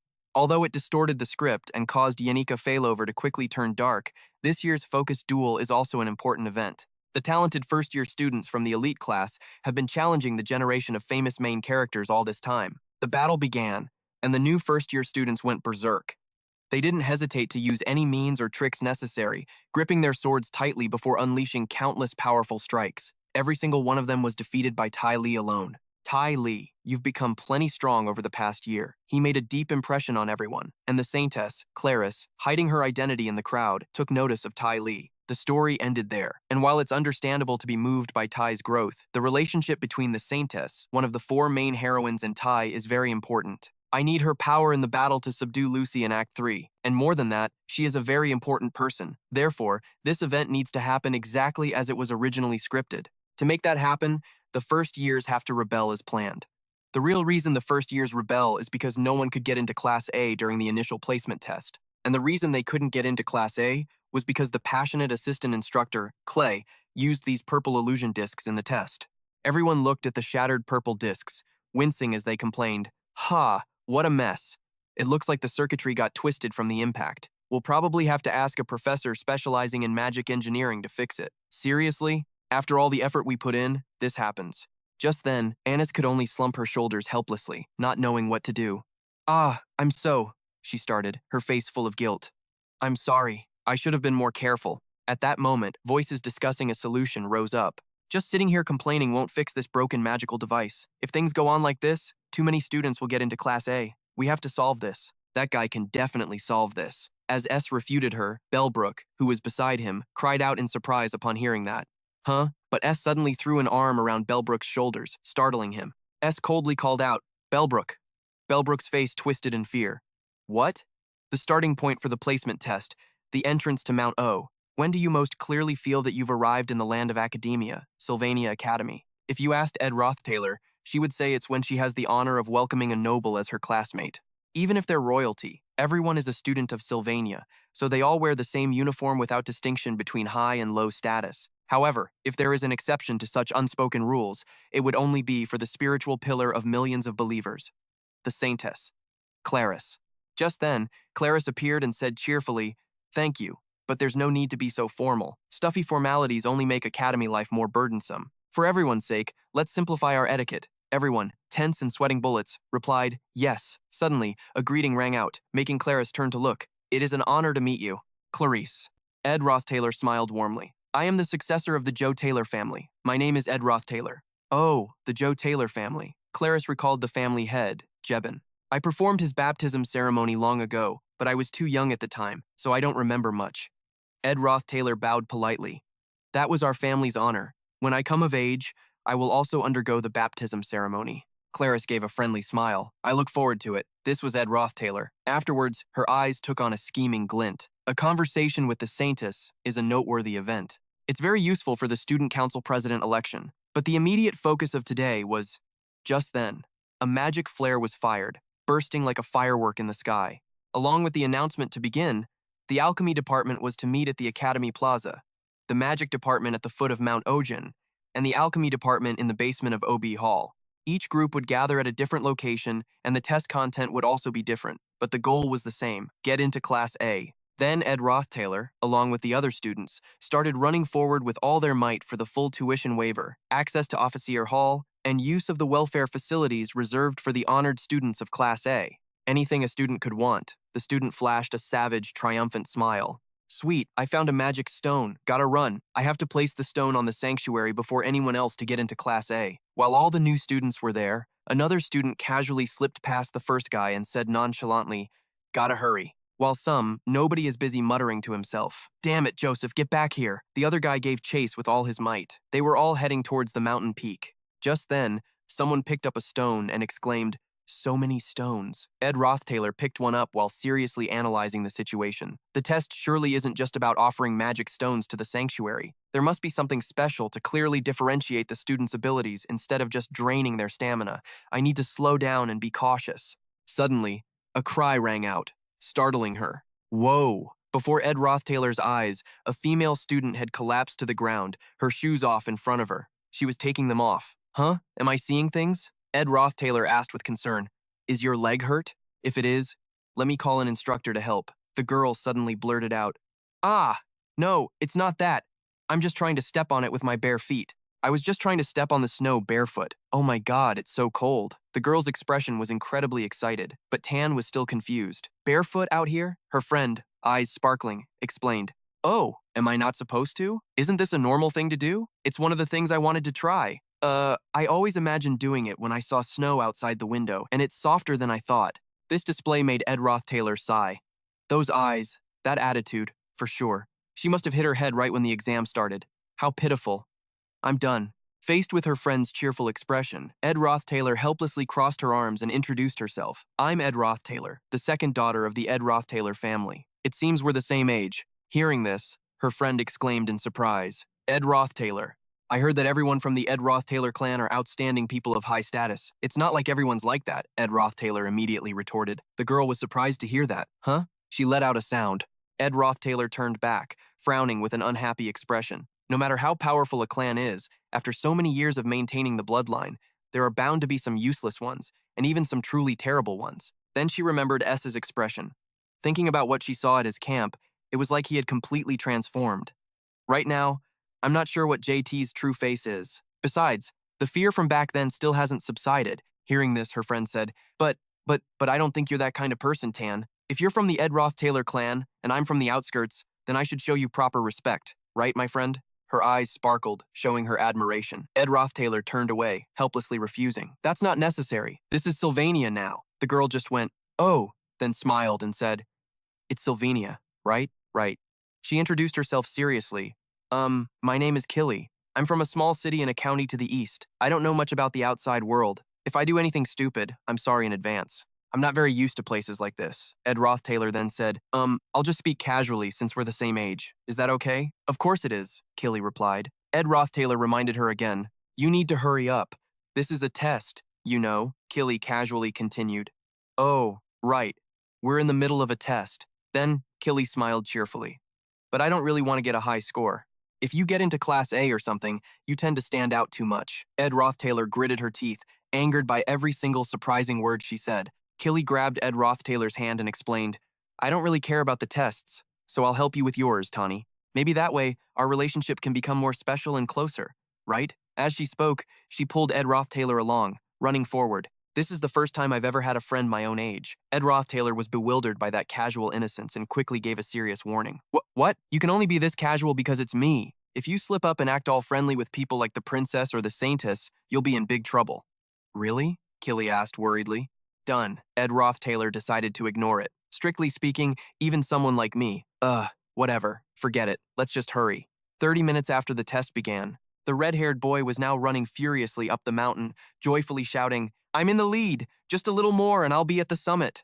No matter how good Joseph is, I'm still superior in terms of physical strength, but running at full speed is a bit much. I thought I was going to die. Suddenly, a figure like a demon uttered, "Well, then all that's left is for you to die." The newcomer threw a punch right into the red-haired boy's face. Cough! The red-haired boy was knocked to the ground, his body trembling, unable to get up. Bellbrook spoke up. Oh my, how scary. Why did you suddenly appear like that? Seriously. Huff, huff. Even if it's a bit cowardly, you're utterly shameless. Not like a senior at all. And so pathetic. But, like he said, a surprise attack isn't so bad, is it? His face flushed with excitement as Bellbrook coldly put an arm around his shoulder and yelled, Why is it only me? S spoke seriously. You're not the only one doing this. Suddenly, there was a huge tremor from the forest up ahead. Bellbrook and Anise will block the first-year students on their way from the middle of the mountain up to the shrine. If any student can get past us, that person will qualify for Class A. Anise appeared majestically. She was determined, thinking, It's my fault things turned out this way. I'll do my absolute best. Then she continued assigning tasks. Senior Onyxer, the master of flight magic, will supervise safety and report any changes to the exam's content. If you start writing now, you can finish before the exam ends, right? Clara Lane closed her eyes and nodded. If you don't sleep, the professor reports the materials. Senior Onyx is in charge of safety. Bellbrook guards the southern entrance. I'm in the north. Clara Lane was on the verge of tears, and Anise was worried. What about you? S looked around and replied, I'll be here, because I have to protect the shrine. Clara Lane was now worried too. S, you can't even sense your mana right now. Are you going to be okay? S calmly explained. I have an idea in mind. Up here, in the air, on one side, everything was still exploding and in chaos. Die. Rare grade, illusion disc. An illusion-generating device of a formidable foe. It uses the wielder's mana, crafted to a higher standard than ordinary illusion discs. It can create a stronger enemy. The difficulty of crafting this item, it's broken and can't perform to its full potential. It's very difficult to repair it completely. Moreover, I still haven't gotten my magic back. Magic Stone, an item containing a large amount of magical power. However, the one being used in this test is an expensive magic stone. Just as expected from Sylvania, he placed the stone on the magic circle, causing it to once again emit a flow of power. Rebirth Sanctuary. If an object containing magic power is offered, its power can be extracted and used temporarily. By using this shrine, I can recharge my lost magic. Mug appeared at this moment. S smiled and said, Long time no see, though I still can't quite hear what you're saying. But in terms of time, Anise and Bellbrook have given me enough with the magic stones. The goal is to not let a single person pass. Instantly, S's magical power surged and swirled around him. He closed his eyes tightly, took a deep breath. Phew. Then he burst out, Bring it on. All preparations are complete. On another side, a group of students had been beaten to a pulp, lying sprawled on the ground. Ugh, run. Huff. Huff. Yeah, huff. I'm getting a little tired too. So I don't feel very comfortable right now. Ed Rothtaylor and Killy had arrived. A giant Bellbrook appeared with a demonic face, uttering, Let's end this quickly. The two girls screamed in terror upon seeing him. At that moment, behind Bellbrook, a huge tremor was felt. Smoke and fire erupted. Bellbrook turned around and said, That's the northern entrance. Isn't that Senior Anice's magic? Ed Rothtaylor took the opportunity and pulled Killy's hand to run. Now's our chance. Run! Seeing this, Bellbrook shouted, Hey, stop right there! Senior Assistant Anise could be considered a talent in the academic field, but in magical combat, she was only slightly above average compared to other students in her department. But even so, it was definitely not a level a first-year student could match. Her face darkened as she uttered, All right, just try and get past me. But this new student was on a completely different level, Joseph. Unlike his sister, who had to work very hard to become the head of the alchemy department, Joseph was the youngest researcher at the Magic Association and could freely use intermediate-level magic. In a word, a genius. A strong candidate for the top spot. Joseph, still expressionless, spoke up. There's no need to be so angry, Senior. Everyone clearly has their own area of expertise. You're just not suited for combat. Hearing this, Anise fell silent before retorting, You're gravely mistaken. Yes, I'm angry, but it's not the kind of resentment you think it is. So, go on, get going.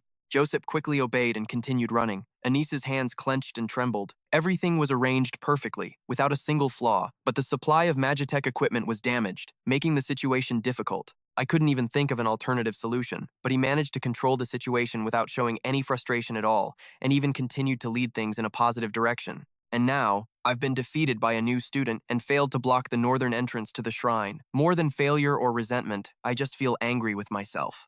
Because the image of a trustworthy face to resolve this situation was the first thing that came to my mind. S, who was in charge here, spoke as soon as he saw the newcomer. You're the first one here. You already know what the test is, right? All you have to do is offer the magic stone to the shrine. But of course, I'm not going to let you do that. Joseph wasn't fazed at all, calmly remarking that the test method was as strange as he'd expected. If I manage to take you down and successfully offer the stone to the shrine, who will the students after me take their test with? S replied coldly. All right, that's not something you need to worry about. Joseph just gave a cursory glance.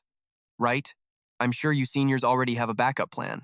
To be honest, I'm not that curious about it. I just wanted to stall for time to scope out the area. Is that an illusion disc of a different color, or an upgraded version I need to watch out for? That senior seems to be from the magic department, but I can't sense much magical power from him. Plus, I see signs that he's using a magic stone. He's using a magic stone to fight me.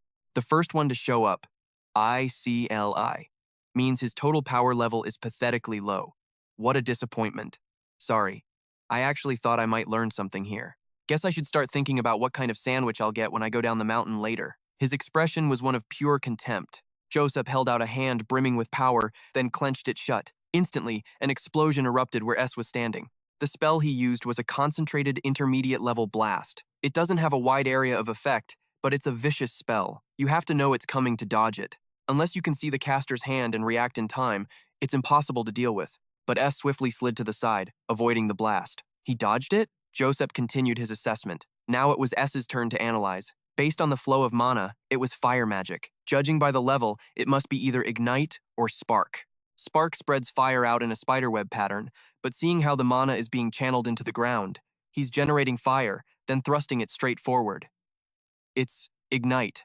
The force of the attack shot straight at Joseph, a look of panic on his face. The scale of the flames was larger than he'd expected. This was the result of meticulously training a basic spell. Maybe this guy can even use intermediate magic. A huge explosion erupted, but right in the middle of the flames, a shield circle appeared. What a waste. Joseph stood inside his shield, hands in his pockets, thinking confidently. No matter how powerful that ignite spell is, it can't break through my defensive magic. Battles between mages are usually decided by the difference in their total mana. If we're both using the same amount of mana per spell, the winner will be the one with the larger mana pool. And that's me. This guy clearly doesn't have much experience in magical combat. Once his magic power drops and he can't maintain that ignite anymore, he'll have no way to stop my offensive spells. The art of mage battles is truly deep. But before he could get too smug, a loud voice called out, "Joseph, go!" Then a hand suddenly shot out and grabbed his head. "Ack, you monster! A defensive magic circle can block spells, but it can't block physical attacks, you idiot." S decisively drove a knee into Joseph's stomach. While he was still in shock, it wasn't over. S followed up with another knee to his face, questioning him. "Did you really think mages only fight with magic?" S's pupils glowed as he looked down at his opponent. Joseph quickly snapped out of it and rolled a few steps away. He clutched his face, bewildered. "You walked right through the fire? How is that possible?" Then, Joseph generated another surge of power. "I won't be careless again." This senior, this time he's using intermediate-level ice magic, while I'm still using the basic ignite spell. Joseph kept assessing the situation. Fire magic again? Is he trying to counter my ice magic with that? He's probably planning to use the steam to block my vision and pull the same trick again. Ha, but I've got plenty more where that came from. Joseph created a fireball and hurled it at S. It was the basic spell, Combust, but S's figure continued to charge right through the flames. He was using a skill, a blessing, a temporary boost to fire resistance. With his eyes glowing, S kept rushing forward. Joseph screamed inwardly, "Fire resistance!" As the knife lunged, he quickly cast physical defense, a ward against physical attacks. At that moment, Joseph gritted his teeth in panic. "Shit, this is insane! Where the hell did he get that thing from?" "But my casting speed is faster," he grimaced as S's knife was stopped by the shield. S leaped back, but suddenly, the knife began to emit a powerful aura. S yelled, "Mug!" Spirit explosion. Instantly, a massive explosion erupted. Joseph was thrown into the air, slammed back down onto the ground, and was only stopped when he crashed into a large tree. When the smoke cleared, a battered figure was revealed leaning against the base of the tree. Joseph looked utterly pathetic. He gritted his teeth, trembling. "Stop losing focus. Think. There's no way his casting speed for a basic spell is faster than mine. It was spirit magic. That wasn't an explosion spell, it was a spirit art. Walking through my scorching flames with his bare body. He's, among the spirit arts, that could only be the blessing of fire. He concealed a spirit within his magic flame. He's using spirit arts, and he probably has other magic tools he hasn't even used yet. Just who the hell is this guy?" After a moment of thought, Joseph tossed out the stone and admitted, I've lost." The stone tumbled past S's feet. Suddenly, Joseph cast another spell, preparing a sneak attack. Now, while he's looking back, this time, he used the intermediate spell, Ice Spear. A sharp spike of ice shot up to attack, but S calmly ducked, as if he had predicted it all along. Joseph didn't stop there. He swung his fist up and yelled, "Lost." The punch clearly connected with S's face, but when he looked up, he was completely unharmed, as if nothing had happened. The fist of Josep, a man who had dedicated his life to studying magic, had done 0 damage. Just then, a pale blue aura flared to life. Josep's face went white with disbelief. "No way. Don't tell me that's a vicious spirit right in front of me." This is the blessing of the storm. When hit by a surprise attack, it blows the enemy away. Once again, Josep was slammed by the force of the blessing, right back into the same tree. As a shockwave spread out, S stood there, unflinching. This time, the large tree was completely gone, leaving only a stump. A blackened Josep sat leaning against it amidst the smoke and dust. Now, he had truly lost all will to fight. Pointing a finger, he gasped, I really lost." The magic stone shattered into pieces, and his body collapsed to the ground. S replied, "All right, you fought hard. You did well, fighting to the very end. That last move was commendable. You landed a hit on me." Josep then asked for his identity. "Senior, what's your name?" Ignoring the fact that Josep couldn't even stand, S simply leaned back against the parapet. Josep glanced up as S finally answered. "Saul Taylor." He said his name with a cold expression, gazing into the distance. "He's all yours, Senior Onyxer." Onyxer appeared just in time, grabbing Josep and flying off. He gave S a 2-fingered salute, as if to say, "Don't worry, I've got him." Scene changed to another location. A carriage procession was making its way through a snowy forest. "But why did you enroll in the magic department? Why the sudden question?" The girl replied, "If you had gone to the combat or alchemy departments, you could have easily been the top student there. It makes me feel uncomfortable, like you gave up a lot of opportunities for my sake." He explained cheerfully, "I don't really care about being the so-called top student. From the start, I could never have been number 1 in either alchemy or combat anyway, because the top student in the second-year preparatory combat division is C. Laviale. That's him." Little did he know that in a corner somewhere, Belbrucco was getting beaten to a pulp on the ground. What just happened? Belbrucco was in so much pain that his eyes rolled back into his head. As his vision faded, he saw a few worried faces. "Are you okay? Was the Holy Law too powerful? Are you injured anywhere? Leave him to me. The rest of you, continue with the test."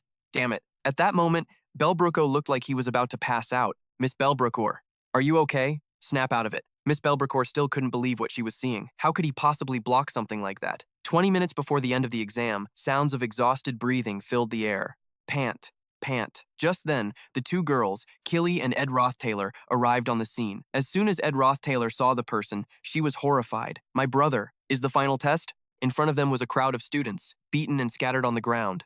At the far end, La S was waiting. He spoke in a cold tone.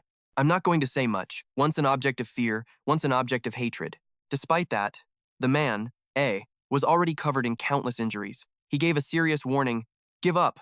Saintess Clagiae had 2 dreams. In her dream, Archbishop Velo told her that the nobility she believed in stemmed from an unshakable faith she had held onto her entire life. "You must become like a pure white sheet of paper." The daydream was one instilled in her by Archbishop Veao.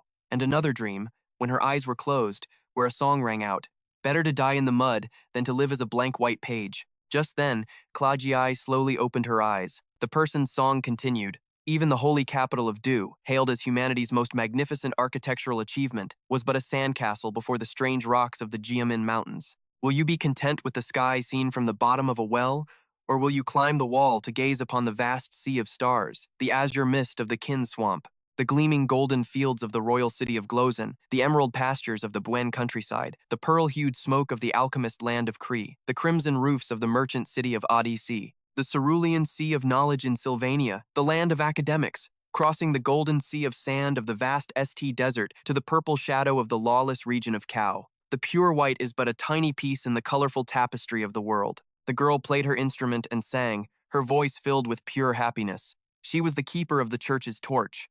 After leaving the church, she called herself a romantic poet. No one knew how she moved between the buildings, but when night fell and the world was fast asleep, she would sit and sing by Clagiae's window. The dream she had at night was the outside world, the world her only friend saw, whispering softly in her ear under the waning moon. They visited each other, talked, went to school normally, and hung out with friends normally. Do you know that even an ordinary life of love can be filled with sublimity? Io sat on the windowsill, advising Clagiae. Instead of listening to the prayers of millions of followers, a single hug from someone who loves you is worth so much more. Don't you know? Io said, smiling blissfully. After leaving the church, Io went to Sylvania. It was said that during vacations, she would wander the world, just like she was doing now. After she left, in her nightly dreams, Klagiai traveled through the places Ao had mentioned. Finally, Klagiai held someone tightly, and they walked together on a journey they once shared.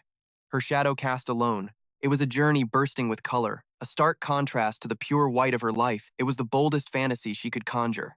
Before she left, Archbishop Vel disguised Klagiai as Kili and reminded her, however, to avoid revealing your identity, please be careful at all times, everywhere. You must always carry those Magitech items with you. Since you are always protected by the whole A-Law, I am somewhat less worried.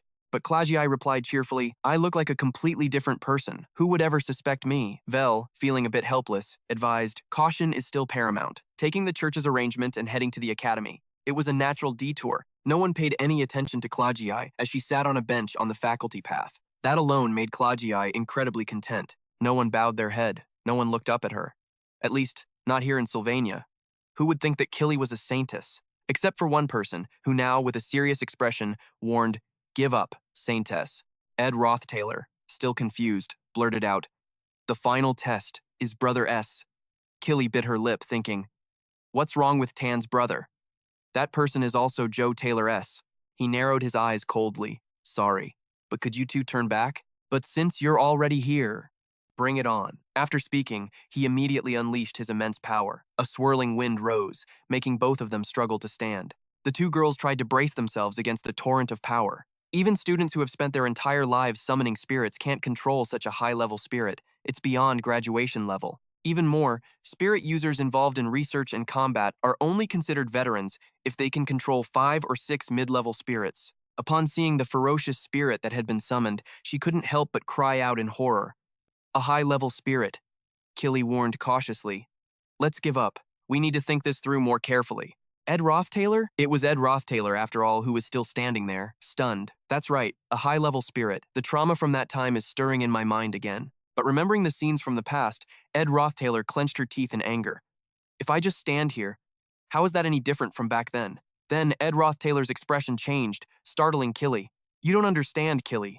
I have no intention of giving up. High status and a noble reputation always come with responsibility and burdens, she said with a cold smile, standing straight and looking forward. I remember very clearly how everything happened 2 years ago. Achievements have to be realistic. How could someone who wasn't even good at basic magic suddenly control a high-level spirit? Ed Rothtaylor charged forward with the firm belief that it was obviously a fake. All I have to do is defeat the user himself. But the spirit just gently exhaled. Immediately, Kili screamed as her skirt was blown up, while Ed Rothtaylor was pushed back. How is that possible? She raised her hands to defend herself. Just then, Ed Rothtaylor's gaze turned serious. Could it be? Looking again at the spirit's form and the power radiating from S, she was stunned to realize it was a real high-level spirit.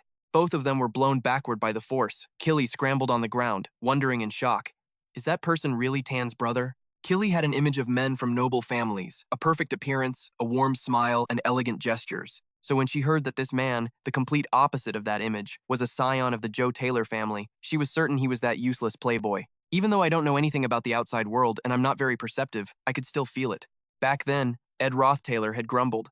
No matter how powerful a family is, after so many years of maintaining its bloodline, there are bound to be some useless and even terrible people. Seeing the resentful look on Tan's face, Kili realized Tan held an intense grudge against that bastard. After getting up, Kili said, Ed Rothtaylor, stick to the plan and aim for the user. I'll be the decoy. As I said, I have a slightly unusual constitution. Unless the circumstances are truly special, I can't die. Ed Rothtaylor turned back, her face worried. Huh? What? But you'll still get hurt, won't you? You said you didn't care about the test. Kili stepped forward resolutely. You said he's a bad guy. She paused. That guy. And besides, Ed Rothtaylor? You're the first friend I made here in Sylvania. She turned back and smiled at Ed Rothtaylor. Normally, I would have dismissed that as meaningless. But on the way to the Holy Temple, I saw that scene. A senior from the combat department charged aggressively, but was knocked down by a mysterious, blinding light. Does Kili really have some kind of special power? What surprised me more was Kili. The girl who always seemed so timid is stepping forward. Was she always this brave? As Tan wondered this, she watched Kili's teary-eyed figure rushing forward, and her expression became one of sheer speechlessness. Incredibly, Kili just charged straight towards S and the high-level spirit waiting there. The spirit let out a sigh, perhaps out of exasperation, and reached out with its claw, but suddenly, a splash of fresh blood sprayed onto its face. When the spirit attacked Kili, she quickly created a protective circle. This was the aegis of the sacred law. Any enemy who attempts to harm the protection of the Holy Spirit will activate mid-tier or higher magic. The spirit screamed in agony, then it was sliced into pieces by that power and slowly faded away. Killy couldn't help but cry out in fear. She was thrown back by the force. Just then, S emerged from the smoke, looking exhausted, and asked, "Is it over? You think I'd give up?" A voice retorted from the side. Ed Rothtaylor suddenly appeared and raised her hand, unleashing her magic. Basic dispersal magic. Her power shot straight at S, was deflected into the air, and suddenly his image slowly faded away. Pant, pant, pant. Ed Rothtaylor was stunned, unable to believe what had just vanished before her eyes. No way. An illusion? An illusionary disk of light appeared on the ground, but just then, several arrows flew towards her and embedded themselves in the earth. But the arrows on-lay landed right next to Tan's feet. A voice rang out with a warning. "Stay put." Ed Rothtaylor was still in a state of shock. No way. Someone who couldn't even feel the hilt of a sword now knows how to use a bow? Arrows made of mana? S now aimed his bow forward. That was just a warning. Tan's eyes widened. Is he really S? Before her eyes, the image of a high-level spirit appeared, more powerful, alongside a very cool-looking S. Tan became extremely tense and terrified. Pant, pant, just like that time. No matter how hard she tried, she squeezed her eyes shut, unable to stop the tears from falling. Then she recalled the past. I couldn't do anything as a child, and I still can't do anything now. As she was tearing up, S spoke. "You must have tried really hard, haven't you?" At that, Ed Rothtaylor slowly opened her eyes. S braced a hand on the ground, picking up a stone as he explained, "I'm sorry. We have our reasons. Even if we're related by blood, we can't just let it slide. If we did, with your personality, you'd just get even angrier, right?" As he spoke, he gently crushed the stone in his hand. Ed Rothtaylor was bewildered. "Ah, there I go with the praise again, but that was impressive. If it were me, I would have run away instead of coming back. Even though it was an illusion, you tried to take me down until the very end." Ed Rothtaylor was stunned. "I was wrong. I've reevaluated things," S continued. Meanwhile, a confused Ed Rothtaylor realized something had changed. He said to his sister, "So you have this side to you, huh? Even though it was just an illusion, you fought me to the very end. You should be proud of that." Hearing these words, Ed Rothtaylor's emotions were in turmoil, and tears just kept falling. "You're really skilled." S praised her sincerely, but she just kept sobbing for a long time. Sob, hic. Seeing her reaction, S scratched his head, confused. Huh? Is she crying this hard because she didn't get into Class A?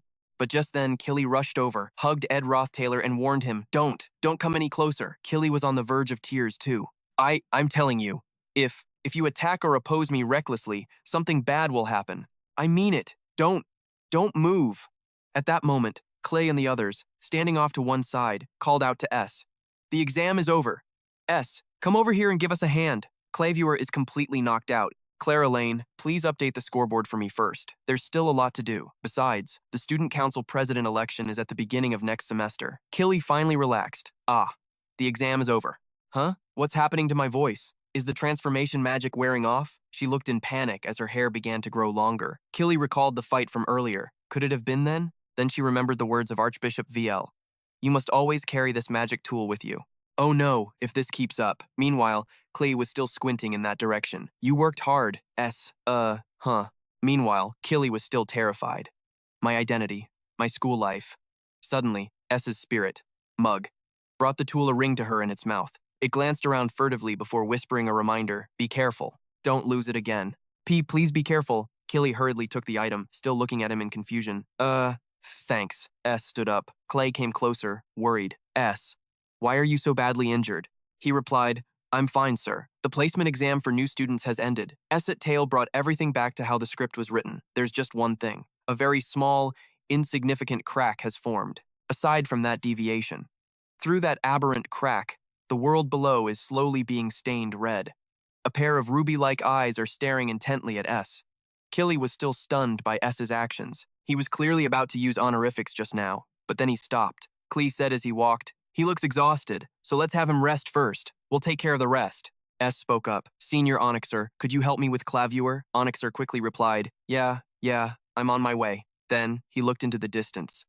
"A moment ago, I thought I saw something that looked like a person, but I was probably just seeing things. Do you know? I believe there is a beauty that transcends time and value." As S was lying there, exhausted, a voice rang out. "The clearest proof is this very sky. Even the most precious works of art can be interpreted and enjoyed in many ways, but no one can look at that sunset and say it isn't beautiful. S sighed. What a complicated way of thinking. The spirit continued. In any case, for a species with such short lives, none of you humans know how to appreciate each moment. This was Mayuja, a high-level wind spirit. He just lay there, listening to Mayuja's philosophy on life. A life without ups and downs, a dry existence. That is the most terrible curse a human can experience. Humans must learn to be moved by the little things and find meaning in the everyday. Wouldn't you agree? If a human's life is like the 4 seasons, then a spirit's life is surely a long winter, a desolate existence without any ups or downs. S felt helpless against this chatterbox. Just as Yanika said, he's really long-winded. Mayuja continued, someone like you is always careful, leaving no openings. But you're often callous towards yourself, collapsing from overwork, getting easily injured. These are the clearest signs. S replied nonchalantly. So what? Mayuja explained. You should start dating. You idiot. Isn't there someone around you? Someone kind, lively, and friendly. Are you strong enough for someone to lean on? You have no idea how much interacting with and developing a relationship with such a person would help your own emotional state. Am I wrong? After hearing this, Mug happily agreed. You are absolutely right, sir. Seeing the two of them ganging up on him, S thought, actually, Mayuja doesn't have a contract with Yanika. They just became close. Then, Mug, with the wisdom of experience, chimed in. Young master, in the spirit world, Lord Mayuja's advice is like a sacred text. You should try listening to what he says. Whether he's tricking you or not, we should just give it a try.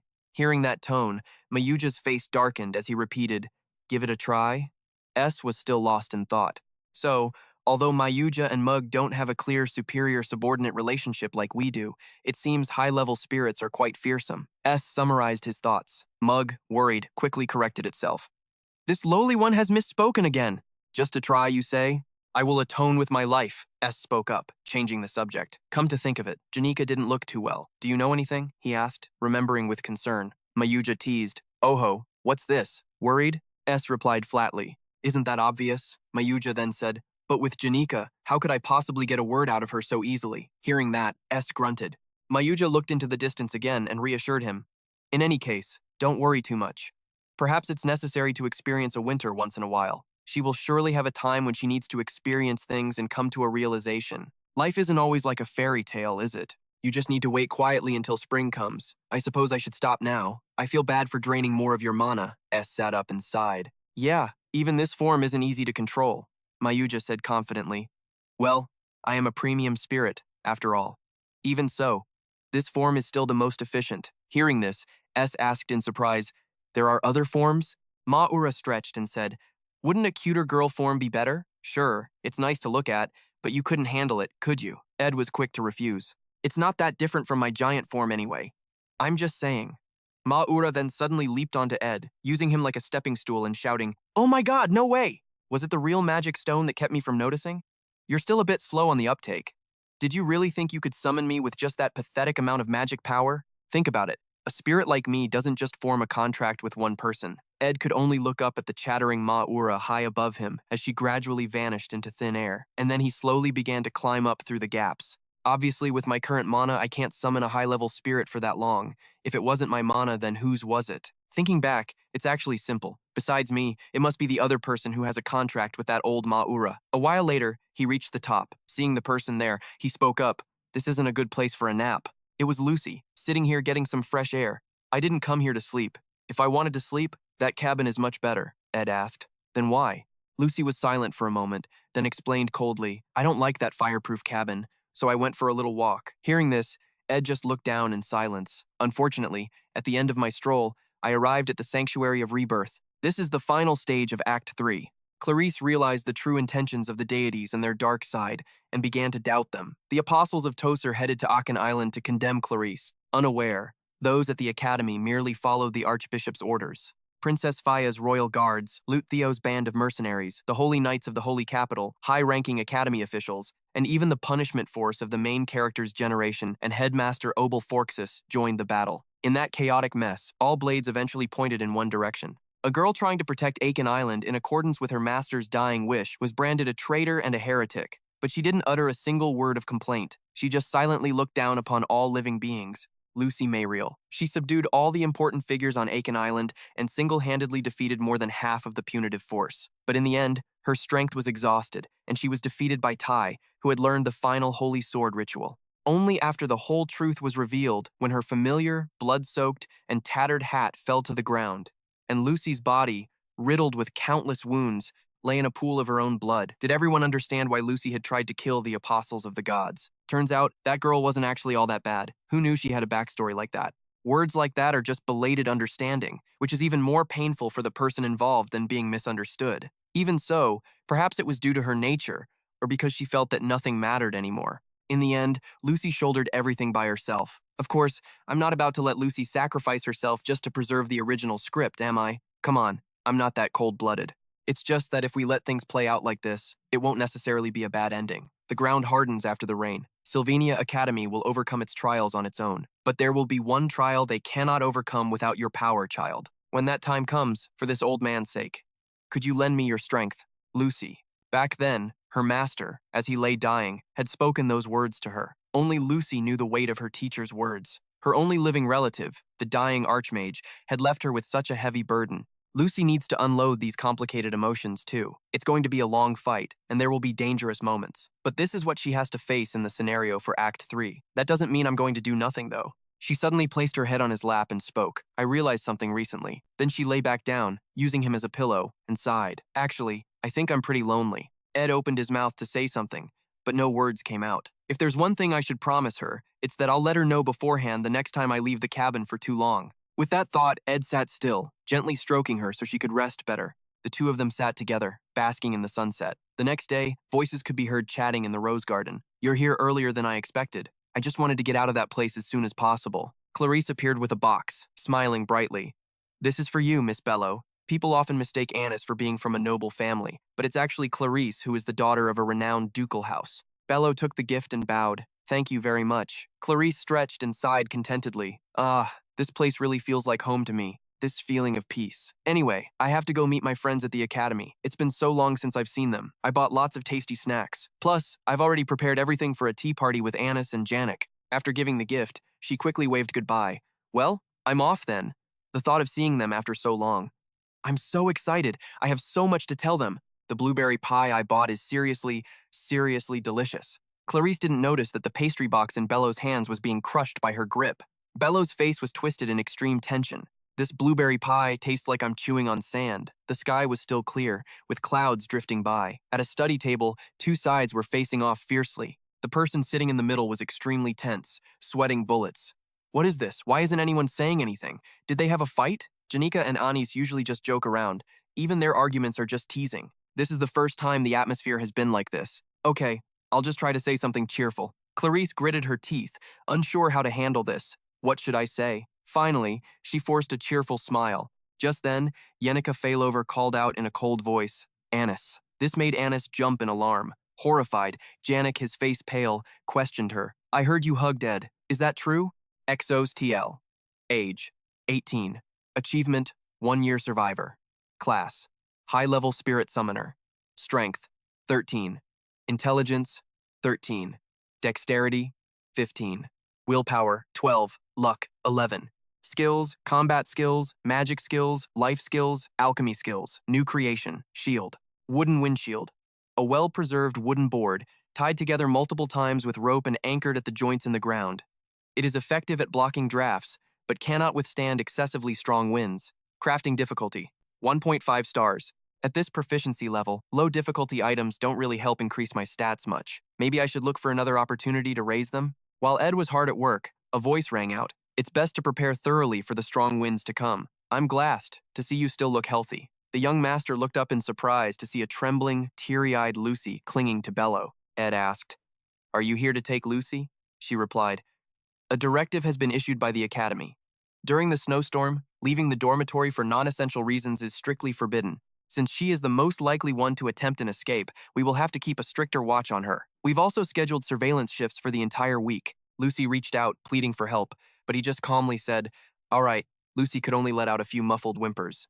Ed continued, I'll continue using formal speech then. This made Bello slightly angry. Then, she asked kindly, Young master, in these conditions, can you really survive a week-long snowstorm? I don't mean to be rude, but it's going to be a bit tough with just these windshields.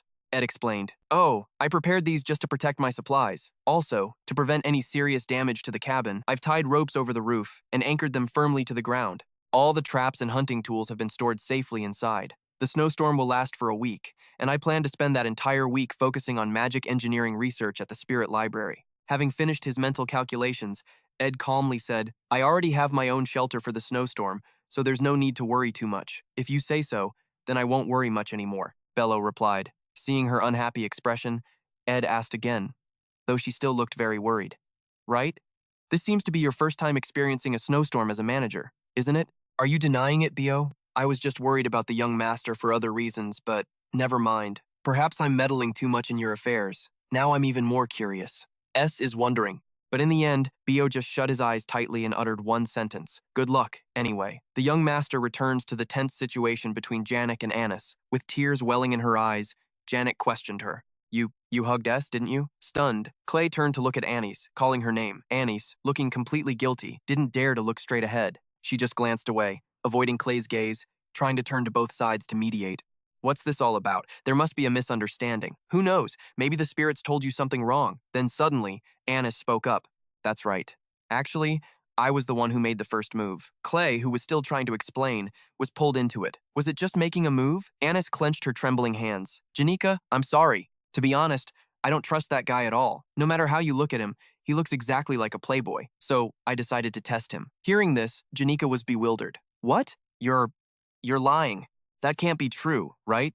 Anis casually criticized him. He wasn't my type from the start. Don't worry, Janik. Why would I want to pursue a guy who looks like a bully, always so arrogant and snappy? What's so great about pursuing someone who lives with such self-conceit, right? Hearing her crush being criticized like that, Janika burst into tears. Stop it. You're going too far. Anis, you don't even know him that well. The two were at each other's throats for a long time, and poor Clay sat between them, not knowing what to do. A moment later, Anis sighed and continued, I'm sorry for flirting with him without asking you first.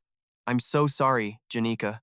Janika's tears dripped onto the table. Why would you do something I never even asked you to do? Anis, do you have any idea how worried I was?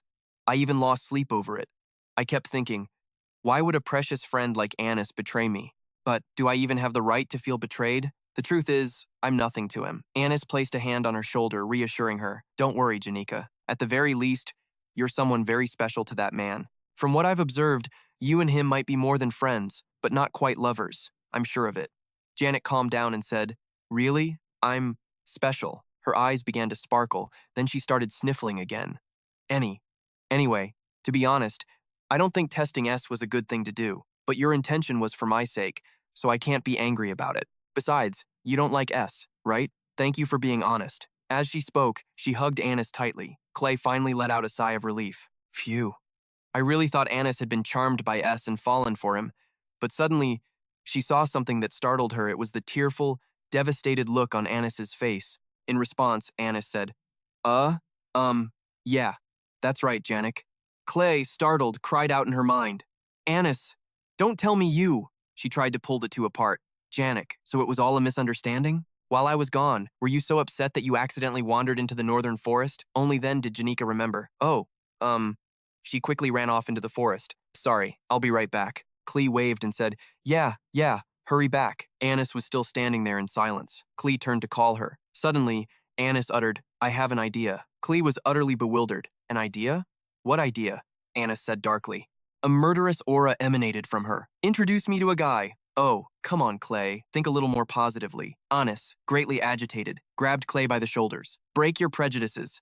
Do you want to go on a date with me? Hearing these words, Clay stood there, completely frozen. Anis shook her and snapped, Don't look at me like that. Clay said, Like what? I'm just looking at you normally. Anis couldn't control her emotions anymore, and tears streamed down her face. I'm sorry I lied to Janika, but you know what they say.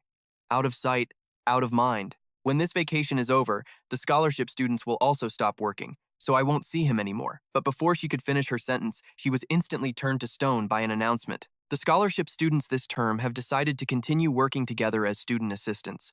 Both Clav User and Onyxer have done an excellent job. You are all proactive and proficient in everything, so I would feel it's a waste to transfer you to another lab. S appeared with a brilliant and lively burst of fireworks. Beside him were the two boys just mentioned, standing there shyly. Clay turned back to focus on eating her cake. S, in particular, is more hardworking than anyone.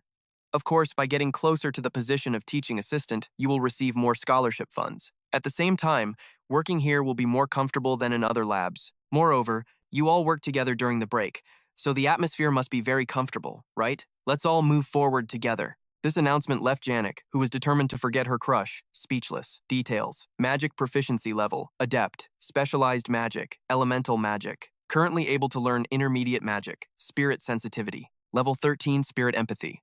Level 13 spirit summoning. Level 4 synchronized senses. Level 3 spirit mug. Wind spirit card, high level spirit, Maugia, spirit sensitivity 1. Summoning efficiency is very poor. Unique skill, blessing of the storm, negates periodic damage. Secret art, updraft wind. Intermediate magic, wind enhancement. Empty spirit card. Empty spirit card. Scene changes to S's cabin. Janique walked over and spoke up. Looks like you'll be able to make a contract with a mid-level spirit soon, S remarked. Janika, you seem to have gotten your spirits back. Just the other day when you came to the camp. Just the other day, she remembered the image of the two of them leaning against each other by the fire. This made Janika's cheeks flush red. She fanned her face with her hand and tried to deflect. When was that? I totally forgot. Seeing her expression, S just smiled helplessly. It's clear that when I'm facing Janik, the defensive walls in my mind loosen up. Perhaps it's because Janik is a character completely separate from the script. Among my peers, the only one I can truly call a friend is Janik. Then Janik got back to the main topic. Anyway, I know about the contract between you and Maugia, but no matter how I think about it, it still seems strange. You don't have enough skill to handle a high-level spirit yet. Hearing this, S reached into his shirt to get something, saying, I just used a little trick. The item he took out was a legendary grade Magitech tool, the Golden Phoenix Ring of Jur. I told her about Professor Gasser and the Golden Phoenix Ring, and also shared my upcoming plans. Janik worriedly said, Does this mean S can't use magic anymore? Then it'll be really hard to make a contract with a mid-level spirit right now, he answered calmly. When the vacation ends and the semester begins, my magic will recover. Hearing that, Janika relaxed and smiled brightly. But, congratulations. In the world of spiritists, they often say that the day you make your first contract with a high-level spirit is also known as the second time you're born into this world. By the way, are you really planning to stay in the Library of Souls during the snowstorm? You're so hardworking. S praised her in return. You're hardworking too. Always holding the top student position. Ah, now that I think about it, once the snowstorm ends, there'll be a student council president election, right? Since you're the top of your year, you'll probably get a lot of attention.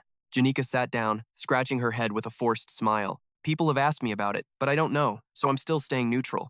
S remembered from the script that even though Janika was the top student, she wasn't very prominent because she never strongly supported anyone, respecting all the candidates. Suddenly, Janika froze as if she remembered something. She quickly turned to ask, I heard your younger sister is also running for student council president, right? While wiping something, S replied, That's right.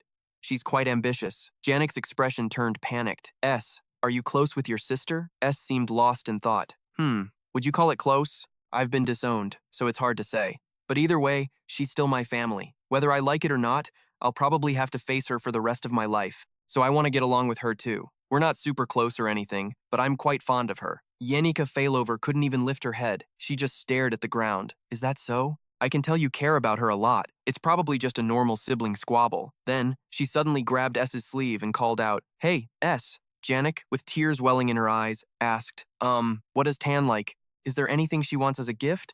Or anything she likes? E asked back with a suspicious tone. What did you do to Tangent Joa? She immediately and flatly denied it. What? I didn't do anything, but his eyes remained fixed on her. Seeing Janik panic like a little kitten, he realized she was a terrible liar. It only took her about 3 seconds to confess, unable to bear the feeling of guilt.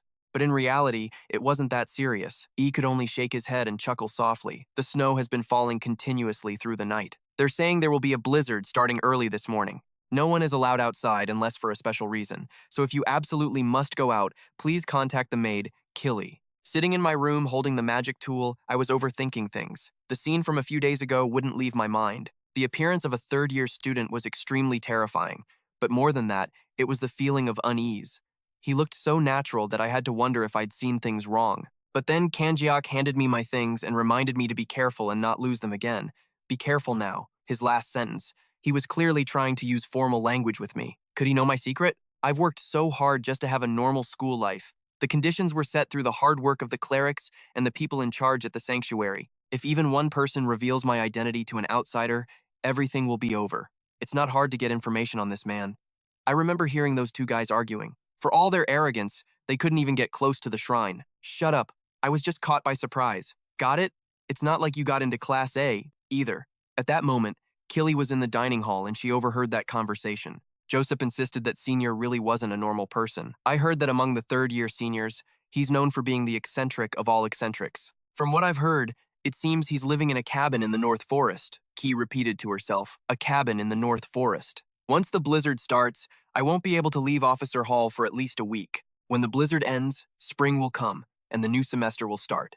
By then, I might miss my chance to silence him.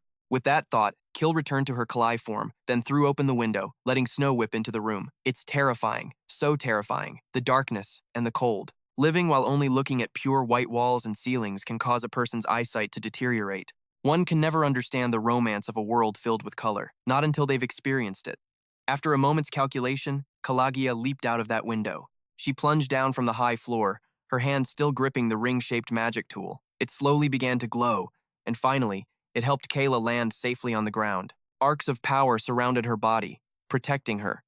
Reverting to her Killy form, she thought seriously, I can't let the freedom I worked so hard for be snatched away like this. To be sure, I need to meet him. Her decision made, she resolutely ran off to find S. Running alone on a path through the worsening blizzard, the Saintess, Kalagia, was in danger. My eyes have long grown accustomed to the dark, because my life has always been nothing but darkness. The scene etched deep into my mind is the moment I plunged my blade into my older brother's heart. My older brother, the only person who stood by my side, while all the other members of the Noddle clan turned their backs on me. Perhaps it was like a curse. My brother's final words, his voice filled with resentment and boiling rage. The flashback ended. Clay turned and asked, why the sudden change? Are you moving to a different research lab? Bellbrook scratched his head, feeling guilty. No, it's not that. Remembering the images of the past, he gave a non-committal answer. It's just the teaching assistant job at the academy. No matter how I think about it, I don't feel I'm capable enough. This time, I just ended up causing trouble again. The benefits are great, and I really like it. But hearing his hesitation, Clay interjected, Is that so? I thought maybe the benefits weren't good, or perhaps someone else invited you to join them. So that means if you wanted to, you could still do it, right? Bellbrook answered awkwardly, not daring to look her in the eye. Pardon? Yes, that's right. Hearing that, Kel smiled brightly and said, Then just keep doing it. Bellbrook's face went pale. Not knowing what to say, he could only grit his teeth and agree. Yes. For someone with no physical talent whatsoever, like Exot Taylor, this was truly the limit his body could endure. Through arduous training during the summer vacation, a break dedicated to focus and practice, it was nearly over. The skill board appeared. Advanced crafting. Spirit art channeling. Proficiency 23. Power enhancement level 4. Enchantment success rate 92%. Fire control skill. Proficiency 6. Wind control skill. Proficiency 3. Advanced Magitech crafting skill. Proficiency 4. Understanding of Magitech products. 5. Quick crafting of collected recipes. Telos' frost protection. Tier 1. The 1,000-year lightning-struck staff is uncraftable. The Eye of Glock is uncraftable. Deohem's hourglass is uncraftable. By now, my Magitech and Spirit Art had reached a level worthy of being called a specialty. With just a little more practice, these two skills would become truly effective. I have to spend the remaining week focusing on this in the Soul Library. S swung down from the ceiling. It seems giving Jonic money to clean up with magic paid off. I didn't expect the scattered books to be so neatly arranged. They were even organized by subject and title. Just then, E reached up to grab a book. A voice rang out. I'm pretty sure I told you that was a secret. It seems he did it with Eka. They probably thought of it as a form of training, so they were happy to do it. Even so, I should still give them a gift as thanks. Pulling out a book, he exclaimed, let's get started. Reading hundreds of crafting recipes at once isn't effective. The important thing is to choose and focus. The goal is a legendary grade artifact, the Eye of Glocket, which temporarily increases the reaction capabilities of all senses. It halves the effectiveness of curse magic, blocks the effect of defensive magic, and grants immunity to elemental magic. Another legendary grade artifact, Deohem's Hourglass, returns the body's state to a few seconds prior, removing all damage and wounds.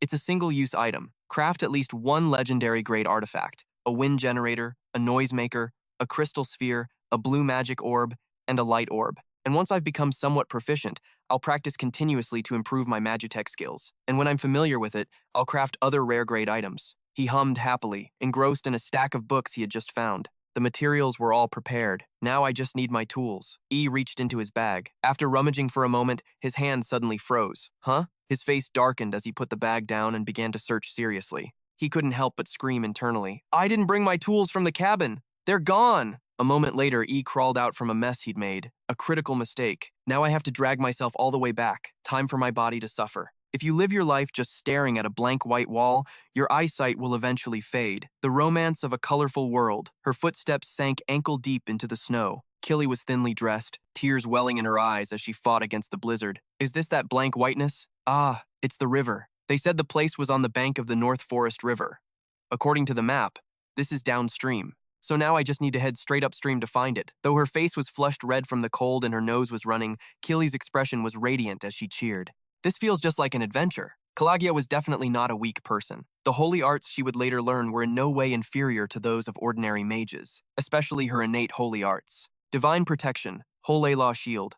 Against any hostile entity that intends to bring harm to this protection's recipient, mid-tier or higher magic will be activated. Attackers with hostile intent will receive double the damage they inflict. Therefore, whether facing any wild animal or even strangers, Killy was certain not to be harmed. Killy had now arrived at S's cabin. Even so, she still felt terrified to face him. He is the successor to the Ed Roth-Taylor family and may have been baptized by the Tozer Order, which makes the whole ley law powerless against followers who have received the order's baptism. Those who share the same doctrine will not draw their swords against one another. A follower important enough to be baptized would not harbor ill will towards the saintess.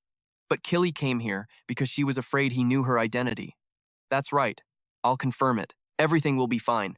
Killy tried to push the door open. What's this? Why won't it open? When she used all her strength, the door flew open, and a bucket of red blood was knocked over, splattering across the floor. The spilled bucket of blood was an absolutely horrific sight. Huh? Killy jumped in alarm, horrified by what was at her feet, then slowly glanced upward. The image of an incredibly ferocious monster appeared, causing Killy to fall to the ground in terror and scream. She glanced away, but saw blood there too. She glanced down, and there was blood there as well. Even her hands were stained with it. Killy's face twisted in fear. Is this place hell? Then came a thumping sound. Thump, thump, thump. Killy startled in panic. Footsteps. She quickly found a suitable place to hide. Just then, the door slammed open with a bang. S walked in, his eyes glowing intensely, his face completely covered, looking terrifying. The first thing that caught his eye was the spilled bucket of blood and the demonic creature. S calmly stepped inside, while Killy, terrified, clamped a hand over her mouth and huddled in a dark corner. He leaned his hand on a rack, causing a blood-stained iron ring to fall right in front of her.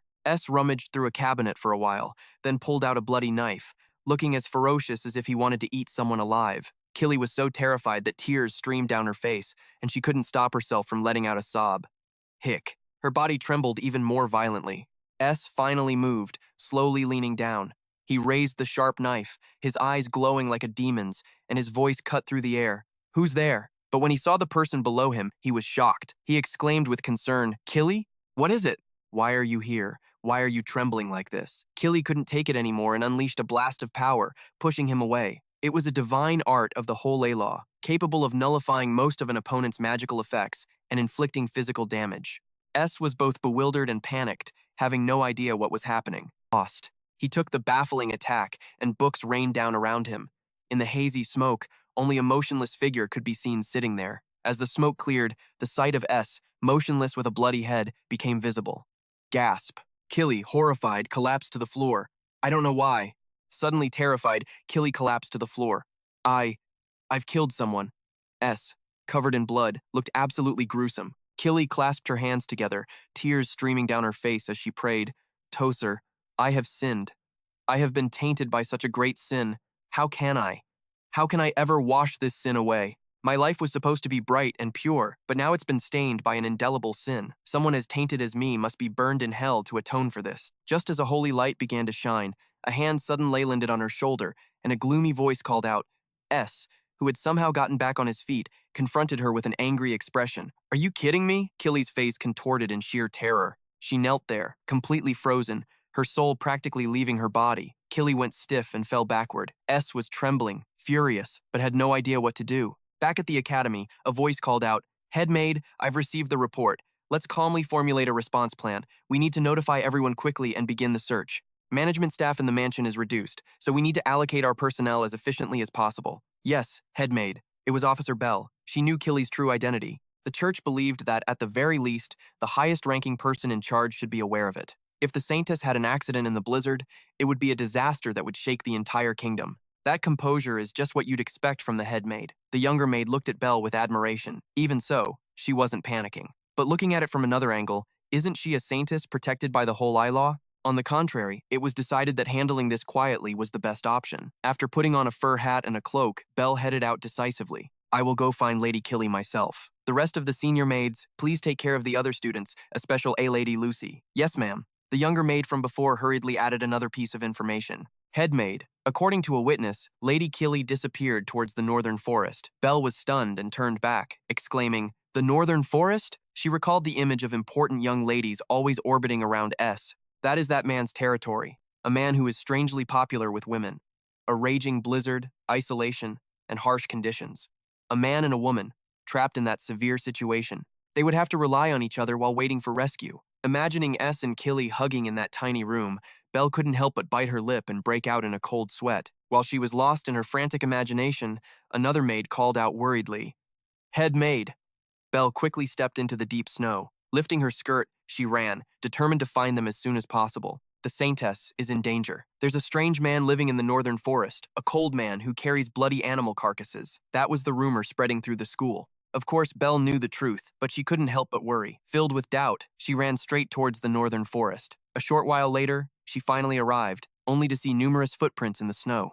Contrary to his cold appearance, S was very easy to talk to and considerate. Even with so many beautiful girls surrounding him, he always completed his duties perfectly. He was a reliable man. But this was also what worried Belle, because if relationships became more complicated, it would be a huge headache. She could only hope he didn't know Killy's identity as she slowly pushed the door open. Belle's heart was pounding in her chest. As soon as S saw Belle, he quickly spoke up. "I knew you'd come, Belle." When Belle saw the scene in the room, her forehead broke out in a cold sweat, and she stammered, "Young master, could I explain for a moment?" She said that she had heard everything from Killy, but if she didn't return immediately, the blizzard would get worse and it would be very dangerous. After listening, S nodded reluctantly and said, "That's right. The head maid shouldn't be away from Ohio Tower for too long. He just didn't understand why the Saintess had come to his place." Although he had tried his best, something still felt unnatural. Killy's true identity was a major spoiler meant to be revealed at the end of Act 3. It couldn't be exposed so early. But she was suspicious of him. What was he supposed to do? After hesitating for a long while,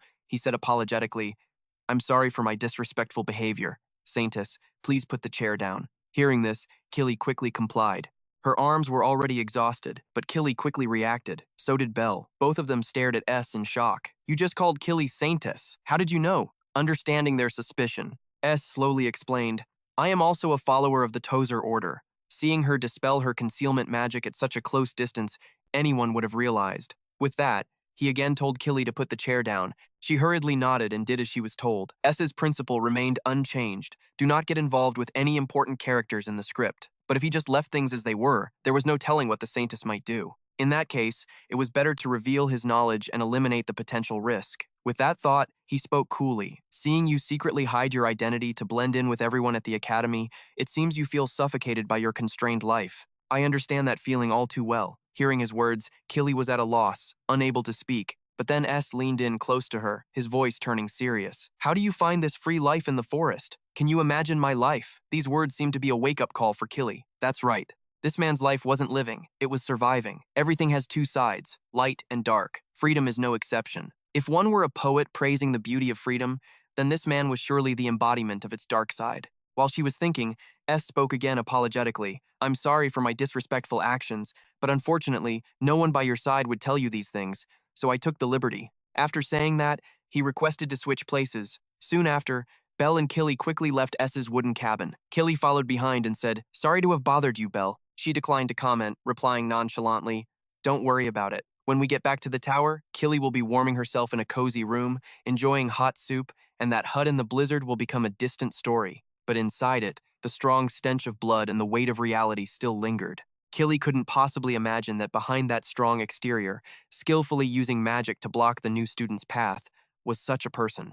It was truly sad, his illusions of freedom shattered, but at least Killy believed her decision to leave the holy capital to seek freedom and come to Sylvania was the right one, because she had met a respectable senior. While thinking, Killy unconsciously looked towards the northern forest. Of course, Belle saw it too, which raised her suspicions. but the two continued on toward the officer's tower. Belle's heart, however, was still burning with curiosity because she didn't understand the hidden meaning in S's words. Spring arrives when we no longer expect it, which makes it all the more special. At the La Bielle bakery, S happened to run into Lortell Cahelm. Lortell Cahelm cheerfully said she wanted to sit at the same table as S. She said she needed to wait a bit to take inventory, but the owner of this bakery didn't seem too happy about it. Seeing her, he trembled in fear and bowed respectfully. "Make yourself at home. If you need anything, just let me know." Lortell Cahelm thanked him politely, and only then did the bakery owner run off. Lortell Cahelm raised an eyebrow and remarked, "Absolute power is so interesting. It can even create authority that doesn't exist." S pouted and said, from the look on his face, "You're the only one who finds this interesting." Hearing this, Lortell Cahelm smiled, clicking her tongue. "You're so harsh. You're right, but I'm not bullying him. Let me tell you, the recent blizzard has made it difficult to supply goods to Aiken Island. The La Bielle bakery ordered a lot of unnecessary things and then canceled the order right before the delivery date. While I understand that ingredients are scarce, him monopolizing the goods from other shops is unacceptable. Where's his business ethic?" Hearing this, the bakery owner rushed over and knelt without hesitation. "I'm begging you, Lady Lortell Cahelm, please speak up for us. Restricting our order quantity like this is too much. Please reconsider." Unfortunately, Lortell Cahelm paid him no mind, still smiling cheerfully as she told S she had a class this afternoon and wanted him to go with her to the faculty area. S let out a soft laugh, calling her cold-hearted, then went with her to school. As they walked, Lortell Cahelm spoke up. "I don't want to do this either, but because of the blizzard, shipments from headquarters have been disrupted, so the Merchant Guild's budget is very tight. Even with our assets, we're forced to tighten our belts." Hearing this, S nodded in understanding. "So your Merchant Guild also goes through tough times like this. It must be difficult." Lortell Cahelm shrugged nonchalantly, pouting as she said, "What are you talking about? Who do you think I am? Financial management is my specialty. Don't worry. As long as we don't spend extravagantly, we'll be fine. That's what befits my status." But as she said this, she suddenly noticed something. She asked in surprise, "Why didn't you bring any books to class?" S replied casually, "I have to stop by the library to borrow some. Think of it as exercise." Hearing this, Lortell Cahelm said urgently, "It's just a few silvers. Why don't you just buy them?" As she said this, she suddenly realized it was no small sum for a student. Textbooks at Sylvania were all high-end. The more she thought about it, the more her heart ached, and she hastily took out her coin purse. She asked him, "How much is it in total?" S immediately thanked her with a smile. Lortell Cahelm just shook her head, waving it off. She sighed and said, "The Student Council President election is coming up soon." S asked with curiosity, "Aren't you planning to run?" She stated flatly, "My work at the guild is still the top priority. Of course, it's best if someone I support becomes president, someone more friendly. If you run, Senior S, I'll support you." Hearing this, S shook his head in refusal. "I have no intention of doing that, and I'm not sure I'd win." Lortell Cahelm was a bit disappointed. "What a shame. I kind of guessed you'd say that. What about your sister?" She said she'd rather die than support the princess. Thea frowned slightly and said, "I won't explain it all, but Tanis." But before he could finish, Lortell Cahelm cut him off coldly. "Even if all the top students support Tanis, it'll be hard for her to win. After all, she's only the second daughter of the Yotail family. The gap is just too wide." Lortell Cahelm's assessment was spot on. According to the script, the winner would be Princess Fia Tanzote Taylor, the pitiful villainess. No matter what tricks she used, whether she begged or did whatever it took to get votes, the gap could not be closed. Tanis would have to accept a crushing defeat and leave the stage. While he was lost in thought, Lortell Cahelm asked suspiciously, "Don't tell me you support the princess, Senior?" S was slightly startled, shaking his head. "Probably not. If I had to choose, I'd support Tanis, my sister." Hearing that, Lortell Cahelm nodded in satisfaction. "Then I'm relieved. Most people at the academy support Princess Fia, so I was a little worried you did too. Besides, you know I like you." As soon as she finished speaking, she leaned her head against his chest. After a moment, she looked up and said, "I almost got jealous, you know." S just stood there, staring at her blankly, saying nothing. Seeing that he didn't respond, Lortell Cahelm leaned in closer, whispering, "Does this bother you? Let me check your heartbeat." But at that moment, he reached out and pushed her head away, making her a bit dissatisfied. "You keep avoiding me. Did I do something wrong?" S shook his head slightly, saying calmly, "You didn't do anything wrong, but I don't want to get involved in any romance until I graduate."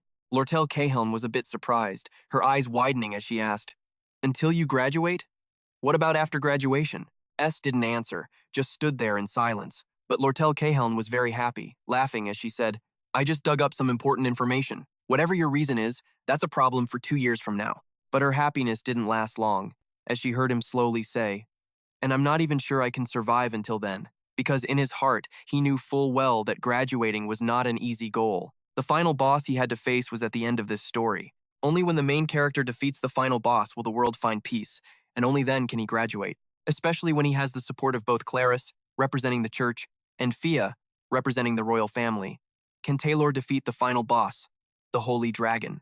In other words, Taylor must develop according to the script and gather enough allies. The new student placement exam ended well, and luckily, Claris's secret was kept, allowing her to continue studying at the academy. Although it's a bit of a pity for Tanis, the student council president election is about to begin, and Fia will be the winner. With that, the script has almost returned to its proper course. He could finally rest easy, but contrary to S's expectations, in a girl's bedroom, Fia woke up with her body trembling uncontrollably. Her expression was grim. After a moment, she bit her lip and said, "I'm not running anymore." The entire script was slowly collapsing. Elsewhere, in a dark room, Cavicius was huddled in a corner, muttering endlessly, "Damn it, there are so many other people. So why does it have to be me?" He kept lamenting his fate. Why me? Because in front of him right now was a duel application, something he wanted no part of. Elsewhere, in a classroom, S was being bothered by an uninvited guest who said he wanted to challenge him to a duel to learn from him. But upon hearing this, S closed the book he was reading and said coldly, "Cut the cliches." The youth standing next to him didn't give up, saying firmly, "Because I want to prove myself." S looked at him with a frown, asking suspiciously, "You're already the top student, aren't you?" The youth shook his head, "But only for the first years." He said, "I want to compete with Yanika, the overall top student of the third years, and also the Z, the top of the combat division, and you, S. Of course, everything must be done in order." So he sent a challenge letter to Clavier, the second-year top student of the combat division first, but he was being avoided. He said smugly, "Anyway, after I defeat Cavicius, I'll challenge Alavisa and then S." Hearing his name, Bix asked suspiciously, "Why is it my turn? I'm not the valedictorian." The teenager slowly explained. The 52nd valedictorian doesn't count, so in reality, Senior Dix is the 52nd valedictorian. Dix let out a small scoff and smirked. "So what? You plan to beat me? Then go for Senior Yanika Failover and S? You should learn to accept that you can be wrong, kiddo." Hearing this, the teenager frowned and said, "I don't think I can easily defeat Senior Dix either." With a soft chuckle and a shake of his head, Dix walked over, patted the teenager's shoulder, and said mysteriously, "That's not what I mean. What I mean is, you'll never get the chance to face me, let alone Yanika Filover or S. You don't get it at all. You'll end your journey at Gobi Usur. If you want to defeat me, you have to learn to face reality first." Hearing these words, the teenager's expression darkened, but Dix didn't say anything more and walked straight out. As soon as he reached the campus grounds, he heard someone call out to him. Dix turned his head slightly and saw that it was S. S raised an eyebrow at him and said, "You did a great job cleaning the library. Thank you." The two talked as they walked, and Bix also mentioned the matter of the teenager who was going around challenging people. After hearing this, S asked, "Are you talking about that first-year valedictorian?" Bix nodded slightly in reply. "That's right. He's aiming for you." S frowned slightly, pondering. "As far as I know, Wade Kem's challenge streak is supposed to last from Chapter 3 to Chapter 4 of Act 3. Wade is the son of a general from the northern border. He possesses a natural talent for swordsmanship and won the first-year valedictorian position with overwhelming power. Not satisfied with being the first-year valedictorian, Wade continued to cause a stir, challenging and defeating one by one the famous students and valedictorians of the academy, even Zix. At that time, Zix was in a state of exhaustion and at a disadvantage. Although he fought with all his might, he still lost. Wade's seemingly invincible winning streak came to an end when he lost to Tiel, who had grown tremendously over a year. At this point, Dick spoke up again. "There's a welcome ceremony for new students tonight. Do you want to go there to see what he looks like?" S shook his head and refused. "No, I have to go. I have an appointment today."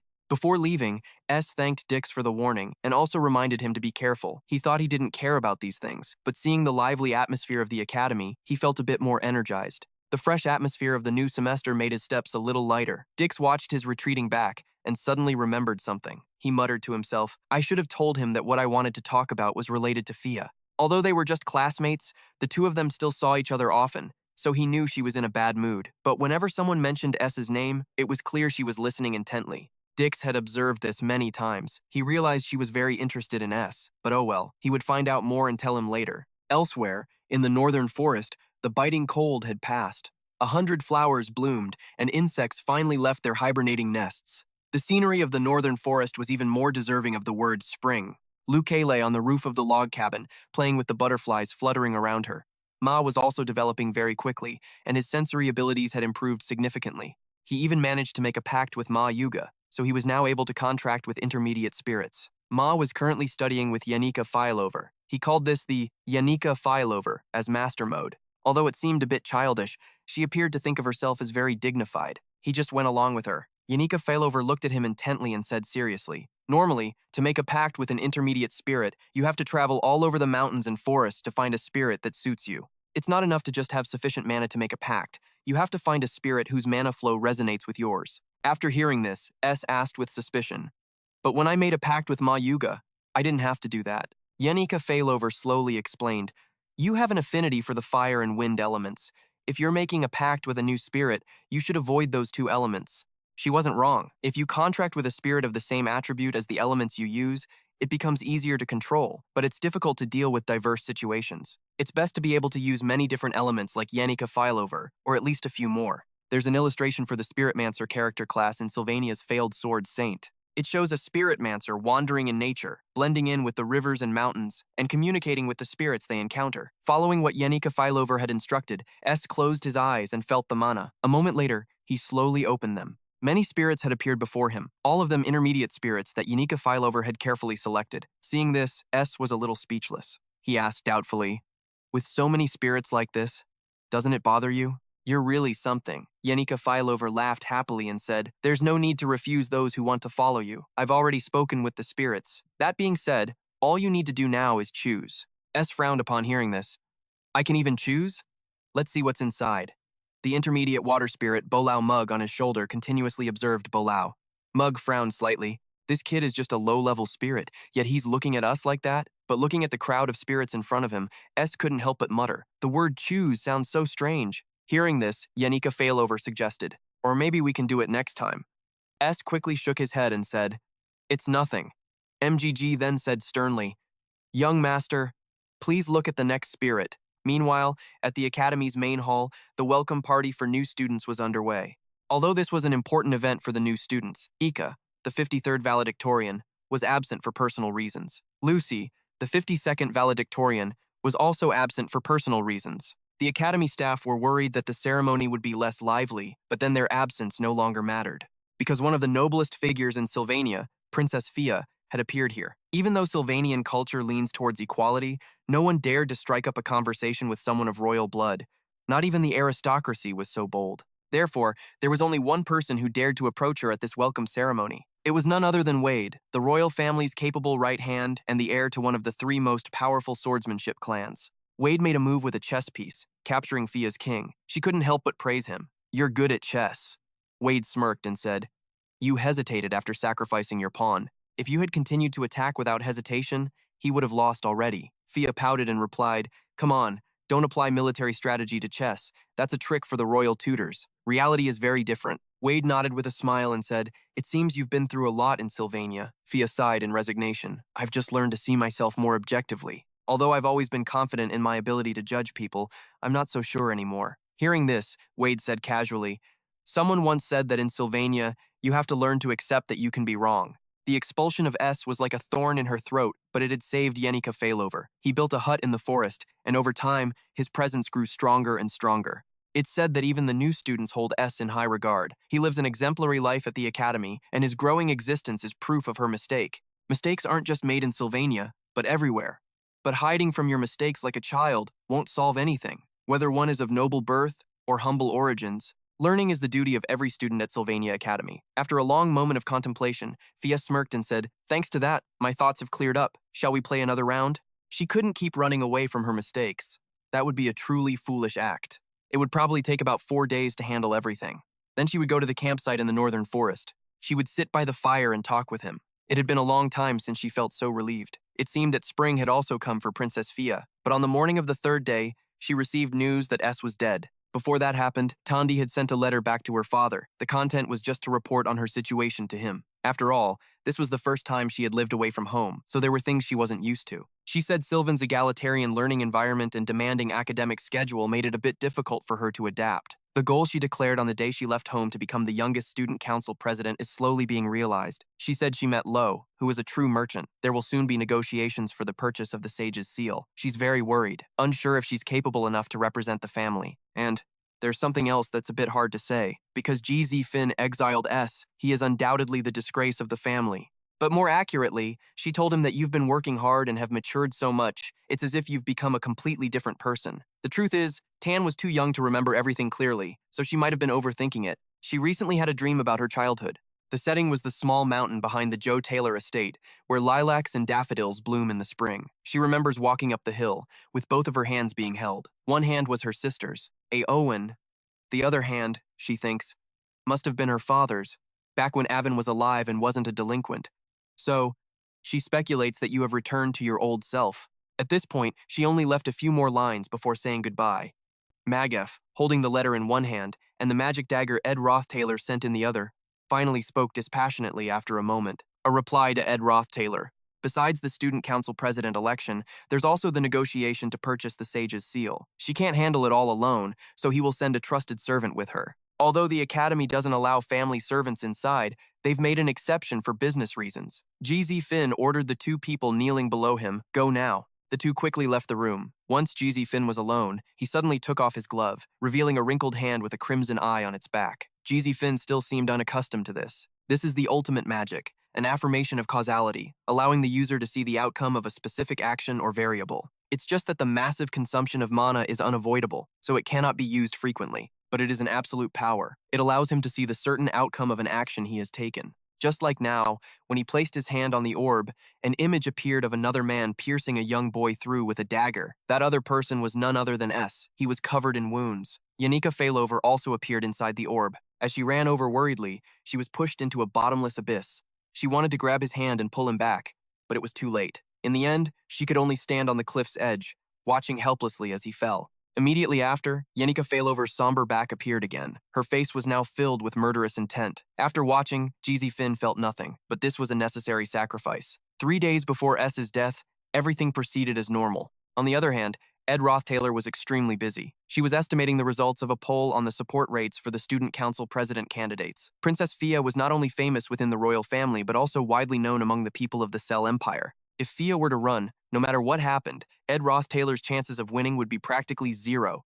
Of course, she was well aware that reality and ideals were different, but unfortunately, she had to give up hope. As she was lost in thought, a voice interrupted her. It was Gitch, who asked cheerfully, "Are you off to elemental magic practice?" Ed Roth Taylor nodded slightly. Gitch continued, "Are you doing okay? When you have time, you should have tea with me and Elle." At the same time, a group of students outside saw this and couldn't help but whisper in amazement, "That's our senior, Gitch.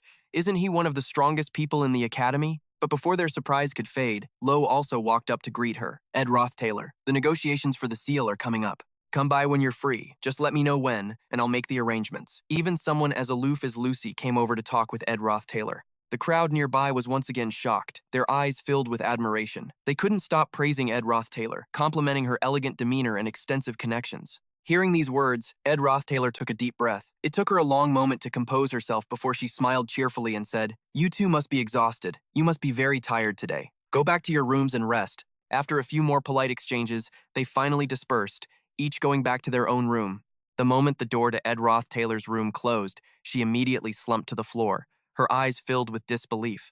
She didn't understand what was happening. In recent days, her status and reputation in the academy had skyrocketed, but she hadn't done anything at all. If she had to name a reason for receiving such special treatment, it was because she was S's little sister. At this thought, she couldn't help but cover her face and cry. She had always thought her brother was a failure, but now she felt like she was the failure. The change was so sudden that Ed Roth Taylor couldn't comprehend what had happened. As she was thinking, a creaking sound suddenly echoed, and her room door swung open. Soon after, 2 men slowly walked in, greeting Ed Roth Taylor cheerfully. "Long time no see?" Ed Roth Taylor was immediately overjoyed. "Father has prepared everything meticulously. It's been a while. It's great to see you both again." One of them spoke again. "We heard you were struggling with your studies. We're happy to be of assistance." The blue-eyed man slowly introduced himself. "I am Cad. I will be gathering information on prices and the financial situation of the Merchant Guild to support the negotiations for the seal." The other man was Knocker. He would be assisting her in the Student Council President election. But Ed Roth Taylor immediately refused. "That won't be necessary. There was news this morning. Fia will not be running for office." At the same time, at a cafe near the academy, Janik told S this news. The royal secretary had made the official announcement this morning. Everyone was buzzing about it. After hearing, S sighed and said, "So, it's just been announced. It could still change, right?" GZ Finn Jaw Taylor, the final boss of Act 4 with flawless work processing abilities. Everyone thought he was a benevolent father to the Joe Taylor family, but only Princess Faya recognized his ambition. Princess Faya, who held both royal and academic power, was supposed to be the strongest ally, leading the fight against GZ Finn. That's how things were supposed to go, but she announced she wouldn't run. But at this moment, Yanika Failover suddenly came up behind S, bowed her head, and said worriedly, "I'm starting to feel uneasy." She had a feeling he was about to do something reckless again. Hearing this, S frowned and was about to explain, but before he could say a word, she cut him off. "I can't let you endure injury and pain all by yourself. I won't allow that to happen. You've been through so much already. I shouldn't let you get into any more trouble. If you're planning to do something, I'll help you." S was startled for a moment, and after a long pause, he finally spoke. "To be honest, I want Princess Faya to become the student council president," Janique asked doubtfully. "Princess Fia treated you so badly. Besides, Ed Roth Taylor is your sister, so I was planning on supporting her. But anyway, the princess has already announced she's not running. What can we do?"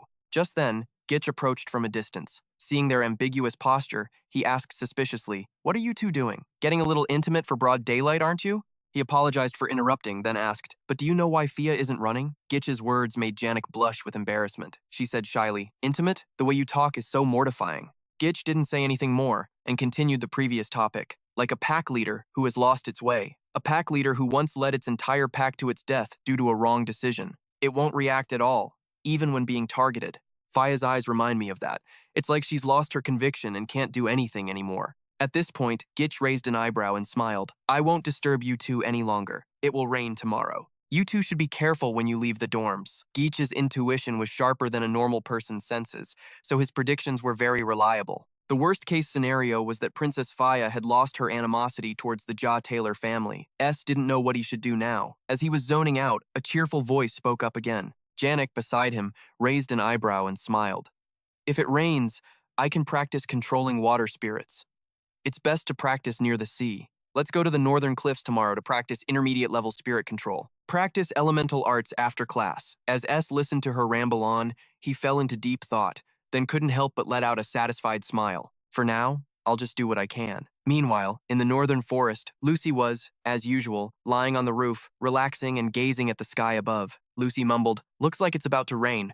But just as she said it, her eyes suddenly flew open in shock. In an instant, she leaped to the ground. Without a word, she snapped her fingers. A brilliant flame erupted into a blaze. A short while later, S returned from the academy and headed straight inside, lamenting to himself that spring was so beautiful, but the rain would make it hard to go out. The pitter-patter of the raindrops soured Lucy's mood. Before long, the sky opened up. If it's going to rain, it might as well pour and get it over with. Ignoring the damn rain, S headed to the cliffs to train. Looking at the cliff face before him, he couldn't help but marvel. "So this is what it looks like." Mug popped out and said cheerfully, "This is my first time on the northern coast." Although the cliff area was vast, it was desolate and rarely visited, so there was nothing very interesting about it. But this was the perfect place to practice water-based spirit arts. Mug suggested that S making a pact with the intermediate water spirit, Rhea, was an excellent choice. On top of that, Mug just kept rambling on about combining it with magic arrows. S immediately lost his patience and snapped, "Shut up." Just then, two figures approached from behind,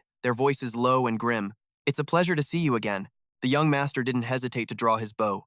He recognized them, the mid-bosses from Act 4, the final chapter of Phase 3, Cad and Knocker, GZ Finn's close retainers, who held the family's dark secrets. Old veterans who had dedicated their entire lives to the Jaw Taylor family. They were familiar faces, but this was no happy reunion. Cad spoke leisurely. "It is a pleasure to see you again." The young master frowned at them and said slowly, "I've already been exiled from the family. The fact that you two still call me young master, I'm so touched." Scoffing, Cad sneered. "We've heard all about you, young master. We're here on Lord GZ Finn's orders. Our purpose is to assassinate you." Hearing this, he stared with wide, shocked eyes. He was about to say something when Cad spoke again. "However, we would like to retract that. We used to despise you and plan to use this dagger, coated in a highly toxic seal, for the assassination. The one who has changed so completely from before, the one who now rules the manor. But after learning about your life and reputation at the academy, we realized you've recovered your former brilliance and have become the true heir to the family." At this, Cad and his companion bowed their heads to him, saying earnestly, "We will report everything to Lord GZ Finn. Please, Return and restore the honor of the Joe Taylor family. A waste of breath. He didn't believe them, keeping his bow aimed at the two of them and warning coldly, don't try anything. Just as expected, seeing he hadn't fallen for their trick, Cad and Knocker broke into malicious smiles. Cad's lips curled into a smirk. You've grown up, young master. As soon as the words were out, they attacked. Cad, the Eagle Knight, with his sharp, wind-style swordsmanship. But S wasn't afraid. He calmly dealt with the incoming blades of wind. But that wasn't enough. A brilliant flame suddenly shot towards him. Lost. Knocker charged from behind, wielding an incredibly ferocious fire-type mace. In an instant, a fiery explosion erupted. Fortunately, S managed to dodge. He threw himself backward, firing an arrow in the same fluid motion. But these were, after all, close retainers who held the dark secrets of the Jaw Taylor family. They dodged with ease, raising an eyebrow at him, their tone dripping with malice. Young master, do you remember Melina? That poor child, blinded in one eye because of a prank you pulled. And what's more, that child is Knocker's daughter. That's why he hates your guts. Without hesitating, he threw a punch, and in a flash, an illusion of a firefox lunged at S. But to his astonishment, S actually dodged it. In front of him now was a protective magic barrier. He frowned at them, saying, yes, that happened. But revenge is nothing but vanity, Knocker snorted. I know full well that revenge only brings emptiness, but you're not the one who gets to say that to me. The moment he finished speaking, the mace in his hand slammed down again. But S still evaded it. Seeing this, Knocker's expression hardened. He gritted his teeth and said, you've gotten stronger, but there's no way you can block a mace enhanced by her magic. You dodge well, but one hit is all it will take to kill you. That bow is just getting in your way. It's slowing you down and keeping you from watching your surroundings. Immediately after, he attacked ferociously, his aura overwhelming. S was forced to retreat. In the blink of an eye, he had been pushed to the cliff's edge. Of course, Knocker gave him no time to breathe, charging again with his fiery mace. Only this time, S wasn't afraid. He simply smirked and said calmly, I know. The moment the words left his lips, a dagger appeared from behind Knocker and plunged into his back. Fresh blood gushed out, and he screamed in agony. Seeing this, Cad panicked. Was that forbidden arts? No, that's not right.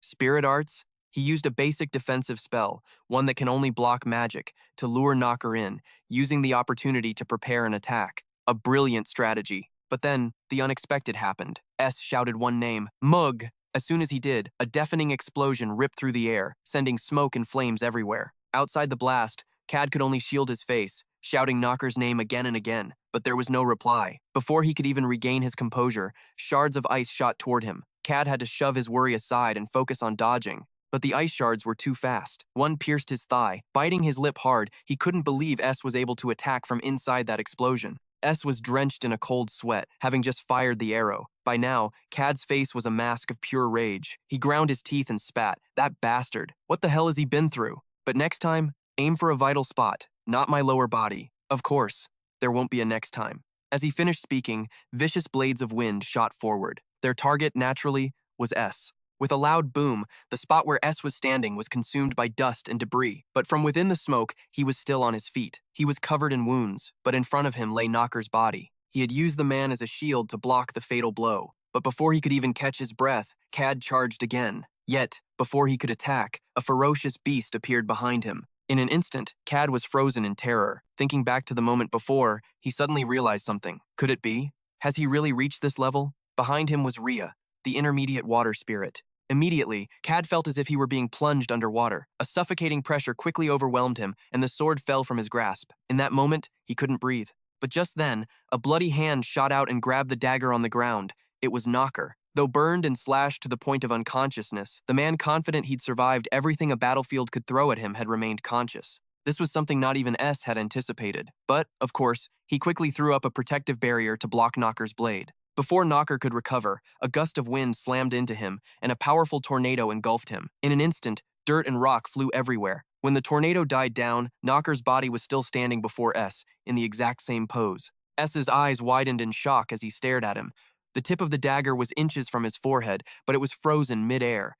Knocker had no strength left. His entire body was stained crimson, a massive gash torn across his back. At the same time, Cad had been defeated by Rhea. Knocker's body swayed on its feet, then collapsed to the ground, his eyes wide with terror. S wasn't in much better shape, but he still managed a smirk. Knocker glared at him and growled, "Just kill me already." But as soon as the words left his mouth, his eyes shot wide open, a wet sheen appearing in them. S walked over to him and said in a low voice, "What I was trying to tell you, is that them being sent here is all the proof I need. Proof that father wants me dead, too. Even if it's not today, you'll die sooner or later. You could kill them, but if you don't escape this cycle, you'll still die here. It may be a meaningless act, but it won't be in vain. At least Knocker won't be haunted by vengeance anymore. This is a small gift for the loyal retainers of the Joe Taylor family. As soon as he finished his thought, he gripped the handle of Knocker's dagger and, without a moment's hesitation, thrust it forward, piercing straight through his own body. He couldn't help but cough up a mouthful of fresh blood. At that exact moment, Yanika Failover walked up from behind, saying apologetically, "Sorry, my class ran a little late." But as she spoke, the scene in front of her came into view. Knocker had raised his foot and kicked him down. His entire body fell limply, like a puppet with its strings cut, into the deep abyss. Janik desperately rushed forward to grab him, but it was too late. He had already fallen. It was just as Jeezy Finn had seen in the orb. Janik couldn't hold onto his hand, and she became enraged. In an instant, her entire body was overflowing with killing intent. The moment Knocker saw her, he was terrified. Someone had seen him commit murder, but his body was in no condition to fight now. Before he could even decide whether to attack or not, a magic circle appeared. Seeing this, he grew even more panicked. What in the world was this? He had been confident that he'd experienced everything possible on a battlefield, but he had never seen a sight like this. A being stronger than even a high-level spirit, the awakening of an ultimate spirit, a creature of which only one exists for each element in nature, and a girl was controlling it. But this thing was now confronting him. Janik's eyes, filled with hatred, glared at him. What was unfolding before him was a colossal magic circle. How many people could possibly understand its significance? A genius spiritmancer, one who had once summoned the right arm of Gan, the ultimate shadow spirit, was now pouring all her strength and pain into creating this scene. The sun seemed to scorch the earth with a tail larger than the imperial capital. The ultimate fire spirit, said to have incinerated the entire Abos mountain range during the Age of Myths. If just one of its arms were summoned, the entire northern forest would be engulfed in a sea of flames. There was no need to understand the meaning of the giant magic circle in the sky. Just by facing the dark aura before them, anyone could understand what was about to happen. It was certain death. Moreover, what Knocker was facing was also fueled by Yanika Failover's fury. Her eyes radiated a thick, killing intent as she asked through gritted teeth, "Do you have any idea what you've just done?" At this moment, Knocker couldn't say a single word, because the agony of the scorching flames made him feel as if death was closing in. But just then, a whirlwind suddenly appeared, blocking the flames. Immediately after, a great beast appeared, shouting at him, "Run! You have to live!" He was a bit startled, not understanding what was happening, but he quickly figured out its purpose. It wanted him to report everything he had witnessed. Hearing this, he immediately fled. Yanika Failover narrowed her eyes at the beast before her and asked suspiciously, "What are you doing?" Mauga gritted her teeth, telling it to get out of the way, but Mauga stood its ground, not moving an inch. Then, it spoke slowly. "I can't go back like this, isn't that strange? Calm down and think. It wasn't you who summoned me." As soon as those words were spoken, Janik's eyes widened in shock. Below the cliff was a large river. A moment later, a blood-soaked arm emerged from the water. Before, Lo had asked S how his Magitech studies were progressing. S had spent the entire vacation practicing magic engineering. The result was that in this moment, he had succeeded and survived. He had crafted a legendary-grade magic tool, the Hourglass of Regression. It reverts the body's state to a few seconds prior. The wounds from the fall and the deadly venomous seal curse had vanished. But time only turned back a few seconds. His battle wounds were still bleeding, and his body temperature was steadily dropping. He had summoned Mauga because he sensed the situation on the cliff was dire, but now he was so grievously injured he couldn't even tell what was happening. The legendary-grade magic tool, the Hourglass of Regression, was something that shouldn't exist at this point in the third regression. He never expected to have to use it so soon. Though it was a shame that so much effort was spent for just a few short seconds, he had survived. Jeezy Finns' causality affirmation magic was incredibly unpredictable.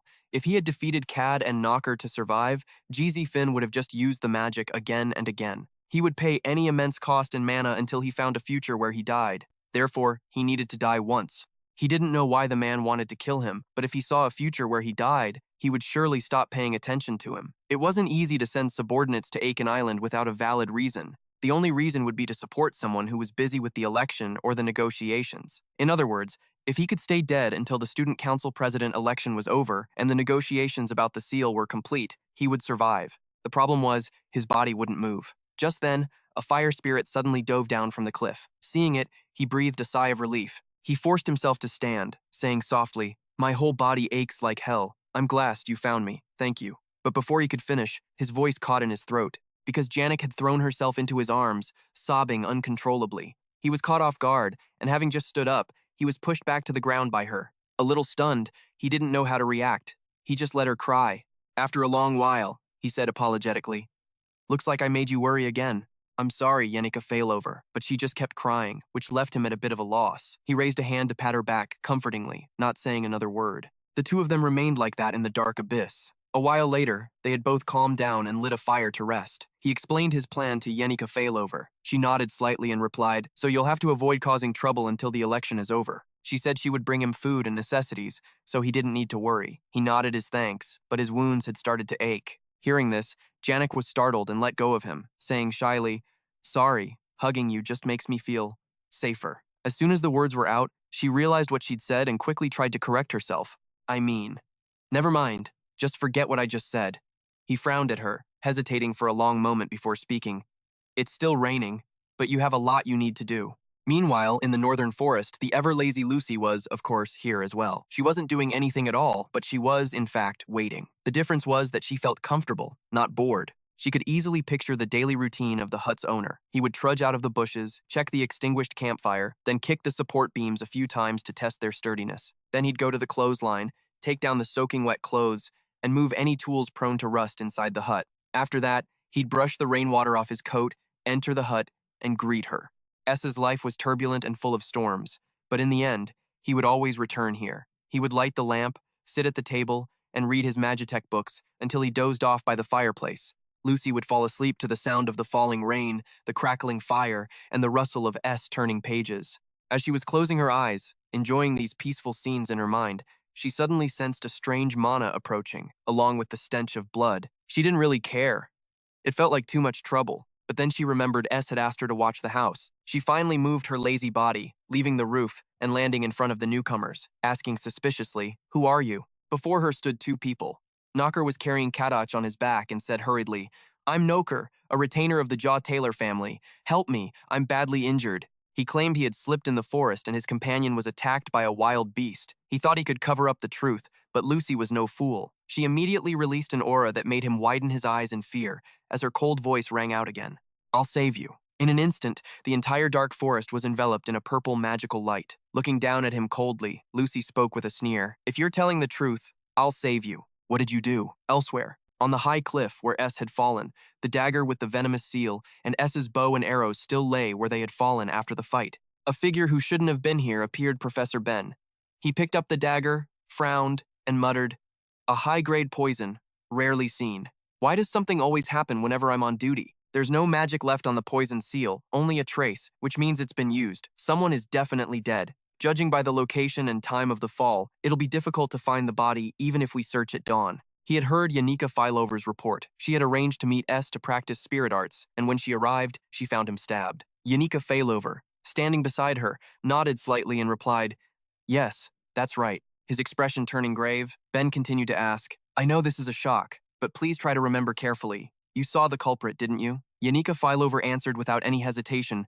It was Jodiel's subordinates, Kadach and Noker. Hearing this, Ben was a bit surprised. Subordinates of the Jotiel family? In that case, I will report this to the headmaster at dawn. But just as he finished speaking, a strange event occurred that startled him. A figure walked out from the forest. He frowned, asking suspiciously, "Who is that girl?" But before anyone could answer, the figure in front of them vanished. When she reappeared, she was right in front of Ben.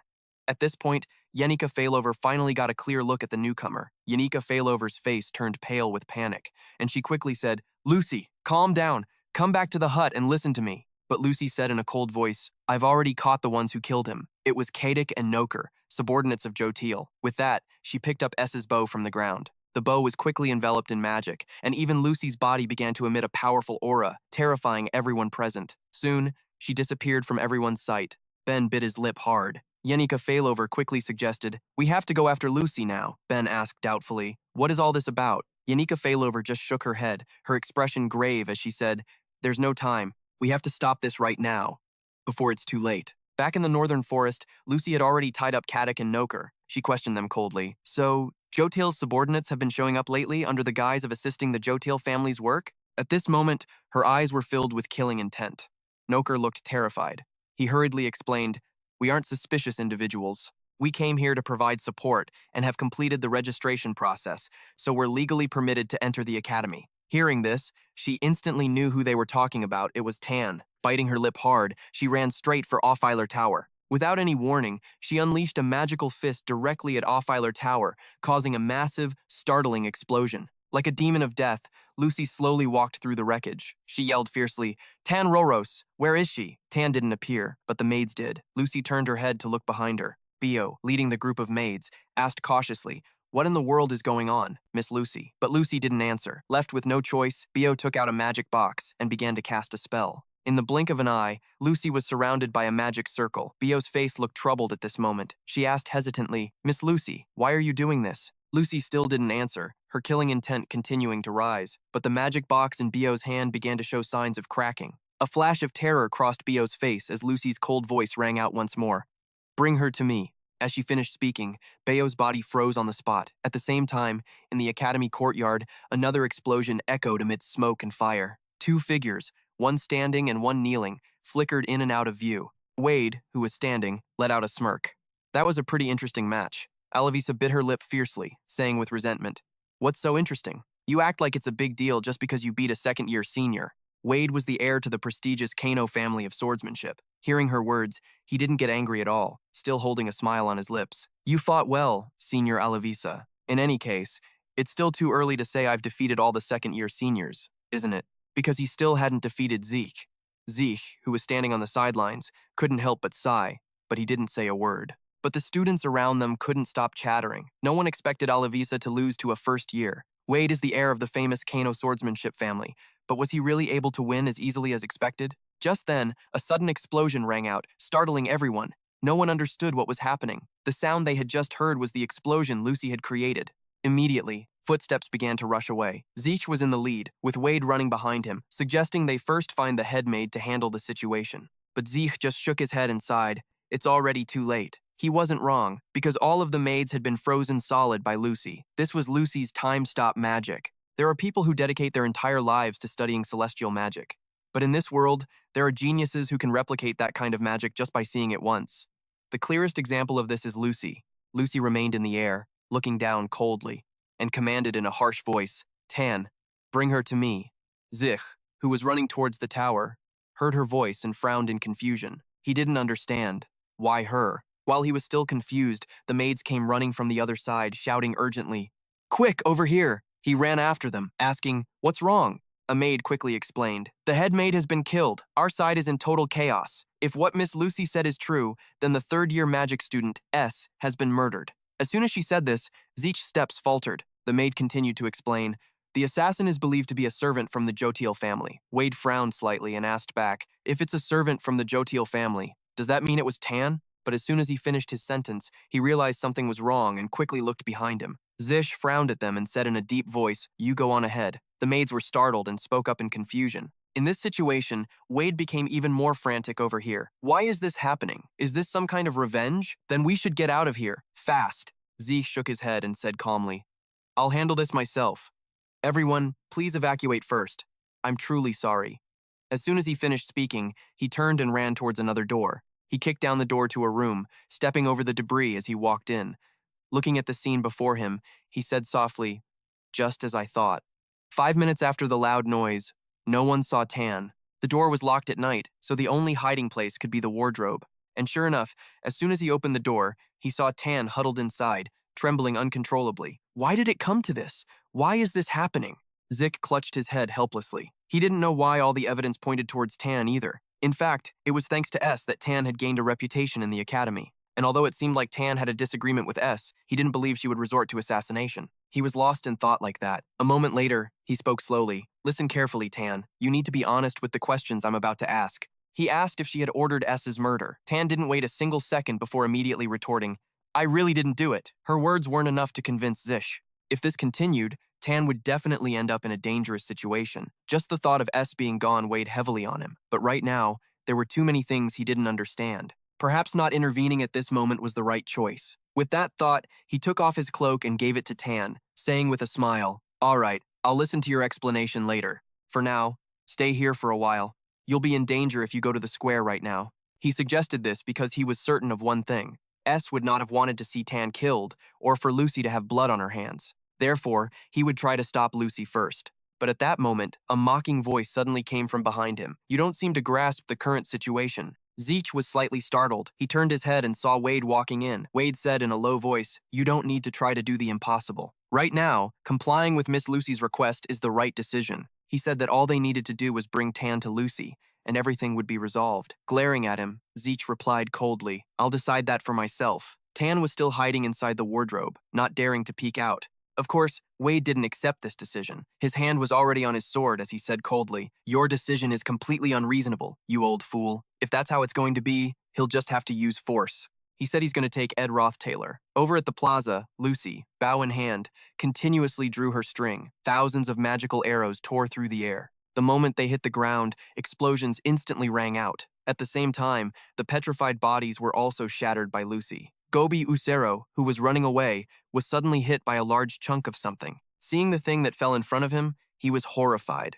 It was a human-shaped rock, and he recognized the person as the top student of the fourth-year alchemy department. Gobi Usero's expression immediately turned ugly. He cried out in disbelief. This guy was a top student too, so how was he still defeated? With that, he immediately looked up at the sky and saw Lucy hovering high above, looking absolutely vicious. Gobi Usero immediately turned and fled, whining nonstop. "Why is this crazy shit happening? Why can't my life ever be peaceful? This is awful." But as he was running, he tripped on a rock. Unsurprisingly, he slid across the ground. He just lay there, face down. Gobi Usero felt even more helpless, sighing. When a monster like that shows up, who wouldn't be scared? This really sucks. Just then, a clear voice rang out from behind him. "What are you doing, Gobi Usero? Why are you lying there?" He slowly lifted his head and saw Liliaza. He asked doubtfully, "Weren't you in a duel?" Liliaza nodded nonchalantly. "I was training when I suddenly ran out of reagents, so I had to come to the lab to get more." In this situation, who else but the top students can deal with that monster? She said they have to hold out for about 30 minutes until the academy staff arrives. But seeing Gobi Usero lying on the ground, refusing to get up, Liliaza's tone immediately turned sharp. "Look at you! You can't even stand on your own 2 feet! When you feel like you've recovered, head to the staff building."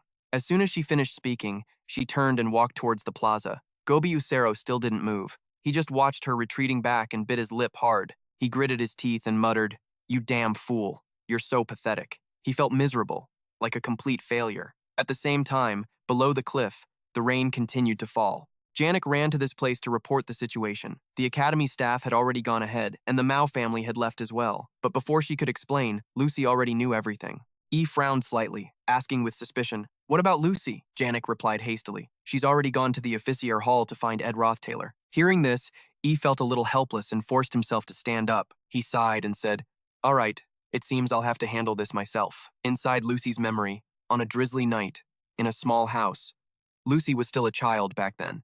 Lying sick in bed because of the rain, her grandfather watched over her side.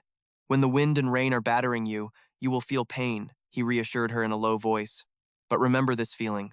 Lucy frowned slightly at her grandfather, her eyes filled with doubt. He slowly explained, "The aches that torture your body, the wounds on your flesh, they will become increasingly rare. Lesser people, they spend their entire lives on things you can do with ease. You will meet many people like that. Back in the present, many students had cast numerous magic spells at her, but her power was terrifying. She could completely block all those spells. She looked down on them coldly from above. In her eyes, they were nothing more than ants. Right after that, a magic circle appeared, and in a flash, beams of magic enveloped everyone. Only then did Lucy descend to the ground, and in front of her, many more giant humanoid statues had appeared. But at that moment, Lucy wasn't happy at all. Remembering what her grandfather had said, she cursed in anger, "You lying old man!"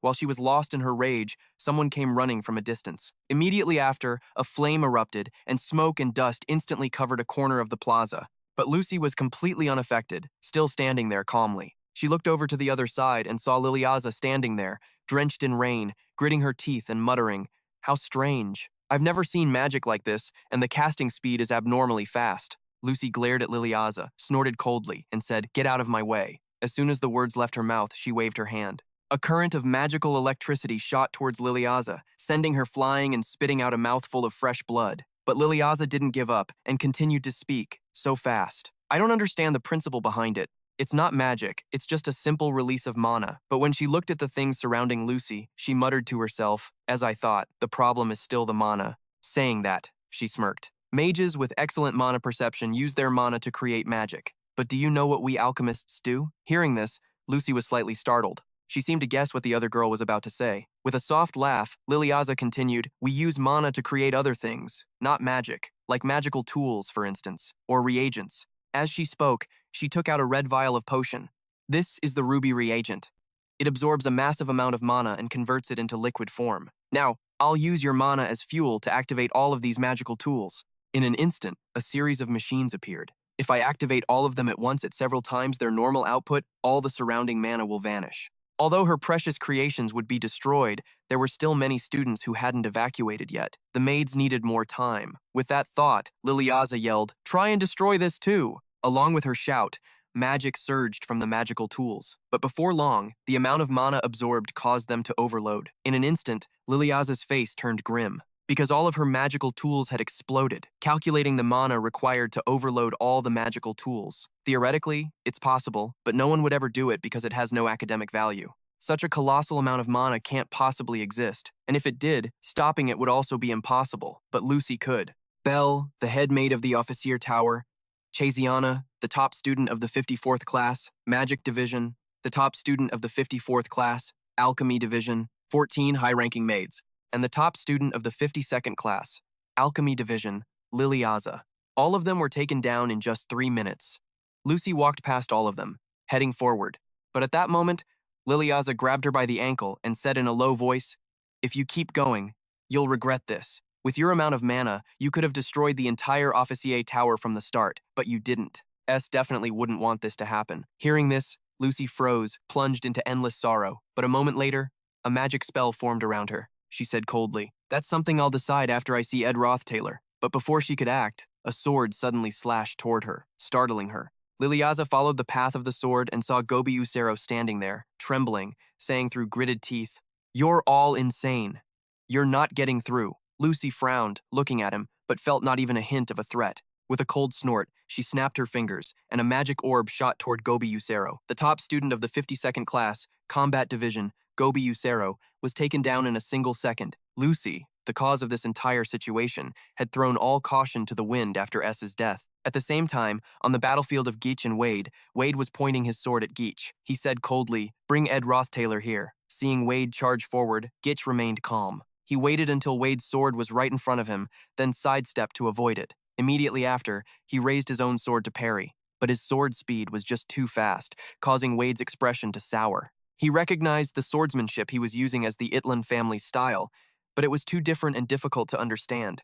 The noble swordsmanship learned at the Itlan estate combined with the wildness of beasts from the northern plains, a free style, but not completely detached from the theory of practical swordsmanship. However, it was not yet perfected, so Wade could still grit his teeth and defend himself. Gitch's center of gravity was too far off, creating an opening. Realizing this, Wade was extremely pleased. He hurriedly thrust his sword toward Gitch's waist. In a critical moment, a tornado shot out from Gig's hand. A blade of wind instantly slashed at the tip of Wade's sword, but Wade seized the opening, rushing forward and striking Gig in the face. The blow sent Gig flying, his body landing in a pile of rubble. Wade coughed dryly twice, then pushed himself back to his feet. "Of course, senior." With those words, he smirked widely. "I love fighting strong opponents. This is my chance to test my skills against someone as powerful as you. How could I give up so easily? Entertain me a little more." As he spoke, he gripped his sword and charged forward. Gig scoffed, saying coldly, "Pathetic. Wade, you don't love to fight. You love to win."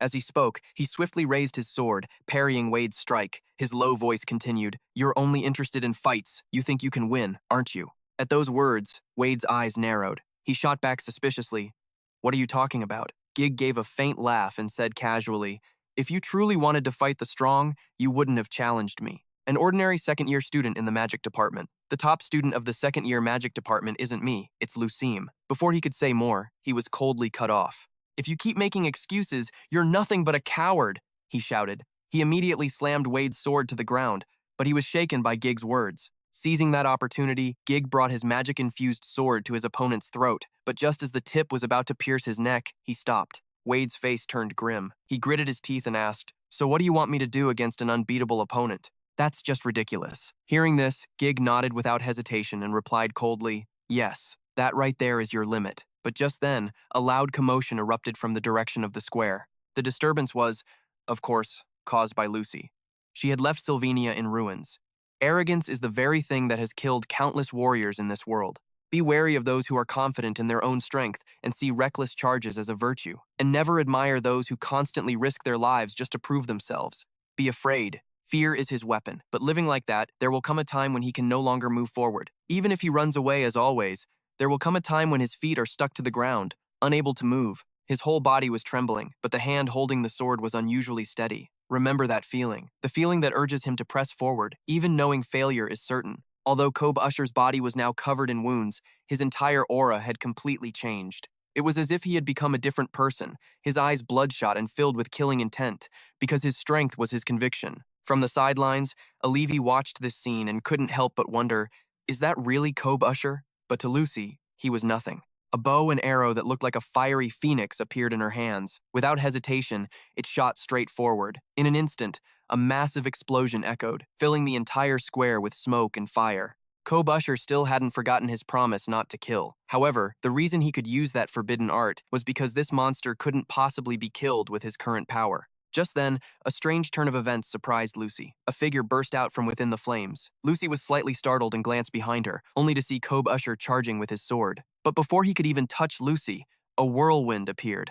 In an instant, a look of disbelief crossed Kobe's face. Caught off guard, he was sent flying by Lucy's magic. But Kobe Usher was not so easily defeated. He still managed to get back up. Wounds were now piled upon his body, fresh blood flowing over the dried layers from before. Judging by the amount of blood he was losing, it wouldn't be surprising if Kobe Usher collapsed at any moment. But like a moth to a flame, he gripped his sword tightly and charged towards Lucy without a shred of hesitation. But something happened that surprised Lucy, considering his mounting injuries and his body soaked in fresh blood. The amount of magical energy surrounding his sword and body grew immensely stronger. This was a cursed sword, a forbidden art of the Norton clan, the Bloodslaughter forbidden sword art, and right now, Kobe Usher was using it to attack Lucy. To others, it was a terrifying sword, but not necessarily to Lucy. The moment the tip of the blade reached her, she simply raised a hand and fired a magic blast, easily blocking Kobe Usher's sword. Immediately after, she clenched her hand into a fist. In an instant, Kobe Usher's entire body was attacked by a magic circle, but another strange event occurred, causing Lucy's eyes to widen in shock. Because in that moment, Kobe Usher was like a ferocious beast, charging forward aggressively. Lucy quickly regained her composure and cast a spell to block him. Boom! A massive collision rang out. The two were locked in a stalemate. Before long, a huge explosion erupted. Kobe Usher was thrown back, landing in a pile of rubble, his entire body covered in blood. Using one's own blood to generate an immense source of power. It had long been a forbidden art in the Norton clan. Kobe was once subjected to gossip when he used it to kill someone. Not even the head of the Norton clan could use this forbidden technique, but there was an exception. There were those who didn't shun him, who didn't see him as a monster, but in the end, his hands were still stained with blood.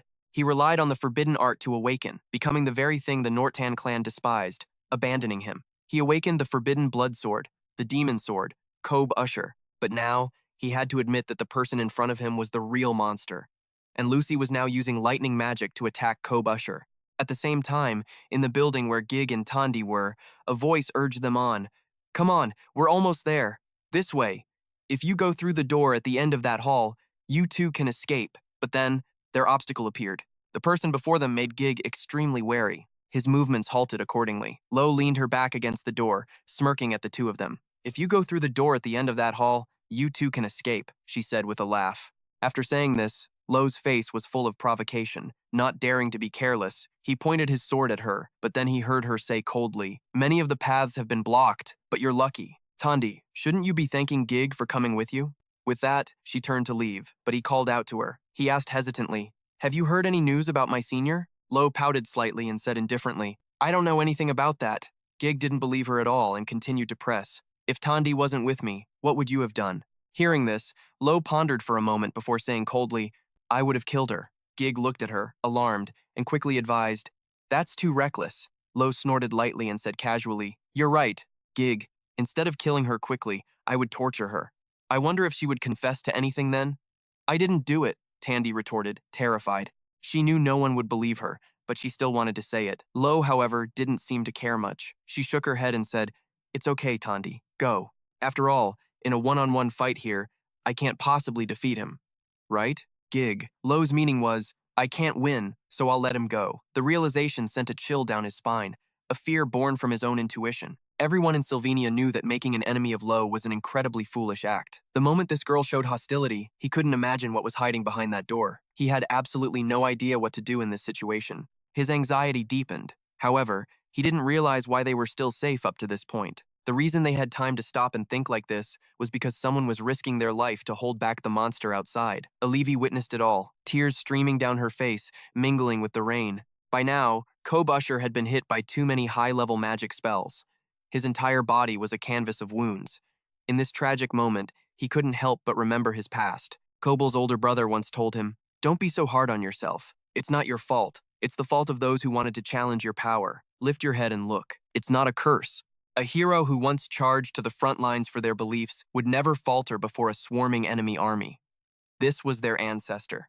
Belgus Sonar Zeet, you stood up and protected this family. If Kobol could obtain that power, he could become a hero just like him. But in this moment, Kobol believed his brother was wrong. For a demon sword like him to live in the Nojeong family was, in itself, a disgrace. No matter how rationally he acted, the moment he lost control, the world around him would become nothing but a sea of blood. For the monster slaughtering everything in its path with blazing red eyes full of hatred, the concept of morality was merely a vague notion. At this moment, Kobol was still relentlessly fighting Lucy. Unfortunately, Lucy's magical power was too strong. The moment he charged, he was sent flying. But he was like a moth to a flame, rushing to his death, ignoring the lightning bolts Lucy unleashed. Lucy simply watched impassively as he threw his life away. But in that moment, she was surprised to find that Kobol had broken through the lightning and brought his sword right to her face. A cut appeared on her neck and fresh blood began to flow. Someone once said to Kobol, "You think you can become a hero with just that power?" Lost. At first, Kobol didn't believe it. But when he lost control, with blood-red eyes full of killing intent, he killed his own beloved brother. Until his last breath, his brother didn't blame Kobol. He even felt lucky, because the person Kobol killed was him and no one else. At least he could be the one to forgive his little brother. He even reassured Kobol, telling him not to blame himself. A true hero died that day, killed by the hand of an inhuman monster. That's why, in this moment, Kobol's sword didn't strike. He bit his lip fiercely, cursing in frustration. "Damn it, I really can't do it. I want to be a hero." With that thought, Kobol's body could no longer hold out and collapsed. He didn't want to become a monster. Besides, the Academy students would be here soon. He wouldn't have to fight Lucy anymore. This was enough. With the blood rift sword technique, the more his wounds spread and the more blood he lost, the more power enveloped his sword, making his body stronger and more brutal. It was true. For a monster on the brink of death, it becomes stronger and more frenzied than ever. However, even that immense power wasn't enough to touch Lucy. But you see, that was a once-in-a-lifetime moment. Was it the carelessness of the strong, or the will of the weak to fight to the bitter end? Lucy felt that she might actually die. For Lucy, who had always lived as the strong one, this was an unforgettable feeling. The fear of death, something she was experiencing for the very first time. It made Lucy determined to kill this monster. A human who had lost all self-control, who had lost his humanity upon becoming a monster. But in the next instant, before she could strike, someone suddenly attacked from behind, startling Lucy. She turned her head. Even Kobol, lying on the ground, didn't understand what was happening. When they looked over, they saw a person in a black cloak approaching. Seeing that person's face, Kobol let out a sigh of relief. "You're still alive?" This bastard Zeke was completely bewildered, unsure what to do about the hate-filled Lortell in front of him. What the hell am I supposed to do now? Why did things get so damn complicated? There's no time left. I have to make a decision now. He turned his gaze to the girl, standing there coldly, and began to speak. "Well then, Lortell." Before he could finish, the sound of shattering glass suddenly erupted beside them, throwing everything into chaos once again. Dix's eyes were wide with confusion, not understanding what was happening. Who is it now? Beside him, Lortell was in the same state. The coldness on her face was gone, replaced by bewildered confusion. It was Yanika, who for some reason had to smash through a glass window to get inside. It was a very cinematic superhero-like entrance, but since she's pretty, we'll let it slide. She crashed hard into Lortell, and both of them ended up sprawled on the ground. Her cheeks flushed red, realizing she might have gone a bit overboard. Now she was sitting on top of Lortell, utterly embarrassed and awkward. Lortell, who was already dazed, was suddenly knocked over by Yanika. "Yanika Sunbei, what are you doing?" She immediately shook herself hard to get the rainwater off, just like one of my puppies, huh? Yanika pointed towards Ed Rothtaylor, who was standing nearby, and said in a fluster, "Ah, I finally found you, Tan." Hearing this, the poor girl started trembling all over again. She had almost died last time for provoking this big sister Yanika, so it seems the memory still haunted her. Lortell's eyes widened in shock. "Yanika Sunbei, how can she be so calm after hearing that Sunbei was murdered?" What on earth is going on? Has she gone crazy? Wait, something's not right. Could it be Sunbae? Faced with everyone's stares, Yanika turned away awkwardly. Did I ruin the mood in here? Suddenly, from behind her, a high-level wind spirit slowly appeared and said, Not at all. On the contrary, you did a great job. Yanika returned to the battle. At that moment, Kobold was still in the middle of his tirade. You came at just the right time, huh? Glast, you're still alive, you bastard. Is that you, Kobold? Slowly began to speak, his voice low and heavy with exhaustion. Yeah, I know I was miserably defeated. I know that no matter how hard I tried, it was useless. Even if I risked my life, I couldn't even touch that person. So, I should have just run away like I always do. But why am I the only idiot? The weak know they can't fight back, yet they still charge in. And for what? Even though no one ordered them to, they're still willing to destroy everything they've worked so hard to build. Like everyone else, if I had just given up, things would have been so much easier. Even knowing such a thing doesn't exist, deep inside that broken heart, a tiny flicker of faith glows in the silent darkness. Did it really think it could become a hero? Why won't everyone just leave me in peace? As he spoke, he gritted his teeth against the pain. Beside him, Arwen struggled to carry the heavily injured Kobold, and that was despite her own injuries being far from light. And yet, after all that, to still not be able to win. It was a mistake, a meaningless mistake. Why do they just keep piling up? Amidst the torrent of negative self-blame that held all the pain Kobold had endured, placed a hand on his shoulder, a comforting gesture for his friend. Thank you, Arwen, Kobold. Your efforts were not in vain. They were truly admirable and noble. So, you don't need to blame yourself. You deserve to be proud of what you've done. Kobold's eyes widened in shock. Perhaps this was the first time he had ever received such recognition. Finishing his words, turned to face Lucy, ignoring Arwen's questioning voice. Who are you? You don't need to comfort me with words like that. I'm an idiot. A stupid, stupid idiot. I know that. After saying those words, Kobold collapsed and passed out. With injuries that severe, it was a miracle he had lasted this long.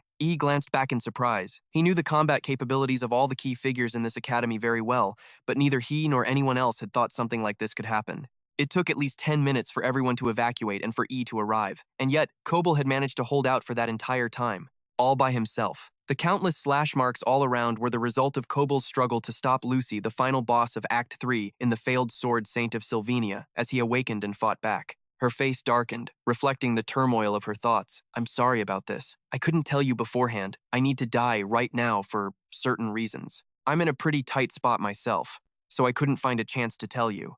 As he said this, a stunned look flashed in the other's eyes. Lucy stood there, speechless. She ran over and hugged S's frame as if she had so much to say. Tears streamed down her small cheeks. I thought you were dead. I was so angry with myself for not being able to protect you. It's okay. I'm still alive. S gently placed his injured hand on Lucy's shoulder, a sincere comfort and apology. I'm still here, so you don't have to worry like that. I will never let something like this happen again. The scene shifts back to the hallway. G was now incredibly tense, as Janik had appeared right after he left the safe zone. Ree was confident that he rarely ever felt scared of anything, but now, a high-level spirit had appeared. He knew all too well how strong it was. G's found you. Tan, I've been looking everywhere for you. The wind spirit's eyes, though gentle, were no different from the grim reaper knocking on the souls of those being hunted. This is going to be tough. After hearing that their senior had died, the two of them nearly lost their minds. Sorrowful thoughts flowed through the overwhelmed young man's head. Wait, I have something to tell you about S. Ish. For some reason, even though she spoke gently, this damn guy saw her expression as villainous. He immediately unleashed his magic towards Yanika Fileover, trying to stop her, even though it was pretty much useless. Snap out of it, Tan. Ish's face grew tense. Follow the small path behind you, and when you reach the fork, head west. Just keep running like your life depends on it, and you'll reach the dormitory area. Once you've escaped your pursuers, find help. Since you're from the Joe Taylor family, seeking help from the royal family or an allied noble family would be ideal. Tan's face was a mask of panic. What about you, Senior? I'll do everything I can to hold them off. For as long as possible. I don't know how much I can do, but I'm sure it won't be for long. But why would you do that? If you weren't my senior's little sister, I wouldn't be doing this. Consider yourself lucky. Now run. Deech let out a sigh of relief. Good. Now I can fight without holding back. I guess you two won't listen to a word I say now, will you? Yanika Failover. I know exactly how you feel right now. I am in love with someone too. On the other side, it seemed that after hearing Diche's explanation, Lortell Caheln had understood everything. She turned her face towards Diche, as if trying to listen to what he had to say. If I had to lose the person I love, just imagining it is agonizing. The flames of rage would burn up my entire being. Of course it would be. Because that's the person you love more than anyone. Yanika Fileover, you love Senior more than anyone else, he shouted right in Janik's face, full of audacity. I know just how deep your feelings for Senior are.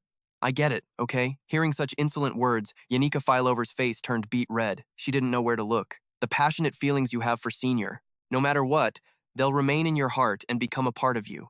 Before he could finish, a powerful fire spell slammed right into Dishi's stomach, turning his last words into nothing but a groan. Ugh, that was a powerful spell. It blew the wall away, leaving behind a cloud of smoke and a gaping hole. Dishe was hit for no reason. He lay there, smoke rising from his body, seemingly unconscious. Seriously, he totally deserved to get hit for being so damn cheeky, spilling a girl's secret like that. Of course, Yanika Failover had to shut him up when she got that flustered. She tapped Dishe with her staff to see if he was dead. S isn't dead. S isn't dead, so please, just stop. Don't say another word. Back to S.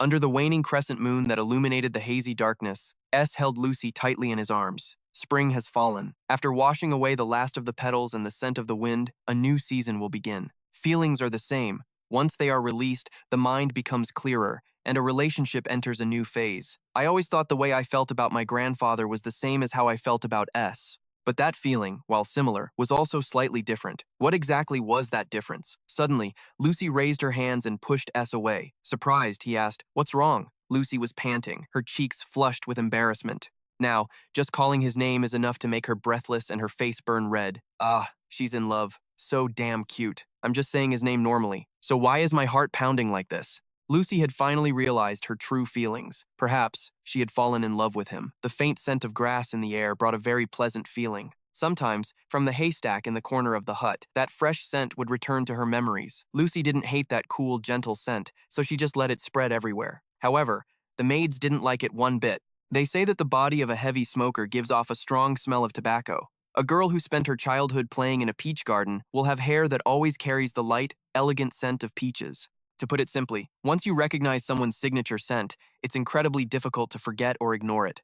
From Lucy, S could sense the cool scent of grass that he had long grown familiar with. S gently shielded his face from view and spoke. There's a lot we need to do. The academy will surely be here soon, so we don't have much time. I have to explain the situation to everyone, but I can't reveal too much either. As he spoke, he picked up Lucy's hat, which had fallen to the ground.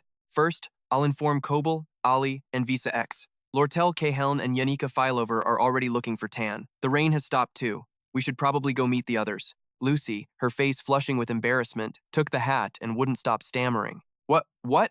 You mean you didn't hear anything I just said? Listen carefully. You're going to be disciplined for your actions. On top of that, Kobel and Ali were injured. You have to apologize to them, too. Lucy tried to pull her hood down to hide her flustered expression. I have to apologize? Of course you do. They got hurt trying to stop you. Ali lost all the magic tools she'd spent so long making just to buy a few short seconds to hold you back. And although Eliza attacked first, it had no effect. As for Kobel, he was seriously injured because he used too much of a forbidden art's power and pushed himself to the limit. Even though they all came at you with everything they had, you still have to apologize. But I tried my best to hold back my power so that no one would die. Her voice was weak and trembling as she tried to justify her actions in front of the boy she loved. Lucy's eyes widened in shock, as if she'd just realized something. The person opposite her sighed wearily. If you don't want to, then I'll apologize to them for you. I'm partly responsible for all this. Anyway, seeing S's reaction, Lucy seemed to turn to stone. He's so